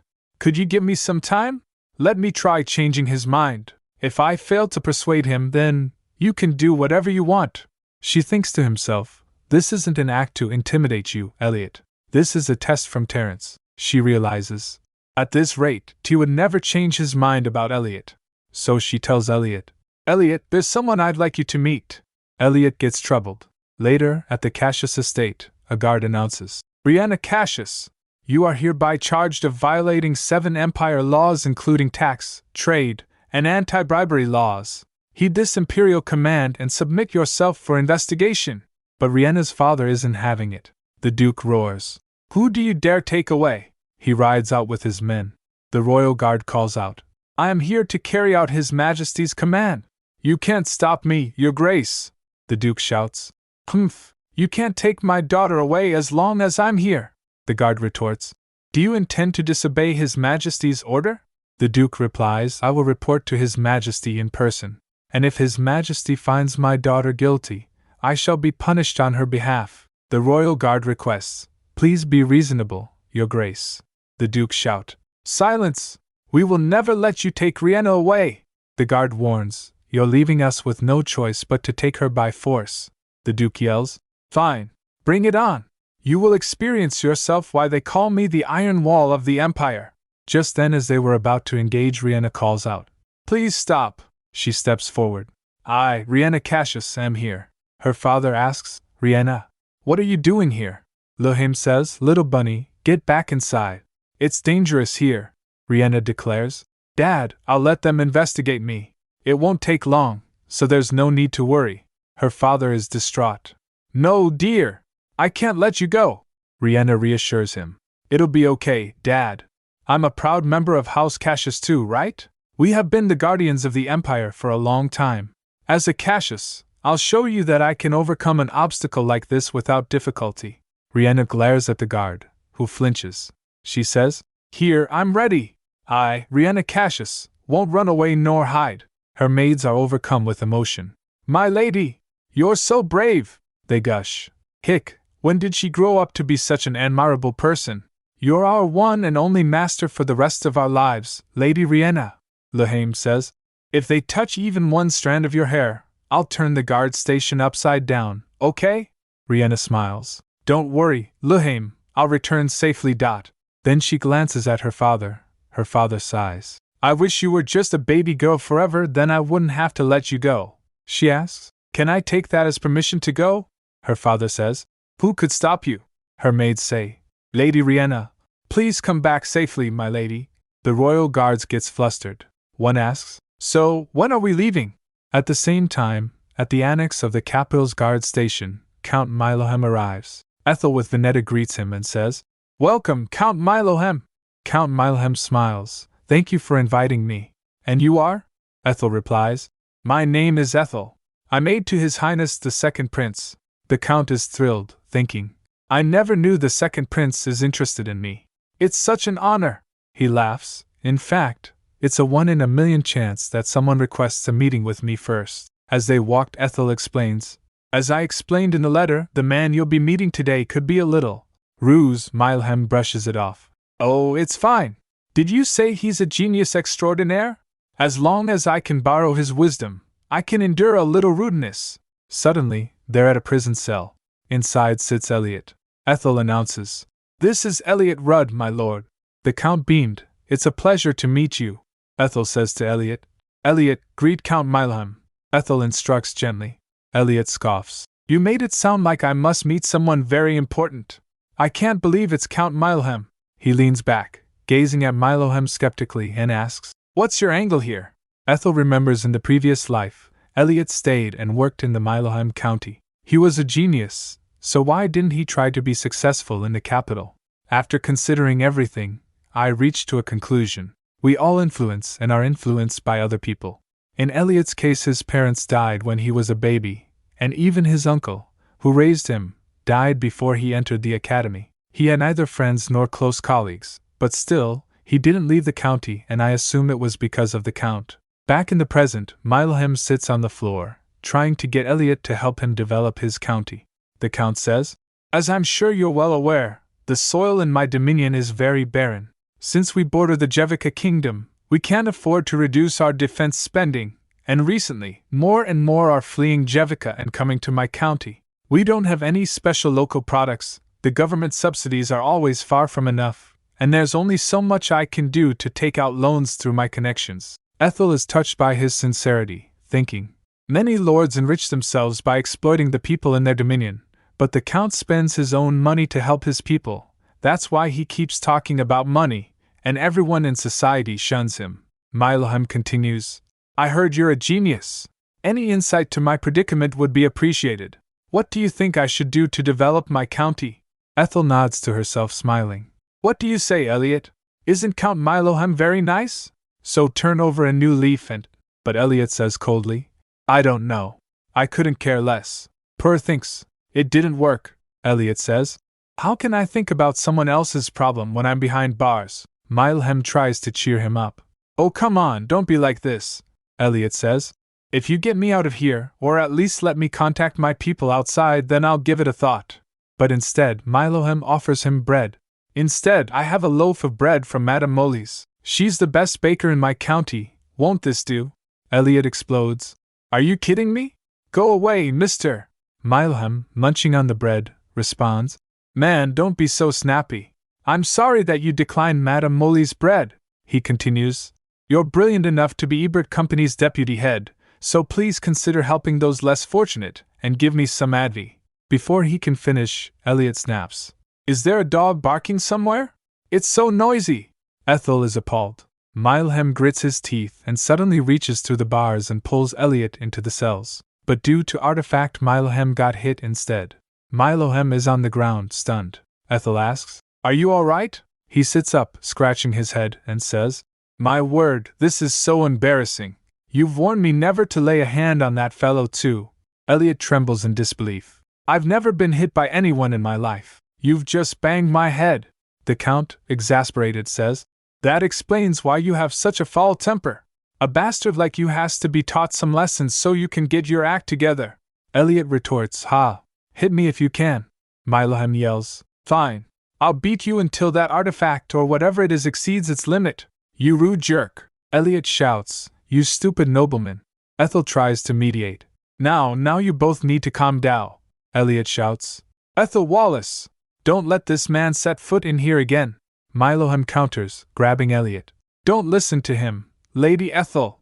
I'll make sure to come here every day to kick his ass. Ethel, overwhelmed, thinks, oh dear, I miss you, T. Meanwhile, at the Astaroth Imperial Palace, T is interrogating Riena. Do you intend to remain silent, Lady Cassius? Riena remains tight-lipped. You are charged with conducting multiple crimes through Ebert Company. Were you aware of the existence of the secret room discovered in the company's headquarters? It's been 4 days now, but the inspectors are still going through the documents. That signifies the volume of crime records found. As the owner of Ebert Company, don't you have anything to say? A warehouse full of smuggled products was also discovered in the Cassius Duchy. Can I assume that House Cassius is also involved in Ebert's smuggling activities? Riena still says nothing. T continues, if you keep quiet like this, I can't help but think that you are guilty of all your charges. Is that okay with you? She refuses to answer any questions for 4 days now. T thinks, what an incredible woman. As T continues to interrogate Riena, Ethel advised him, we have to keep the two from each other as far as possible. If they're confined in one place, they might get in touch somehow. One time while interrogating Riena, T had other things on his mind. I was told that Count Milohem has been harassing Elliot, but honestly, I don't care about those two. Genius, Schmenius, he annoys me. I hate that Ethel cares about that bastard, even if it's only to keep an eye on him. She is staying with him for a long time. Finally, the conspirator confronts T. Did you seduce Ethel, Your Highness? She asks, please answer me. Did you woo my innocent sister-in-law? T replies, ha, you meant that? He glances towards his subordinates, so they left. Then T asks, you finally opened your mouth and asked such. Riena cuts him off. Please answer me.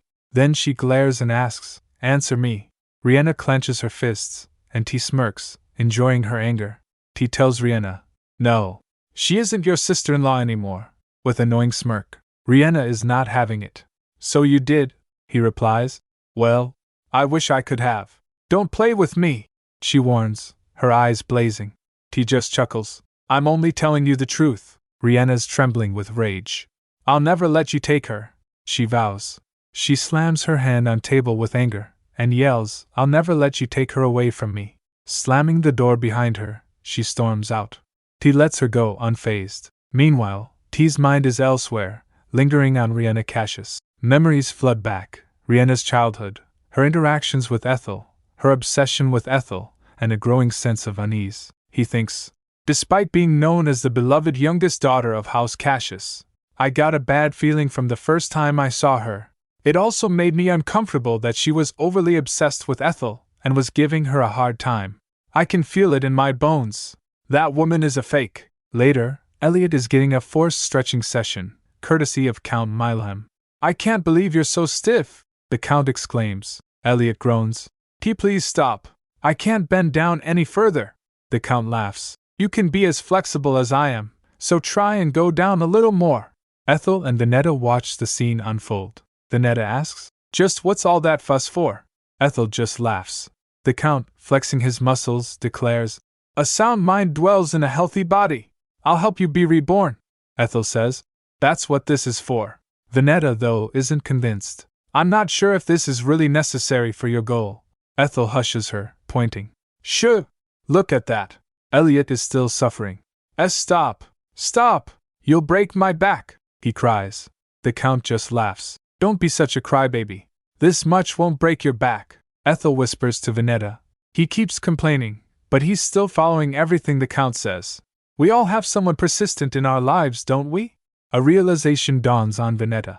You mean to say that Count Milohem is that person in Elliot's life? The two can't help but laugh at the scene. Ethel thinks, Elliot is a man of logic and eloquence, but the Count has more of a free spirit. Besides, she recalled her conversation with Elliot. Ethel asks Elliot, "Do you really hate the Count so much?"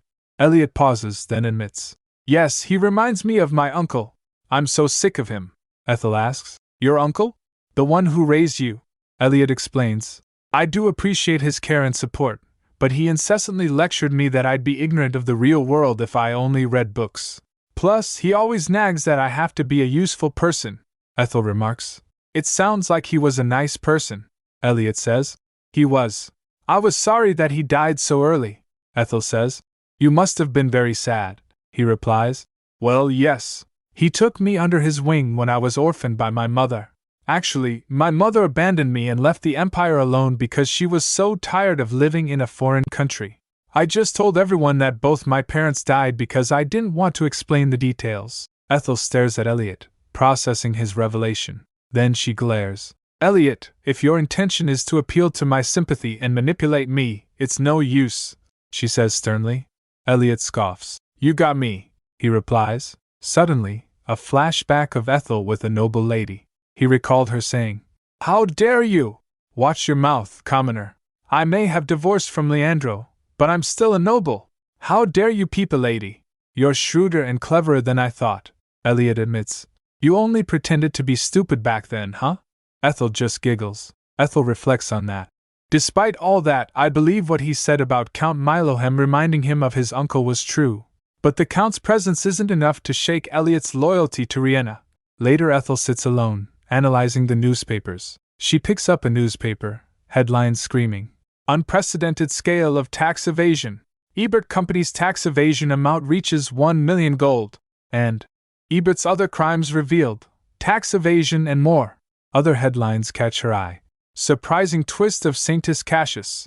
How involved is Lady Riena Cassius in this scandal?" And, "Ducal House of Cassius remains silent on this matter." She thinks, "It's such a serious case that there isn't a single news that is biased toward Ebert Company." She clenches her fist, a determined glint in her eyes. "All right then, shall I try and shake Elliot up?" Later, Elliot was eating breakfast in his cell. Ethel enters, so he asks, "You came early today," she retorts. "Are you disappointed because I'm not Count Milohem?" Elliot continues, "Haha, how funny. If you're here to make such a nonsensical joke, will you just turn around and leave?" Ethel slips a newspaper through the bars. "Here. I thought you might be curious about the situation outside." Elliot takes the newspaper and begins to read. Ethel watches him, concerned. Elliot looks up. "Ethel Wallace, what's your intention in showing me this?" Ethel simply shrugs. "Like I thought you might be curious." Elliot taps the document, his expression thoughtful. Let me guess. You want me to believe that Lady Riena will abandon me, don't you?" he adds. "Yes, her ladyship is kind, but she can also be cold-hearted if necessary. If she's certain that I'm the traitor, I'm sure she won't hesitate to cut me loose." His mind flashes back. Back at headquarters, the prince acted like I was the one who leaked intel. It was to protect Cecile, the real traitor. "Moreover, I'm on bad terms with Tara," he says. "I know people hate me for my personality. Even Lady Riena regards me as a headache, even though she's always nice to me. I know that much. On the other hand, people have solid trust in Cecile Ebert. But she's the one who betrayed Lady Riena." His head drops in despair. Ethel concludes, "Cecile has nothing to do with this case, but I should leave him alone for now." Elliot says, "The reason Lady Riena paid attention to Cecile in the first place was because of her strong bonds with her staff and business partners. I was also certain that the possibility of Cecile going behind Lady Riena's back would be less than 0.03%. I never thought my guess would be wrong." Elliot seems to have given up. He trembles, saying, "At this rate, I'll be framed as Lady Riena's traitor, just as you intended. Then, without even an opportunity to explain myself to her ladyship in person, I'll be found guilty and get thrown in prison." He trembles, completely defeated. Ethel gets worried. "Elliot!" Suddenly, Elliot throws his head back and laughs maniacally. Hee ha ha ha ha! Ethel flinches as Elliot grabs the bars of his cell, his expression fierce. "Do you look like a fool? Do you think I'll give up so easily? If you believe that you've won, you couldn't be more mistaken. I will save Lady Riena and clear my name." Ethel is taken aback. "Ha! Exactly how are you going to do that? You're behind bars." Elliot's eyes gleam with determination. You fools! Before I was taken to this place, my plan was already in motion. Meanwhile, at the Astaroth Imperial Palace, T approaches the doors to the king's chambers. A servant bows. Pardon me, your highness. The crown prince is meeting his majesty at the moment. Inside, the emperor is furious. You haven't come to your senses yet, have you? Inside, the Mikhail replies, I don't think I'm making an absurd request, your majesty. The emperor shouts, Are you saying that asking me to release a felon isn't an absurd request? Mikhail counters, Lady Riena hasn't even been convicted. We can still investigate her as much as we want without confining her. The emperor asks, What if she flees? Mikhail replies, She's a member of House Cassius. There's no way she would abandon her honor, her wealth, abandon me and disappear. Moreover, she has donated a fortune to the empire. Please consider that too. Ha! That donation was tax they're supposed to pay. The king retorts. Mikhail is desperate. Father, I implore you. The prison conditions in the imperial palace are far too poor for Lady Riena. The emperor says she's in a special cell for nobles. Mikhail replies, Still, prison is prison. The king yells, Silence! I can't stand the sight of you anymore. Get out! Mikhail leaves, defeated. The doors creak open, and Mikhail steps outside. He sees T and says, Brother. T raised his hand and replies, It's been a while, brother. Mikhail says, I suppose you're here to meet His Majesty. Well, my business with him is done, you can enter now. He moves closer and whispers to T. You'd better stop harassing my woman, when I still treat you as my older brother. T smirks. I don't remember harassing my dear younger brother's woman. I have arrested a criminal. Mikhail turns and confronts him. You should address me properly as the crown prince instead of calling me brother. Regardless our blood ties, as long as I'm the crown prince, you must observe decorum. T smiles tightly. I'll bear that in mind, your highness. Mikhail grits his teeth and leaves. T enters the room and bows. Greetings, your majesty. The emperor replies. Oh, Terence. What brings you here? Ha! Have you read the articles? You dealt such a good blow to House Cassius. I feel so much better. T smiles. Since your majesty is happy, I'm happy too. Speaking of which, did something happen with the crown prince? He looked quite upset. The emperor scoffs. Ha! He was here to complain on behalf of that woman. That aside, why are you being so formal toward your brother? T's expression turns serious. Oh, actually, before I came in, His Highness told me not to harass his woman, and then he suddenly demanded me to address him. The emperor slams his hand down on the desk. That evil brat! He failed to notice that his woman committed a serious crime. How dare he take his anger out on you? He huffed. Pay no mind to what Mikhail said. T spoke, yet etiquette states. But the emperor interrupts. I'll decree for such an outdated etiquette be abolished immediately. T bows again. I'm deeply grateful for your consideration. The emperor smiles. Oh, come now. There's no need to be so formal. After arguing with that stupid brat persistently asking me to release a criminal, I feel like I can finally breathe with you. T says. Your Majesty, Mikhail's judgment is only temporarily clouded because of love. The emperor cut in again. How could he love Cassius, daughter of all women? He's disappointing me more and each day. Suddenly, a knock on the door. The butler says, Pardon me, your Majesty. I apologize for interrupting, but there's an urgent matter. A document is presented. The emperor takes a look at it and asks, What? Elliot Rudd? Who in the world is he? T replies, He's the deputy head of Ebert Company. He was known as a genius during his time at the Imperial Academy. The emperor asks, So that man was behind all this? The butler says it seems that his direct subordinate at the company confessed. The emperor asks, Do you mean to say Riena Cassius is innocent then? The emperor looks thoughtful, a dark expression on his face. The head chamberlain speaks. According to the subordinate's account, Lady Riena simply provided the funds. The one who's actually been running Ebert Company is Elliot, your Majesty. The head chamberlain continues. I had planned to check the facts prior to reporting to you, your Majesty, but I received a letter at my residence this morning. The king asks, A letter? He explains that the sender claims not to be an Ebert Company staff member, but they say that they assisted Elliot's illegal activities as an external party. The head chamberlain adds, They claim to have correspondence with Elliot as proof. The emperor asks, Have you seen it with your own eyes? The head chamberlain responds that he only received the letter this morning, so he hasn't had the chance. The Emperor notes that 2 accusations are being made around the same time and point to one person. He asks, "Who sent the letter?" The head chamberlain states that a name was written on the letter and asks if the Emperor would like to meet them in person. The Emperor replies, "I'm curious about the proof. Summon them here." The head chamberlain responds, "Very well, Your Majesty." As the head chamberlain leaves the room, the Emperor asks T, "Where's Elliot Rudd now?" He replies, "He's in custody at the capital's guard station." The Emperor says, "I should meet him myself. Schedule a meeting once the proof mentioned in the letter to my head chamberlain is verified." T replies, "Yes, Your Majesty." As T was walking in the hall, he thinks, so it was all his design. He recalled his conversation with the Emperor. He remembers Elliot's subordinate who asks, "A arrest? Do you have a warrant, Your Highness?" He concludes, Elliot's subordinate who confessed during the investigation must be that man. T realizes that Elliot mentioning his plans must be a secret code to execute the emergency plan he instructed them in advance. He thinks in his mind, he was behind all the criminal activities and Riena Cassius has been kept in the dark. From the beginning, he's prepared for any worst-case scenario to protect Riena.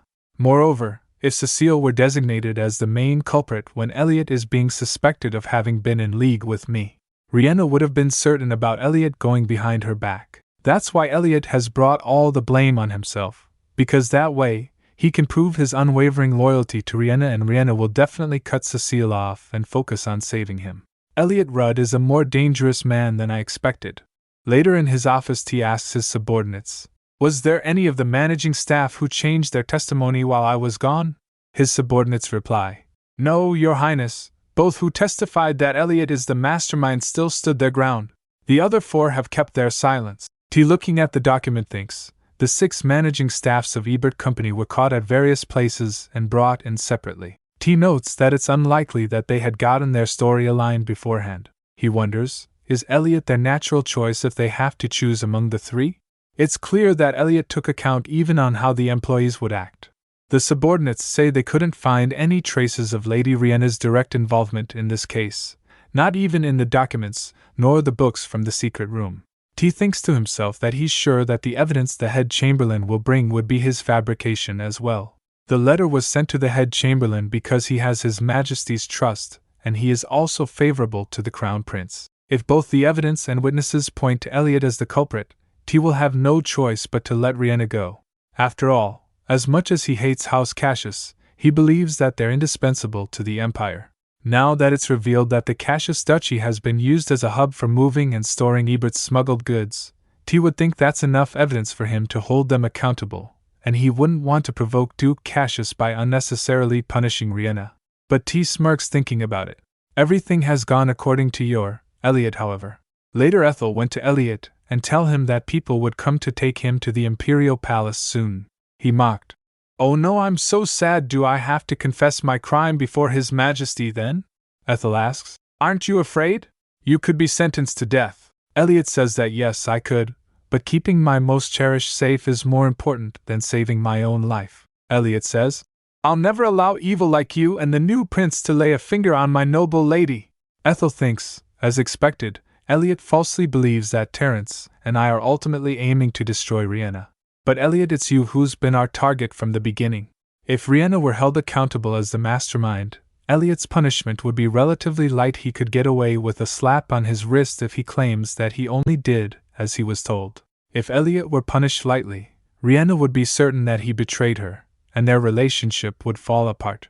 In that case, however, their plan to drive Elliot into a corner would fail.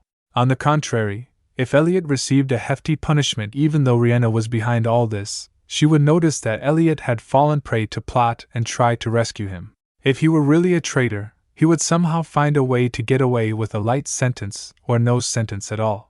In that case, there's no way she wouldn't notice his intent. Besides, if Riena were revealed as the main culprit, that means Elliot merely followed a high-ranking noble's orders. In that case, there'll only be so much punishment he can be charged with. So the best result for Terence is that Elliot becomes the mastermind and be sentenced to life in prison or death. Ethel asks Elliot, "Just what makes you admire Riena so much?"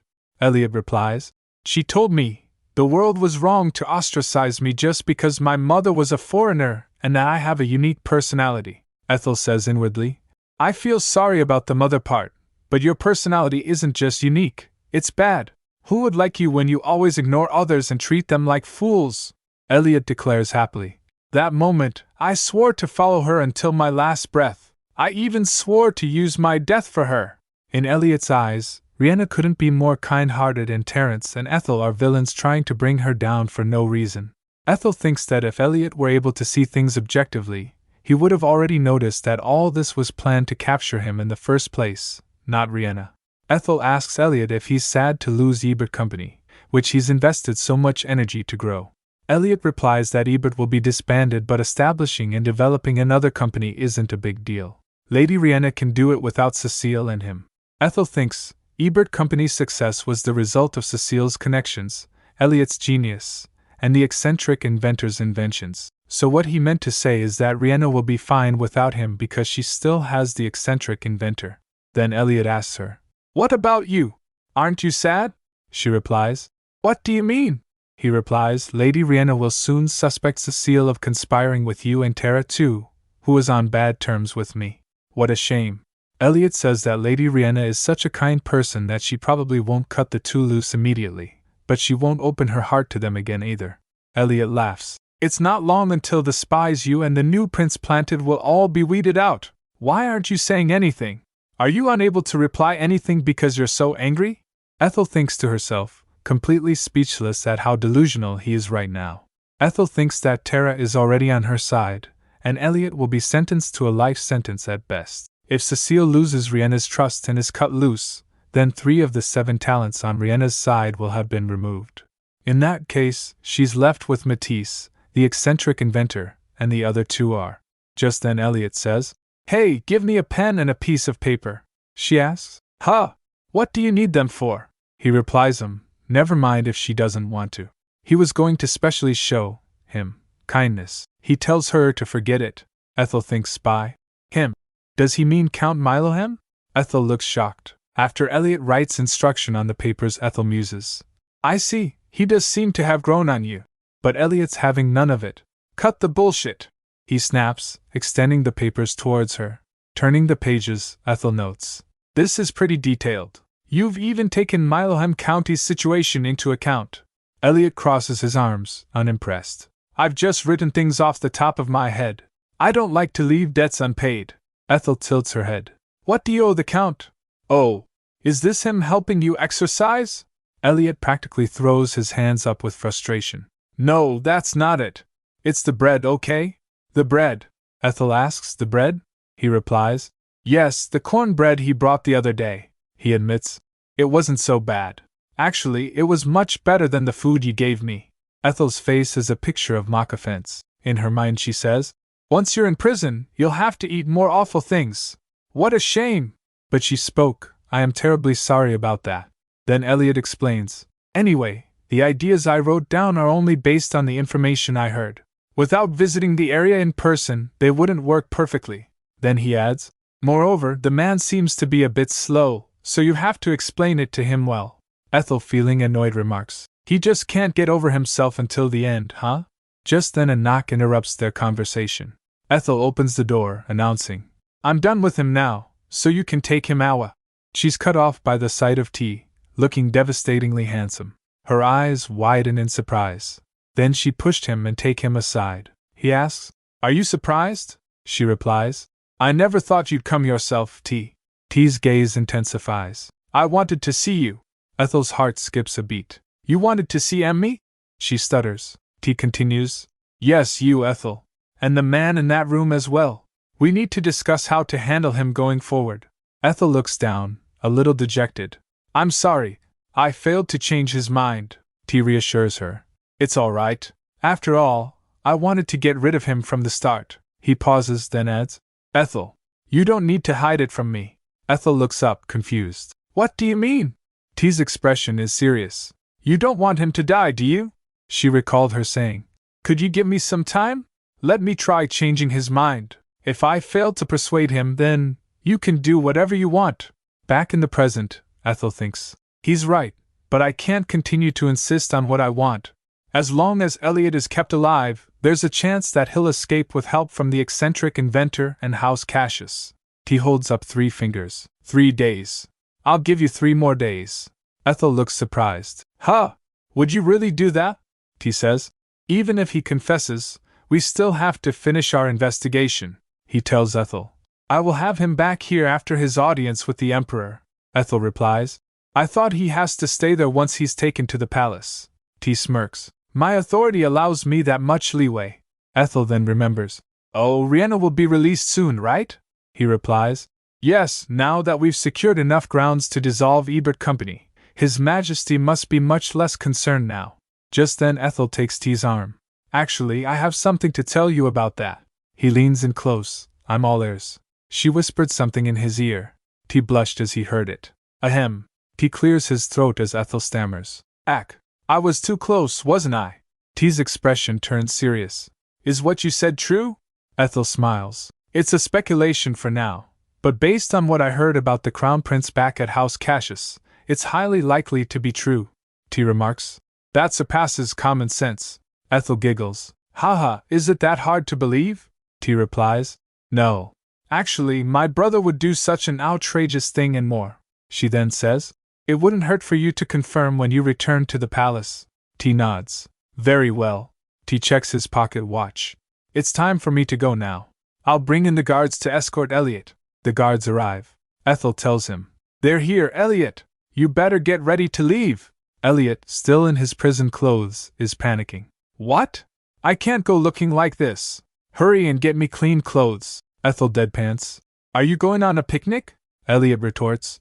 Of course not. I'm meeting His Majesty, so I need to look presentable. For your reference, light colors look good on me. As they leave, Ethel whispers to T. Even if he annoys you, you can't hit him because he has an artifact protecting him. You should be careful, T. T looks at her intently. You seem to have become pretty close with him. Ethel recoils. Close? Who? Me and Elliot? That's absurd. What makes you think that? T adds. I almost regretted the decision I made a moment ago. She looks at him confused. Outside, Elliot is being escorted to a carriage. Gah! He exclaims, seeing who's waiting for him. Why is he here? It's T, looking smug. An embarrassed guard stammers. Why, Your Highness, we can't have you and this criminal ride in the same carriage. T replies smoothly. Please don't worry about me. I'd like to talk with this man on the way. T settles into the carriage, radiating an aura of dominance. Inside, Elliot glares at him. I have nothing to talk to you, he shouts. A guard snaps back. Watch your tongue, convict! He is a prince! The carriage pulls away. The next day at the second prince's palace, Elliot is practically throwing himself at the emperor's feet, confessing. Now that things have come to this, I have no choice but to confess. I was so blinded by money that I went behind Lady Riena. I deserve to die. Please kill me. The emperor sighs. We can't help it since he said so. T is having none of it. He concludes. He's saying that we should hold Elliot as the culprit and release Riena. Meanwhile, back at his own palace, T's thinking. As expected, the evidence provided by the letter sender was flawless. Then he wonders. Moreover, from what I heard, Duke Cassius secretly met with the Emperor yesterday. What did he offer in exchange? Land? Or could it be one of the mines in northern Cassius County? T's really stewing now, hand covering his face. Duke Cassius, that powerful, haughty man pleaded to the Emperor, huh? He might come back and protest if I don't let that woman go today. He sits up abruptly. A cup of tea is poured. He gulped the tea down. He thinks back to a pleasant moment with Ethel. The tea tastes different indeed, but then he thinks, come on, I can't afford to get sentimental right now. If I'm going to use the intel Ethel gave me yesterday, I have to act today. Just then someone knocks the door and asks, May I come in, Your Highness? Jack bursts in, face anxious. What you said was right, Your Highness. How? Just how could it be? T says. Tell me what you saw in detail, Jack. Later Terence went into the Emperor's study. The calls. Terence! He smiles. What brings you here? Oh, it's almost dinner time, isn't it? Are you here to eat together? T bows. I have a request to make, Your Majesty. He gets down on one knee. The Emperor replies, You can make 2, 3, or as many sons as you want, so tell me. T replies, I'd like you to come somewhere with me now. It's a place within the palace grounds, so it won't be dangerous. The Emperor is suspicious. What is this about? T replies. I believe it's better for you to see for yourself than to hear my explanation. The Emperor strokes his chin thoughtfully. Very well. I have a feeling this will be fun. T's expression darkens. I'm afraid this isn't anything fun, Your Majesty. On the contrary, it could be shocking. The Emperor perks up. Hearing you say that, I feel more obliged to go. Terence gives a small, grim smile. They walk through the palace. As they reach the place, the Emperor asks, Isn't this the palace prison? Are we going to see Riena Cassius? T replies, That's correct, Your Majesty. The Emperor questions why. She's due to be released soon. T pleads with him. Father, I implore you to come with me for my sake. The Emperor doesn't say anything, but he nods slowly. Slowly they arrive at Riena's cell. The guard gets shocked. One starts to say, Why your ma dash? T and his subordinate shuts them to keep quiet. T cuts him off with a shh. The guards nod frantically. The guards trembled. The Emperor and aides are confused. Why are they shaking so much? Beats me. T slightly opened the door to Riena's cell. From the opening they saw inside, Riena's attendant says smiling, My lady, please say good things to His Grace about how well we served you during your time here. They heard Riena's reply. I'll think about it. The attendant bows deeply. I'll count on you, my lady. Then she replies, Oh my, whatever should I do? The attendant continues, It's such a shame to see a noble lady such as yourself in this shabby place. How do you like the imperial pâtissier's millefeuille? We also have macarons and éclairs, Riena says. I have a sudden craving for ordinary chocolate muffins. I haven't had them for a while. The attendant turns to the door that was slightly open and says, Is someone out there? Go fetch some chocolate muffins right no dash. But he gets shocked seeing the Emperor outside. The Emperor repeated darkly, Chocolate muffins? The attendant gasps, Why, Your Majesty. The Emperor's expression turns furious. He orders him, Begone. The attendant trembles pleading, Your Majesty, it's not what you. Riena, meanwhile, is sitting in her cell surrounded by sweets and attentive guards. Emperor's eyes are narrowed with anger. He looked at her livid. Riena, seeing the Emperor, jumps from her place and shouts, Your Majesty. One of the guards asked, Why, Your Majesty? What brings Your Majesty here? The Emperor looks around and says, He's got a point. The place is decked out like a dollhouse. He asks, Who decorated this room? Was it the three of you? He demands. One of the guards nervously replies, Your Majesty. He had no words to speak. The Emperor orders, Answer me. One of them trembles. Why, yes, it was us. The Emperor questions, Why did you do that? The guard can barely squeak out, Because. The Emperor's eyes blaze. Answer me. Riena steps forward. Please, Your Majesty. It's all my fault, please blame me. But the Emperor won't hear it. Stay out of this.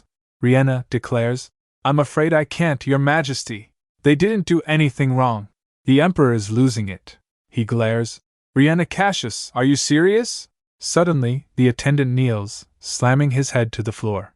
Please punish me, Your Majesty. The Emperor's eyes narrow in anger. There's no way you did this all by yourself. Tell me, who made you do this? The attendant flinches. It isn't like that, Your Majesty. In hopes of winning favor with House Cassius, I dash. The Emperor interrupts. The life of your family and your subordinates depends on your answer. I'll ask one last time. Who is it? Trembling, the attendant whispers. Please forgive me, Your Majesty. It was the Crown Prince. He explains that Manhwa commanded him to make sure Lady Riena's stay here is without inconvenience. The Emperor's face twists in fury. Bring Manhwa here this instant. Riena watches all this, her face shadowed but a smile on his lips. She slumps down and says, It's all my fault, Your Majesty. Please ease your anger. But T intervenes, stepping in front of Riena. Please stay away from this, Lady Re-dash. But Riena is scared, hiccuping, like little bunny. T falters, A bunny? No way. Have I just thought of an animal while Lu Emperor at a human? And so vividly at that. He wonders, could this be the reason how she has so many supporters? Just then, Manhwa arrives saying, Your Majesty, I was told that you wished to see M-. Seeing Riena on the ground, he shouts her name, Riena. Manhwa runs and pushes T away. He then reaches out to her and asks, Are you all right, Riena? Are you hurt anywhere? No, I'm fine, Manhwa, Riena says, but just then sensing she says, There's no need to worry about me, Your Highness. Rather than that, His Majesty is… The Emperor cedes. What do you think you're doing, Manhwa? Manhwa stares back, unflinching. I don't understand what's going on, Your Majesty. But the Emperor's furious. I asked you what you are doing! And then, the Emperor hits Mikhail over the head. Ack! Mikhail! Riena cries out. Mikhail pulls her into his arms. She asks, Oh no! Are you alright?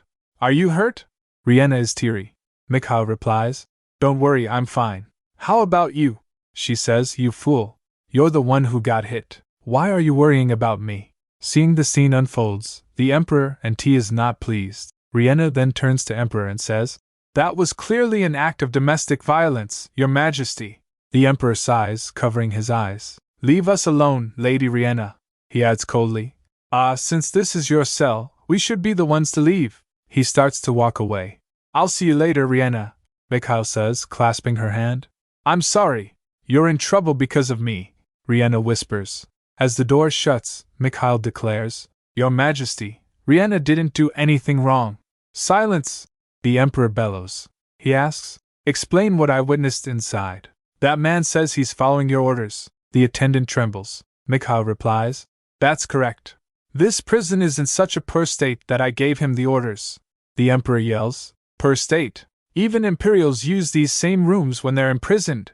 Mikhail exclaims, But Riena has lived in the duchy all her life. This is too bad of an environment for her. Moreover, isn't she innocent? The Emperor demands, What did you just say? Mikhail stands his ground. I heard everything. The crimes committed by Ebert Company were all Elliot Rudd's doing.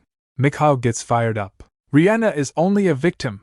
Because of that bastard, she lost the company she's poured all her energy into, yet you're holding her in custody. The Emperor retorts, So are you saying that's why you gave her special treatment?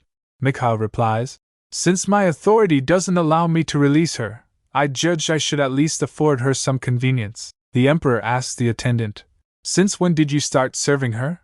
He nervously replies, It was, since the first day Lady Riena arrived here, Your Majesty. The Emperor says, Yet it was only yesterday that Elliot Rudd was revealed to be the culprit. Care to explain yourself? Mikhail reveals, That doesn't matter because I knew from the beginning that Riena is innocent. I believe, without a shadow of a doubt, that she isn't the kind of person who'd commit such crimes. What? You really are out of your mind, the Emperor exclaims. He thinks, Does Mikhail really not know Riena's true nature? Or could he be aware, yet brazenly insisting otherwise? The Emperor continues, When did it all go wrong? You weren't like this in the past, Mikhail says. I was reborn after I met Riena. Thanks to her, I could start a new life, the Emperor says. Damn Riena this, Riena that. Mikhail sighs. Never mind, father. I never expected you to understand me either. Mikhail continued. You've always been strict toward me while being nice to your son outside the palace. He continued.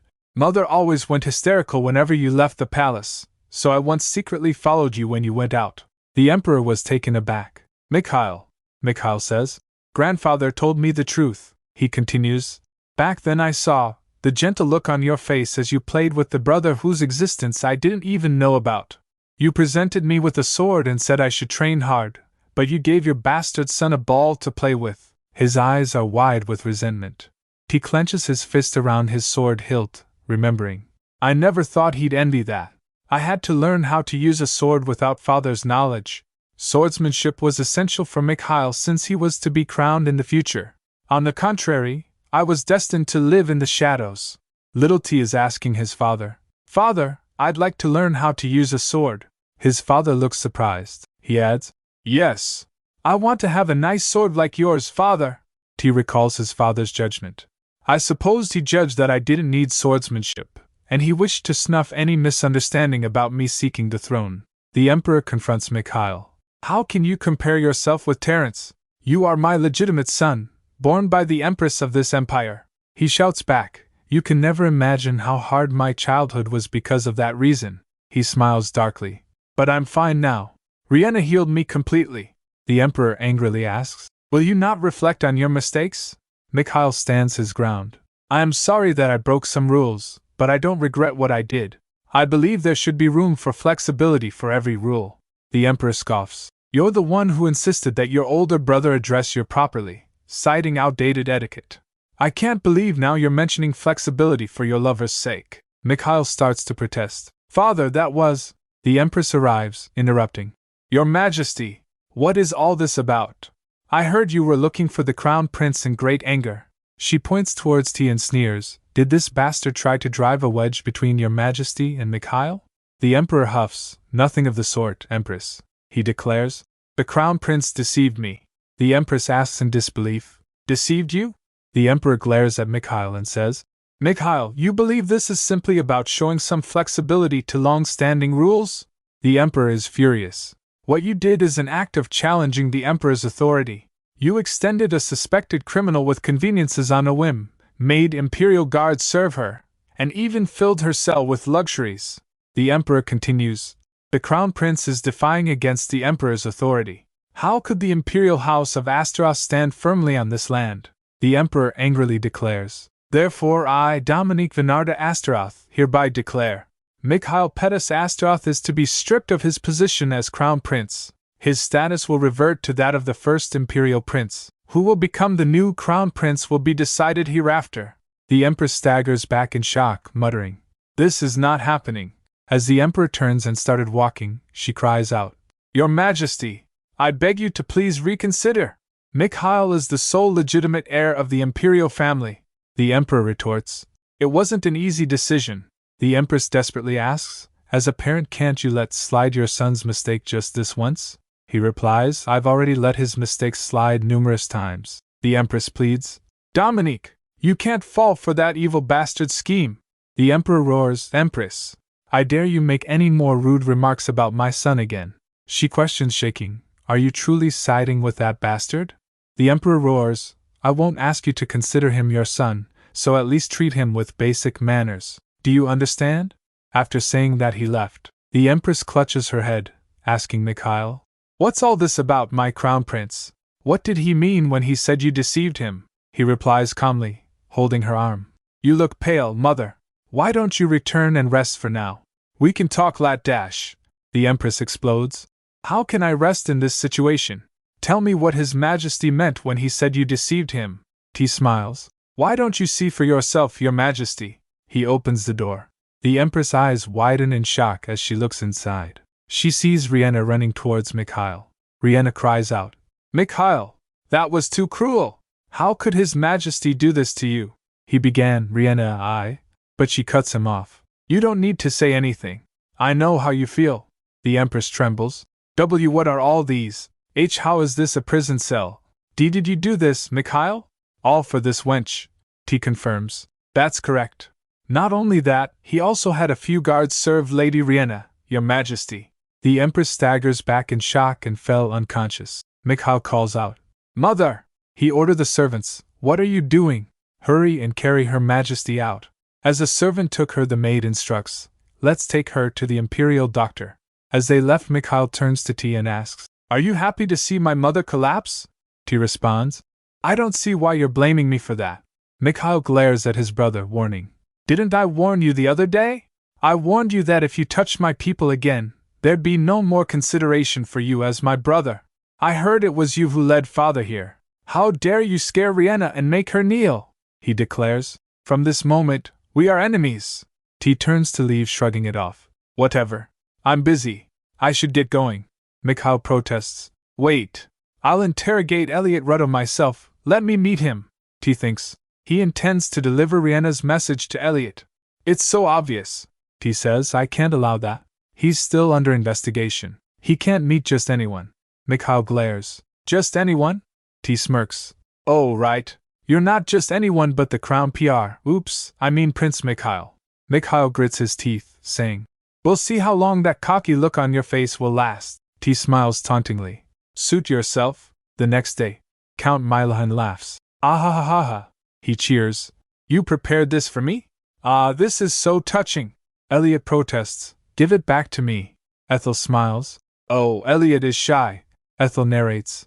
He left the note to the county, because he thought he'd never see the Count again. Then she thinks, All things aside, is T all right?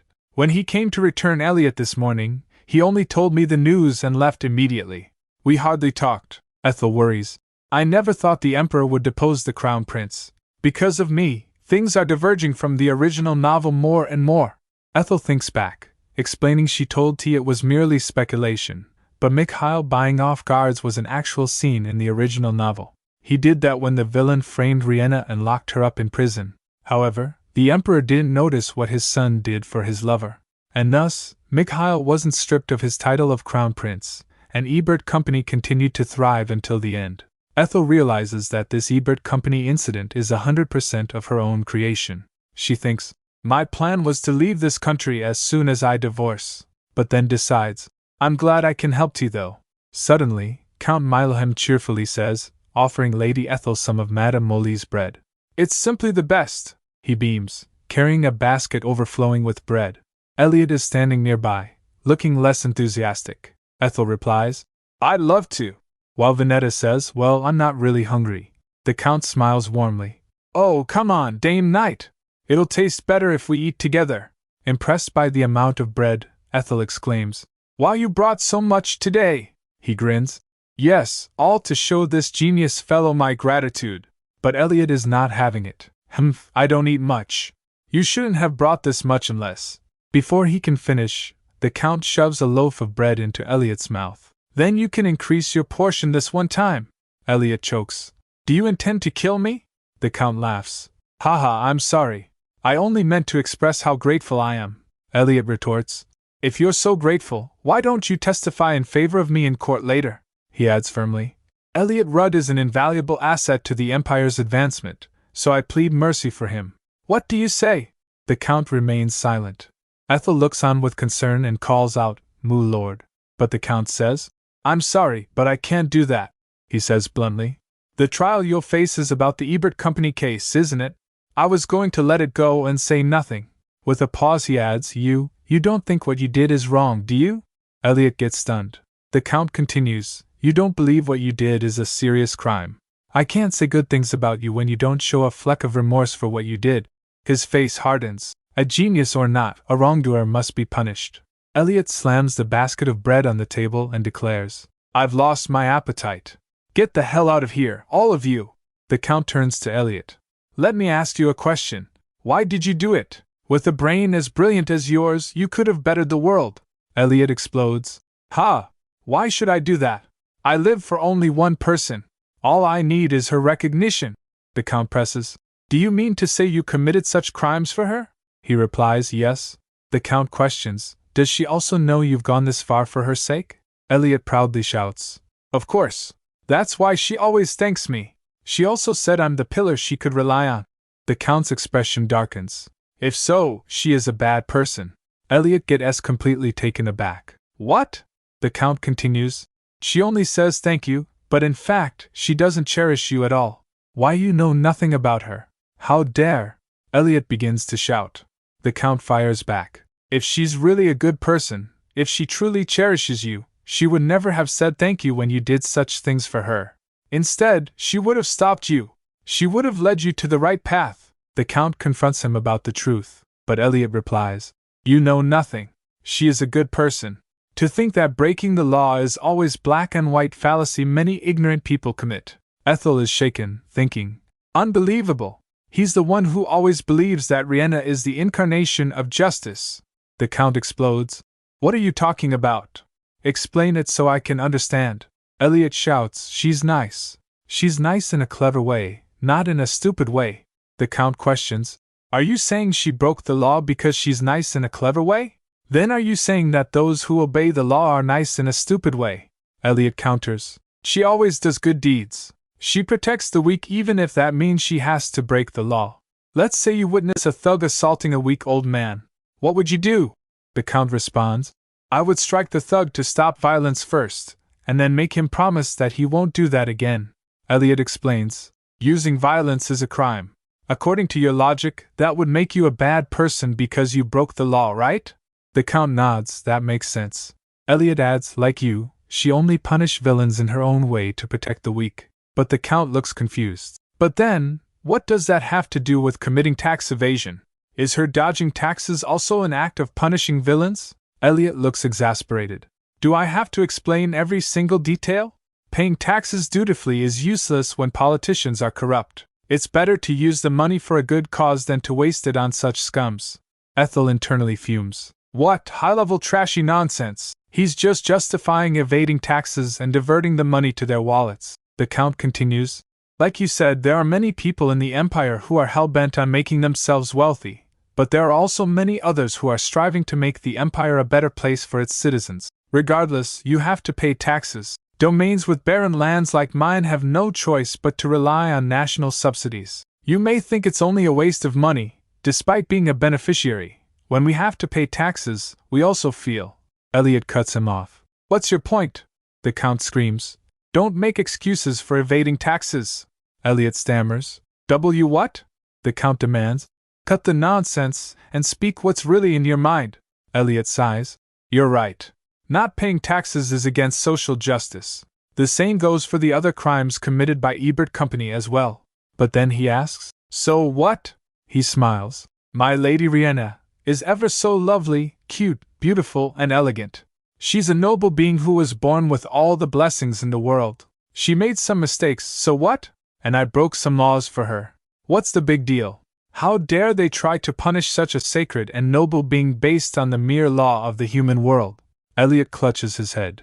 She didn't commit murder. She just broke some laws. What's so wrong with that? What she did is nothing compared to what she deserves to enjoy. Ethel suddenly recognizes Elliot's expression. I've seen such an expression before. That's the face the head maid had during the trial. Ethel realizes. I didn't expect Elliot to have been brainwashed this seriously.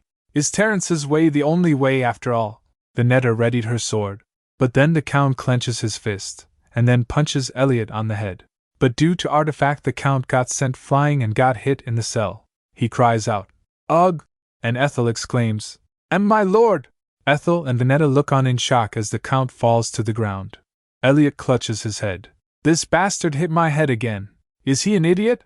The Count rubs his head, exclaiming, Gosh, that really hurts. He asks, So you're saying she's so lovely and cute that she's unpunishable by law? Where in the world is there such a person? I thought you were the Empire's greatest genius. You're stupid, that's what you are. Elliot, still in agony, trembles. Stupid? How dare you call me stupid? Ethel and Vinetta can't help but giggle at Elliot's shock. But then, Elliot's nose starts bleeding. Hey, genius! The Count panics, asking why Elliot's nose is bleeding when he hit his head. Isn't the artifact thingy supposed to cause pain to your attacker? Elliot wipes his nose, and when he saw blood on his hand he fell unconscious. The Count catches him and calls out, Hey, genius! Vinetta and Ethel rush to his side, calling out his name. They put Elliot in bed. The doctor says there's nothing concerning about his health, but he does have a fever. Ethel questions if it could be a cold, but the doctor points out colds don't usually cause nosebleeds. Ethel asks, then why did he pass out with a nosebleed? The doctor replies, well, perhaps his mind was overwhelmed. Ethel thinks, geniuses don't get nosebleeds from thinking too much. The doctor then poses the idea of Elliot being cursed, but Ethel immediately dismisses it. It must be the artifact malfunctioning. Still, the doctor assures them that Elliot's bleeding has stopped, his fever has subsided, and he'll wake up soon. The following afternoon, Ethel brings Elliot his lunch, urging him to eat since he skipped breakfast. Elliot just stares blankly. Ethel leaves the tray, telling him she'll leave it in case he feels like eating later. Back in the hallway, the Count asks how Elliot is. She reports that he doesn't seem sick, but he won't eat or speak. Vinetta suggests he's embarrassed. Vinetta scoffs, saying that after babbling about how lovely and cute that woman is, he's had time to reflect and is now embarrassed. Ethel agrees, saying his remarks were full of nonsense. Ethel cuts in, asking them to refrain from mentioning what happened to Prince Mikhail, fearing it could provoke Elliot.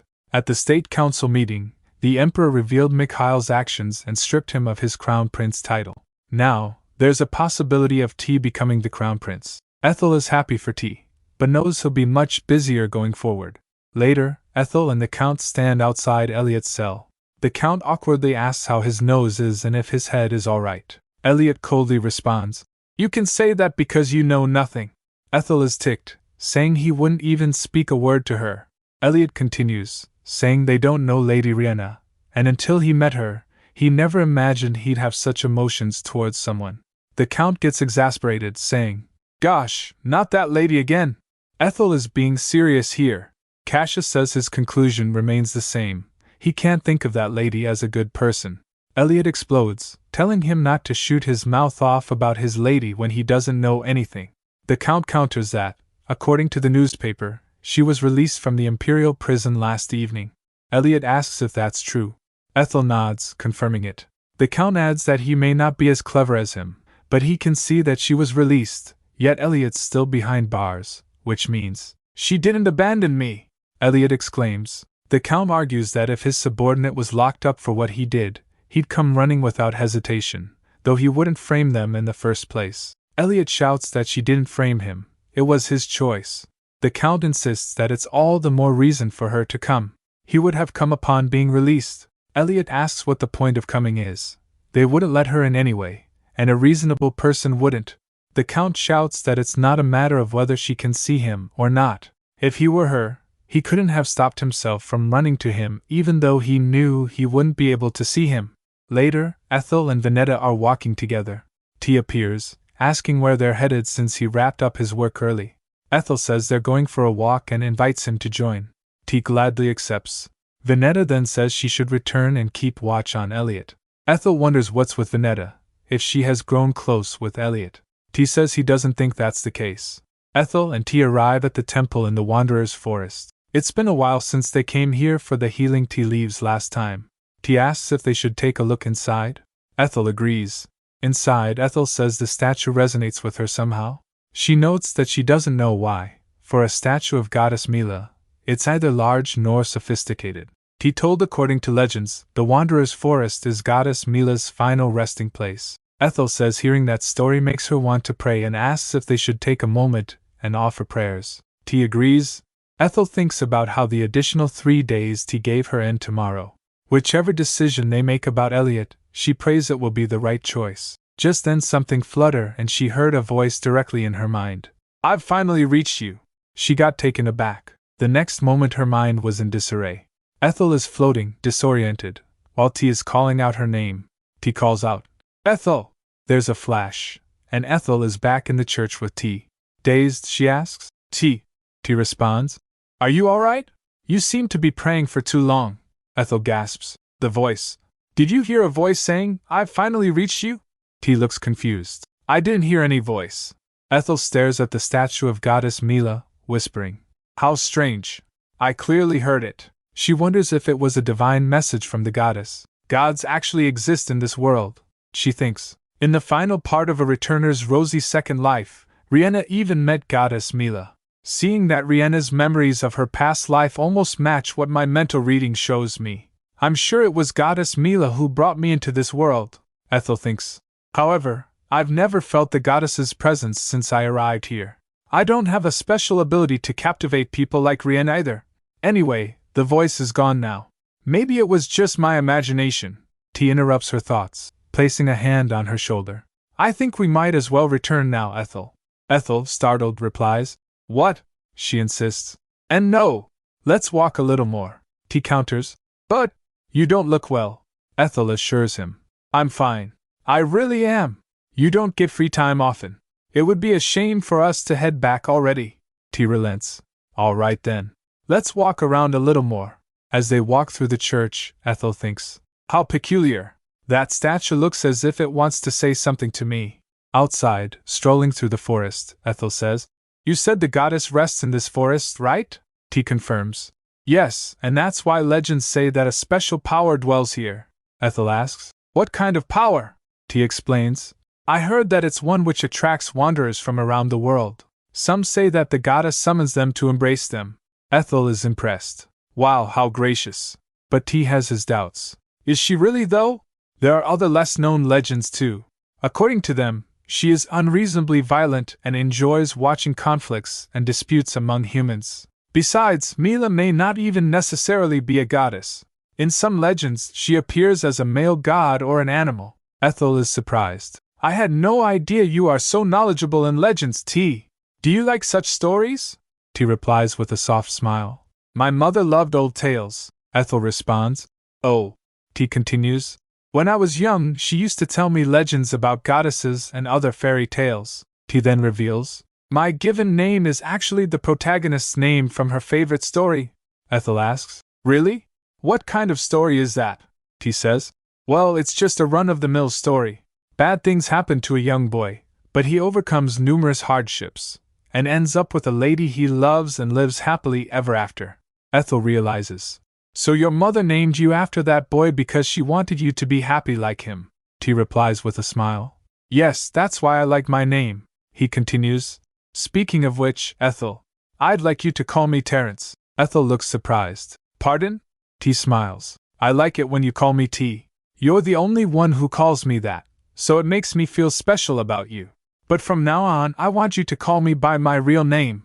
Ethel smiles back. All right. Terence, shall we head back now? Terence blushes. So this is what it feels like to be called by my name by someone other than my parents. Ethel thinks. Right. He said he didn't have any friends before me. All right. I'll call him by his name often. Then she says, but I can't call you Terence in public. You know that, don't you? Terence replies. Then please do so when it's just us two. The next day, at the annex of the Capo Guard Station, Count Milohem asks, Are you not coming with me today? Ethel responds, No, my lord. You'll get to meet Elliot without me today. You remember the precautions, don't you? He laughs. Don't worry. I won't hit him again. The Count enters the room, leaving Ethel alone. She thinks, they were connected in the past life. They deserve some time together on this last day. The Count stayed and talked with Elliot for a long time. The Count told Elliot, Everyone in my dominion is so happy because of your ideas. Elliot replies, Ha! That's only natural. Though Elliot reluctantly only said a couple of words for the Count's hundreds. Later, as the sun sets, Elliot asks Ethel, That man was insanely noisy. Is he gone now? She notices Elliot, who has refused to speak to her for a while. She wonders, Does he feel better after talking with the Count? Elliot suddenly turns to her. I'm sorry, but I have a favor to ask. Ethel asks. What? Elliot says. What's with your response? Ethel teases. I never knew you could say such expressions like I'm sorry and ask for favors. Elliot is annoyed. What do you take me for? He sighs. I mean, you're right. I should apologize to you first, he continues. I'm sorry for being rude while trying to find out about your connection with Tara. I still believe that you were secretly in league with her, he adds. However, after seeing you up close, I concluded that you're not as wicked as I thought. Though you often get on my nerves, so, I'm sorry. Ethel huffs. All this after blaming me for making Riena cry with such a great fuss. Elliot stammers. That's. You making her cry doesn't necessarily mean that you're a bad person, and people can hurt or be hurt due to misunderstandings. Ethel realizes. Elliot is starting to think in a normal and reasonable way about Riena. She relents. Fine. I'll let bygones be bygones and accept your apology. Ethel points her finger. But there's one condition. Elliot gulps. A condition. Ethel playfully pokes a dejected Elliot with a stick through the prison bars. Are you satisfied now? He asks, and she cheerfully confirms. Yes. Elliot reflects on his past behavior, admitting. Having experienced this myself, I understand how insulting it must have felt. I admit that I crossed the line back then. Then he asks, Shall we start talking about my request now? She replies. Sure. As long as it's not a difficult favor, I'd be happy to consider it, he asks, fidgeting. If I end up receiving a prison sentence, I'd like to serve it in El Cinza. Ethel, taken aback, exclaims, You want to go to El Cinza prison? Elliot clarifies. Yes, the one located in the El Cinza region near the western border. Elliot explains further. I know I should speak to Prince Terence about this, but he's a bit difficult to deal with. Ethel hums thoughtfully. Elliot snaps. What's with your response? She teases. Isn't El Cinza close to the Milohem County? It looks like you've gotten close with the Count already. Elliot immediately gets defensive. Don't get any funny ideas. I'm only saying this because I don't want the plans I made to go to waste. He slams his hands on the table, looking flustered. After thinking about his past conversations with the Count, he says, The more I talk to him, the more clearly I realize just how ignorant he is about developing a territory. Since El Cinza prison is close enough, he will be able to drop by whenever he has any questions, Ethel says. But as you know, El Cinza is a poor area. The facilities there must be run down too, Elliot replies. Well, I won't be bored at least. There should be plenty of work to do if I want to help the area grow. Ethel then brings up a concern. Moreover, the food there is probably much worse than what you'd get in the capital. but Elliot dismisses it. I'm sure the Count will take care of that matter for me. Ethel's expression turns serious as she asks, what about Riena? You probably won't get to see her very often. Elliot looks downcast, saying, I don't expect her to come visit me that often anyway, he continues. In the eyes of the public, I'm already someone who committed corruption blinded by greed. If she visits me, people will look at her with suspicion. Honestly, I don't want to see Lady Riena all that much. Ethel is shocked and asks, Are you unwell, Elliot? He snaps back. I'm fine. So she asks, Then what makes you say that? Elliot confesses, When I'm with her, I feel like I'm not myself, and that scares me. I'm a logical thinker. I can confidently say that I've been that way for as long as I can remember. However, after I met Lady Riena, I often found myself acting irrationally, unable to control my emotions. When it came to her, I couldn't think straight or make any rational decision. I did feel something was off with me, but that's just what they say love does to you, so, Elliot continues, but after being away from her for a while, and especially after hearing what the Count said yesterday, I feel even more confused now. He clutches his head, thinking, I still love Lady Riena. I really do. She's still as cute and lovely as ever in my eyes. But, at the same time, I just can't shake the thought that having such emotions is completely unlike me. He finally concludes, I know that the moment I see her again, I'll go right back to how I was. So now that it's come to this, I think it might be better to spend some more time away from her. My uncle always wanted me to help make the world a better place. I have no intention of living up to his wish, but at least I promised myself that I wouldn't become a bad person. Ha! Where did things go wrong? The next morning, the Imperial Palace issues a statement, announcing that Elliot Rudd was the sole culprit behind the Ebert Company incident, and that Lady Riena had no part in it. With the case closed, Elliot was to be transferred to the main building of the Capitol Guard Station until his sentencing. Elliot says to Ethel, Thank you for accepting my request. Ethel responds, Nothing's been decided yet. I will speak to the prince, but I cannot guarantee that he will agree. Elliot replies, Even so, you'll try, and I appreciate that. Then he adds, If you're ever in prison, come to Elsinza. The more faces I know, the merrier. Ethel says, That's not going to happen. With a gentle smile, Elliot says, Take care. Ethel replies, You too, Elliot, as she walks away. Later Ethel and T were together having tea. Ethel says, As long as Elliot is in Elsinza, there's no chance that he'd side with Riena again. I still believe he will make a great asset for the Empire. T replies, Very well. In that case, I'll drop the idea of getting rid of him. Ethel looks surprised. I didn't expect you'd give in so easily, Terence. I thought you hated him. T replies, I do, but my feelings aside, I trust your judgment. Ethel says, My judgment? I appreciate that, but I think you might be overestimating me. He replies, No, I'm not. After all, you managed to get a sincere apology from that arrogant, haughty man. Ethel says, But it was thanks to Count Milohem that Elliot could change. He asks, Whose idea was it to bring Count Milohem to Elliot in the first place? T smiles at Ethel, saying, You're a remarkable person, Ethel. Ethel blushes. Am I? Well, if you say so, I'll take your word for it. Ethel then thinks to herself, He's right.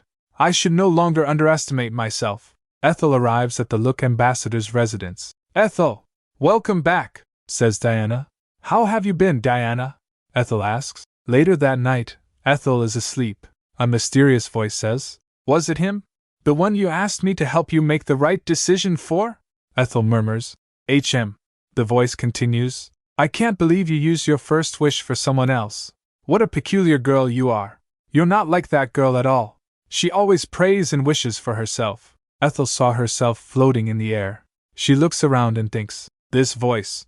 It's the same voice I heard at the Temple of the Wanderer's Forest the other day. The voice says, Indeed, you are a far cry from that child. Actually, you two are also very different in abilities and even in how well you use them. Do you think it's unfair? Perhaps, but that's how the world works. Ethel exclaims, I have no idea what's that supposed to mean, but that voice sounds like it's mocking me. And it's starting to annoy me. Anyway, why is my body floating in the air? The voice says, Dear, oh dear. Please don't be so angry. Let me show you something that will pique your curiosity instead. This might be a slight breach of causality, but you won't remember a thing when you wake up anyway. After a bright flash, Ethel wakes up floating above the city. She wonders, where am I? Who is that man? She sees a person cloaked and an older man on a balcony. The cloaked person says, "Here you are." The old man replies, "Oh, you came." The cloaked person says, "Do you have some hidden treasure up here? Is that why you're always climbing all the way up?" The older man responds, "Precious treasure, indeed. Everything you can see from here is my treasure. What used to be such a barren, impoverished land has developed this much. All of this would have been impossible without you. Thank you." Ethel realizes, wait, these two men. The person removes his cloak and he was Elliot. He says, "Much of the success was due to you and your people working together with one heart and mind." The old man says, "Putting in effort doesn't always lead to good outcomes. Who introduced the crop that can grow on barren soil? Who foresaw Javaka Kingdom's attack and prepared us for it? And who ensured the refugees were able to settle here successfully?" Elliot sighs. "You're being quite generous with compliments today," he notes, a little suspiciously. "Should I be expecting a favor coming my way?" But the old man deflects. "Looking back, I realize how much you've done for this place for the last 30 years. Elliot's still not buying it and asks, "Why are you bringing this up all of a sudden? And what's with that regretful tone?" The old man insists, "Believe me, you are the best thing that's ever happened to my county." But then comes the real reason for this conversation. "But lately, there's been something weighing on my mind. I can't help but wonder if I held back someone who could have soared through much vaster skies. Was it truly a blessing for you as well?" Elliot replies, "My goodness, is that what's been on your mind?" He continues, "Frankly speaking, I find no joy in helping the already talented shine brighter. That sort of easy task just bores me. The true challenge and the real reward lie in polishing the rough diamonds, and this land isn't just your treasure. It's mine too. Elliot's got some serious ambition. So please stop those silly thoughts and let's eat," he tells the old man, who's still a little stunned. The old man laughs. "Oh, is it time already? Madame Molly must be waiting." The old man responds, trying to lighten the mood. Elliot adds, "Speaking of which, it's thanks to this small world that I was able to reunite with my mother." The old man chuckles. "Who would have thought that you were the very son Madame Molly used to lament that she couldn't bring herself to visit? You don't know how stunned I was, ha!" And with that, they head off to eat. Suddenly, there's a ripple effect, and Ethel is floating in a starry sky, freaking out. The mysterious voice says, "You saw it, didn't you? I'm sure it will bring you some peace, even though you will forget it the moment you wake." Ethel gets shocked. She tries to speak but couldn't. She thinks, "Surely, this is the voice of Goddess Mila, the one I heard when I prayed at the temple, right?" In her memory, she remembers herself with T and Tara at the temple. "I will be off then. I hope we meet again, if fate allows." The voice continues. Ethel panics. "I can't just let the goddess leave like this. Wait, how can this be a gift? If I wake up remembering nothing, what good is it to me? Erase what you've just shown me if you must, but please answer the question I'm about to ask, and don't erase it from my memory." The voice considers and replies, "I was right. You are peculiar. You're nothing like that girl who only ever prays for herself." Ethel is confused. "Where is she? Where is this voice coming from, at?" she asks. "By that girl, are you referring to Riena Cassius?" The voice remains silent for a moment, then the voice booms out. "How dare you, a mere human being, attempt to sound me out? Do you honestly believe I'd take your side just because I let you hear my voice?" Ethel is terrified. Why does she sound so overpowering? She was kind and gentle with Riena in the novel. Don't tell me, does she not care about other humans besides Riena? In her mind, she remembered T saying, "Is she really though? There are other less-known legends too. According to them, she is unreasonably violent and enjoys watching conflicts and disputes among humans." Ethel is horrified. Maybe Terence was right. Suddenly, a dark wolf appears, snarling. Ethel flinches and turns. He mentioned that in some legends, Goddess Mila appears as an animal. Could this really be her then? The wolf lunges. Ethel flinches, and then the goddess laughs. Pfft. Puhaha! Did I surprise you? You look so serious that I thought a little prank might lighten the mood. Ethel is exasperated. Are you really Goddess Mila? The goddess replies. I go by that name too. It's what people of your land usually call me. Ethel thinks. But she's so different from the goddess I read about. The goddess explains. That's because the book you read was written from her perspective. She longed for Mila to shower her with endless affection, and I simply granted her wishes, Ethel says. That sounds a bit, aren't gods supposed to be solemn and unapproachable? And yet she comes across as somewhat frivolous, the goddess retorts. Oh, am I not divine enough for your liking? Well then, shall I send you back? Ethel shrinks back. And no, not yet. I still have so many questions. Please don't send me back yet. Is it really your blessing that makes everyone love Riena so dearly then? What about me? Why didn't you grant me any blessing? Sure, being able to read the novel in my mind is helpful, but it's hardly a blessing compared to what you gave her, the goddess reveals. You already have my blessing, dear one. You're simply not powerful enough to sense it. Ethel wonders. I have her blessings? Really? The goddess concedes. As you wished, I'll let you keep this memory. She went with a flash. The next morning, Ethel is looking haggard. T asks, You don't look well. Did something happen last night? Diana says, You seem to have little energy this morning. Ethel admits, I couldn't sleep well last night. Diana asks, Did you have a bad dream? She replies, Something like that. Then she thinks, Actually, it doesn't really feel like a bad dream. I don't quite remember what it was about. I just have lingering feelings from it. Even so, something tells me that I made the right choice about Elliot. She takes a sip of tea. Let's stop daydreaming. It's not like I can meet Terrence like this all that often. Diana asks, A bad dream, huh? You must have been scared. T adds, They say dreams often reflect your subconscious. Do you have something worrying you? Ethel smiles. Well, there's something that's been on my mind, T urges. Would you mind if I asked what it is? Sometimes, just sharing your worries make you feel better. Diana says, I agree with His Highness, Ethel. Please tell us. Let us help ease your heart. Ethel hesitates. Oh, it's not all that serious, really. Well, after glancing around, she was blushing and was nervous. After gathering courage, she says, Then, may I ask you something? It's a little embarrassing to ask, but do you think I'm lovable enough as a person? Silence hangs in the air as T, Venetta, and Diana look on in stunned surprise. Ethel is mortified and embarrassed. What was I thinking? She remembers the goddess's ethereal voice. You already have my blessing, dear one. You're simply not powerful enough to sense it. Ethel blushes, thinking, I was wondering if the blessing the goddess mentioned was about being loved by everyone, like Riena's. I thought maybe I just haven't noticed it because my power is too weak. Diana, clapping her hands together, exclaims, Of course. You have no idea how lovable you are. Venetta nods, agreeing. She's right. You're very lovable, Lady Ethel. He covers his mouth, trying to stifle a laugh. Yes, indeed. You're truly lovable. Ethel, face red, yells, Please forget what I just asked, and stop laughing.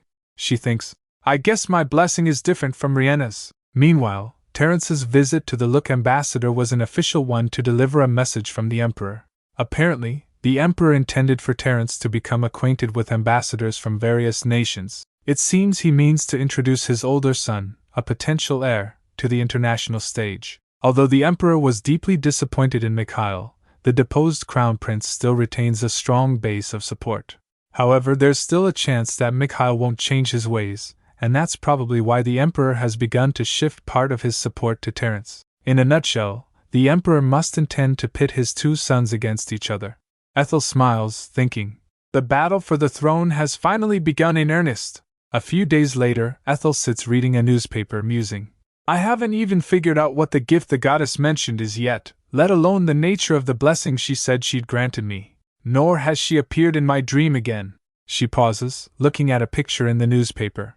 The article reads, Bizarre rumors spread across the remote Anala region in the northeast as villagers claim to have witnessed a massive meteor falling over the mountains. Ethel realizes. Based on the original novel, it's this meteor falling in Anala that will turn my abandoned mine into a golden goose. But it doesn't add up. The meteor wasn't supposed to fall until early winter. It's only summer now. She gasps. Wait, could this possibly be the gift from Mila? She quickly packs her stuff. Venetta enters and seeing her ready asks, Lady Ethel? Are you going on a trip? Why are you packing? Ethel beams. I'm going to fetch my lovely goose. Care to join me, Venetta? Venetta looks bewildered. Goose? Meanwhile, at the ducal estate of House Cassius, Riena announces, Dad, I have a great business idea. If it goes well, we can cover our losses from last time and even turn a profit. The Duke and his son looks at her in surprise. Riena continues, I'm sure it'll succeed, but I need your help this time. So my idea is… Duke Cassius cuts in. Riena, dear, perhaps it's time you let go of whatever that business is about. Riena gets shocked. What do you mean? Are you telling me to stop going after business ventures? The Duke insists. Yes, I think it's best you stop getting involved in business altogether. What? Why? Riena demands. He explains. Ebert Company fell apart due to corruption just a few days ago, so why are you trying to start another business so soon? Riena pleads. Trust me, this time will be different. Ebert's failure was just bad luck, that's all. Duke Cassius stands firm. Riena urges. Elliot been arrested and I've cut ties with Cecile. I still don't know which one of them betrayed me, but it doesn't matter now, either of them can stand in my way anymore. She recalls Mikhail's secretly meeting with Elliot. Mikhail told, Elliot didn't say a word. The only thing he said was that it'd be best for Riena and him to keep some distance for now. Duke Cassius continues, starting a new business in your current situation won't do you any good. Why don't you just lay low for the time being? Riena suggests, I can appoint a representative instead of stepping forward myself. I can handle that much on my own, Dad. The Duke pushes back. Even having a proxy has its limits. You went too far when you managed Ebert Company. Riena asks, Are you criticizing me? Lohane frets while the Duke says, I say this out of concern, not criticism. Riena retorts, You've been different lately, Dad. Is it because of Caden?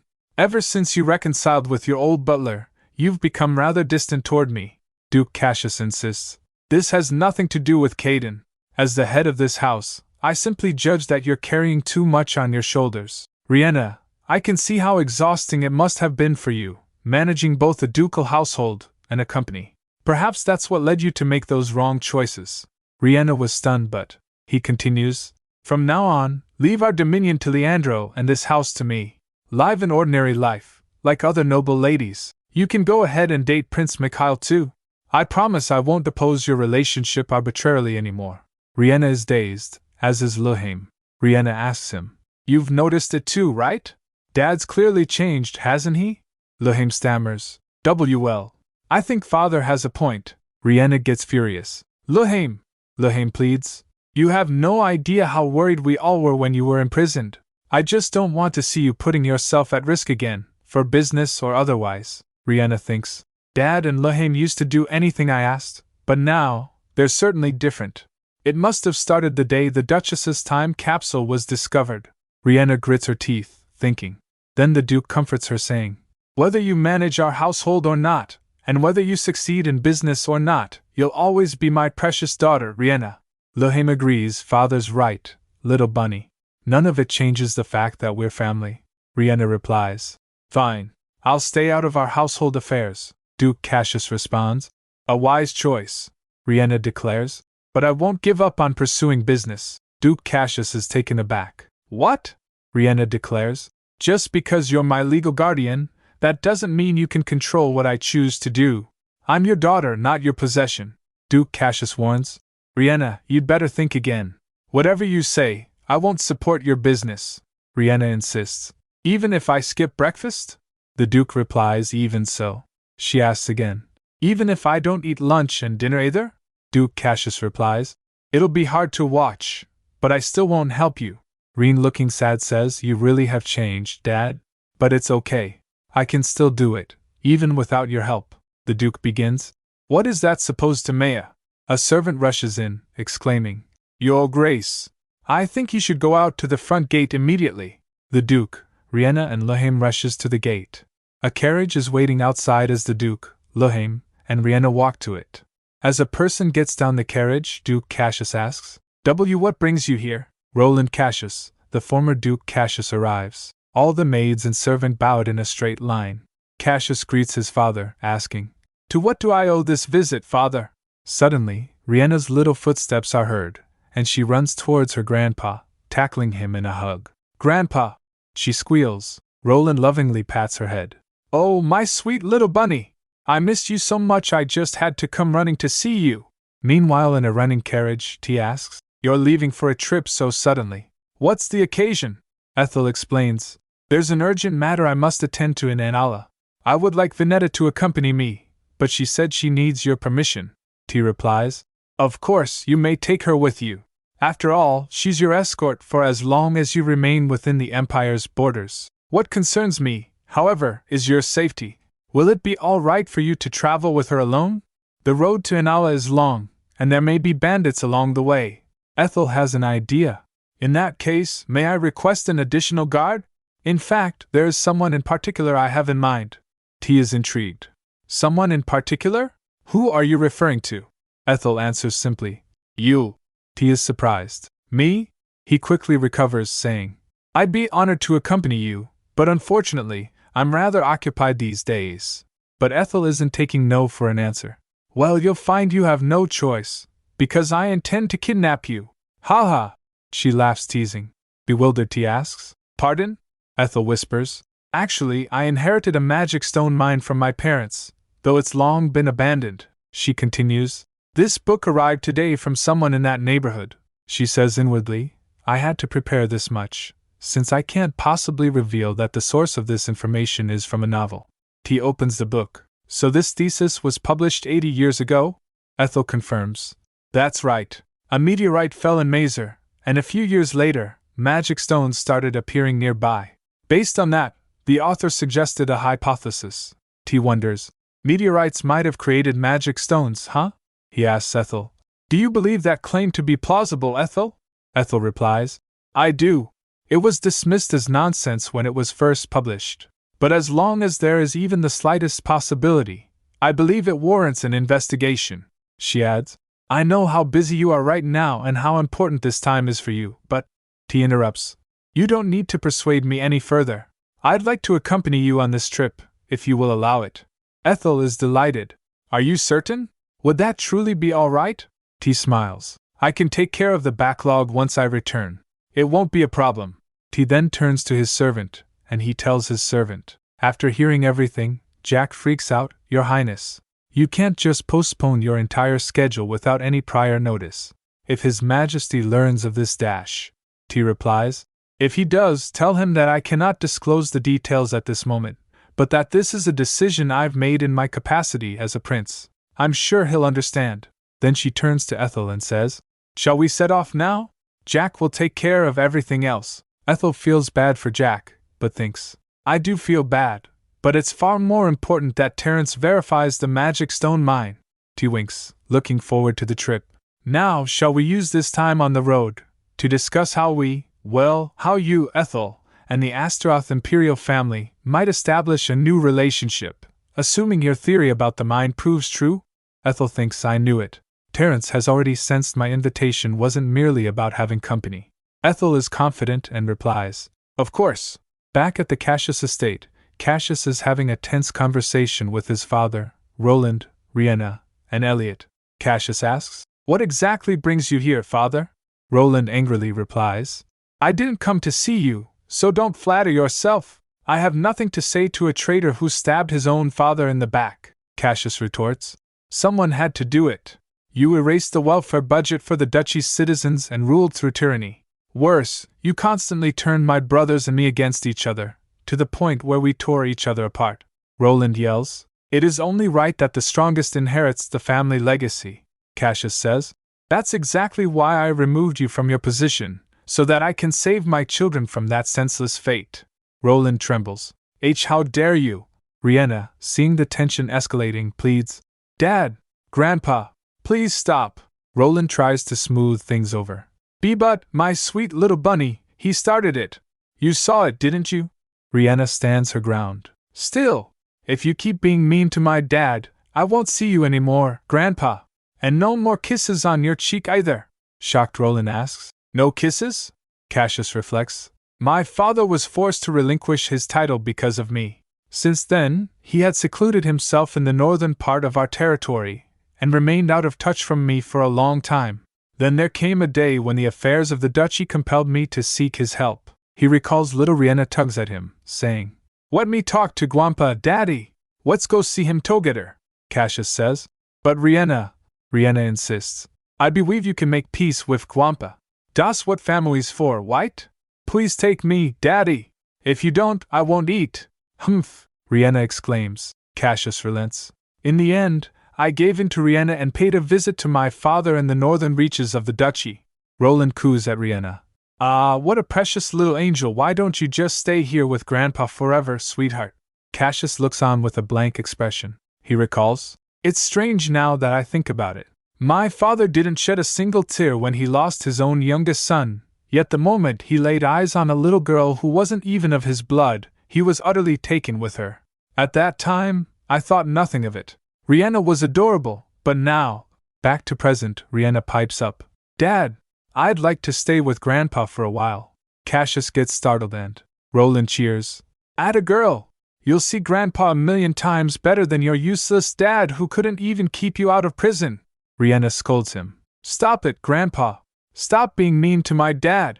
Cassius realizes. Riena, you're planning to ask your grandfather to help you with your business, aren't you?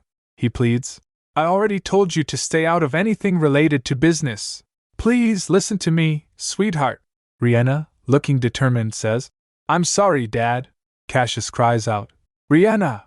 He is worried about what she will do. Riena says, You'll understand me, Dad, if you return to the father you used to be.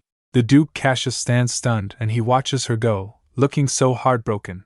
Riena, meanwhile, is cheerfully leaving with her grandpa, who is cackling like a supervillain. Lehane chases after them, shouting, Riena! You can't just leave like this!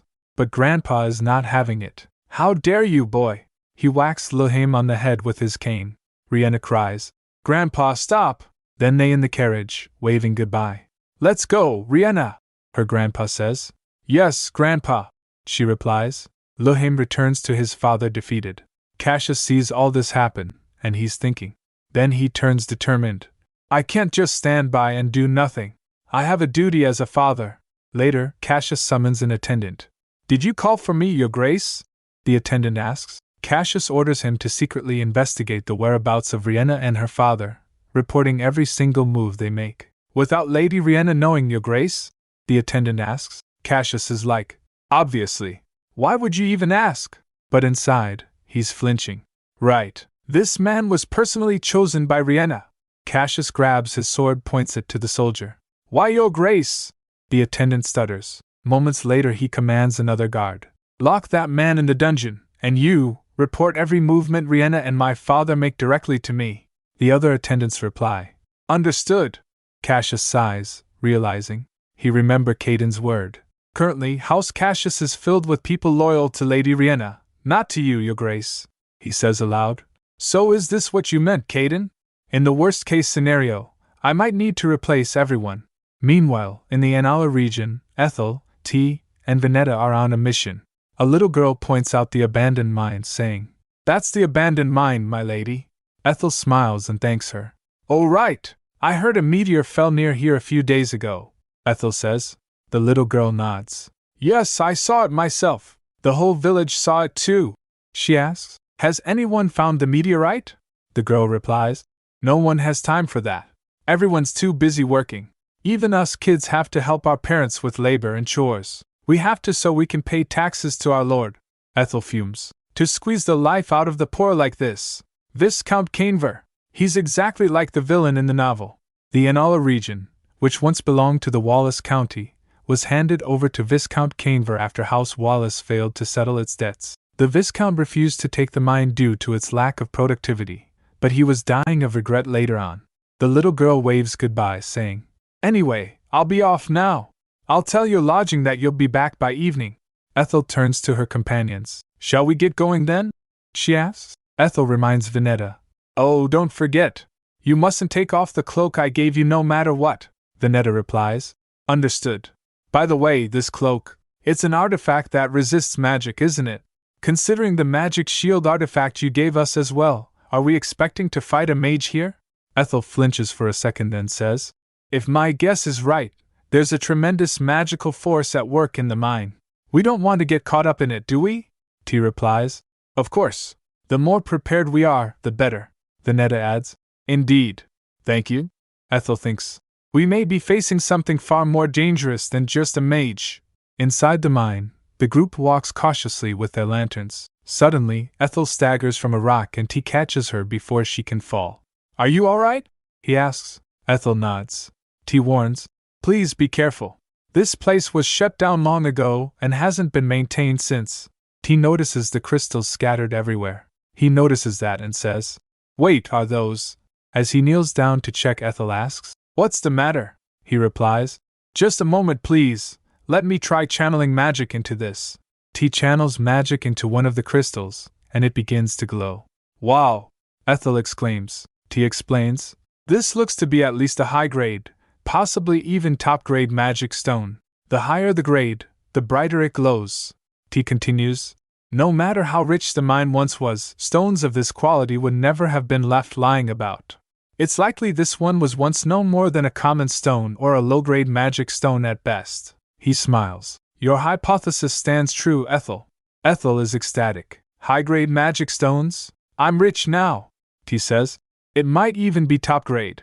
Ethel replies. Oh, come on, there's no way it's that good. T interjects. You never know. Judging by the amount of mana it's emitting, top grade is definitely a possibility. Vineta then says, Lady Ethel, Your Highness, she asks, there's a fork up ahead. Which way should we go? T replies, we've already confirmed that the magic stones here have changed. Do we really need to go further in? Ethel thinks, Terence may have a point, but to truly own this mine, I have to find the meteorite, she says. Well, I'm personally curious about the meteorite as well. Suddenly, a rumble shakes the mine. Ethel! Get behind me! T shouts. Watch out! Vineta cries. Ethel thinks, this feeling. It's the same as when Goddess Mila came to me in my dream. Moments later, everything goes silent. T grabs Ethel. This place is dangerous. We have to get out now, he says. Just then, T starts to rush out. T is suddenly struck by a shield of energy. Ethel gasps. There was nothing like this in the novel. An invisible wall blocks their escape, and Ethel wonders if the meteor falling earlier altered the course of events. He tells her to step back as he draws his sword. The sword clashes against the barrier repeatedly, but it's no use. He grits his teeth, admitting that while he can deal some damage, the wall instantly repairs itself. Vineta suggests they work together and let Ethel escape, but T shakes his head. It's not just one or two layers. It's a mass of magic energy, an absurd amount too. He wonders, what kind of extraordinary mage could possibly create this? Ethel knows. It's not made by a mage. Ethel realizes that in the original novel, Riena was kept in the mine by a divine beast dwelling in the meteor. The divine beast subjected Riena to a trial before recognizing her as its rightful master. But there wasn't an invisible wall, and the trial wasn't even that hard to begin with. In the novel, Riena overcame the trial with Matisse and Tara. Ethel assumed she could pass with Terence and Vineta. She came fully prepared, even bringing an artifact. She remembers Goddess's word. As an apology for her little prank earlier, I've prepared another gift. You may look forward to it. Ethel was worried. Unfortunately, the trial's difficulty increased. How is this a gift? She realizes she can't hide the truth any longer. They could all be in danger. What they're up against is a divine beast. I know how unbelievable it sounds, Ethel says, looking so apologetic. I'm sorry I brought you here without any explanation, even though I knew everything.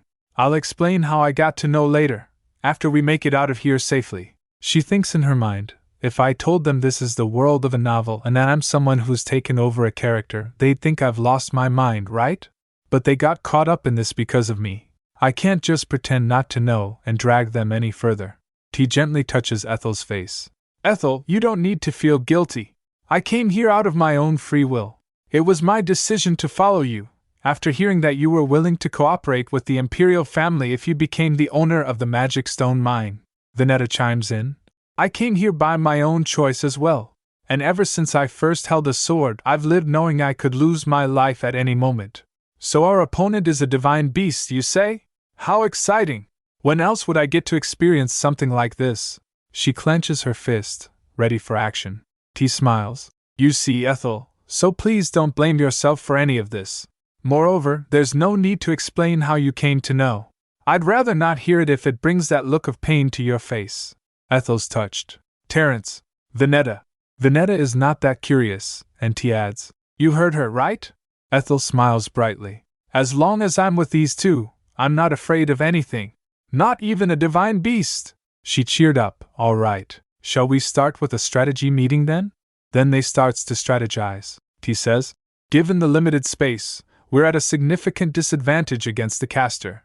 Evading attack spells will be difficult, and a single mistake could collapse the tunnel and bury us alive.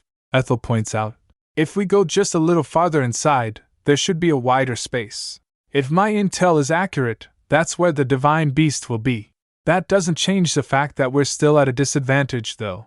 But Ethel has a secret weapon up her sleeve. But I know the divine beast's weakness, she declares. It has a distinctive mark on its head. If you hit that spot, it'll be incapacitated. The problem is that it's hard to get close to it. It constantly unleashes offensive magic, and it's protected by a magical barrier. On top of that, it can use all sorts of spells. This won't be an easy battle, T says. In that case, you should stay in a safe place while Veneta and I go on the offensive against the divine. Ethel interrupts. Please let me finish what I'm saying. She has a plan. Terence, you still have the magic stone we checked when we entered the mine, right? T replies. Huh. Oh yes, here it is. Ethel explains. The mine started rumbling, and the invisible wall appeared right after we examined the magic stone. It's possible that the divine beast sensed our presence because we came into contact with the stone. T nods, acknowledging the point. That's a fair point. But why are you bringing this up all of a sudden? Ethel declares. I'll act as a decoy and draw the divine beast's attention. While it's focused on me, the two of you should attack. No! T and Veneta exclaim, startled. It's too dangerous. Ethel pleads. Please listen to the rest of the plan. The key is to take advantage of the divine beast's attribute. I've prepared something.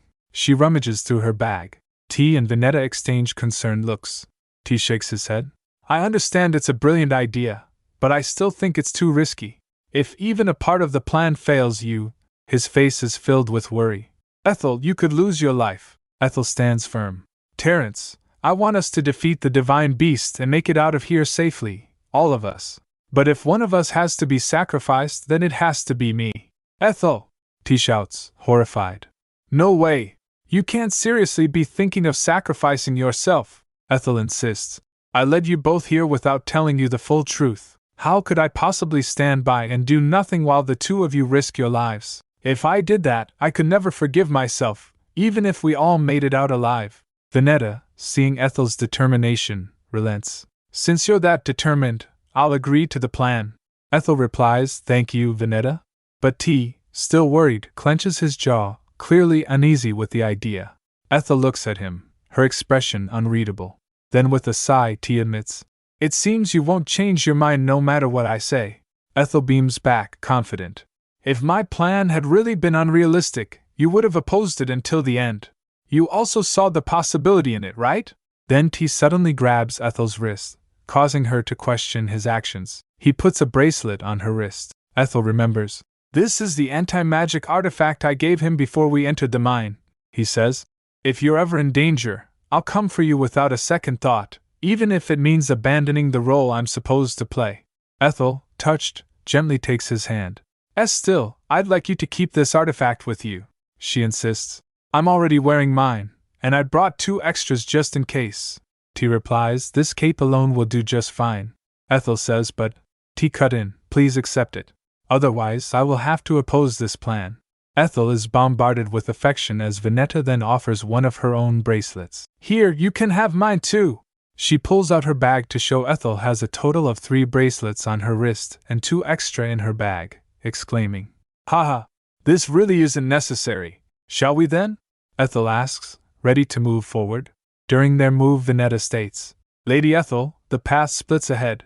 Which direction should we take? Ethel responds with a serious expression. It doesn't matter. They both lead to the same place. Ethel walks forward with purpose into the depths of the cave. Suddenly, a blinding light erupts, revealing a massive, glowing crystal. A voice booms. How utterly foolish and truly pitiful. Yet here you are. Had you remained in your wretched despair, you might have been permitted to cling to that feeble excuse of a life if only for a while longer. Then the crystal transforms into a majestic, glowing deer. Why are you alone? The deer asks, its tone shifting to anger. Where is the insolent wretch who dared disturb my slumber with such outrageous magic? Ethel steps forward, her eyes blazing with determination. My name is Ethel. Goddess Mila's blessings are with me. I'm here to claim this mine, and you, messenger of the goddess, heed your master's divine will and aid me. But the deer just laughs. Ethel asks, what's so funny? The beast says, blessings, huh? Did you really think a mere touch of the goddess's affection made you special? How presumptuous. There's a whole world full of humans who could replace you. I can feel the desires that dwell in the human mind. Yours reeks of greed. Ethel falters. The beast continues, you hold no reverence for the divine. Your only concern is the profit you hope to gain from this magic stone mine. I expected more since you have the goddess's grace. How disappointing. With a terrifying roar, the deer unleashes its power. Be gone! Ethel is enveloped in flames, but she stands firm as protected by the artifact. The beast says, so you're not foolish enough to face me unprepared. Ethel grits her teeth. Gosh, that divine beast is far stronger than what the book described. Ethel's face contorts in anger. Damn you, Mila! The deer is not having it. Blasphemy against the goddess herself? How dare you! I just can't fathom what she saw in you of all humans. The beast unleashes another barrage of attacks. As Ethel endures it also, she says, why should I care about the goddess when all my troubles started because of her? She yells, grace, you say? Do you have any idea how many people have suffered because of the grace she bestowed upon Riena? Ethel's eyes are full of rage. I despise the divine. Leave human affairs to human hands. The bracelets on her wrist begin to crack under the strain. The beast roars. How dare you, you ungrateful wretch! Another attack is unleashed, and Ethel barely manages to withstand it. Hang in there just a little longer, she says to herself. Just then the beast conjures a massive fireball and says, I was going to deal with you first, but that won't do. The beast fires it behind Ethel and says, do you truly believe a mere ambush is enough to challenge me? The beast asks mockingly. Ethel stands panting. The beast roars. Did you really think that hiding your companions over there would keep me from noticing, you stupid human? Don't be sad. I'll make sure you join your friends soon. The deer prepares for a final, devastating attack. Her bracelets shatter, and Ethel slumps, as defeated. The beast laughs. He he he, you've finally let go of all hope. This is the end, human. Be gone! The deer unleashes its full power, and Ethel is engulfed in a blinding explosion. Ethel was standing there unscathed while the divine beast agonized in pain. Then a broken artifact fell to the ground. Ethel says in her mind, thank you, Elliot, as it was an artifact that Elliot gave. The beast is furious. How dare you, you insignificant mortal! Then Ethel runs with the remaining depleted artifacts. The beast roars, you're not getting off that easily. It unleashes an attack. Just then T appears, high in the air to strike him. It avoids T. Veneta also appears ready to strike. The beast gets confused. Taking that chance, T cut him in half and a magic stone appeared from within. Ethel realizes what's happening, shouts, Veneta! Don't let it escape! Veneta lunges and grabs it. I got it! Ethel grabs it from Veneta and yells, yield and become mine! She commands and it glows brightly. The beast lying half on ground asks how. My attack has clearly drained all your life force. Ethel reveals, what you struck was a stone Terrence had enchanted with magic. We split up on purpose, since both paths lead to the same place. While I was distracting you, the two of them moved under the concealment of their artifact and hid the magic stone behind the rock. The divine beast is furious. I let my guard down the moment I sensed that man's magic. Had I paid closer attention, I would have seen through your plan. I took you for a mere human blinded by greed, but it seems that you're cleverer than I thought. What's more, you had the guts to confront my full attack unprotected. T's face is filled with panic. Ethel! He's freaking out because Ethel took a hit from the divine beast without wearing a single bracelet. He shouts, don't tell me you took a hit from the divine beast without wearing a single bracelet. He's livid. How could you be so reckless? If the artifact hadn't been as effective as Elliot had thought, you could have died. But Ethel is all smiles. Relax, I'm totally fine. I didn't even get a scratch. T is not having it. Ha! Ethel says Elliot's artifact was designed to return any attack to its source. Ethel's explanation is simple. I needed to deal a fatal strike to the divine beast. I had no other option. T is still worried. Please don't ever do something so dangerous again. He continues, eyes burning. You need to cherish yourself more. Ethel, looking chastised, replies, I am sorry. I won't act so recklessly again. T needs reassurance. Do you promise? Ethel, with determination, says, Yes, you have my word. The divine beast, meanwhile, is baffled. I don't understand, blessed one. You withstood my attack without any protection. It's a feat worthy of praise, so why are you being scolded? Ethel replies, I see you know nothing about how humans live side by side, caring for one another. The beast replies, Of course not. I descended to this world only some time ago, and I've only been in this cave since. Ethel smiles. Come with me then. Let me show you the world. The divine beast wonders, Is it truly worth going to such trouble?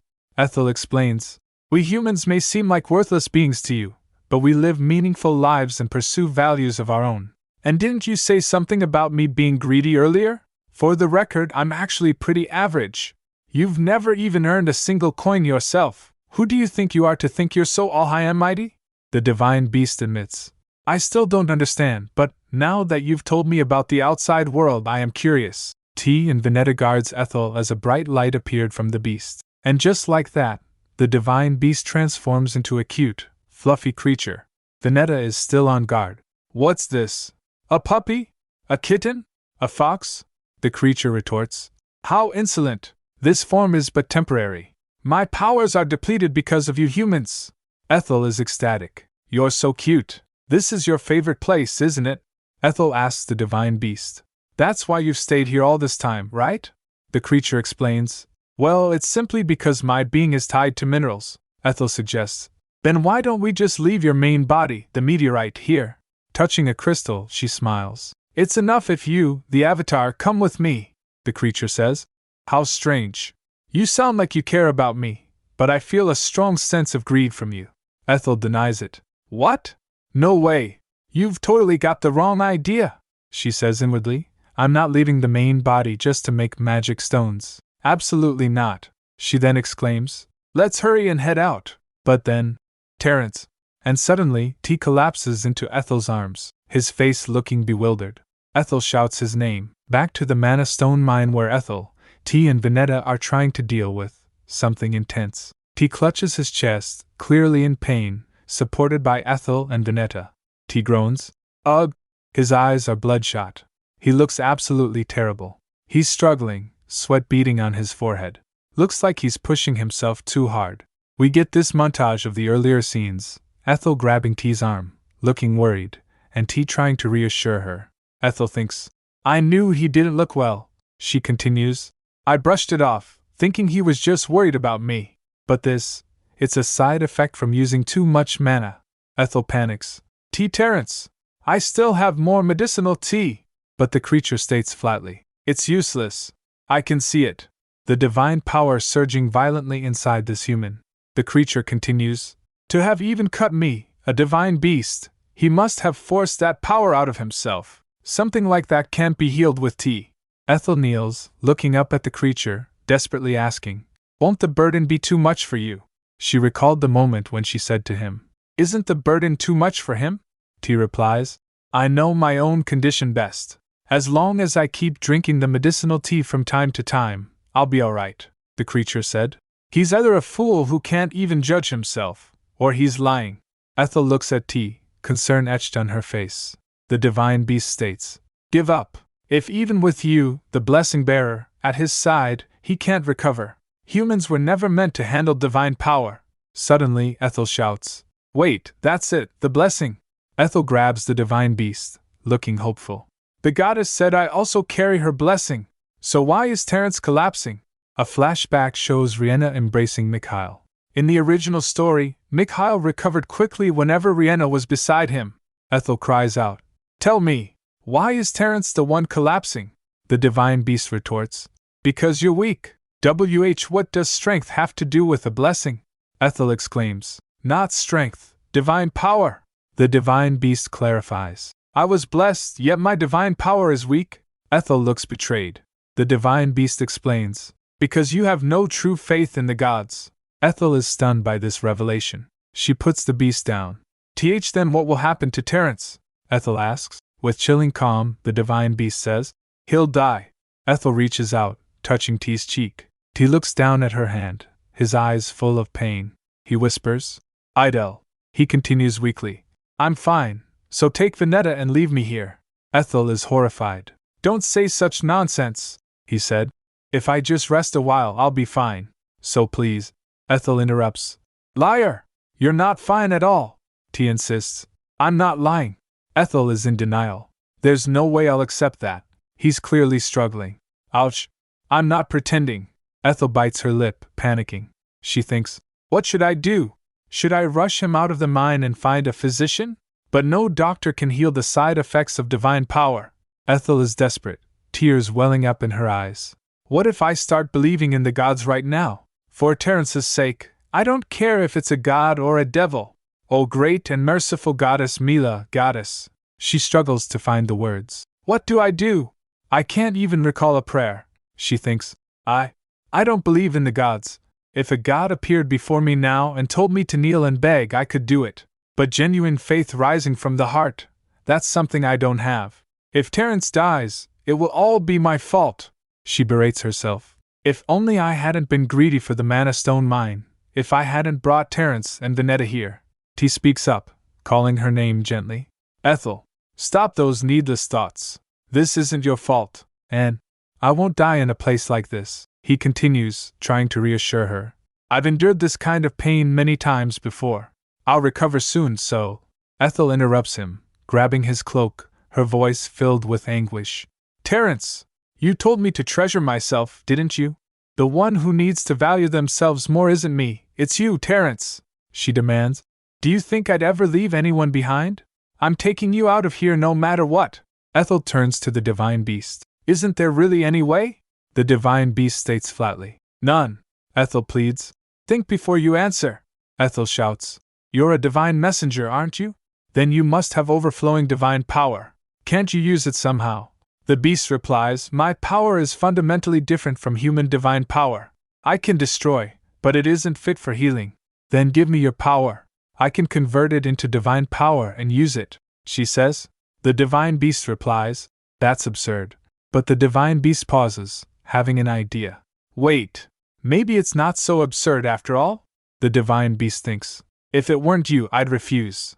But you carried out the rite and became my master. It may be possible to entrust my power to you. But if it clashes inside you, it could put you in danger. T looks on, concerned. He shouts. No. T grabs Ethel's arm. Ethel, are you really going to believe the words of a beast that was fighting us just now? The beast asked, are you doubting me? How dare you treat me as some mere beast? T continues. There's no need to take such a risk. You're in this state because of me, Ethel says. T replies. It's not because of you. If you're harmed as well because of this. Ignoring T, Ethel says. Divine beast, give me your power.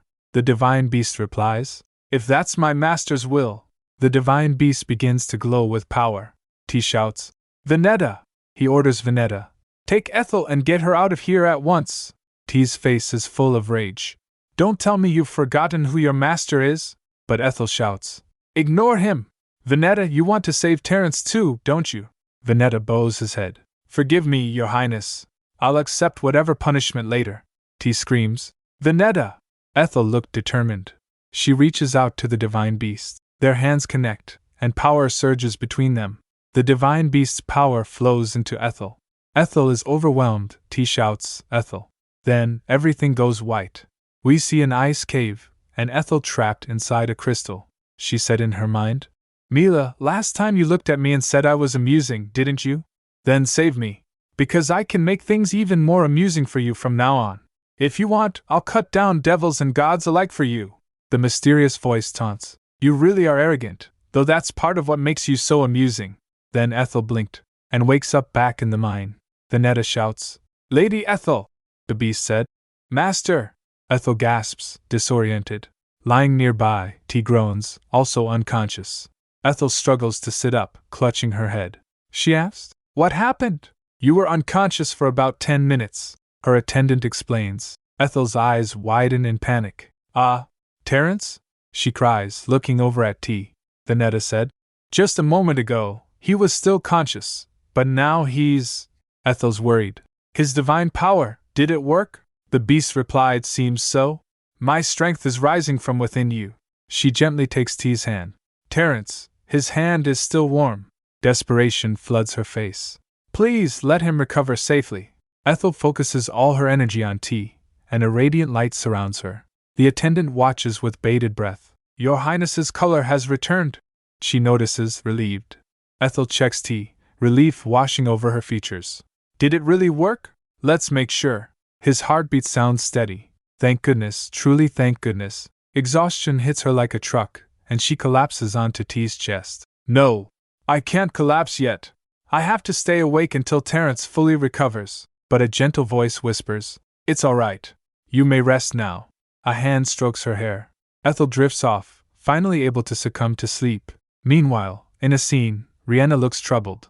Ethel, we're friends, right? Ethel, smiling warmly, replies, Of course, Riena. Come in. Think of this as your home and stay as long as you like, Ethel offers, embracing Riena. Later, Ethel and Riena are inside. Ethel picks up a letter. What's this? That's an invitation someone sent, inviting us to a family dinner. To be invited to a family dinner. Riena said you must be very close. Ethel replies, Yes, you could say that. Riena said I know who it is. It's Duke Cassius, isn't it? It was Ethel's dream and she thinks waking up. That person is Riena? I can't quite hear what they're saying. Ethel wakes up in a bed, confused. Just now, what was that? A dream? Where am I? Flashes of memories flood her mind, her divine beast, her using her power, and T. Terence? She thinks, then she managed to sit up. T was there. He was asleep sitting next to Ethel's bed. Ethel thinks, Phew, the divine power transfer worked. Thank goodness, really. The divine beast jumps for joy. Master, you're awake! Ethel beams, scooping up her furry companion. T's eyes snap open, startled. Ethel! He calls. How do you feel? Ethel smiles weakly. I'm fine, ugh. T pours her a cup of water. Drink slowly, he urges. Ethel, you've been asleep for 3 days, T reveals. Ethel gasps. What? 3 whole days? T continues. The physician said there was nothing wrong, but you wouldn't wake up, so we were very worried. The beast explains. I told him multiple times that you'd wake when the time came, but he wouldn't listen. Such a stubborn human. T and the divine beast start bickering, and Ethel thinks to herself, don't start fighting, you two. Ethel asks, What about Veneta? She returned to the capital. He replies, With me still by your side, and with this fellow here, though he's not very reliable. The divine beast is offended. What? This fellow? How insolent, Ethel asks. Did Veneta head straight for the Imperial Palace? Yes, T confirms. She also carried a mana stone found in the mine, until she returns with reinforcements. Suddenly, Ethel's stomach rumbles loudly. The divine beast exclaims, Master, your stomach made a strange noise. Do you also have a divine beast inside your belly? Ethel blushes, flustered. Be quiet, T smirks. In any case, I prepared something for you. T's got something up his sleeve for Ethel. He's all smiles, telling her to. Please wait just a moment. T, bless his heart, has made her breakfast. Terence, did you make this yourself? She asks, clearly touched. T, ever the charmer, humbly replies. I wandered a lot as a mercenary. I at least know the basics. Here, please eat. He even tries to feed her. Ethel is flustered, stammering. I can feed myself. T reminds Ethel she's been in bed for 3 days. She can lift a spoon, but shouldn't move around recklessly. Suddenly, the divine beast said, For a human to accept my power and suffer nothing more than this, even with weak divine strength, you truly are a blessing bearer. T stares at Ethel, muttering, A blessing. Ethel looks up at T. Terence. T, ever attentive, is immediately on the case. Yes. Would you like another bowl? Ethel declines, all smiles. No, that's enough, thank you. It was really delicious. But inside, Ethel is having a moment. He isn't even asking how I was able to recover from the side effects, or what a blessing truly means. He's being considerate of me. Still, I don't know how to explain it right now. Just a little longer. I'll tell him later. T smiles warmly. Next time, I'll prepare something even tastier for you. Ethel sawed. No, Your Highness, I can't let you act like a cook. But T's all. For my savior, this much is nothing. Ethel is gagged. Your savior? Then, Ethel has a major realization. When did I start wearing pajamas? Venetta went to the capital, so, don't tell me. He throws his hands up, face bright red. No, never! Absolutely not! Venetta helped you change before she left, he said. You must want to bathe. I'll have the bath prepared. After some time, the beast asked her, You said you had a strange dream? She replied, Yes. The beast asked, What kind of dream? She tells, If you look at the details, it was nonsense, just a foolish dream. But it felt like more than just a dream. She thinks, Riena and I were close friends. What's even stranger was that I was on good terms with the Cassius family, while Riena herself didn't seem to know them well. The beast asked, Then it really was just a foolish dream. Ethel shouts, No, I'm telling you, it felt real. The beast asked, Then maybe it actually happened? When you took my power and turned it into divine strength, maybe some forgotten memories returned. Ethel asked confused, Forgotten memories? Is that even possible? The beast replied, It's not impossible. Your body went through a tremendous change, almost like being reborn. Ethel thinks, Then, could those be the memories of the real Ethel before I transmigrated? But Riena, she was adopted into the Cassius family when she was a child, wasn't she? Riena's first life, before she regressed. In the original story, returning and walking the flower path, only fragments of her first life were written. Even in her first life, Riena grew up in an orphanage. But unlike her second life after regression, Riena hid from Duke Cassius when he came to the orphanage. In the end, adopted by another family, she was abused, ran away, and wandered from the place to place, until she died miserably on the streets. But even for her first life, some things don't add up. First, how did Ethel and Riena ever become friends? Did they just happen to meet by chance? Second, how could Ethel be connected to the Cassius family at all? Riena didn't seem to know them herself. In her second life, Leandro only met Ethel because Riena wanted the Analamine. And that was the same even after I transmigrated. She clutches her hair shouting, I don't understand anything anymore. The beast said, I told you, it was just a foolish dream. Just go to sleep, master. 4 days later, Ethel and T are having breakfast. Ethel is lost in thought. In her first life, Riena had no ties to the Cassius family. Without Riena, how could I possibly have any connection to them? T notices something is up. Ethel, does the food not suit your taste? Ethel snaps out of it, beaming. Not at all. It's so good I was savoring every bite. She bounces in her seat. After eating Terrence's cooking and resting well, I feel lively again. Shall we take a walk later? T said. Whenever you wish. They're strolling along, enjoying the beautiful scenery when a little girl approaches. Oh, hello? T and Ethel exchange greetings with the child. Hello? Are you out for a walk too? The little girl says. I'm on an errand. Ethel, all smiles, says. I see. But why didn't you come by this morning? You should have dropped by like you did yesterday. The little girl is adorably blunt. I won't be coming by anymore. My mom said if I just keep visiting, I'll just be disturbing you. Ethel asked, Disturbing? The little girl continues. She said newlyweds want to spend time alone together. Ethel and T are both blushing messes, clearly embarrassed by the little girl's innocent observation. The girl looks between them, clearly confused. Then Ethel recalls Venetta saying, The two of you are a married couple on your honeymoon, and I'm your servant in disguise. Ethel thinks, right, we were supposed to be pretending to be newlyweds. Ethel quickly tries to recover. No, you can come by any time. The little girl waves goodbye. Okay, then I'll visit next time. I need to finish running my errand, so I'll go now. Ethel waves goodbye. See you again.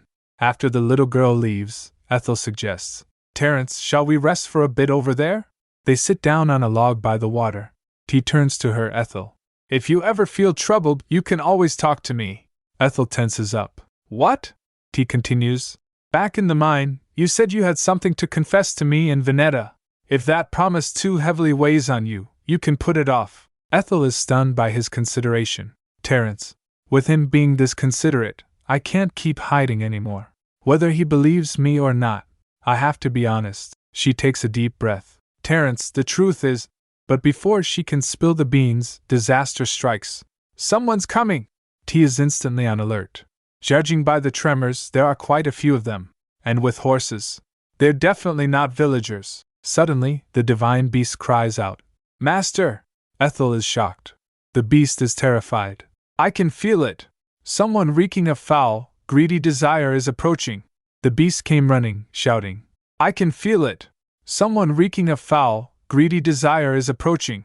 Ethel asked. If it's someone greedy, then it can't be Veneta. The beast assures her. Do not worry, master. I shall protect you. Ethel picks him up and holds him in his arms. He said, I am here as well. I will defend you, Ethel. I think I know who it is. Let's go check, Ethel says, her expression hardening. Ethel and T walk through a crowd of villagers. How unusual. This has never happened before. One villager whispers. They brought soldiers along too. What could this mean?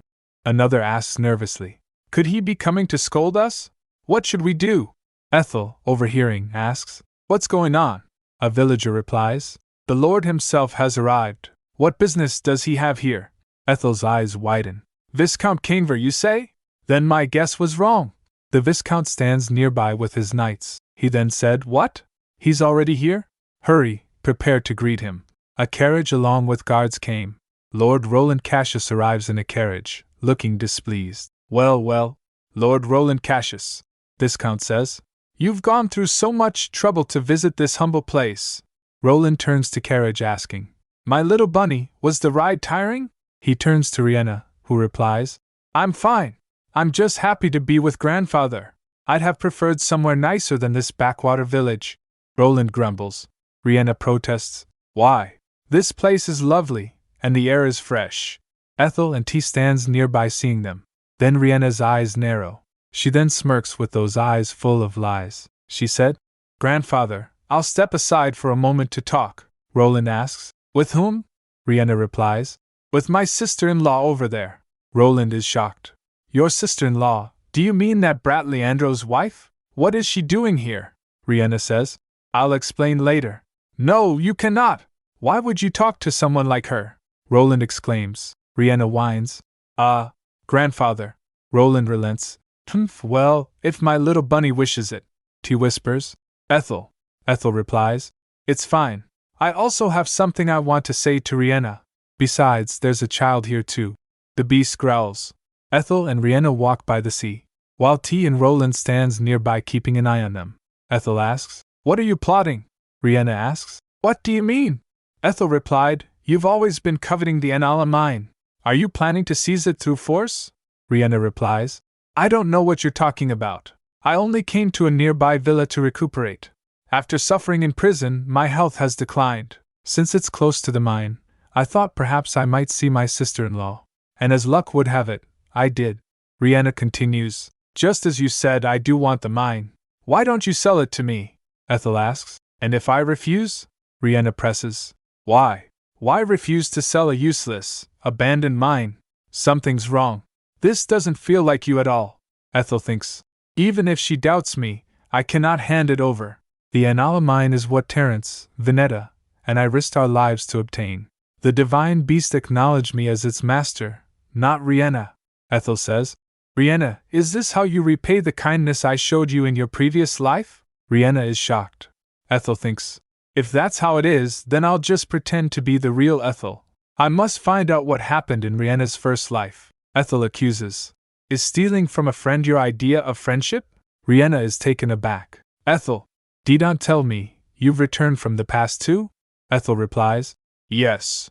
My memories came back recently, Riena says. I didn't send Brother Leandro to Wallace to steal the mine. I didn't even know you were at the Wallace estate. It's the truth, Ethel thinks. She didn't know Ethel's family? Did Riena not know Ethel's surname? Or is she lying? I mustn't believe her so easily. Ethel then asked, Then what about Cassius? Riena gasps. See Cassius. Ha, you abandoned Cassius anyway. Why can't I take what you cast aside? Ethel thinks. Ethel abandoned Cassius? What does she mean? Riena continues. You know it. I was always unhappy. There was never a place for happiness in my life. I wanted to be happy too. Don't I deserve the right to happiness as well? If you were truly my friend, you wouldn't condemn me over Cassius. Ethel exclaims. What are you? Suddenly Roland shouts, Riena! Roland rushes over. Child, my little bunny! What's wrong? You're not hurt, are you? But T stops him saying, Hold still! Roland shoves T's away. What did that ungrateful wretch say to our little bunny? I won't forgive her. Out of the way! Move aside! Ethel cries out. Terence, Riena says. If you were truly my friend, if you were the real Ethel, you'd never do this to me. Yes, the real Ethel would. Riena suddenly has a sinister smile. Aren't you hot? At times like this, raspberry juice is perfect. Ethel is shocked. Raspberry juice? Out of nowhere. Riena's eyes narrow as she glares at Ethel to see her expressions. Riena grabs Ethel's hand tightly. You lied about regaining your memories, didn't you? So, Riena is straight up accusing Ethel, saying, You lied about regaining your memories, didn't you? Riena tightens her grip on Ethel's hand, a little too tight, and Ethel thinks, Raspberry juice. Only the real Ethel and Riena would know about that. Oh snap, was that a test? Ethel's face is all panic and dawning realization as she thinks, She was testing me. Riena's got this smug little smile as she recalls. As I thought, my guess was right. She grabs Ethel's hands, holding them way too firmly. If your memories truly came back, if you really were my friend, Ethel, you could never hate me. She then grabs her hand and hugs her tightly, saying, Please believe me, Idel. I am not your enemy. She's trying to pull away, but Riena hugs her tightly, face buried in Ethel's neck. Poor Ethel looks so distressed. Ethel's trying to process what's happening. Riena asked, Someone must have told you about my previous life, right? What, do you claim to be a regressor? Oh, let go of me. Ethel is seriously struggling. Riena's still not letting Ethel away, shouts. Someone's trying to drive a wedge between us. We were truly the closest of friends. Ethel is not having it. I said, let me go. She shoves Riena away, hard.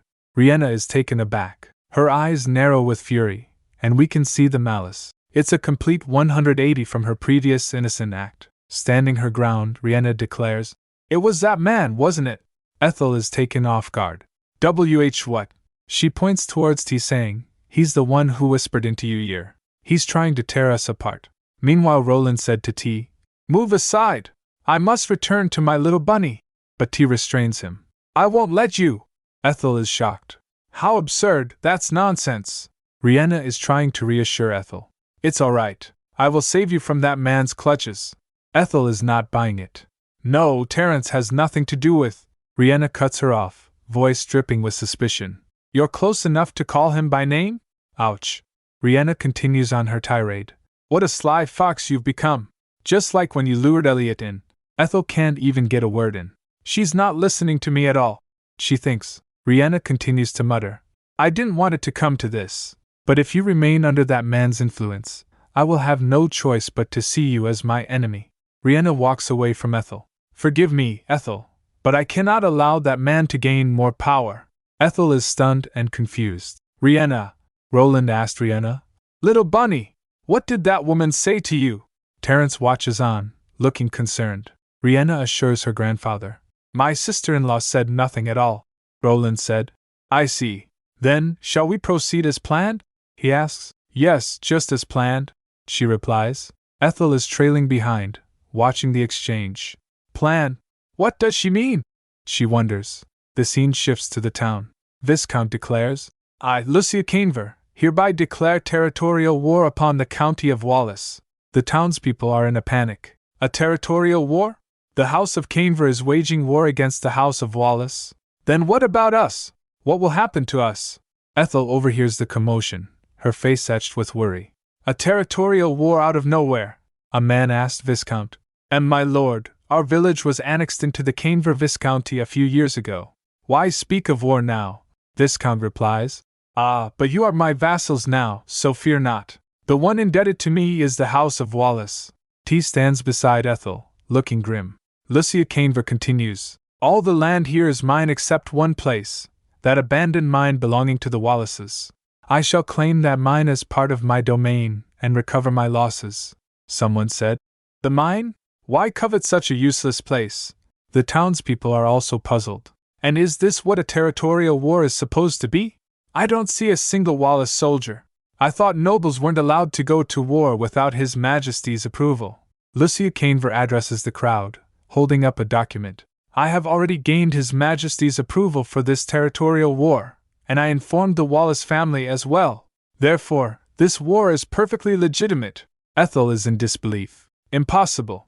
The Wallaces must be on the run from creditors with Samuel in tow. There's no way they received proper notice. T whispered, had I been at the Imperial Palace, this would never have happened. Forgive me. Ethel says, he chose the very moment you were absent. His Majesty hardly cares for a small territory like this, so he granted permission. Ethel is determined. This war is unjust, she declares. Viscount scoffs. And who are you to say so? Ethel steps forward, eyes blazing. I am Ethel, the rightful owner of that mine.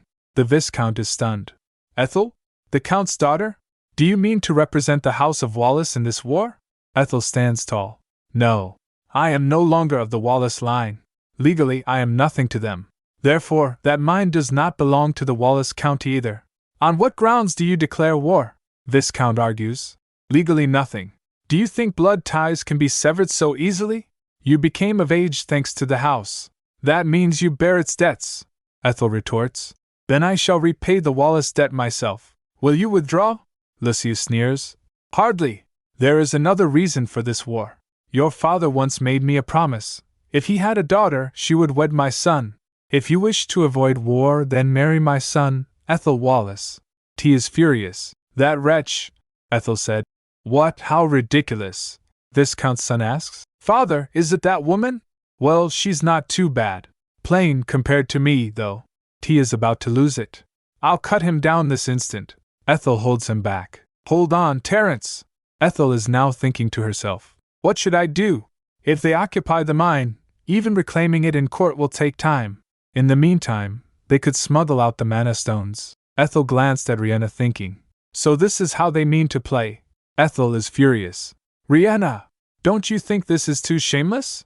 Riena approaches, feigning innocence. HM? What do you mean, sister-in-law? I came here only to recuperate. Meeting Viscount Canver on the road was pure coincidence. Roland chimes in, you should have sold the mine when my little bunny asked. Then she could have mediated things for you. But you ignored her feelings. Ethel explodes. Enough of this little bunny nonsense. If your granddaughter does wrong, stop her. Don't keep spoiling her with pet names. You never even attended Leandro's wedding, yet you pretend to be the perfect grandfather for Riena. Riena's grandfather is left speechless. Riena looks at her grandfather, surprised. Grandfather? He looks away, avoiding eye contact. Grandfather? She repeats, confused. Riena takes his hand with concern. What's wrong? Are you unwell? He asks. Oh, Riena. And no, it's nothing at all. Quickly, let's return to the carriage and rest. Riena agrees. Why yes, let's do that. Ethel is watching them leave, suspicion written all over her face. Why did he act like that? Suddenly, the beast called. Master! I just sensed divine power manifesting within you, Ethel asked. What? But I was told I barely had any divine power. The beast explains that a portion of the strength he gave her has become her divine power. The beast said, from what I can see, just now, you must have used a blessing.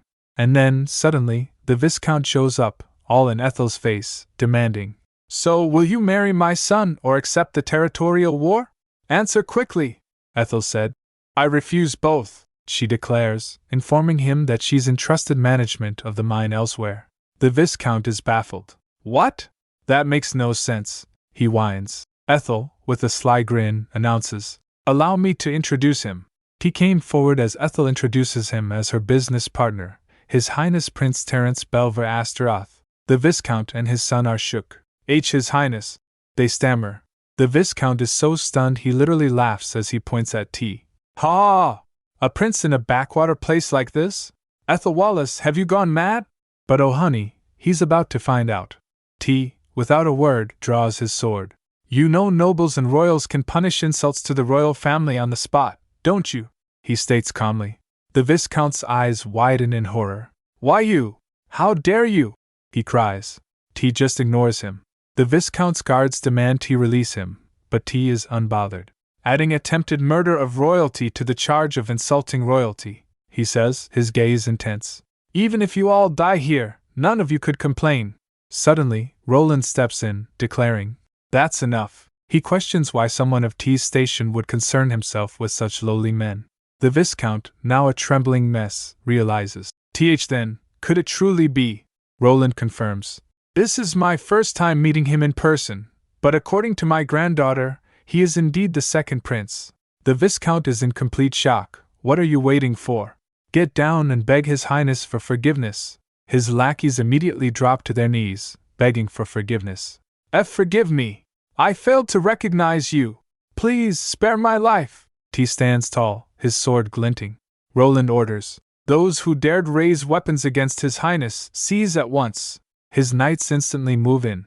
All rebels against His Highness have been subdued. Roland, addressing T, says, Viscount Canver has declared a territorial war. Your Highness, you must stay with me, in safety. T, however, is fixated on one thing. That man insulted me, he states coldly. Roland tries to downplay it. Insult, Your Highness? The Viscount merely laughed upon hearing you were here. He continues. Surely you would not stop a territorial war authorized by His Majesty? T crosses his arms, his expression unreadable. Ethel thinks, how sly. As Terence, competing with Mikhail, every move must be cautious. Ethel watches, a flicker of concern in her eyes, while she continues in her thoughts. If he interferes with something approved by the Emperor, T finally speaks, his voice low and dangerous. And if I do intend to stop it? He challenges Roland. Tell me, if I decide to halt this war, what will you do? Roland is taken aback. T continues. With just a thought, I could wipe all of them out. Roland said, of course, no one could oppose the might of the royal house. But I also know Your Highness would never do such a thing. He asks, and why do you think that? Roland said, because the royal family has always cherished the people and stood as their example. T thinks, what a smooth talker. Then he said, well, it was a jest. Without just cause, I would never stop a war permitted by His Majesty. So I ask you, Viscount Canver, do you truly intend to proceed with this war? The Viscount, sweating bullets, replies, that is, yes, Your Highness. I will carry out the war. T's response, I see. Then so be it. The Viscount is baffled. What? Will you truly allow this? T gives a chilling smile. Did I not say so? You may not get another chance. The Viscount, terrified, gulps. And just like that, the Viscount rallies his troops. Begin the battle. All forces, storm the mine, he shouts. Knights are yelling and ready. Begin the battle. It's a territorial war. But suddenly, stop! Imperial knights are racing towards them on horseback. Cease the war at once. Cease it now. It's the Imperial Knights. The town is in chaos. The Imperial Knight announces, Viscount Canver, you are under arrest for attempting to seize royal property. The Viscount is beside himself. Our royal property? I was declaring war over Ethel Wallace's abandoned mine. The knight explains, the Imperial family has signed a contract with the owner of the Anala mine. In return for supplying mana stones, the Imperial family assumes responsibility for guarding the mine. The Viscount is in disbelief. Impossible! A contract with the Imperial family? I've heard nothing of this. Riena steps forward, protesting. Wait! There must be some mistake. That place is abandoned. There's no way it produces mana stones. Ethel thinks to herself. Before she regressed, the meteorite fell much later. But now, Goddess Mila made it fall early. She smirks. A gift to me, the knight announces. So it's you, Lady Cassius? He continues. The Imperial mages have confirmed it multiple times. Mana stones, top-grade ones at that. Ethel is ecstatic. Top-grade mana stones? Kaya! I'm rich now! She thinks. Riena can't believe this is happening. That's impossible, she stutters. T steps forward saying, a portion of the mine stones belong to the Imperial family. The Viscount is guilty of attempting to steal royal property. T then adds to the charges. Add to the charges that his soldiers dared threaten me, Roland said. So you stalled for time, waiting for the Imperial Knights, Your Highness. But T counters. Did I not say it? Without just cause, I had no intention of stopping a war permitted by His Majesty. The Viscount is dragged away, kicking and screaming. Let go of me! I did nothing wrong! He forced me into this. He cries, pointing at Roland, who looks down at him shocked. He was the one who made me do it! Viscount shouts, pointing an accusing finger. Roland glares at him with furious look and said, such pointless excuses. The Imperial Knight asked, by the way, why is the former Duke Cassius and the lady here in this village? Roland explains to the knight that his granddaughter was unwell, so they stopped at a villa for her recovery. He continues, oh, by the way, we happened to run into the Viscount. who was about to start a war with his former granddaughter-in-law's family. I came thinking I might mediate. Ethel is not buying it for a second. What bold lies! Is that the Cassius family's specialty? Then the Viscount shouts. Lies! He came to me and urged me to declare war. He promised a fortune if I handed the mine over to him. Roland said, Now that you're cornered, you'll drag anyone down with you. I am innocent, investigate all you like. Ethel's like, if he's this confident, there must be no evidence at all. He must have planned everything carefully, so that if anything went wrong, he could pin it on Viscount Canver. The knight announces that Roland must come with them to the capital for investigation. It cannot be helped. All right, Roland replies calmly. Riena calls out, Grandfather. He pats her head and tells her to go on to the villa first. Little bunny, you go on ahead to the villa first. I will join you after the questioning is over. Riena asked, But how will you endure such a harsh interrogation at your age? No, I cannot leave you. Oh, what a pitiful scene, Ethel thinks sarcastically. She thinks, he will be released soon enough as a high noble anyway. If Riena take his side, she will interfere with me at every turn. Phew. Suddenly, T and the Imperial Knight turns to see someone else coming.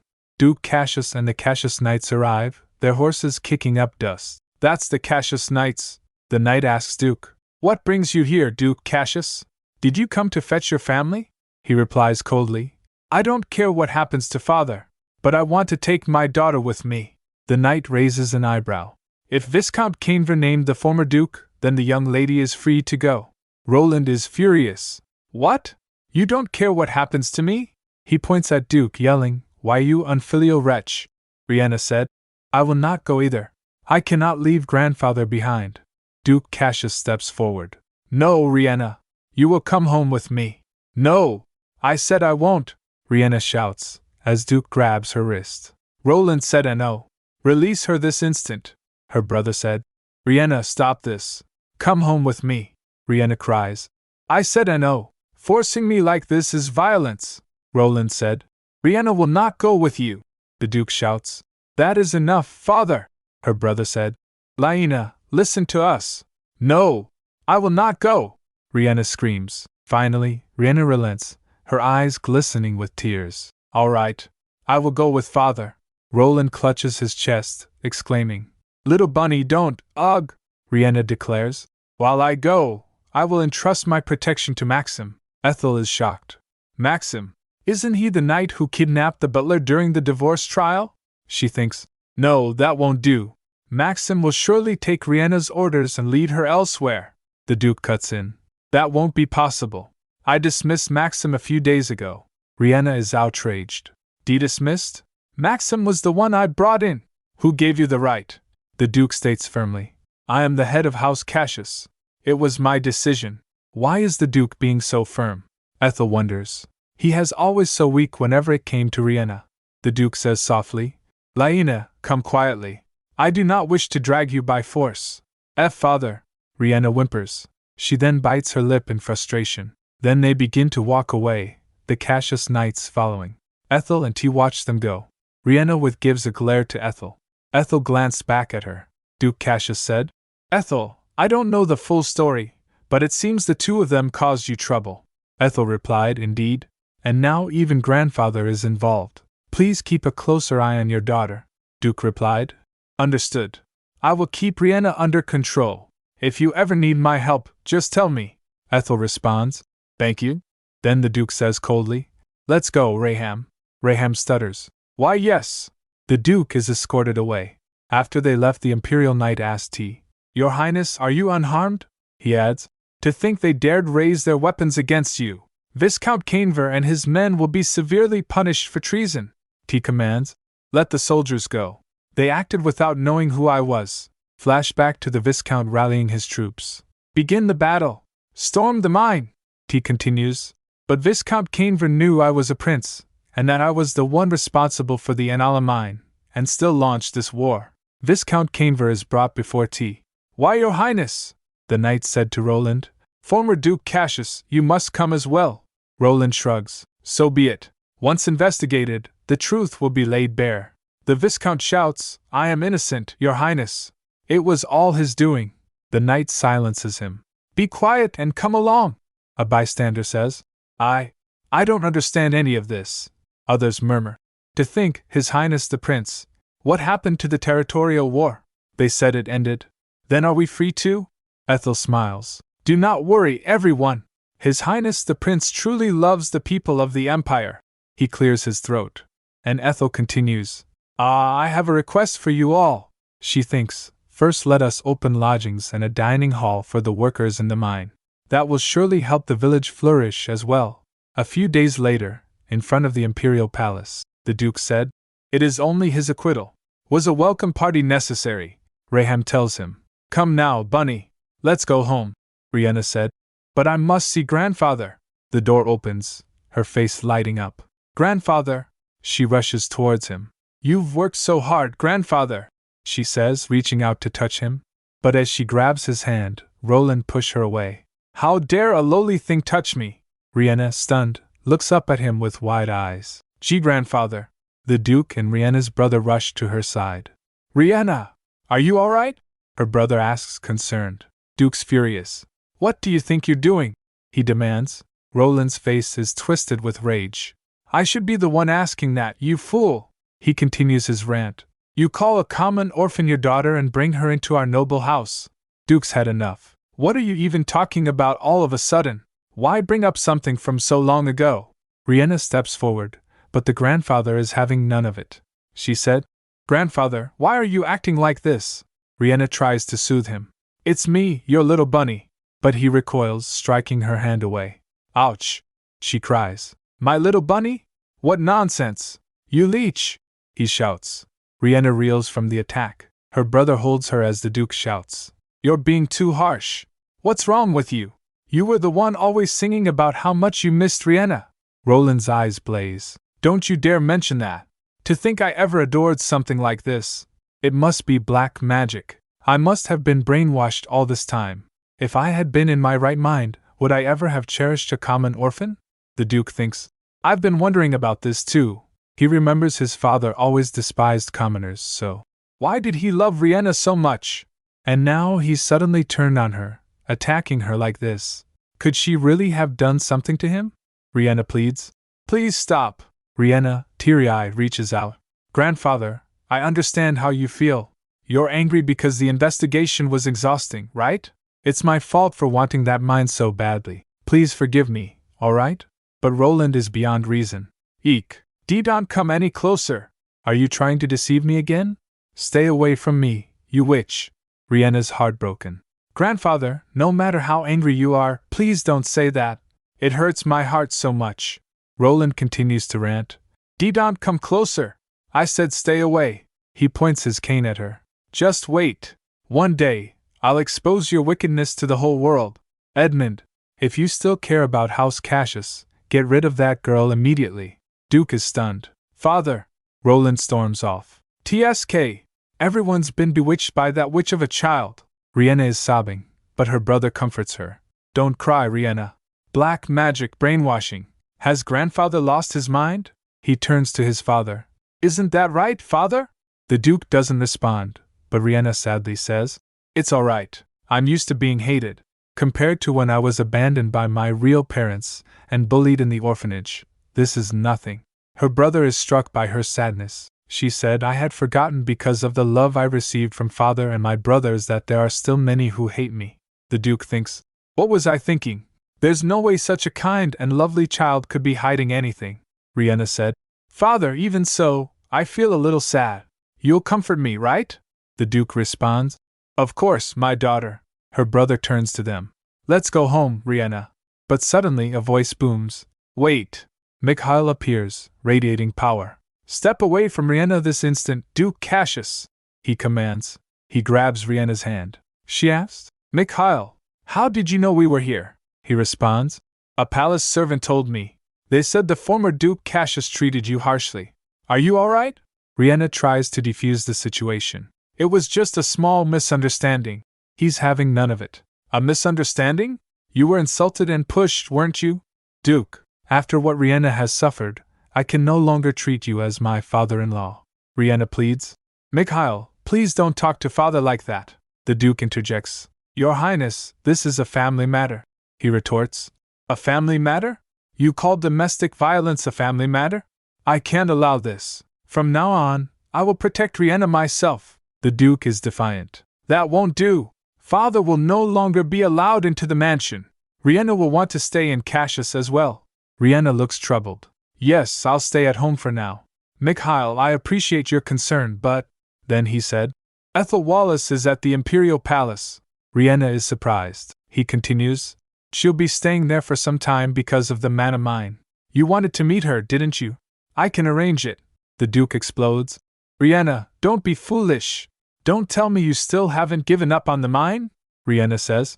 That's not it. I just want to talk to my sister-in-law one more time. Duke yells. Riena! Looking determined, Riena says, I'm sorry, Father. I'll just see her for a moment and come home right away. The Duke tries to reach out desperate. No, Riena! Stop! But Mikhail steps in front of Riena.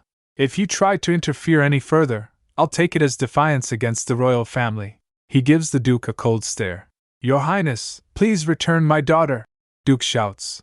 Mikhail leads Riena away. Riena, come back! Her brother calls out. Mikhail said, bystanders of domestic abuse. Riena scolds Mikhail. Don't talk to my father that way. Meanwhile, the Duke thinks, she hasn't reflected on anything, has she? The scene shifts to the Imperial Palace. Ethel is chatting with a maid, who said, yes, it was absolute chaos. Everyone watching was whispering about it. Ethel smiles, pleased. No one expected him to change this much. The scene flashes back to the Analamine village a few days earlier. Stop it! Please stop! If you truly care for Riena, you can't keep giving in to everything she wants. Ethel argues with Roland. He slams his fist on the table. Ugh, stop. Enough! I don't want to hear it. Call the captain. I want to leave for the capital. Ethel stands her ground. Listen to me until the end. Ethel continues to taunt Roland. He is confused. Why did I ever spoil a child like that? Ethel grins. It worked. If your granddaughter does something wrong, you should stop her instead of spoiling her like some little bunny. Ethel argues. A flashback reveals that Ethel used a blessing on Roland. Ethel thinks, if Riena's blessing from the goddess draws out love from others, then mine must neutralize that love to some degree. Ethel realizes. She smiles slyly. Someone said, Lady Ethel Wallace, Countess Mashelane, the Empress's chief lady-in-waiting, says, Her Majesty the Empress wishes to see you. Ethel is taken aback. The Empress wants to see me? At the Empress's palace, a grand estate. Ethel is sitting down for tea with Empress. The Empress said, Lady Ethel Wallace, would you consider meeting my nephew, young Lord Billowed, with marriage in mind? Ethel's inner thoughts are screaming. What is she even talking about? The Empress continues, seemingly oblivious. I'm not saying this just because he's my nephew. Young Lord Billowed would make a fine husband. Ethel politely responds, I appreciate your words, Your Majesty, but… Ethel thinks to herself, a fine husband? I already divorced Leandro, who was called the Empire's best husband.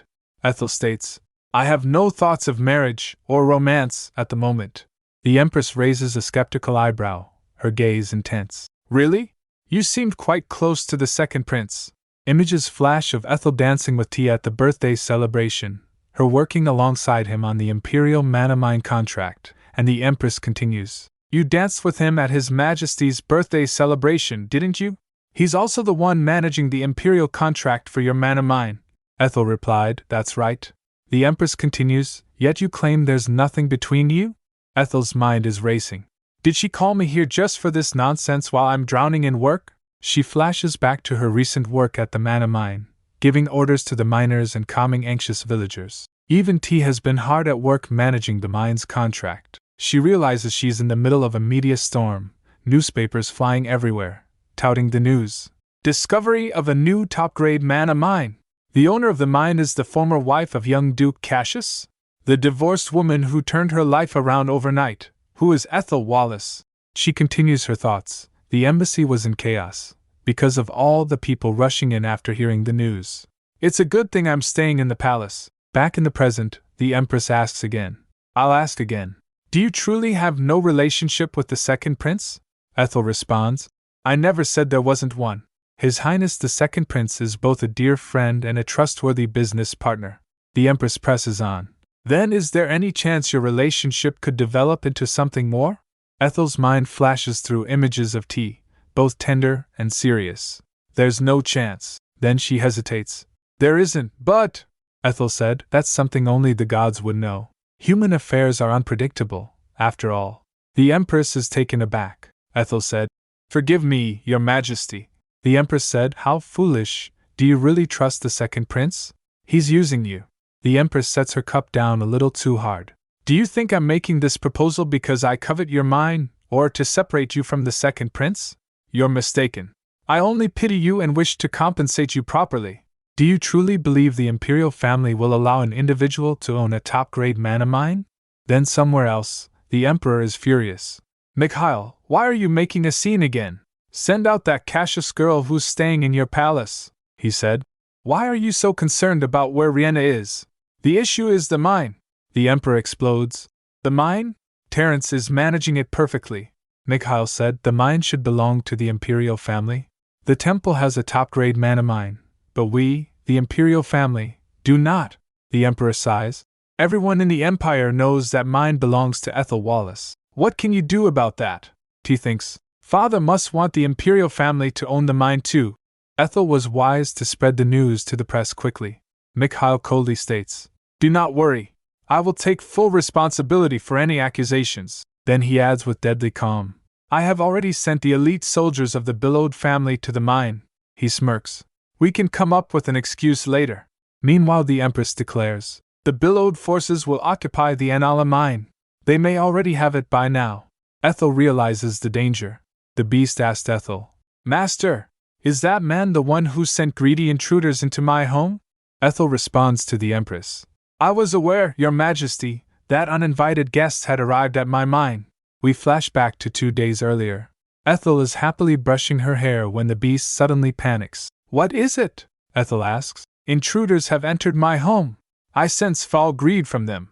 They're the kind who would harm others to get what they want. I'll go deal with them. Back to present, the beast said.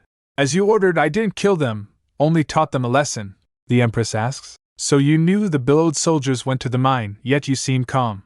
I suppose you're relying on the Imperial Knights? She scoffs. Humph, a bastard prince and I, the Empress of the Empire. Who do you think the Imperial Knights will follow? Ethel replied, I imagine many of them serve both the Empress and House Billowed. Meanwhile, Ethel thinks, that must be how Billowed soldiers infiltrated the mines so easily. The Empress says with a smirk, do you perhaps trust your contract with the second prince? The Imperial family hasn't even made that contract public, and even if it were, they could simply claim it was done without approval. Think carefully why our house sent soldiers there. Ethel said, You intended to kill my men, didn't you? The Empress takes a sip of tea. Who knows? But they say not even a trace of your men could be found in the mine. Ethel, her eyes blazing, asks, Does His Majesty the Emperor know about this? Ethel cuts right to the chase, asking if the Emperor knows about all this. The Empress sits across from her, she said. He is a man ruled more by greed than by morals. I'm sure he wants this as well. Ethel, unfazed, raises an eyebrow. Really? Do you truly believe that? The Emperor is already spiraling, ranting. You never failed to meet my expectations. 2 days ago, the Imperial Knights found the Billowed soldiers unconscious in the mine. Mikhail said. Pardon? That's impossible. He received word this morning that they had successfully taken control of the mine. The Emperor said. I staged that to see how you and the Empress would react. Those men never revealed who their superior was, even until the end. And just now, you confessed it yourself. He slams his fist on the table, sending papers flying. Mikhail stutters, looking shocked. What? No, that's not what I meant. I only acted for the sake of the Imperial family. But the Emperor is having none of it. Mikhail glares at T, eyes blazing red, he roars. You! How dare you! T, remaining calm, thinks to himself. I also suspected that father would covet the mine. He recalled the convo happened between them. The mana stones within the mine were created by a divine beast. The Emperor, now seated, perks up at that. A divine beast? Is that true? T confirms. Yes. Therefore, the rightful owner of the mine can only be Lady Ethel. The divine beast acknowledged Lady Ethel as its master. The Emperor seems intrigued. The divine beast acknowledged Ethel. T goes on. Yes. And beyond that, the Billowed family's actions regarding the mine have been rather suspicious. It seems they plan to act recklessly again for the sake of Lady Cassius. You should keep a close eye on them. Back to present, he thinks. I'm glad Mikhail moved exactly as Lady Ethel and I predicted. Mikhail asked. How dare you? The Emperor slams his hand down. Silence! Mikhail, if you and the Empress truly did this for the sake of the Empire, you would have told me before carrying it out. But you didn't, because your true motives lie elsewhere. You provided Riena with the mind's mana stones, while the Empress sought to keep Terence in check. Am I wrong? The Emperor continues, his face contorted with rage. He sinks back into his chair, defeated. This time, I will cast out every one of Bilod's followers within the Imperial Palace. Chamberlain, bring me Duke Bilod and the Empress immediately. I will personally hold them accountable for this incident. Mikhail, watching the Emperor's outburst, shouts, Father! Meanwhile, the Empress is summoned. What did you say? His Majesty the Emperor? She's so shocked, she drops and shatters a teacup. The maid replied, Why yes. The Chamberlain is here to escort Her Majesty the Empress to the palace tonight. The Empress sighs. Ha! I've been outmaneuvered. I underestimated you and the second prince far too much. Ethel remains silent. The Empress admits, No, truthfully, I wanted to underestimate you. That way, Mikhail and I could still have hope. Would you be willing to visit my palace again later? I wish to apologize properly for my mistake. A formal apology? From the Empress herself? Ethel thinks, intrigued. The Empress's attendant is scandalized. Your Majesty, how could you bow your head to a woman like her? Please take back your words. But the Empress shuts her down immediately. Quiet! How dare you speak so rudely to my guest? Ethel speaks up. Your Majesty, I only wish to ask one thing. If I accept your apology, does that mean I agree to supply mana stones to House Bilod? Ethel continues. I am not kind enough to hand over my property to those who tried to steal it, nor do I wish to accept an apology born of ulterior motives. The Empress, looking stressed, slams her hand on the table. I know that well. Still, just this once, please help our family. Ethel replies. That may be true for now, but that doesn't mean it always will be. The Empress asked, What? Ethel said, If your Majesty were to truly treat me with sincerity, things might change. The Empress seems willing to make a deal. Is there something you wish for? Tell me what it is, and I'll do my best to grant it. Ethel smirks. I'll tell you when the time comes. Someone knocked at the door. Your Majesty, it's time to leave. His Majesty the Emperor is waiting. The Empress looks defeated. Ha! She makes one last plea. When that time comes, please come to me and tell me yourself. I ask you this one favor. Ethel gives a curt nod. Yes, Your Majesty. I will. The Empress leaves, and Ethel thinks to herself, If I can gain the Empress and House Bilod as allies, they'll surely be of use one day. Meanwhile someone called, Your Majesty, the Empress. The Empress, sweeping in, is met by Duchess Luciano, the Emperor's sister. What brings you here, Duchess Luciano? The Empress asks. Duchess Luciano replies with a saccharine smile. Oh my! Must I have a reason to see you? Are we strangers now? The Empress said. Forgive me, but let's meet another time. His Majesty the Emperor has summoned me, Duchess said. Oh my, has my dear brother called for you? Empress makes to leave. Then I'll take my leave, Duchess calls out. Wait, Your Majesty. Duchess Luciano smiles. It's all right, come on out. And who should emerge but Riena? The Empress looks at her surprised. Riena greets the Empress. Riena Cassius greets Your Majesty the Empress. The Empress is clearly not having it, lips pursed in a tight line. Why are you here? She unleashes her fury. If Mikhail let you in, you should have stayed quietly in the Crown Prince's palace. How dare you step into this place without permission? Riena stutters. I only came to offer something to Your Majesty the Empress. The Duchess steps in. Oh, Your Majesty, seriously, why are you treating our dear Riena like this? She's as cute as a little bunny. What's there to scold her for? Ethel in the background is so done with this situation. Riena ignores the Empress's glare and continues. Your Majesty, even if you dislike me, please accept this. She holds out a small, striped pouch. They're socks I knitted myself. I heard Your Majesty's hands and feet often feel cold. The Empress isn't swayed. I don't need them, step back, she says coldly. But Riena pleads. If you'll just take them, I promise to stay out of sight while I'm in the palace, all right? The Empress pauses, a flicker of something in her eyes. She snatches the pouch. All right, I'll accept them then. Suddenly, the beast said to Ethel, Master, I sense divine power being used. That woman seems to be invoking a blessing. Wait, Riena's using a blessing? Ethel narrows her eyes, as Riena smiling innocently. Then BM. Ethel grabs the pouch from her hands. Riena shocked asked, Kaya! As sister-in-law? Ethel said, Your Majesty, you should go see His Majesty the Emperor now. The Empress, looking dazed, agrees. Right, of course. She hands the pouch Empress's maid. While leaving, the Empress said, Duchess Luciano, we'll meet again next time. Ethel, Riena, and the Duchess watch the Empress leave. Riena turns to Ethel, bewildered. Sister-in-law, wait! Ethel asked, Why am I still your sister-in-law, exactly? Riena replied, Why do you keep talking to me so coldly? It hurts my heart, Ethel retorts. Must I care about the feelings of someone who tried to steal my mind? Riena said, You'll understand one day why I had no choice but to do what I did. Ethel asked, Am I also supposed to understand what the first prince did for you this time? Riena asked. What? I mean, what did His Highness do? Ethel thinks, does she really not know, or is she just pretending? Riena then grabs Duchess's arm and said, More importantly, what time is it now? Duchess Luciano and Mikhail are holding a tea party at the prince's palace. Duchess, may my sister-in-law join us? The Duchess smirks. Well, if Miss Riena insists. Ethel thinks to herself, I want to see if my blessing works on someone other than Grandfather Roland. But not while Riena is around. Putting on a smile, Ethel says, I'll decline. I don't think we're close enough to share tea together. The Duchess is infuriated. Who does she think she is? Miss Riena invited her so kindly to the tea party. Riena dismisses her anger. It's fine. We can enjoy it ourselves, the Duchess threatens. I'll tell my husband not to buy mana stones from her. But Ethel remains unbothered. They can do as they please. We'll see who really loses in the end. Meanwhile, the attempt to seize Ethel's mind was kept a secret, but of course, rumors spread anyway. Duke billowed past his title to his son and left the capital.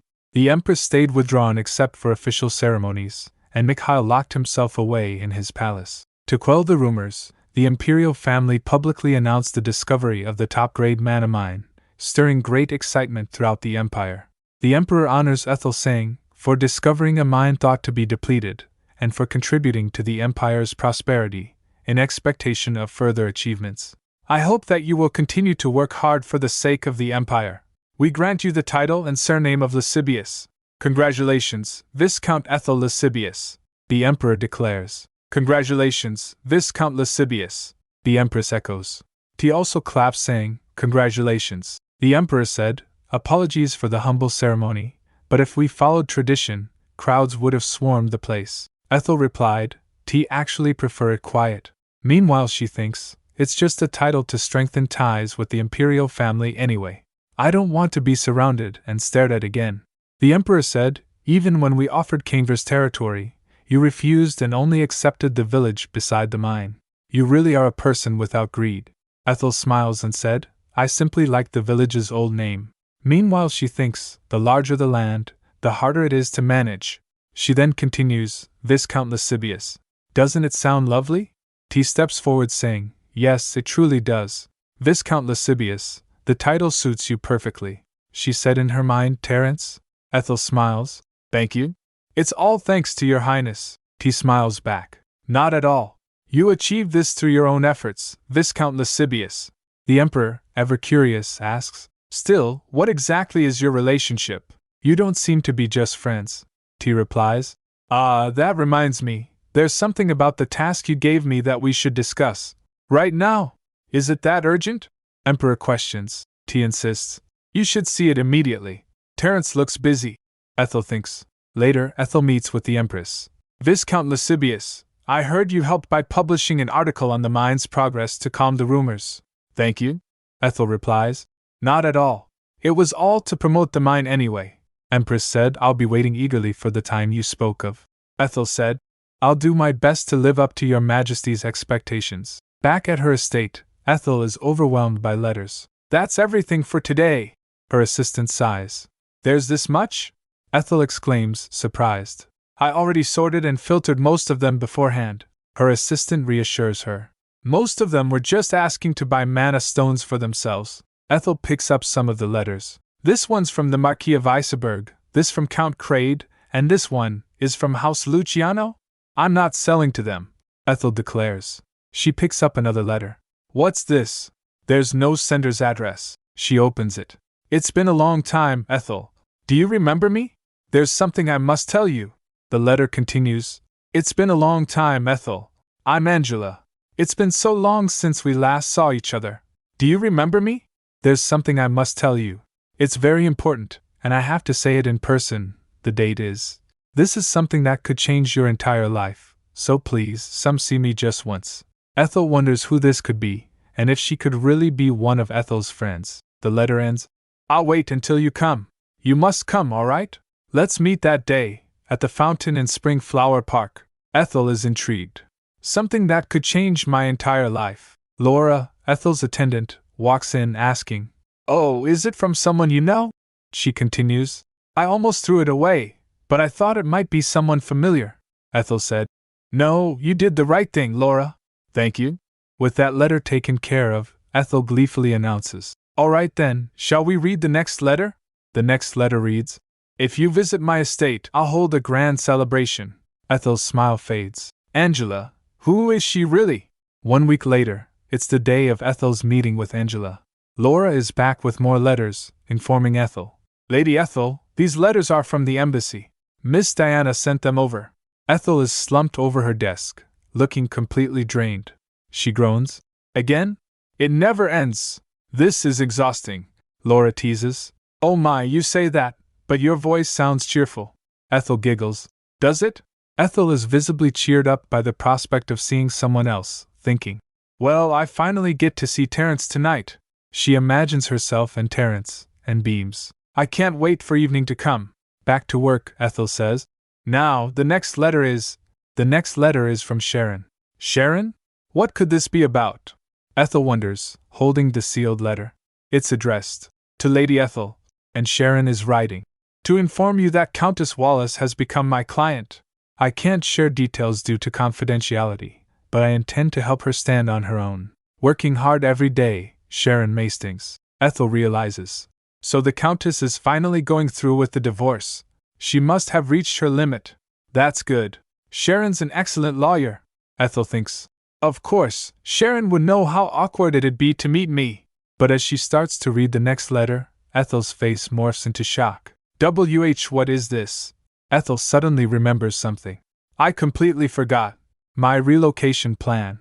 She's in a panic. The letter reads, We've secured a mansion that perfectly matches your request and is ready for immediate move-in. Train and ship schedules are included. See you on the agreed date. From a relocation expert of the Kingdom of Sorrow. Ethel realizes with dread. According to the plan, I should have already left by now. Ethel's thoughts swirl with everything that's happened. So many things have happened that I lost track of time. Besides, when I arranged the move, I didn't expect the meteorite to fall earlier than it did in the original story. Frustrated, she declares, Whatever. I'll just go meet Angela. Ethel rushes out, telling Laura, Laura, I'm heading out for a while. And just like that, Ethel's on her way to Spring Flower Park in a carriage. She arrives and settles in. An older woman approaches. Ah, hello, Ethel. You remember me, don't you? It's Teacher Angela. Ethel looks at her, confused. Teacher? Ethel never went to school, though. Angela clarifies. We were close when you were in the orphanage. Ethel asked. What are you talking about? Orphanage? Angela stammers. Why, you don't remember? You weren't so young that you couldn't remember. Ethel is stunned. Wait, did Count and Countess Wallace leave me at an orphanage? Angela confirms grimly. No, you were abandoned in front of our orphanage when you were 3 years old. Then you were transferred to another orphanage, and from there, adopted by the Wallaces. Ethel gasps, thinking. Ethel was an orphan. Ethel is speechless. She recalls Sharon's letter, and then abruptly commands Vinetta. Head to Williams Street immediately. Right now! Vinetta is surprised but obeys. Yes, my lady. Ethel recalls Sharon's letter. I need to go to Sharon's office and meet the Countess myself. Angela is worried, asking, Lady Ethel, why are we going to Williams Street? Ethel replies firmly, I'm going to confirm the truth with Countess Wallace. Angela protests, That woman would never tell you the truth. She wanted to raise you like her own daughter and even hid the adoption record. Ethel asks. How do you know that? Angela responds. I heard it from the orphanage you were moved to. I went there because I was worried about you. Ethel questions. You were worried about me? She stares intently at her. I can't trust you unless you're being honest with me. Angela, looking distraught, says. She cries. I understand. I'll tell you everything. The truth is, I was planning to take you to Cassius. But then I heard that Riena was being loved by the Duke's family. Ethel questions. You were going to take me to Cassius? Why bring up Riena now? Angela responds. You said you don't remember your childhood, right? Riena was in our orphanage too. You two were inseparable back then. Ethel pieces it together. So in the original timeline, Ethel and Riena were friends because they were from the same orphanage? Ethel then asked. Why were you planning to take me to Cassius? Angela drops the bombshell. Because originally, the child meant to be adopted by House Cassius wasn't Riena, it was you. It turns out Ethel wasn't supposed to be a Wallace at all. So I was the one who was supposed to be adopted into House Cassius. She wonders. The carriage arrives on Williams Street, and Ethel's mind is racing. She doesn't think Angela is lying, but she needs proof, Ethel said.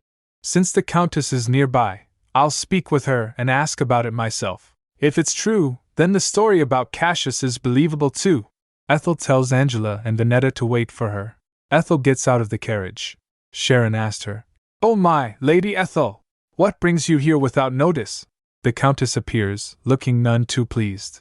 Ethel cuts to the chase. Countess, I'd like to speak with you. Inside, the Countess can barely hide her disdain. I heard the news. They say you became rich thanks to the Anala mine? She wastes no time getting to the point. Why not share a little with us? You could help repay Samuel's debts too, Ethel asked. And why should I? I'm not even your real daughter. The Countess is shocked, stumbling over her words. How can you say something like? Realization dawns on her face. Ethel, don't tell me you recovered your memories. Ethel's voice is laced with anger. You fooled me so well. I must have looked pathetic, believing I was part of your family without knowing I'd been adopted. The Countess feigns innocence. I wasn't trying to deceive you. I thought it was better not to tell you. You lost your memory in the accident. Accident? What accident are you talking about? Ethel demands to know the truth. Countess Wallace, you need to tell me the whole truth. The Countess recounts the story. When you were little, you tumbled down a slope and hit your head. After you woke up, you didn't remember anything, so I didn't want to confuse you. Ethel is livid. So you hid the adoption because of that? Why did you adopt me in the first place? Meanwhile, Ethel thinks they weren't well off, yet they still adopted me. Why? Silence hangs in the air before Ethel explodes. Countess Wallace! The Countess finally cracks. Viscount Canver's maid needed a girl to marry his son. Ethel thinks, Viscount Canver. She then recalled him saying, Your father broke a promise he made long ago. He vowed that if he ever had a daughter, she would wed my son. Ethel pieces it together. You were after Viscount Canver's wealth. You pretended to be family so you wouldn't lose me once I married into his house. Even the way you said we looked alike, you chose a child who resembled you on purpose from the very beginning. And then that adopted daughter married Leandro Cassius. I'm sure the result was far better than you had hoped, wasn't it? Ethel rises, her voice cold as ice. I won't ever see you again. She turns and walks away, leaving the Countess stunned. Ethel! But Ethel left. Back in the carriage, Ethel said, Miss Angela, please continue the adoption story with House Cassius. Angela starts. Well, the director of the orphanage suddenly said they would recommend Riena instead of you. Ethel questions at House Cassius's request? Angela continues. After the Duchess passed away, House Cassius wanted to adopt a child. They asked for the one who had been closest to the Duchess. Ethel asked, But why me? Was I close to her? How? Angela explains. The Duchess often visited the orphanage to volunteer. She especially adored you. You two resembled each other so much. But the director despised you. You always stood up to her whenever she mistreated the children. Ethel reflects. Ethel had that kind of personality? The Ethel I've known was always timid and withdrawn. The director said Riena resembled the Duchess, so she would surely be chosen. Angela continues. But Riena came to the orphanage only after the Duchess's health worsened. She had never even met her. I later found out that the director fabricated the documents to make it look like Riena arrived earlier. In fact, around that time, I saw something strange. I saw Riena go into the director's office alone. A child who used to turn pale from fear just seeing the director. Ethel realizes. It must have been after Riena regressed. Did she speak to the director first, asking her to recommend her to House Cassius instead of me? Angela adds. It was definitely strange. When the director sent you to another orphanage, Riena didn't even cry. Ethel thinks, so the director sent me away before Duke Cassius arrived. Ethel adds. Not long after, the director met her end at the hands of Duke Cassius for child abuse. She gasps. All right. They tried to silence the director. The director knew Riena's truth. Help me, Ethel. What if I'm next? Ethel takes Angela's hand, reassuring her. You'll be fine. It's already been 10 years. But Angela is terrified. You don't understand. I've felt someone watching me all this time. And it's gotten worse lately. You're the only one I can trust. I have nowhere left to hide. Please, Ethel. Ethel understands. The day Angela went to the other orphanage to find me, she must have planned to take me to Cassius and expose the truth. Then Riena would have been cast out. But when Angela saw how loved Riena was in Cassius, she panicked and fled. Newspapers fly as Ethel considers the present. But now, because of the mine, I have power, and she believes I can protect her. Ethel decides. All right. I'll protect you, Miss Angela. Angela is relieved. Really? Ethel smiles. Of course.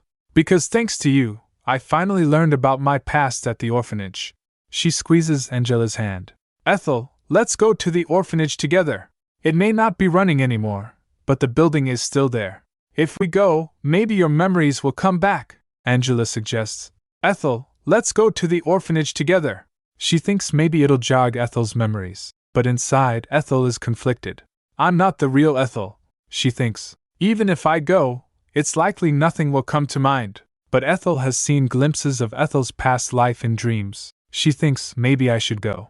Ethel asks Angela how far the orphanage is. She replied, an hour by train. Do you want to go right now? Ethel hesitates. If she goes, she'll miss her dinner with Terence. A film reel flashes through her mind as she thinks of tea. My heart won't calm down, she realizes. If I go to see Terence like this, I won't be able to tell him the truth. Ethel steels herself. She tells the knight, Sir, please tell His Highness the Second Prince that our meeting will be postponed to tomorrow. Meanwhile she thinks, I have to see the orphanage with my own eyes as soon as possible. She grabs Vinetta. Vinetta, let's head to Central Station. And just like that, Ethel is off. Later that night, the train arrives at their destination. This is our orphanage, Angela announces. Does anything come to mind? Ethel is silent. Angela asks, Ethel? Ethel looks around, a strange feeling washing over her. Why does this feel so familiar? A weathered sign with childish drawings hangs above. Suddenly the beast asked her, Master, what's wrong? The divine power inside you is surging. The seal on your memories is breaking. This is all because I gave you the power of a divine beast. A surge of blue energy engulfs Ethel as her past life memories threaten to break through. Back in past, Riena and Ethel sits nearby a cage of rabbits. Riena said, I envy rabbits. Why? Ethel asks. Riena replied, They're cute. I wish I was cute like a rabbit, then everyone would like me. Ethel smiles gently. You are as cute as a rabbit though. Riena scoffs. Liar. Everyone says I look gloomy. If I were cute, I would have been adopted ages ago. Ethel suddenly has an idea. Wait, hold still. She ties up the Riena's hair into little pigtails. When I tie your hair up like this, it looks like rabbit ears. Your pretty hair and red eyes. You look exactly like a cute rabbit. Riena blushes. Thank you, Ethel. Riena was transferred from another orphanage. Riena confesses. Actually, I was adopted once before at my previous orphanage, but they returned me soon after. They said I was too quiet, and they couldn't tell what I was thinking, and I wasn't very affectionate. Ethel takes Riena's hand. Don't worry, from now on we'll be close. You're my best friend starting today. Seeing how sad Riena looked, Ethel decided to take care of her. Ethel shares her raspberries with Riena. It's good, right? If the director doesn't give you food, you can come here and eat raspberries. Then one day, a grand carriage arrives at the orphanage. I can't believe you came to a humble place like this. Welcome, Duke Cassius, the director gushes. To think you'd adopt an orphan, what an honor. You truly are a noble among nobles. Duke asks. Which child was closest to my wife? Unfortunately, I don't know her name. My wife didn't tell me so I wouldn't form any bias. She said I might grow attached to another child instead. The director stammers. Well, the Duchess treated all the children equally. Now that I think about it, there is a child who resembles her. Ethel perks up. Duke Cassius. The Duchess was truly a wonderful person. I'm sure she found peace with Goddess Mila. Duke's blue eyes search her face. She was too good for me. I still can't believe she's gone. He asked the children. Were you close to my wife? Other children chime in. She used to read books to me. She gave me lots of candy. Ethel's eyes widen. Where is Riena? Is she hiding because she's scared of the devil, Duke? Duke turns to Ethel. It's you, isn't it? The one who is closest to my wife. I sense something in you that reminds me of Cheryl. I'm sure you and my wife would have gotten along very well. The teacher at the orphanage said. Yes. I also thought it might be Ethel. But the director said, see, come to think of it, the Duchess often spoke with Ethel. Riena kneels before Ethel. Would you like to become my daughter? I think you would fit in with our family. Ethel stares at his hand at first, then said, I'm sorry. I can't become your daughter. Everyone is shocked. What? Ethel explains. My mother is coming back for me. The director whispers to Duke. We told her when she was 3. Her mother left her at the orphanage, but promised to return once things got better. Ethel insists. My mother doesn't lie. She'll definitely come for me. The director raises his voice. How dare you raise your voice here? But Duke stops him. Enough. Won't you think it over? If your mother really returns, I'll send you to her then. He continues. After Cheryl died, laughter disappeared from our home. I stopped speaking to my sons too. But if you came to our house... Ethel shakes her head. But your grace, I'm not the Duchess. Duke Cassius pauses. Ethel says gently. I may resemble her, but I cannot replace her. Duke sighs. You're right. No one can replace Cheryl. I use your resemblance as an excuse, hoping you'd fill the emptiness in our home. Ethel responds. The Duchess said that no matter how difficult things were, you always overcame them. Duke is taken aback. Cheryl. Ethel takes his hand. Yes. She always talked about you when she had time, and how proud she was of your sons. Duke looks away, saddened. Our family's sorrow is something we must face on our own. I should return and speak with my sons. Ethel beams. Yes. They'd want that too. Duke smiles sadly. Would you come to Cassius? Not as an adopted daughter. I'd like to sponsor you. Ethel asks. Sponsor me? Duke nods. Yes. How about attending the academy with Cassius's support? And if there are other gifted children, I'd like to sponsor them too. The other children gasp. Wow. Later that night, Ethel lies in bed asleep, but Riena sits up, looking at her. She said, You refused the chance to be adopted into a ducal house? Riena says, If I were you, I'd never make such a choice. What? A grand estate looms as T is floored by some news. His crimson eyes burn as he demands, Say it again. What did you just say? A subordinate, kneeling before him, nervously reports, Lady Lascivious said she had another engagement, and the meeting will be pushed to tomorrow. T cuts him off, seething. I heard you. That's enough, he thinks, face shadowed with displeasure. She postponed our meeting. I finished work early so I could escort her. What a shame. What could possibly be more important than our time together? Cut to a letter. The Kingdom of Sorrow, train, relocation. T is holding the letter, his expression hardening. A relocation expert from the Kingdom of Sorrow. Then, Ethel's face flashes in his mind. He recalled Ethel saying, She's leaving the Empire. Something snaps in T. He clenches his jaw and asks his subordinate, Did Lady Lascivious say why she postponed the meeting? The subordinate stammers, And no, she didn't. But now that I think about it, she seemed to be heading towards Central Station. The letter falls from T's hand. Lightning flashes as he realizes a train. He's immediately on horseback, racing through the night. This man is determined. He recalled the maid saying. While reading her letters, she said she was going to meet someone named Angela. T thinks.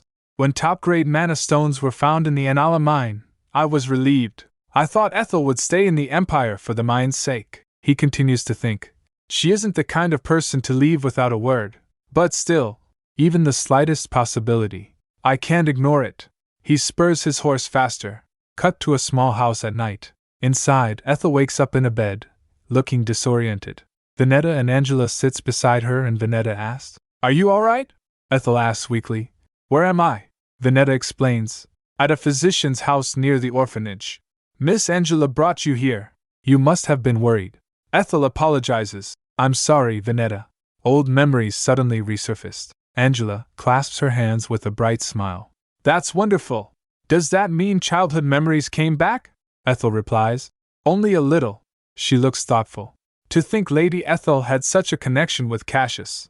In Riena's first life, she was close enough to the Cassius duchy to be sponsored, and in this life, she even married Leandro, then divorced. She muses, "Even if Riena stole her friend's opportunity, I don't want to condemn her. She suffered the pain of being abandoned too. Maybe Riena truly believed marrying Ethel to her brother would give Ethel a happier life. Maybe she thought giving back the chance she stole was the right thing to do. But the problem came afterward. Riena let Ethel be neglected in Cassius, stopped the divorce, and even tried to steal the mine. If my memories returned, if I were really your friend Ethel, there's no way I'd hate you." Ethel sighs. "I can't figure out what Riena's thinking at all." Later, Ethel, Vineta and Angela walks outside. Suddenly a voice calls out, "Ethel!" Ethel turns, surprised. T is running towards them, his face etched with worry. Ethel gasps, "Terence! Why is Terence here? Did something happen?" T reaches them, she said. "Your Highness, over here for a moment. Did something happen? Is it the lascivious mine? Or Mikhail's faction?" He looks relieved. "I'm relieved. You haven't changed." Ethel is confused. "What? What do you mean?" T brushes it off. "It was nothing. Just my foolish imagination." But thanks to that, I realized something clearly. T's expression turns serious.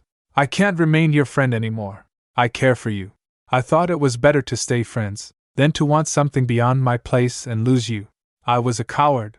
If you wished it, I could disappear from your life like smoke at any moment." Ethel's eyes widen. "Disappear? Him?" T continues. "I know you're not that kind of person. It was merely something I feared, and that fear pushed me to make a choice." He kissed her hand. He said, "Ethel, I care for you." Ethel stares at him, stunned. A train whistle blows. Vineta says, "Your Highness, Lady Ethel, the train to Central Station has arrived. The next one won't come for another 5 hours. What will you do?" T declares. "I'll take that train back. I'm not asking you to answer," he says softly. "My feelings were something I confessed on my own. It's getting late. Shall we head back?" Ethel looks at him, her expression unreadable. Then she gasps, her eyes wide with shock. "Terence!" Ethel is standing outside in the starlight, looking stunned. Vineta asks, "Lady Ethel, are you all right?" Ethel startles, replying, "WH what?" "Ah, yes." Vineta asks if she is feeling unwell, perhaps due to collapsing at the orphanage. Ethel waves her hands dismissively and says, "No, it has nothing to do with that." Inside her mind, Ethel is on the train returning to the annex and muses, "I can't even remember when or how I returned to the annex." She recalls T saying to her, "I care for you. Terence just confessed to me." Her heart pounds. Ethel clutches her chest, thinking, "I can't calm myself down at all. Ugh, but why do I suddenly want to run away?" Her inner turmoil continues. "Why? From what?" We see Terence's boots as he strides purposefully. He calls out, "Ethel." Terence tells her, "As you requested, I moved the woman, Angela, to one of my safe houses." Ethel is relieved. "Ah, thank you," she continues saying. "I should have handled it myself, so I feel bad. Maybe I should secure 2 or 3 safe houses of my own while I'm at it. Would it be expensive? Ah, but I have the mine now, so money isn't an issue, right? Where should I even start looking? If I ask around, will it still count as a safe house?" Terence says, "I see. There's no harm in having them. I'll look into it slowly." Ethel is flustered by Terence's proximity. We see Terence caring for Ethel in various scenes. Again, a voice echoes, "I care for you." Ethel is blushing, while Terence looks at her intently. Ethel covers her ears, thinking, "What am I even thinking anymore?" T wonders, "By the way, who exactly is that woman? She seemed suspicious. I think it would be best to stay cautious." Ethel replies, "Huh! Ah, she's a teacher I followed like a mother when I was young." T said, "That explains it. She gave off a very kind aura." Ethel tells T, "You must be tired. You should go inside and rest." He said, "Yes, you too." Ethel and Terence share a look. Ethel abruptly realizes. I didn't get to eat dinner, Terence suggests. Neither did I. If you don't mind, would you care to dine together? Later, under the moonlight, they sit down for dinner. Ethel glances at Terence as he takes a sip of wine. She thinks, I already knew, didn't I? She recalls their previous interactions, thinking, how could I not understand how he feels? Terence says, I'm glad to hear that. I was quite hungry myself. This wine has a deep aroma. Ethel reflects, I like Terence. That much is true. Her expression darkens as she wonders. But I don't know if this feeling is truly love, just like back then with Leandro. She thinks, I know Terence is different from Leandro, but I thought I loved Leandro too at the time. I don't want to make the same mistake ever again. And someone like me, an orphan, with Terence a prince. Terence calls her name. Ethel, he asks, do you feel uncomfortable being with me after all? Ethel is touched. Even now, Terence is thinking about me first. She clenches her hands, saying, Terence, there's something I need to tell you. The truth is, I'm not from this world. Terence responds, I'm not sure what you mean. Ethel said I knew who you were even before we met in the wandering forest. Our meeting wasn't a coincidence. From the very beginning, I knew exactly who you were, and I sought you out to make a deal. I knew you were in the wandering forest. I knew the recipe for the medicinal tea. I even knew it would ease your headaches. I knew all of it. I'm sorry. I approached you deliberately while pretending not to know. I deceived you. Ethel recalls him saying, Isn't it strange?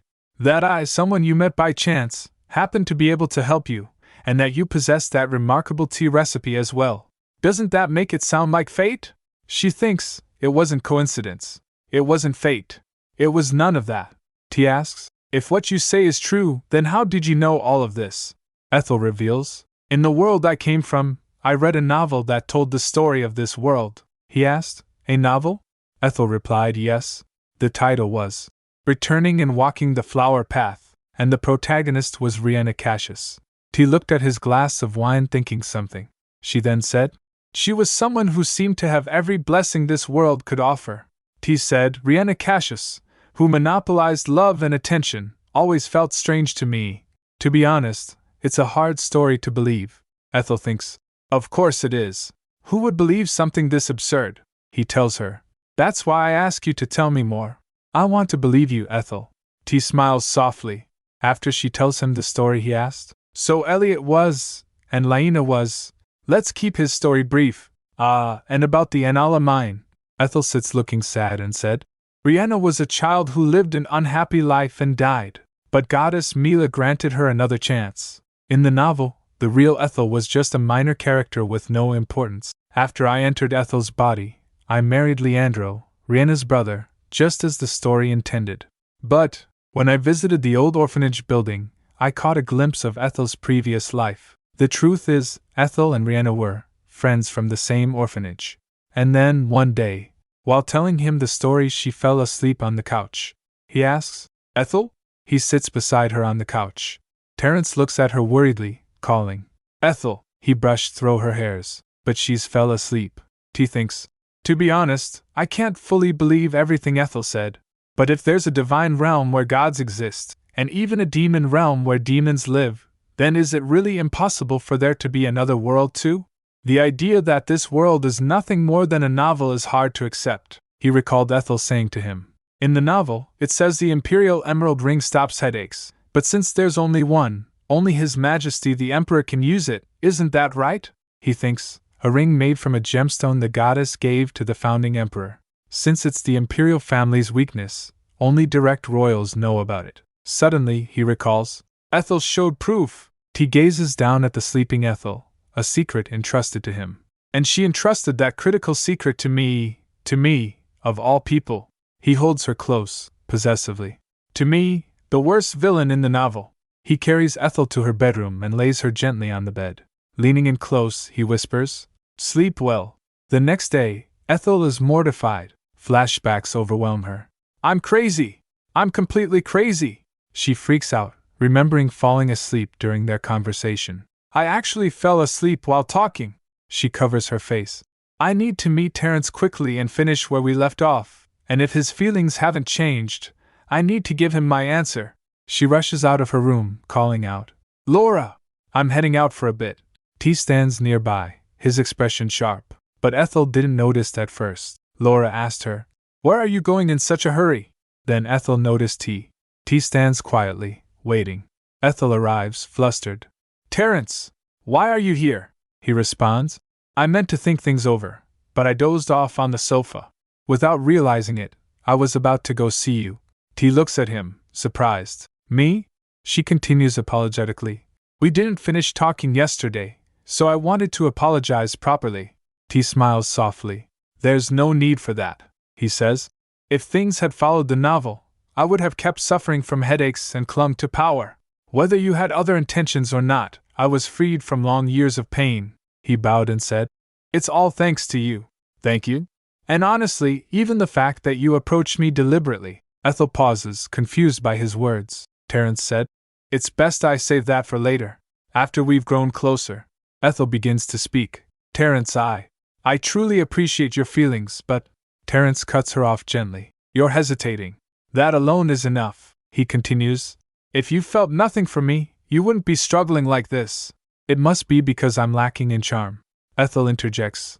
"And no, you're an incredible person," T says. "If that were truly the case, you wouldn't hesitate and would choose me." Ethel weakly protests. "That's not the issue." He steps closer, cornering her against the wall. "It is the issue.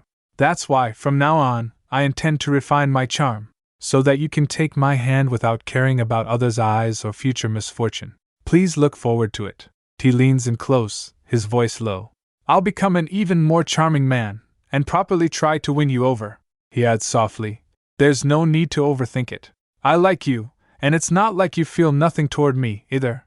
Ethel looks up at him, speechless. Terence concludes, "All this means is that I'll be the one to put in the effort." Ethel's heart pounds. "Terence." Later, Ethel and T sit together. While telling the remaining story, she said, "So Ethel was sent to another orphanage, and from there, she was adopted into the Wallace family. Riena, originally, that place was meant for Ethel. That's how it happened." T observes coldly, "She's truly a greedy person. Stealing the adoption wasn't enough, she even tried to keep you by her side." Ethel said, "I wonder why she's so obsessed with me? It doesn't seem to just be about the mine. Does she want to be friends with Ethel in this life too?" Ethel continues, "I'm not angry about blocking Cassius's sponsorship. I'm not the real Ethel anyway. But with the mine, and everything else, if Riena keeps interfering, I can't just stay still." Suddenly, a servant rushes in. "You're here, Your Highness!" Ethel is surprised by the interruption. His Highness Mikhail suddenly started nitpicking the mine business. "It's been unbearable," T says. "I'm sorry, Ethel." Ethel responds, "It's fine, please go ahead."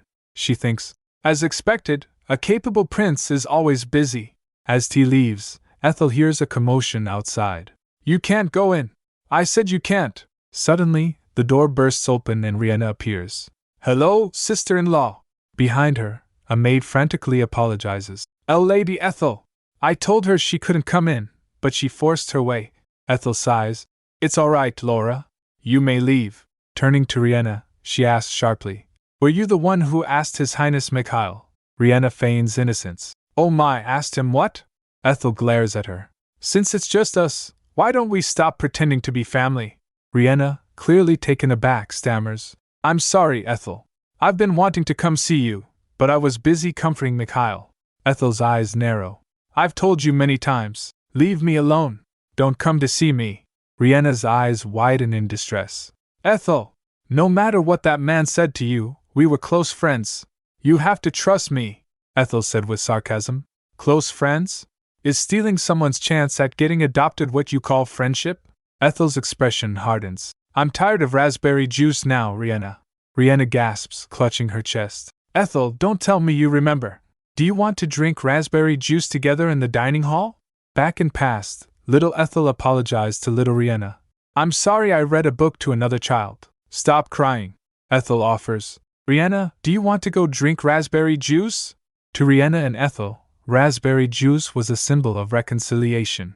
A secret code only the two of them knew, unknown to the other children in the orphanage. Ethel recalled the moment when Riena asks, "Aren't you hot?" "At times like this, raspberry juice is perfect," Ethel said. "Maybe I drank too much of it before. I don't even want to see raspberry juice anymore. How do you know that? Riena asks, flustered. How much do you remember? Ethel smirks. Why should I tell you that? We were friends. Riena shouts, clearly upset. Ethel's eyes narrow. I don't call someone who steals another person's chance, and even tries to take theirs a friend. Riena insists. I only kept the mine so it wouldn't go to Terrence. I planned to give it back once you got away from that man. Riena shouts. But Ethel isn't having it. Then what about stealing my chance at getting adopted? How do you explain that? Riena counters. You rejected my father's offer back then too, saying you were waiting for your mother. Ethel asked, so that's why you sent me to another orphanage? Riena replied. What else could I do? If I kept talking to you, father might not have adopted a child like he did in my previous life. Ethel explodes. You should have just been honest. You should have said you wanted to be adopted by Cassius. Then I would have introduced you to the Duke. Riena shouts back, wouldn't that have solved everything? I was adopted by Cassius in the end, so the result is the same. How is that the same? Ethel slams her fist on the table. Because you sent me away to another orphanage. I was adopted by Wallace and never received sponsorship like I did in my past life. I thought you were living well in Wallace, Riena exclaims. Becoming a real noble sounded better than being sponsored by one. Riena continues. When I found out you grew up in such conditions, I felt guilty too. I wanted to compensate you somehow. That's why I actively helped you marry Brother Leandro. Ethel is not amused. Ha, and you're saying you didn't want the Alamine? No, Riena cries. It's true I sent Brother Leandro to the Wallace family because of the mine, but I didn't know you were there. Do you know how shocked I was when he brought you back? Ethel asked. Then why did you hate it when I said I'd give the mine to Wallace and return to Cassius? Riena stammers. That's because it felt like a waste to give up a man of mine. Ethel's eyes are filled with betrayal. In the end, that's how much I meant to you. No, that's not what I mean, Riena shouts. Ethel asked. Then what about leaving me alone while I was being isolated in Cassius? Riena said, what are you talking about?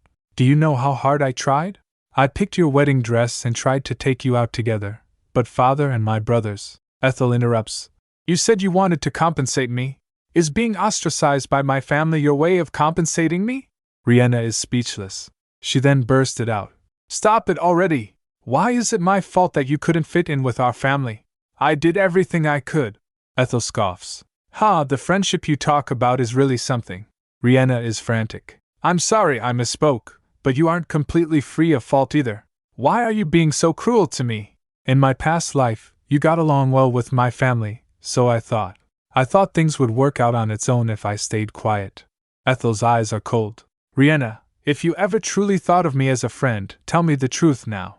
The truth, Riena whispers, her red eyes shining. Riena thinks. After Ethel left with Duke Cassius, my chance finally came. I was adopted by a wealthy scholar couple. But unfortunately, luck was not on my side. Not long after I was adopted, the couple had a child of their own. As soon as I came of age, they drove me out under the pretense of independence. After wandering from place to place, the only place left for me was. Ethel greets Riena warmly. My goodness, Riena! It's been so long! Come in. Stay as long as you like, think of it as your own home. Riena, with tears in her eyes, says, Thank you. Later, Ethel asks Riena, What? You want to work as a maid at the Cassius household? Riena clings to Ethel. I really want to work. They say the Cassius household pays its servants well, but Ethel tries to dissuade her. You could just rest in our house without doing anything. At the Cassius estate, Riena stands before a portrait. Is this the Duchess of Cassius? We look so alike. If the Duke had seen me first instead of Ethel, he would have taken me, not her. The maids at estate whispers as they see Riena. They only hire experienced staff. How did she get in? She was recommended by Lady Ethel. The staff gossip. Did you see her face? She resembles the late Duchess. Right, when I first saw her, I thought she was the Duke's hidden daughter. Riena overhears everything. Maybe I could have become Lady Cassius. Later, Ethel and Riena are having a picnic with Duke and others. Ethel said, Long time no see, Riena. Is the work hard? Riena stood seeing the family happy. Duke said, Ethel, how's your merchant business? And what about that annoying guy you lost at the academy? How is he doing now? Ethel replies, Elliot? I heard he's doing well in Miloham. Riena's seething. I wanted a family like that too. After some time, Lihim asked Riena, Huh! Where did my sister and Ethel go? I don't see them. She replied, I'll look for them. Meanwhile, Riena has followed Ethel to a secluded spot by the water. Ethel and Leandro are sitting together on a small dock. Leandro gazes at Ethel adoringly. Will you marry me? Riena watches in shock, her eyes wide. Marry Leandro. Ethel is not having it. Marriage? What kind of nonsense is that? Leandro, sitting beside her, is dead serious. I'm not joking. I'm serious. Ethel is so direct though. No. You don't even like me. Leandro is quick to respond. I do. Ethel doesn't believe him for a second. I mean, as a partner. It's a firm rejection. Leandro, don't confuse closeness with love. Leandro is quiet for a moment, looking thoughtful. You're right. I'm sorry for saying something pointless. I've been feeling a bit anxious lately. Ethel wonders.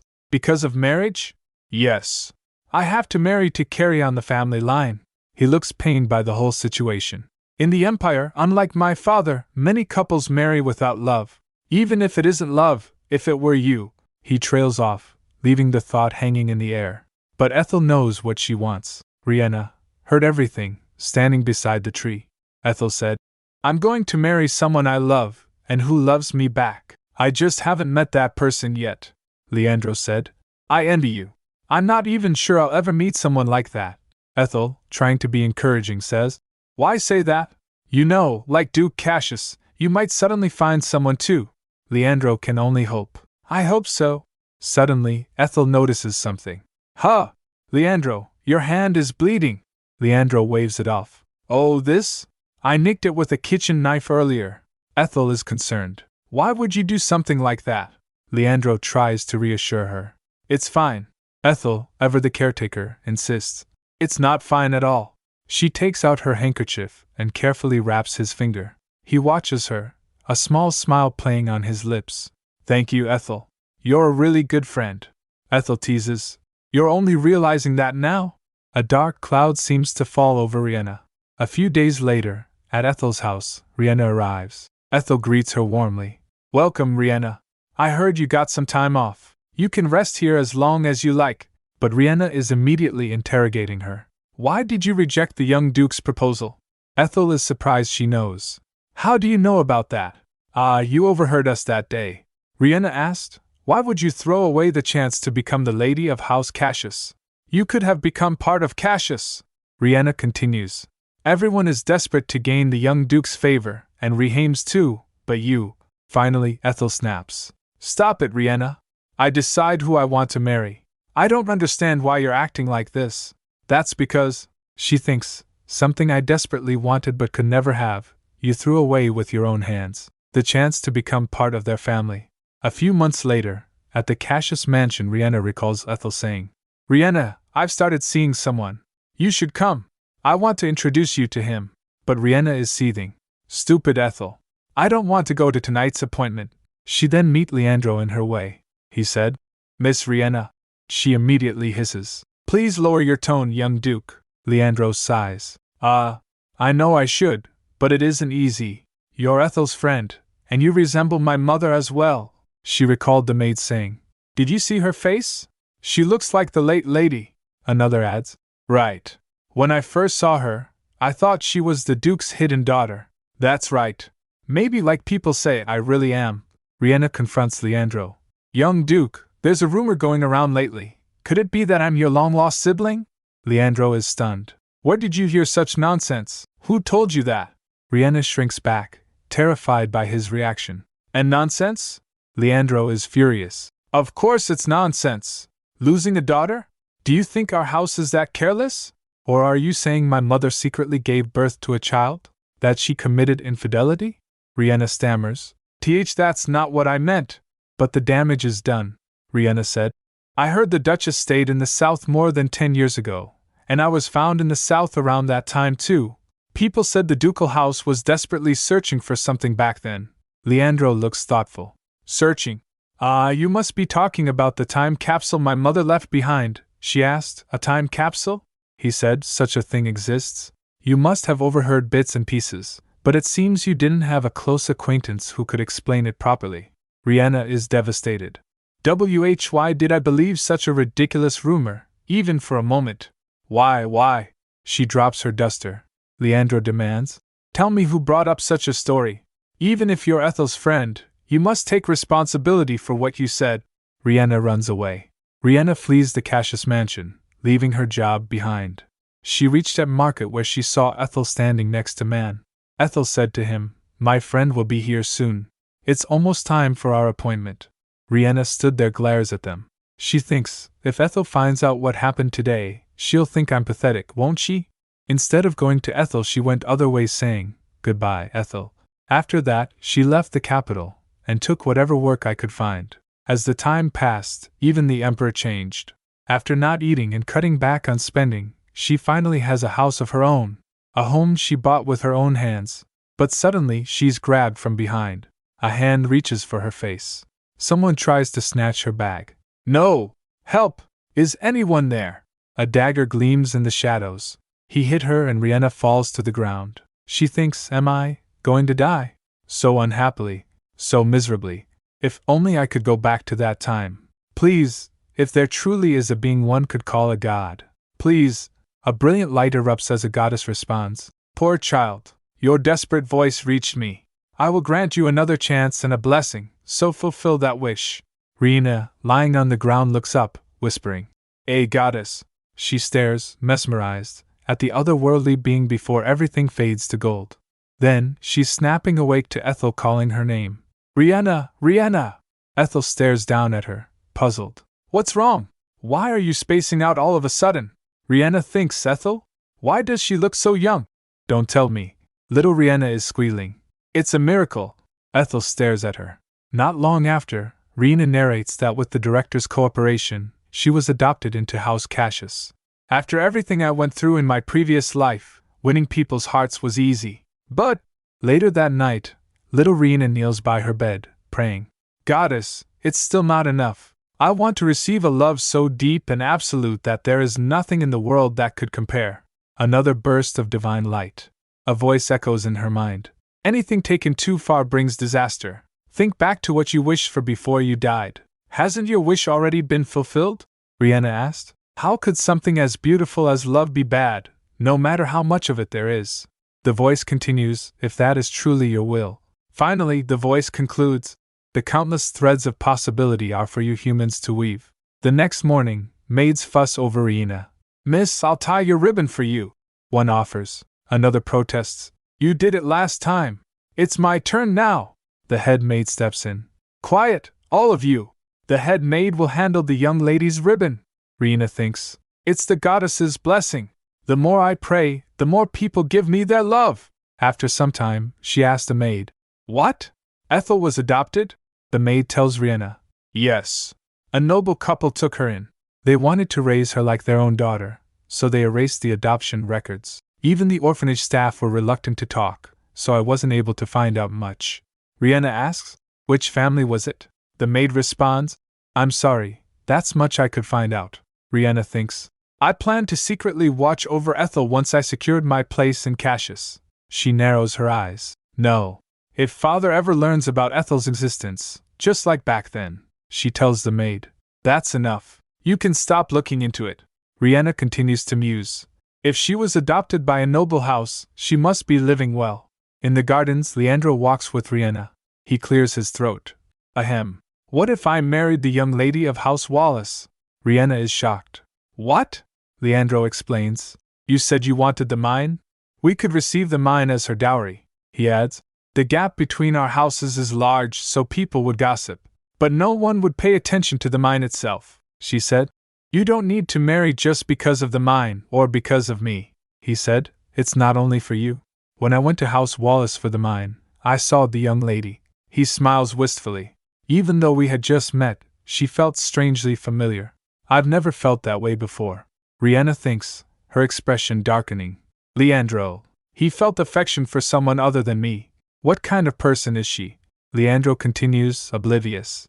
I'll invite the young lady of House Wallace to Cassius soon. I'm sure you'll like her too. Later, Ethel smiles warmly. Pleased to meet you. I am Lady Ethel Wallace. Riena's eyes widen in disbelief. The young lady of House Wallace is Ethel. At a gathering, Ethel gushes. Just as I heard, Lady Cassius, you're very lovely. Leandro asked, isn't she? No matter how much I talk about Liena's charm, it's never enough. The Duke chimes in. You resemble Cheryl. You're lovely and adorable. Ethel said, people say I look a lot like her. Riena grits her teeth, thinking. She's not pretending not to know me. I'm certain Ethel doesn't remember the orphanage or me at all. Good. Riena smiles brightly. Just as I thought, Ethel, Cassius, and I were destined to be bound as family. She grabs Ethel's hands and said, welcome to our home. Riena thinks, I'll be Duke Cassius's daughter, and Ethel will be Leandro's wife. You two look perfect together. A few days later, Cassius and his sons are at tea. Lihim smiles. About the young lady of House Wallace, the more I talk with her, the more fond of her I become. It feels like we've been friends for a long time, Leandro said. You too? That's interesting. That's exactly why I proposed to Ethel, the Duke adds. Same here. She feels familiar somehow. Maybe because she resembles Cheryl. Leandro objects. Mother? No, she doesn't look like her at all. The Duke said it's hard to say what it is exactly. Maybe it's the atmosphere, something like that. Lihim asks, annoyed. Father, why are you saying such nonsense? Suddenly, a teacup shatters. Riena! Riena sits frozen, eyes wide with shock. Bunny, are you hurt? Hurry, call a physician. Leandro asks. Are you all right? Riena stammers. And no. I'm fine. I'm sorry, Father. I'm sorry, brothers. Duke asks. Did you not like the teacup? Leandro worries. Riena, you were startled, weren't you? Let's call a doctor, all right? Riena, on the verge of tears, said. It's not that. It's just that if the young lady of House Wallace becomes family, I thought that maybe Father and my brothers might not love me the same way anymore. The Duke snaps. What nonsense are you talking about? Lihim also chimes in. Exactly. She is the young lady of House Wallace, and you are you, Riena said. But I'm adopted. The love I receive is something the young lady of Wallace could receive just as well. Then I'd be cast aside, the Duke said. Leandro, I feel sorry for the young lady of Wallace, but my daughter comes first. If Riena feels uneasy, I cannot approve this marriage. Cancel it, Riena cries out. No, Father! If you cancel the wedding now, what will become of the young lady of Wallace? Duke says. Riena, but you… Riena cuts him off, forcing a smile. I'm fine. Meanwhile she thinks, what I want isn't a broken engagement. I just want to know that no matter what happens, they won't love Ethel more than me, the Duke said. All right, the marriage will proceed as planned, but with Riena feeling this way, I cannot treat the young lady of Wallace warmly. Lihim interjects. Me neither, Leandro says. Understood, we'll minimize our meetings. Since we plan to live in the Cassius territory after we got married, I'll travel to the capital alone. That way, there will be almost no reason to meet Ethel. Riena thinks darkly. It's fine. Everything will work out. I'll just treat Ethel well from now on. Back to present, Riena said. The truth is simple. Ethel, if you truly hate me, if you tried to take my family away using your past life as an excuse. Riena stands, pointing a finger at Ethel. You are my enemy. Riena is fuming, pointing a finger and declaring. You are my enemy. Ethel looks genuinely shocked, responding with a bewildered enemy. Ethel's rage intensifies. Is that really something you say to someone who you snatched the chance of getting adopted from? Riena replied. I do feel sorry about that. But you would have rejected Father's offer anyway, wouldn't you? I just took it in your place, and I even tried to make up for it by helping you marry Brother Leandro. Ethel's had enough. You call that compensation? Don't decide my happiness for me. Riena sighs. Still, it's truly sad that you and I have become enemies. But her expression hardens. No matter what happens, I won't let anyone take my precious family from me. Ethel stands her ground, replying. I have no intention of taking Cassius away from you. I walked out on my own. But Riena thinks. Lies. As images of Uncle Caden, Elliot, and Cecile flash through her mind. Even Cecile, she took them all from me. Her resolve turns cold. Just wait. I will never let my family be taken. Meanwhile, T is reflecting. So Mikhail was picking pointless fights because he wanted to force me away from my post. Ethel appears at his side, apologizing. I'm sorry. It's my fault you weren't able to get proper rest, Terence. T asks. How could this be your fault, Idel? He pauses, and then, with a smirk, he leans in close and says, "If you wish to ease my mood, then spend some time with me." Ethel blinks, surprised. "Pardon?" T elaborates. "My mood soured because I lost time I could have spent with you." Ethel looks flustered as T takes her hand. "The weather is nice. Would you grant me the honor of going on a walk together?" "Of course," Ethel replies. "The honor is mine." They stroll through a beautiful garden, Ethel narrating her thoughts. "Riena called me her enemy. I don't wish to become Riena's enemy, but I have even less intention of backing down," she thinks. "When I spoke with Riena, for some reason, her memories flowed into me as well," she recalls. "A pitiful Riena, and a frightening Riena who shows no mercy to her enemies." Even so, Ethel steels herself. "I will fight. I formally request an alliance with you, Your Highness." T's lips curve into a knowing smile, and he replies, "How disappointing. Weren't we already allies?" Ethel responds earnestly, "Having a reliable ally gives me strength, Your Highness." T takes her hand and says, "The honor is mine." Back inside, Ethel continues the conversation. "First, I think we need to learn more about my blessing," T confirms. "You said it has the power to erase the effects of Lady Cassius's blessing, didn't you?" Ethel cautions. "That's only a theory, though. And I still don't know how to use my ability properly," she reflects. "The only person I ever deliberately changed with my blessing was Roland and Cassius. Duke Cassius and Elliot loosened up on their own," she then said. "We need to act carefully. We don't know how Riena will react if she learns about my ability." T adds, "She might completely block her followers from ever meeting you." Ethel acknowledges. "Exactly. For my blessing to work, they seem to need to speak with me.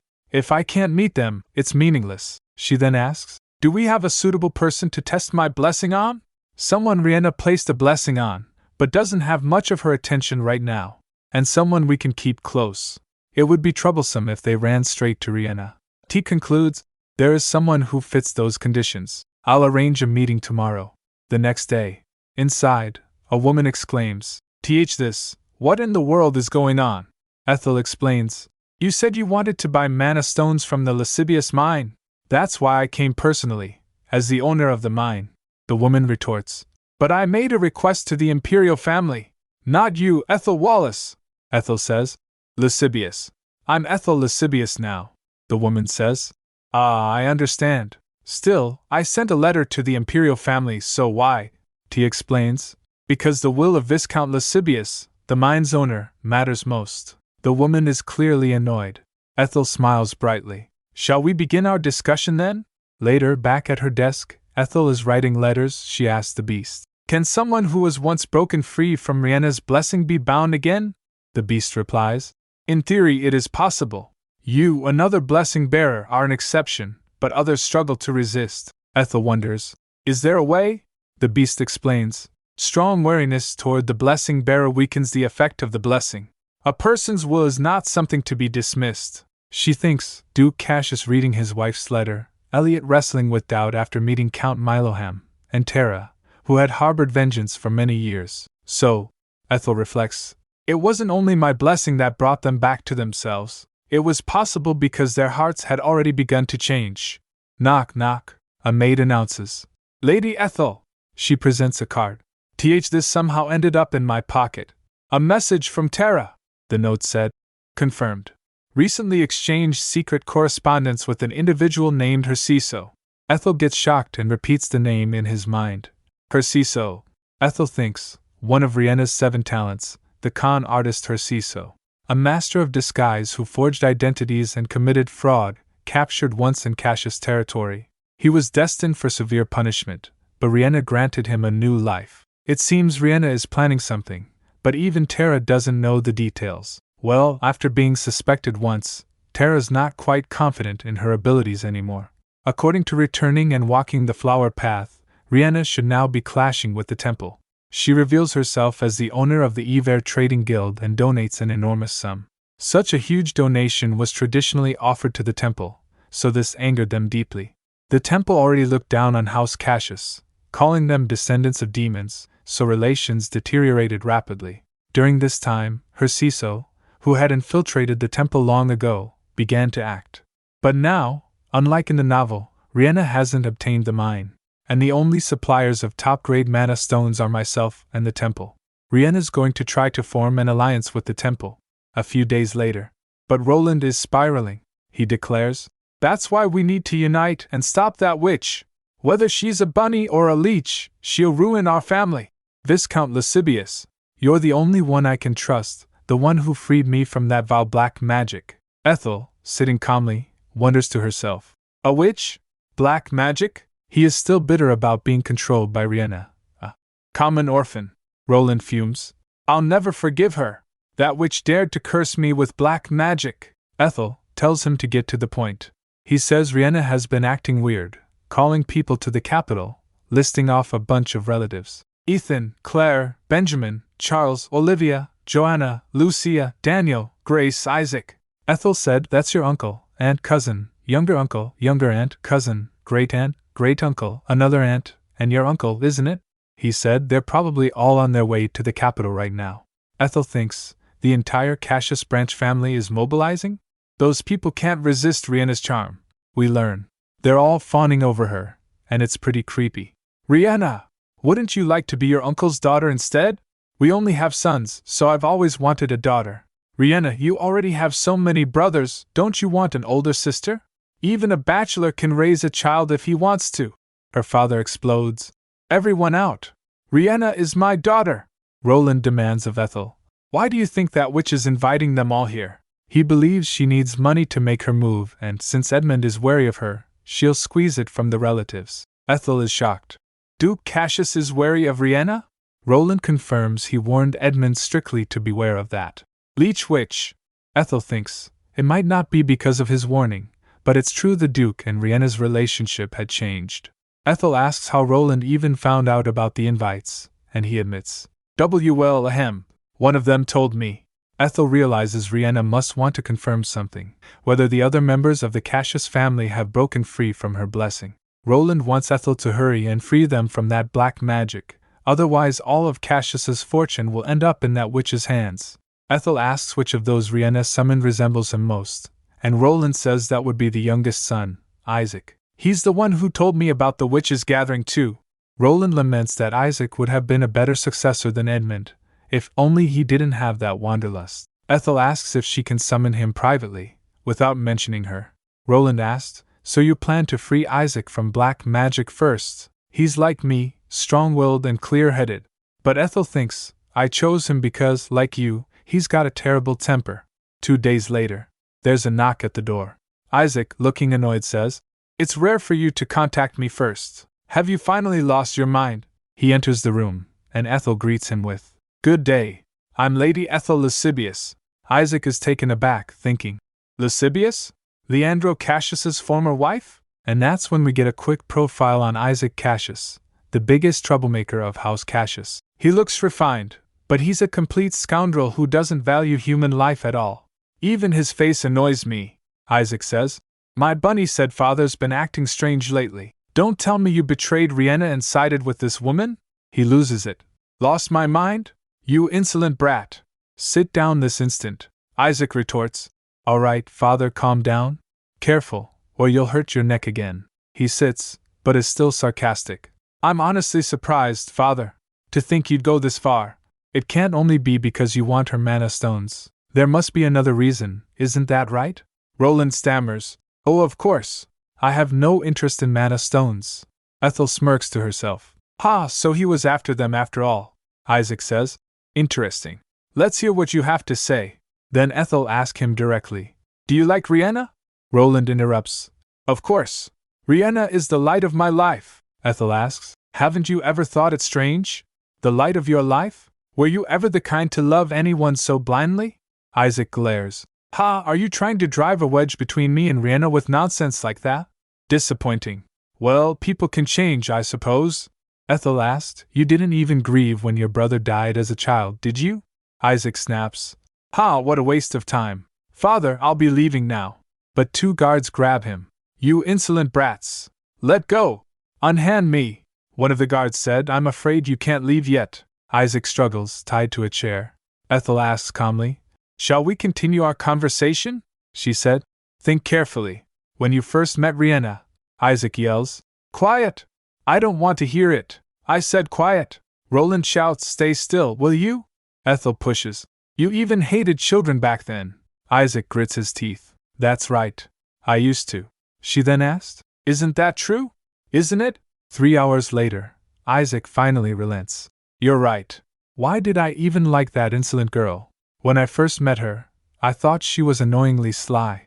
But as time went on, she somehow came to remind me of a bunny, and for some reason, I started feeling affection for her." Roland chimes in. "Same here. At first, when Edmund adopted that common orphan, I was shocked and went to see her face. But the more I looked, the more she made me smile, and I kept wanting to see her." Isaac is disgusted. "Father? Just hearing that gives me chills." Roland is exasperated. "She must be a witch."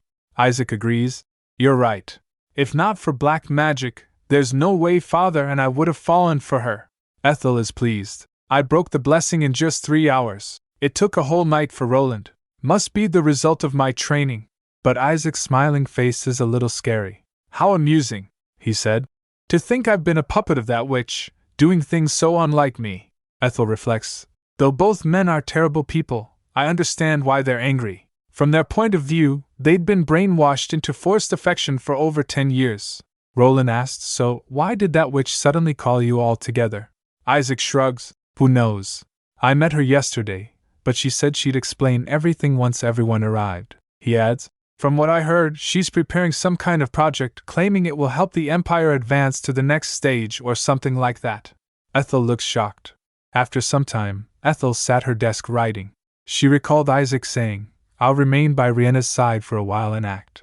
She thinks that she needs to keep an eye on her, because she can't just sit around waiting for Isaac to uncover Riena's true goal.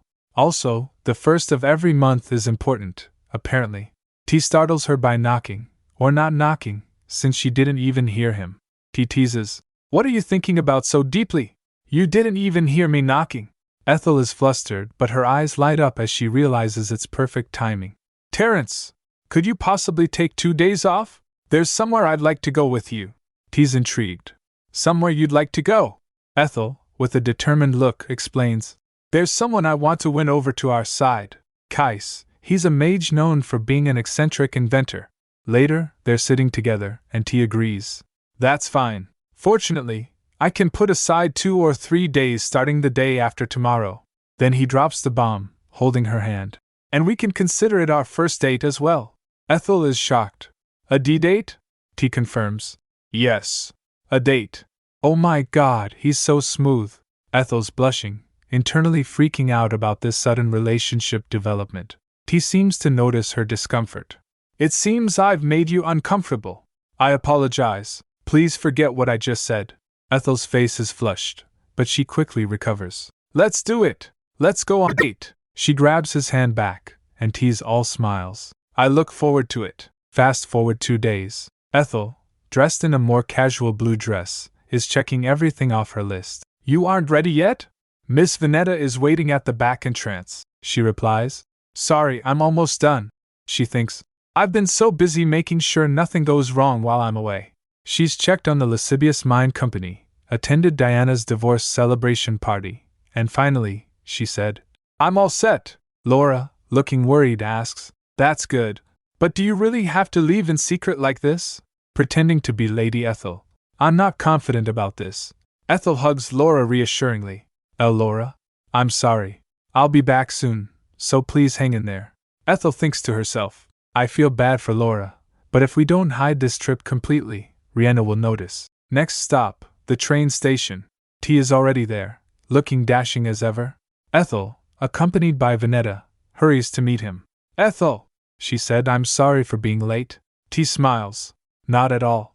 It must have been difficult to slip out unnoticed." "The same goes for you, Terence." He then adds, "Haha, Jack will take care of things on my end." T then asks, "Then shall we go?"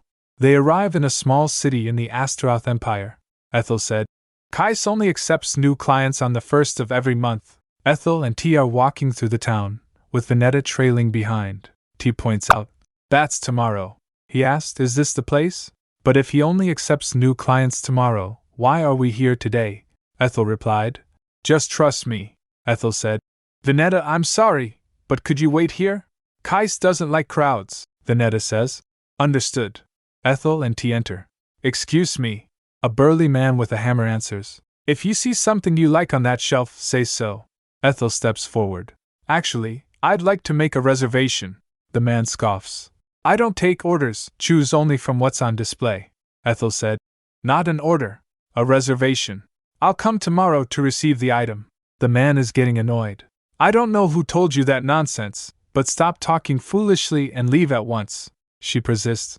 I can't reveal who introduced me. They asked to remain anonymous. After a moment of silence, the man grunts. Very well. Then at least tell me your name. Ethel steps forward, smiling sweetly. Ethel Lascivious. T follows. Terence Belver Astaroth. The man is visibly shocked. Come again tomorrow at this time. The next day, they return to Kais's house. Hello, we're here for our reservation. The man replies tersely. Follow me. He leads them inside and up the stairs. Please wait here. Ethel and T are left alone in a lavishly decorated room. Finally, the mysterious Kais is revealed. He's cloaked and hooded, gazing into a crystal ball. And what does he see? Ethel and T, standing together. T sits with Ethel, and an awkward silence hangs in the air. He then said, Making people wait like this, there must be something wrong with his personality. Entrusting work to someone like that, Ethel said, as long as he's good at inventing, that's enough. I don't care about his personality. Once the deal is done, I don't plan on seeing him again anyway. We'll provide enough money and mana stones, then simply demand results. Meanwhile, in his own lab, the hooded inventor sits at his desk, surrounded by beakers and arcane equipment. He heard them through the crystal ball. At the same time in First Prince's office, Riena brings him a cup of tea. Drink this and take it easy for a bit, she says sweetly. He takes it with a simple, thanks I will. The scent is unusual, he observes, sipping the tea. Riena said, It's a medicinal tea I'm developing. Meanwhile she thinks, a mysterious tea that will cure your headaches. How touched he'll be when he finds out. He's deep in thought as he looks over a document. About the business proposal you gave me. If it succeeds, it could change the Astaroth Empire, no, even the world. However, he seems hesitant. This mage, Kais, is the key figure. Shouldn't we bring him to the Imperial Palace and protect him? He may be capable of defending himself, but what if others start targeting him? Riena, ever confident, declares, Don't worry. No one will be able to touch Kais. Even I, who have known him for over 10 years, haven't completely won his heart. Back in his lab, Kais, still cloaked, is feeling all the feels. She has no interest in me. She'll only demand results. Then his expression brightens. Perfect. That's the deal of my dreams. He's practically vibrating with excitement. Then, a moment of panic hits. And no, wait. His mind races. The second prince is the first prince's enemy, which means he's also an enemy of Lady Cassius, who is tied to the first prince. Kais is calculating all the angles. Lady Cassius recognizes the value of my inventions and funds me generously. But she only has one fatal flaw, though, he recalled her saying. That's cruel. You could at least meet me once. Just once is enough. We could become good friends. Kais, still agonizing, thinks. Even if they say that now, they might change later. He then appears in a form of bird in front of Ethel and T, saying, I apologize for keeping you waiting, Viscount Lascivious, Your Highness the Second Prince. They both asked, and you are? The bird puffs out its chest. This is merely my projection. Due to circumstances, I appear before you in this form. I ask for your understanding. Ethel thinks. He's brilliant yet hates meeting people more than anything. The reclusive eccentric Kais. Even Riena couldn't meet him directly, so she couldn't use her blessing on him, though she met him in the latter half and charmed him completely. The bird Kais continues. What do you want from me? Ethel responds. A mutually beneficial partnership. You pursue the research you desire, and I profit from the outcome. Kais questions. And if my research proves of no benefit to you? Ethel jumps in, all business. Well, my judgment is quite precise, so that's unlikely. But if, by some chance, that happens, it can't be helped. I will immediately withdraw my funding. Let me make a formal proposal. Would you grant me exclusive sales rights to your inventions? Naturally, you will receive your proper share, and I'll provide the best research environment possible. The bird Kais is silent, considering. Suddenly, T's arm hits Ethel's purse and Ethel's purse falls to the ground. The beast falls out of it. Ethel grabs him, saying, My dear, are you all right? I'm sorry. You must have been startled. I'll blow on it for you. The bird Kais is looking at them surprised. The beast said, Master, do we truly have to go this far? The bird Kais said, what in the world is that strange creature? Ethel replied, This one? I found it in the forest recently. It was so adorable. The bird Kais said, Is that a monster? I've never seen a monster like that. Ethel said, Is it not a monster? It has unusual power for an animal, so I assumed it was one. Ethel asks, May I take a closer look, little one? The beast stands on the table radiating energy. The bird Kais is flabbergasted. This is impossible. I don't sense the sinister aura of a monster. A life form like this. It's a discovery of the century. I must research it. If I uncover the principle behind its power and apply it, it could lead to the greatest invention. First, I'll need to measure its body size. Ethel picks him back and said, TSK. No. The bird Kais pleads. Viscount Lascivious, please allow me the opportunity to study that creature. It will surely contribute greatly to magical advancement. Ethel is firm. I understand what you're capable of, but no matter the money or mana stones, I can't entrust my precious child to you. The bird Kais sighs. Well, it's only natural that you don't trust me yet. I accept your proposal. In return, once we build trust, please allow me to research that creature. In her mind, Ethel said, Perfect. The bird Kais gets down to business. To be honest, I don't currently have many inventions worth contracting. The better ones are already under contract with Lady Cassius, and that contract hasn't expired yet, he said. However, the Ever trading guild that manufactured and sold those artifacts has collapsed, the bird Kais said. Yes, but Lady Cassius said she'll soon establish a new trading guild and resume sales. Ethel smirks. When you say you don't have many worth contracting, that means you do have some, doesn't it? I'll start by contracting those and selling them, the bird Kais asks. And where do you intend to sell them?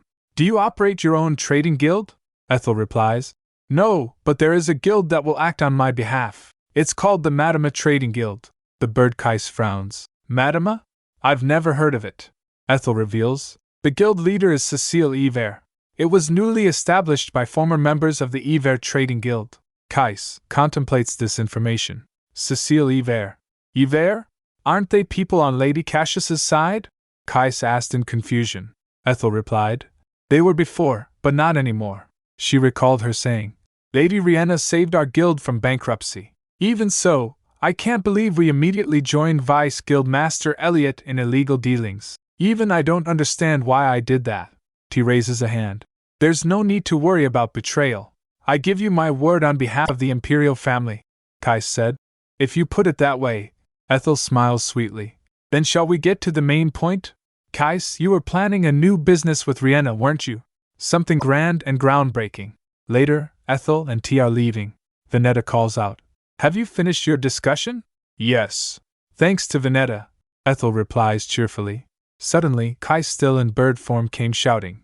Wait just a moment. Before you leave, could you at least tell me that child's name? Ethel looks surprised. His name? She thinks. Now that I think about it, I never gave the divine beast a name. T whispers. A name? Fluffy? Chubby? How about Snowy? She thinks, since he lives in the lascivious mine. Ethel looks thoughtful, then declares. Lucy. Kais beams. Ah, how fitting! A wonderful name! Kais shouts happily. Lucy, farewell. I'll come see you in person someday. As they walk away, Ethel exclaims. Thanks to both of you, the operation was a success. Venetta shrugs. I hardly did anything. T adds. Neither did I. In fact, thanks to you, I met someone quite capable. And we gained this as well. He gestures to the bag T is carrying, which is full of the inventions. These are inventions that were put on hold due to difficulties in mass production. Please accept them as a gift. Ethel giggles. You two are far too modest. There's still time before the train comes. Shall we go for dinner? Venetta demurs. I'm fine. The two of you should go together. Ethel's eyes widen slightly. Oh? As Venetta waves goodbye, Ethel asked. Venetta. He clears his throat, then says, I suppose we should follow Venetta's advice. After all, we still have an important date ahead. Ethel's eyes widen as she realized. Ah, the date, she said. Yes, let's go. I heard there's a beautiful lake nearby. After dinner, shall we go see it? He asked. A lake? How did you know? She gives him a small smile. I looked into it. For our date. 2 days later, back at Cassius' estate, chaos erupts. What do you mean by that? Riena stands by the window, fuming. As Kai said, I'm telling you our business ends here. I'm rejecting the offer you made before. Why are you acting like this all of a sudden, Kais? She demands. Kais replies, I told you before. That project is still under research and testing. Riena retorts. You said it would be complete in about half a year. Doesn't that mean it's nearly finished? That is only if the experiments conclude successfully, he replied. Riena clasps her hands together, her eyes sparkling with determination. They will succeed. If you just speed things up a little, you could finish it sooner. Kai suddenly looks annoyed. You clearly don't understand my work at all. I am not a doll that churns out inventions on demand. Riena shrinks back. Sorry. That's not what I meant. She quickly tries to appease him. Then I'll postpone the new project for 6 months, as you suggested. But Kais is unyielding. No. As I said earlier, I no longer have any business with you. Why? I said we'd delay it 6 months, Riena cries out. That is a separate matter. The bird replies, its eyes narrowed. Riena is speechless. She bites her lip. She finally says, All right. I'll abandon the new project. When will you show me your other inventions? Kais's response is cold. That won't be possible either. No matter what you say, Lady Cassius, there will be no further dealings. Riena's expression twists with fury. What? She shouts. I told you I'll establish a new guild to replace Yver. Then I can sell your inventions in large quantities again. I'm sorry, but my mind is made up. Thank you for everything until now, Kais says, his voice final. Kais! Kais! Riena screams as the bird flies away. Riena collapses to her knees, devastated. Is this really the end? She tries to reassure herself. No. I must have pushed him too hard and offended him. Yes, he'll come back soon. Kais isn't a villain. There's no way he would turn his back on me. After all, I have the goddess's blessing. Despite her words, she fidgets nervously. Even if we delay the new project's announcement, the guild's launch must proceed as planned. She starts to write, but then stops, sighing. I don't feel like it. Cecile and Elliot used to handle all of this for me. Suddenly, a voice calls out. What's troubling our cute little bunny so much? Uncle! Riena exclaims, looking up. Isaac smiles warmly. Is there something on your mind? Riena hesitates. Well, it's just that. To establish a guild, I need this much paperwork, and to operate it, I also need. Isaac hums thoughtfully. He then offers his hand. That's nothing. I'll help you. Riena's eyes widen with hope. You will? Isaac smiles knowingly. Don't you remember? I once made quite a bit of money through business, though I quit soon after out of boredom. Riena throws her arms around him, relieved. Thank you, Uncle. You're the only one I can rely on. Isaac hugs her tightly, a sinister smile playing on his lips. Of course. Trust your uncle, little bunny. Riena, completely unaware, brightens up. All right, Uncle. I'll start by preparing the celebration banquet. Isaac raises an eyebrow. Celebration banquet? She replied. Yes. A banquet to celebrate the founding of the Bunny Trading Guild. It will be held in 2 weeks. Isaac is surprised. Isn't that too soon? Riena beams. I wanted to quickly announce the revival of Guild Master Riena. Uncle, I'll head out to prepare for the banquet now, Riena says, waving goodbye as she walks through the door. Isaac waves back. All right. Take care.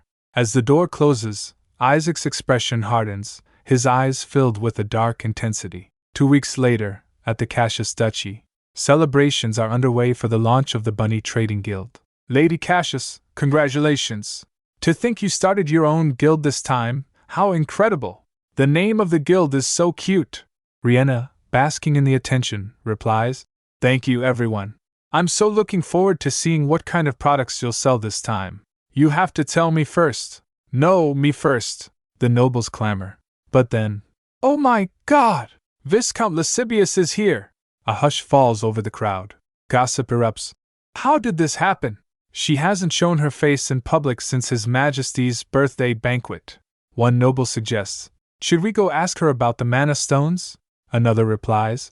Shouldn't you ask the company about that? The nobles begin making excuses to leave Riena's side. Lady, I think I'll go enjoy the banquet now. Oh my, it's so hot. one woman says, fanning herself. We're going to the terrace for some fresh air, Riena's aunt said. Honestly, it's so cool in here. I don't know where they're getting hot from, Riena thinks. I didn't even send Ethel an invitation, so how did she get in? Her eyes narrow. Prince Terence. Ethel, escorted by T, makes a grand entrance. Viscount Lascivious, you look beautiful today as well, someone gushes. Another adds, Prince, it makes me sad that you didn't come to our banquet. Riena thinks. Ah, I see. Because it's a large-scale banquet, the law requires invitations to be sent to the direct imperial family. That's how he found out. Riena Cassius greets the prince. She announces, Thank you for inviting me, Lady Cassius. The crowd swoons. Prince! It's been a long time. Viscount Lascivious, thank you for replying to my letter. As Ethel and T move through the crowd, someone cries out, Move aside! Kia! Someone stepped on my foot! Riena is infuriated. Unbelievable! This is a banquet I prepared. Her aunt said, Lady Riena, don't lose heart. She's my niece, but she's so tactless. Perhaps it's because she's a bastard. She's shocked by her own thoughts as she realizes. Wait, is he? Meanwhile, she saw her own husband talking with Ethel. Viscount Lascivious, I'm the only one who hasn't received a reply from you yet. There must be some mistake. Oh, is that so? Ethel responds coolly. Riena's aunt rushes over to scold her husband. Darling, what on earth are you doing? Riena, face shadowed, fumes. Ethel. Then, putting on a smile, she claps her hands. Everyone, please lend me your attention. With a bright smile, Riena addresses the crowd. I want to thank everyone who came today to celebrate the founding of our trading guild. From now on, the Bunny Trading Guild plans to sell a wide variety of useful artifacts. These artifacts will increase the convenience of daily life and raise the quality of life by another level. An empire where one can live happily and with leisure. The Bunny Trading Guild will take the lead in enriching the lives of the imperial citizens. The crowd erupts in applause. Thank you, my lady! You're amazing! That was the most moving speech I've ever heard in my life. As expected of the young lady. Riena thinks triumphantly. How's that, Ethel? It's no use even if you try to ruin my banquet. Ethel approaches Riena, a smile on her face. Lady Cassius, I was deeply moved by your speech. I would also like to say a few words to those gathered here, if that's all right? Riena, gritting her teeth, responds, Of course. By all means. To herself, she scoffs. Humph, how foolish. Nothing you do can change this atmosphere now. But after hearing Ethel's words, she's proven wrong. Ethel announces, I too felt a sense of mission to contribute to the distribution of artifacts. Our lascivious mining company will significantly lower the price of mana stones for the time being. The crowd is stunned. What? For top-grade mana stones? Ethel continues, If the price of mana stones, the main material for artifacts, is lowered, they can be supplied to people faster and in greater quantities. The nobles begin to chatter excitedly. Is there any profit left if they sell like that? Someone else says. Who cares? I have to buy as many as possible while they're cheap, another adds. That's not even half the price of the stones sold at the temple. Me! Sell to me first. I was here first. Do you know how many letters I've sent to the Viscount? Long live Viscount Lascivious! She's a rare model of nobility in this day and age. Riena, face dark, thinks. I've been played. She realizes. If the guilds that bought cheap mana stones lower their artifact prices, our guild's sales rate will plummet. However, if the Bunny Trading Guild buys Ethel's stones, our relationship with the temple will be ruined. Since our guild contracted with the temple to receive a large supply of mana stones at a low price. T walks up behind Ethel. Everyone, Viscount Lascivious and I have some business to attend to, so we will be leaving now. Ethel adds, We apologize. Please direct any further inquiries to the Lascivious Mining Company, she says smoothly. Riena is left fuming. I won't let you get away with this. Later that evening, Riena storms after Ethel and T. She grabs Ethel's arm, stopping them in their tracks. Ethel! T's eyes flash dangerously. What's the matter, Lady Cassius? Riena retorts. Step aside, second prince. This is between Ethel and me. Riena, face twisted with anger, demands. Answer me, Ethel. Are you really trying to challenge me right now? Ethel responds coolly. You're the one who declared me an enemy first, Riena. Did you think I would just sit still? Riena's anger boils over. What did I do so wrong? I tried to compensate you so you could live happily as a member of the Cassius family. That's why I married you off to Brother Leandro. A figure steps out of the shadows, cloaked and hooded.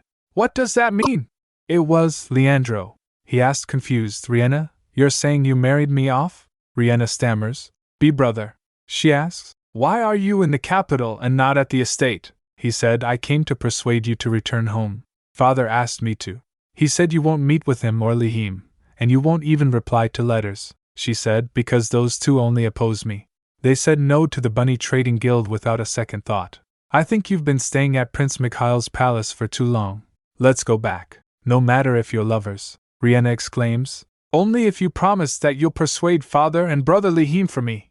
Ethel thinks. You should take your sibling spat back home, Leandro said. Riena, how long has it been since that business with the Ever Trading Guild? And now you're founding a new one. I also think you're in the wrong this time, Riena said. Brother has changed too. In the past, you cheered me on to do what I wanted without caring about what others thought. Leandro sighs. Ha! Fine. Let's stop, Riena. More importantly, what was that you just said? That you married me off. Riena freezes.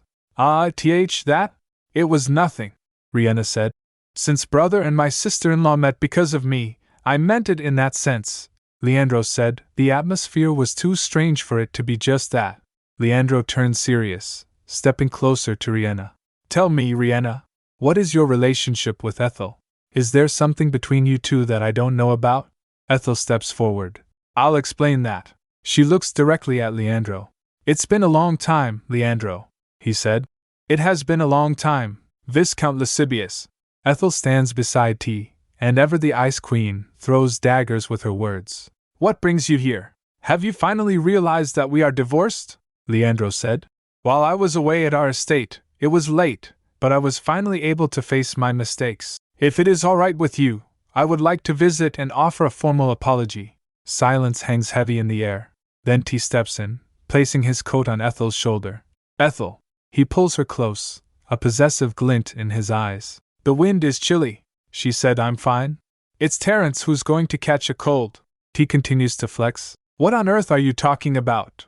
My healthy body is one of my greatest charms. Look at these muscles. I'm still training whenever I get a spare moment. Ethel is clearly amused. Yes. Riena is losing patience. T continues. You don't believe me, do you? Ethel said. I said I get it. Ethel then said to Leandro. Fine. I'll give you a chance to apologize. Leandro bows his head, grateful. Thank you, Viscount Lascivious.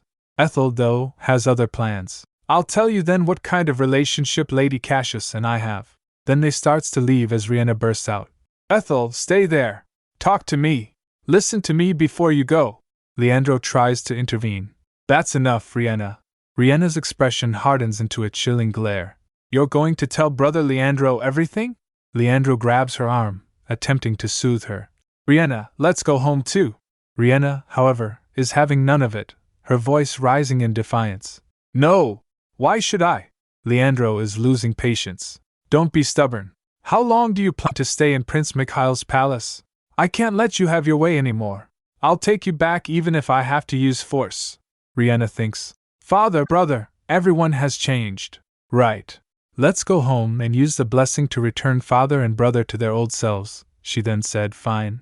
I'll go home after the banquet is over. Suddenly, Mikhail came shouting. What do you think you're doing?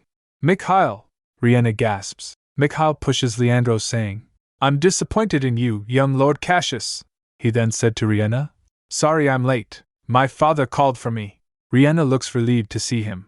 It's okay, Mikhail. Thank you for coming. Mikhail is still fuming. To try and take Riena away by force. I cannot forgive this. Leandro attempts to smooth things over. Your Highness, it wasn't like that. Mikhail, don't misunderstand. My brother was. Meanwhile, the whispers are starting among the guests. What's going on? They say the young lord tried to drag the lady home. Didn't they say Lady Cassius was staying at the prince's palace? That is a bit strange. Riena is mortified. And Mikhail. Mikhail takes center stage, his voice booming. I am aware that there are those whispering about Lady Cassius staying in my palace. I, Mikhail Fetus Asterat, declare my engagement to the woman I love, Riena Cassius. Riena is stunned. Mikhail. Leandro can only utter, "Your Highness." Later that night, Ethel and T discuss the bombshell that dropped. "The first prince is getting engaged," T responds. "Yes, I heard he arrived right after we left the banquet hall." Ethel wonders, "How will His Majesty the Emperor react?" T believes, "He will be angry, but he might permit the engagement. Though in that case, Mikhail would be completely removed from the line of succession." Ethel thinks, once the two of them are officially engaged, we won't be able to do anything. Ethel muses to herself. Then, the only person who can stop Mikhail is… Meanwhile, a knock on the door. "Viscount Lascivious, I apologize for the late hour. Her Majesty the Empress has said she will accept the Viscount's proposal." Back at the Cassius estate, Duke Cassius is waiting Leandro. The door bursts open and his brother asks, "Brother, how did it go? Did you persuade Riena?" He said, "More importantly, we have a problem. Prince Mikhail has," the Duke sighs, "a sudden engagement." "What about Riena? What did Riena say?" Leandro says. "She looked surprised, but she didn't refuse.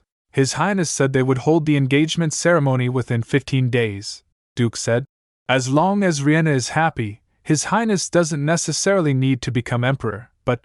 Lihim interrupts saying, "There's no way the prince and Riena will just step down quietly," the Duke said.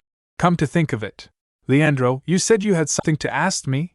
What kind of question brings you all the way to the capital?" Leandro pulls something from his pocket. It's because of this." "What is this?" He pulls out a black bead in a red pouch. "It came out of a wall while we were repairing Cassius Castle at the estate. It was being carefully kept inside a high-quality jar. I brought it because I thought it might be a family treasure I didn't know about, but I guess not," the Duke exclaims. "Wait. Now that I think about it, there's a story I heard from my grandfather when I was a child. That somewhere in Cassius Castle, a token proving we are descendants of the demon race might be hidden." Lihim looks shocked. "Descendants of the demon race? Wasn't that just a baseless rumor spread by those who were wary of our family?" The Duke disagrees. "It can't be dismissed as just a baseless rumor. According to the records, the first head of the Cassius family was a half-demon. He passed down an item he received from his demon father, leaving a will that the token would protect Cassius." Leandro asks, "Are you saying this bead is that token?" The Duke said, "If my grandfather's words are true." Lihim again interrupts saying, "But why did you suddenly start repair work? Do you have energy to spare now that you're divorced? Are you lonely, brother?" Leandro replies, "I did it because I thought it would be good to get it done while I had the time. Actually, I've had a lot of thoughts after the divorce. That's why I didn't come even when Riena was locked in jail. During my marriage, I didn't give Ethel even a shred of attention and instead focused all my affection on my family. No, on Riena. Riena is my precious younger sister, of course. I want her to be happy. But the things I did for Riena were excessive. I don't even understand myself why I went that far." The Duke then adds, "Actually, a similar question has occurred to me recently as well," Lihim asked. "To tell you the truth, lately I've also…" Then they starts talking to each other for so long. A few days later, at the Empress's palace greenhouse garden, Mikhail arrives. "Mother, you sent for me." Ethel turns around. Mikhail is surprised. Ethel said, "Hello, Prince Mikhail." Ethel smiles.